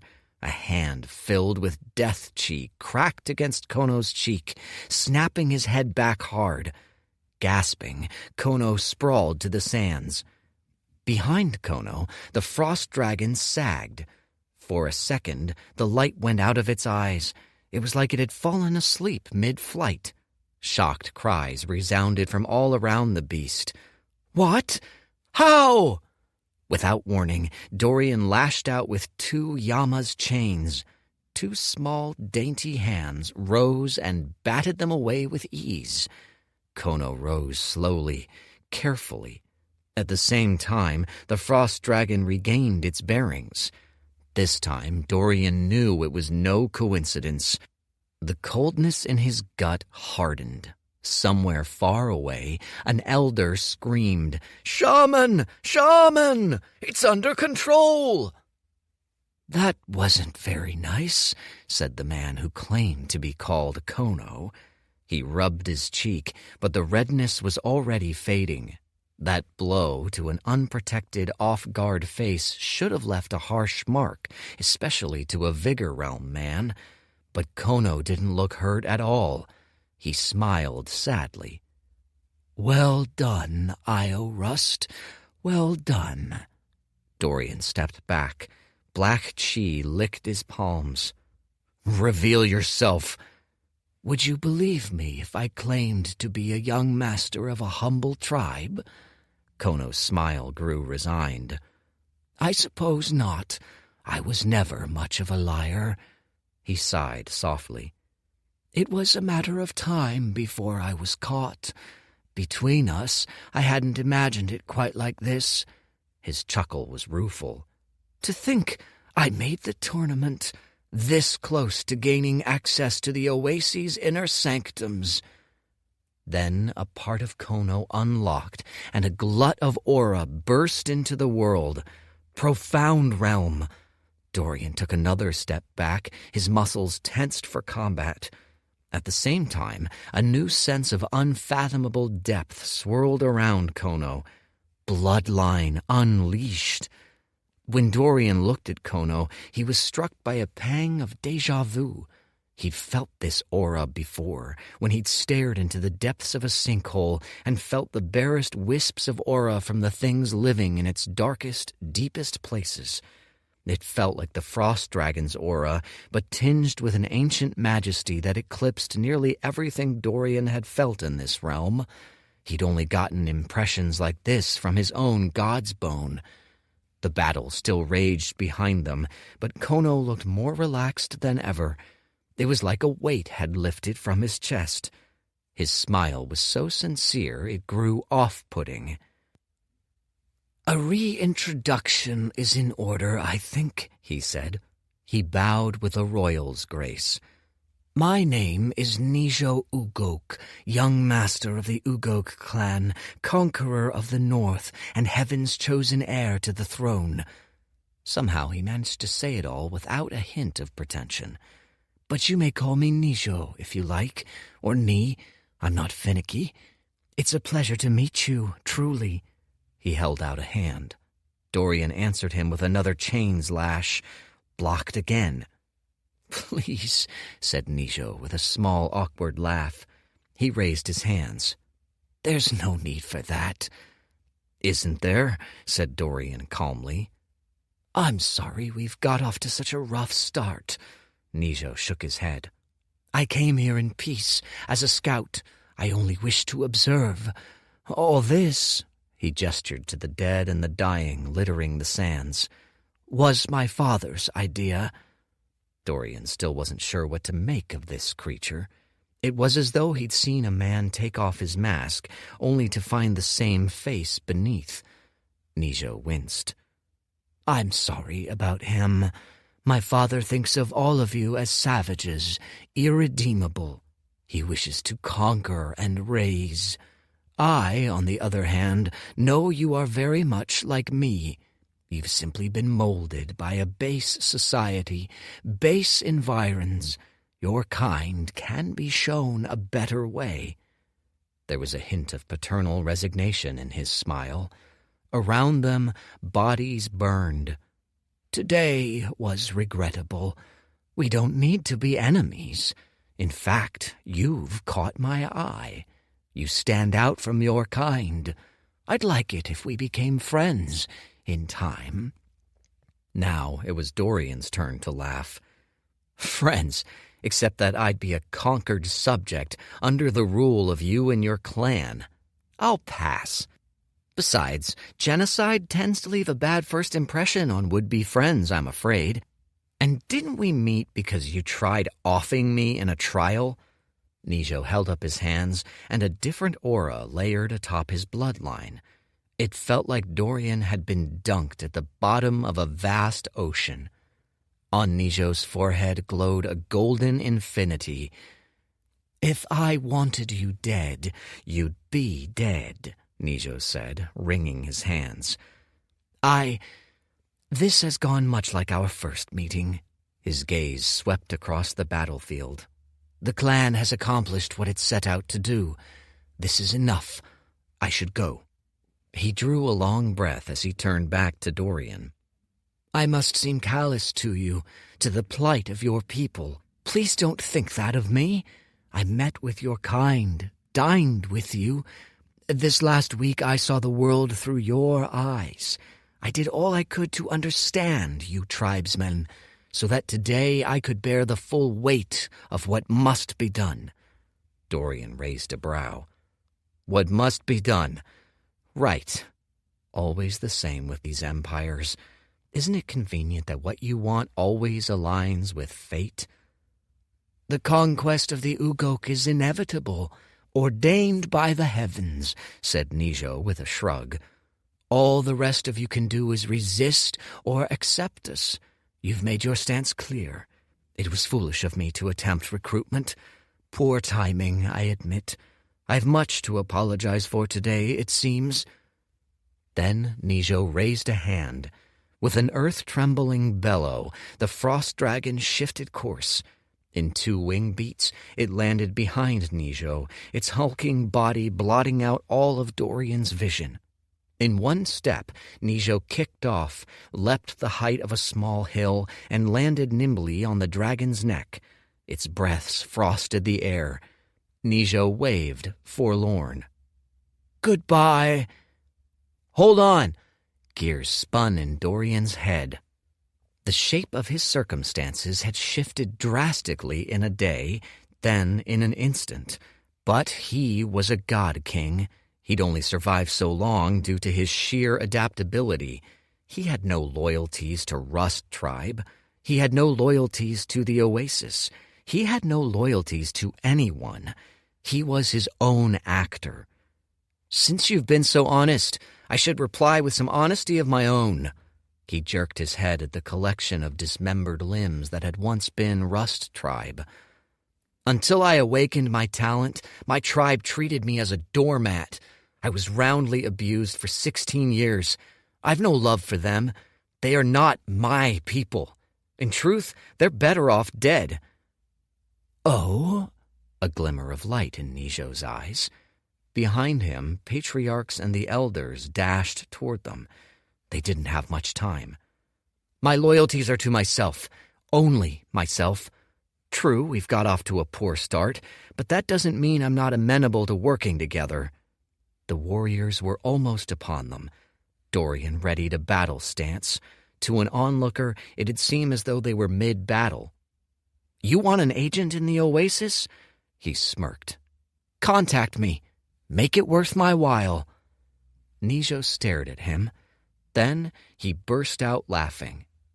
You're a curious fellow, Io Rust. I suspect we'll meet again soon. Then, with 2 ferocious blasts of its wings, the frost dragon took to the sky. In seconds, it was gone. 70. Sunset. What did he say, child? To stand in the presence of a peak, profound realm master like Patriarch Yalta would have wobbled the knees of most vigor fighters. Dorian bore the pressure with a grimace. He threatened me, said Dorian, feigning a cringe. He said today was only the beginning. He said the Ugok clan sends their regards. Impudent! Yelled a man from behind. From his lavish gray robe, he looked to be a clan leader. It had been torn all over in the battle. He clutched a bloodied stump of an arm. Ambushing us like that, in our territory, in a time of celebration, no less. Have they no honor? None. Narong spat the word. He was cut in so many places his skin barely stitched him together. 2 pale yellow eyes sharpened. They've shown their hand. They've done what they wanted, with impunity. He swept his eyes coldly over the battlefield, which had gone deathly quiet. The geyser receded back into the ground. A small whirlpool grew over the surface, and bodies were sucked in, dragged beneath the surface, limp as though they were swirling down a drain straight to Hell's. There was more blood than water. Red was the color of the day, soaking all. If Dorian was generous, half of the festival goers survived. A quarter of the fighters did, if that. They'd crippled the tribes in a stroke. The young talents, the competitors, had been decimated. Now, in the aftermath, no one quite knew what to do. Tribal leaders glanced to one another, restless as what remained of their straggling tribesmen banded together behind them. Zhang had perished, and with him went any oasis instruction. The festival was headless. They can't get away with this, growled a bearded, grizzled elder. We must strike back." "Not us!" The voice came from an elder of the Zhao Pai clan, who clutched his matriarch's mangled body in his arms. More voices joined the fray. "What's there to do? You saw them. He flew on the back of a frost dragon." "How did he infiltrate us this deeply?" "What shall we do? Where shall we go? Our warriors have been decimated, our stores crushed." The voices piled up, stumbling over each other. It seemed everyone, elder to tribesman, had their own anxieties to add to the mix. Dorian saw a herd of frightened faces. "My husband's bleeding out! Help! Oh, saints, please! An elixir! Please, anyone!" "What was that beast? How'd they find us? Were they all controlled by that one man?" A few shouts in particular caught Dorian's attention. "What about the tournament? Zhang's dead. Will it still go on?" "It shouldn't. Not now. Our young master's been crippled. It's unfair." A high, shrill voice. "The tournament? How can you think of such drivel at a time like this? We're finished. The Ugok will kill us all. We must flee to the south, to the marshlands." Then a loud voice cut through the rest. Attention!" The man who spoke it looked scarcely more than a boy, fresh out of adolescence. He was in the vigor realm, but he wore the cloak of a tournament official, though it was hardly recognizable under a veneer of blood. Behind him stood a small circle of the other officials. "Greetings. My name is Ari," he said. His voice wobbled. His hands fidgeted. "I am Undersecretary to Minister Zhang. I was at least, before." He gulped. "I am the ranking official. Now, that is." He was rapidly wearing thin the shred of respect his rank afforded him. The crowd seethed like a panicked, anguished critter. He was not the man to calm it. Still he spoke, even as his face paled by the word. He looked vaguely traumatized. "I and the rest of the officials return to Azcan today," he warbled. "We will speak to the Oasis chief and deliver his instructions on scrying glass shortly. That is all. Thank you." Nodding stiffly, he retreated to the comfort of his circle of officials. The tribesmen looked unsure of what to do. Most started to regroup. Tribal leadership started discussions in fierce tones. A few splintered off at the edges of the crowd, going their separate ways. The officials, nodding to each other, set off to the north. This was the start of the end of the festival, Dorian supposed. A limp dissolution. What about him? He doubted there were any pieces left to pick up. He couldn't find Rust Tribe leadership after a cursory scan of the crowd. Maybe they'd all perished. Shrugging, he picked his way back to camp, which was little more than a wasteland of odd trinkets and torn-up tents. Shards of unidentifiable matter littered the grounds. Soon he stood at the center of the Rust quarters, scanning the tents around him. Strange. Where had all the people gone? Surely they weren't all crushed. Then there was a rustling from the tent in front of him, and the one behind him, and the ones to the left and to the right, thin tribesmen crawling out like termites out of woodwork, coughing and scrambling. "Io!" a few voices cried. "Chosen Io!"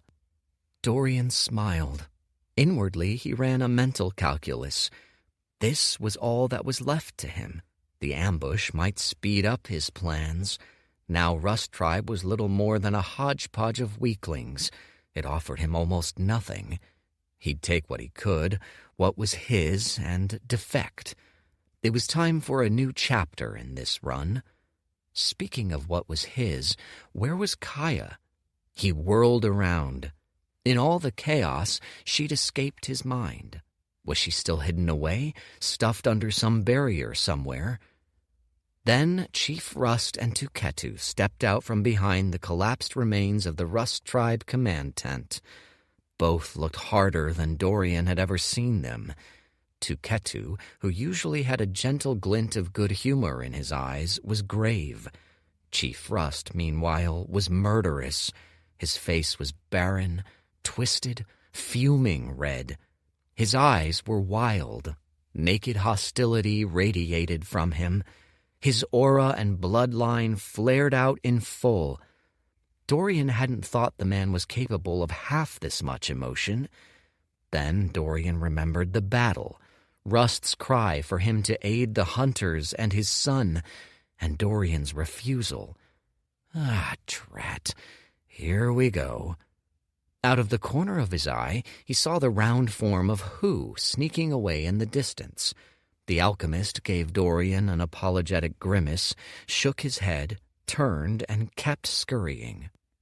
Then an armada of broken men, which made up Rust Tribe's hunters, fanned out behind him. Among them was Kuruk, an eye poked out, a deep gash up his side. One of the hunters carried a girl trussed in thick ropes. Kaya. Dorian tensed. She was out cold, sporting a constellation of fresh purple welts on her temple. "You!" roared the chief, his eyes bloodshot. "This has been a bit of a tiring day," said Dorian. It was true. He was tired of putting up pretenses. "I, for one, would just like a good night's sleep. Let's settle this tomorrow, eh?" "You don't seem to comprehend what is happening." Tuketu crossed his arms. His eyes flashed. The men around him spread out, encircling Dorian. "You've betrayed the clan, Io. There is no sin worse than that."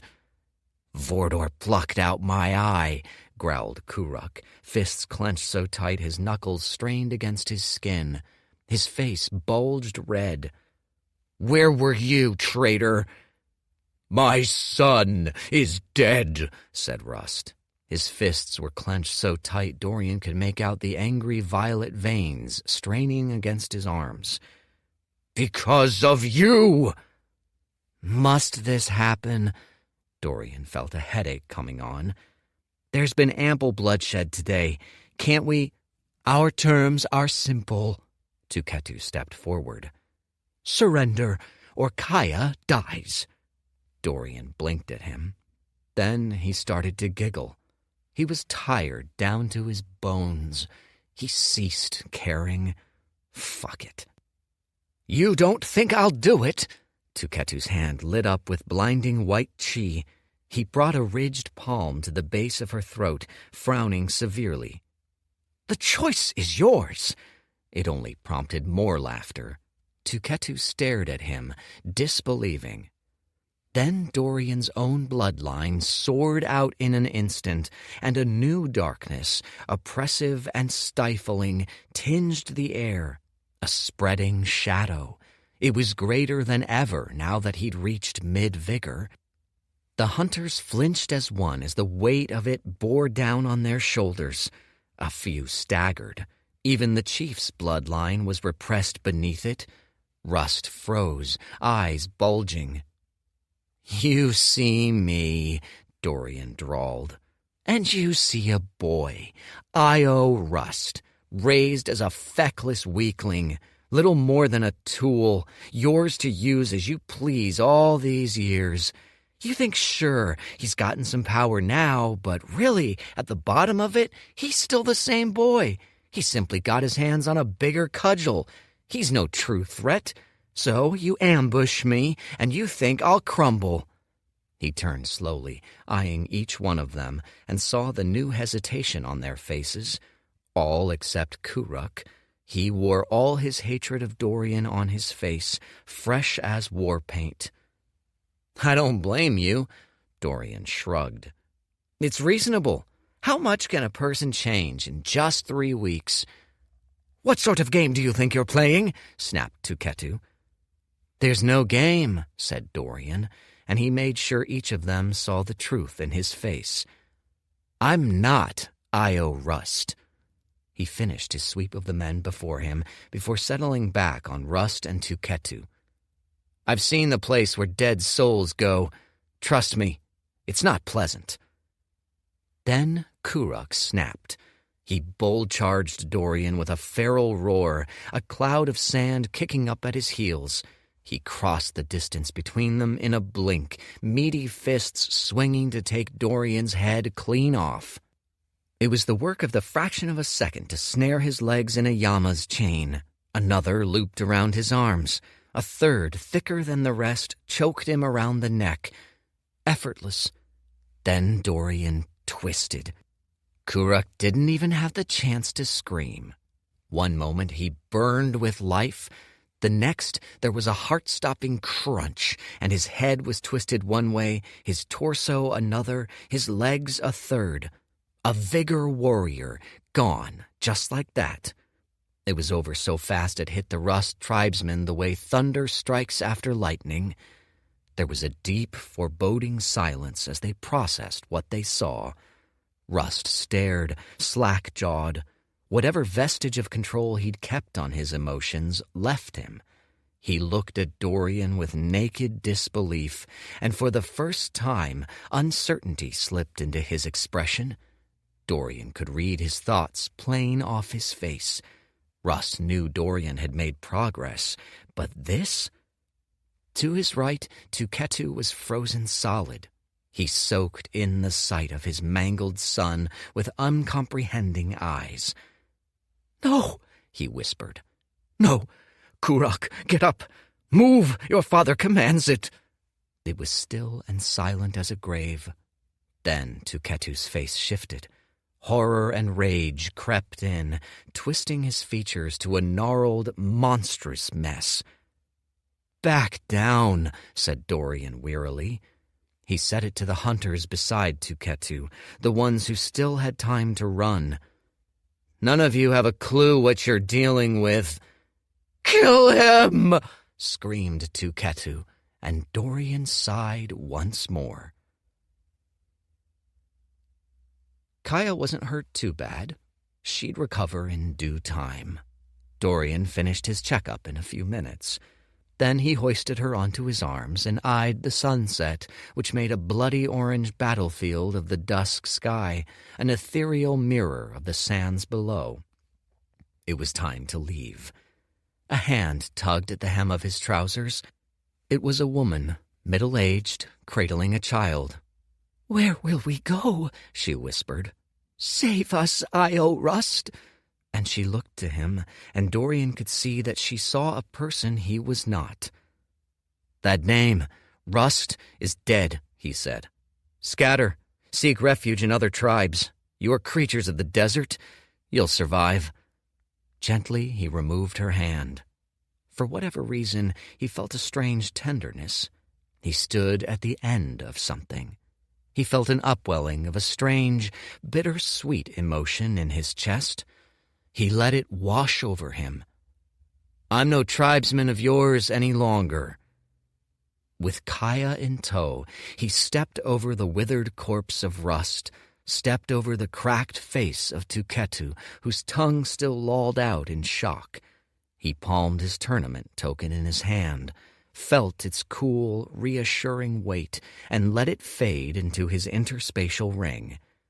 Then he took a slow, deep breath and walked toward the setting sun. The oasis awaits. The end.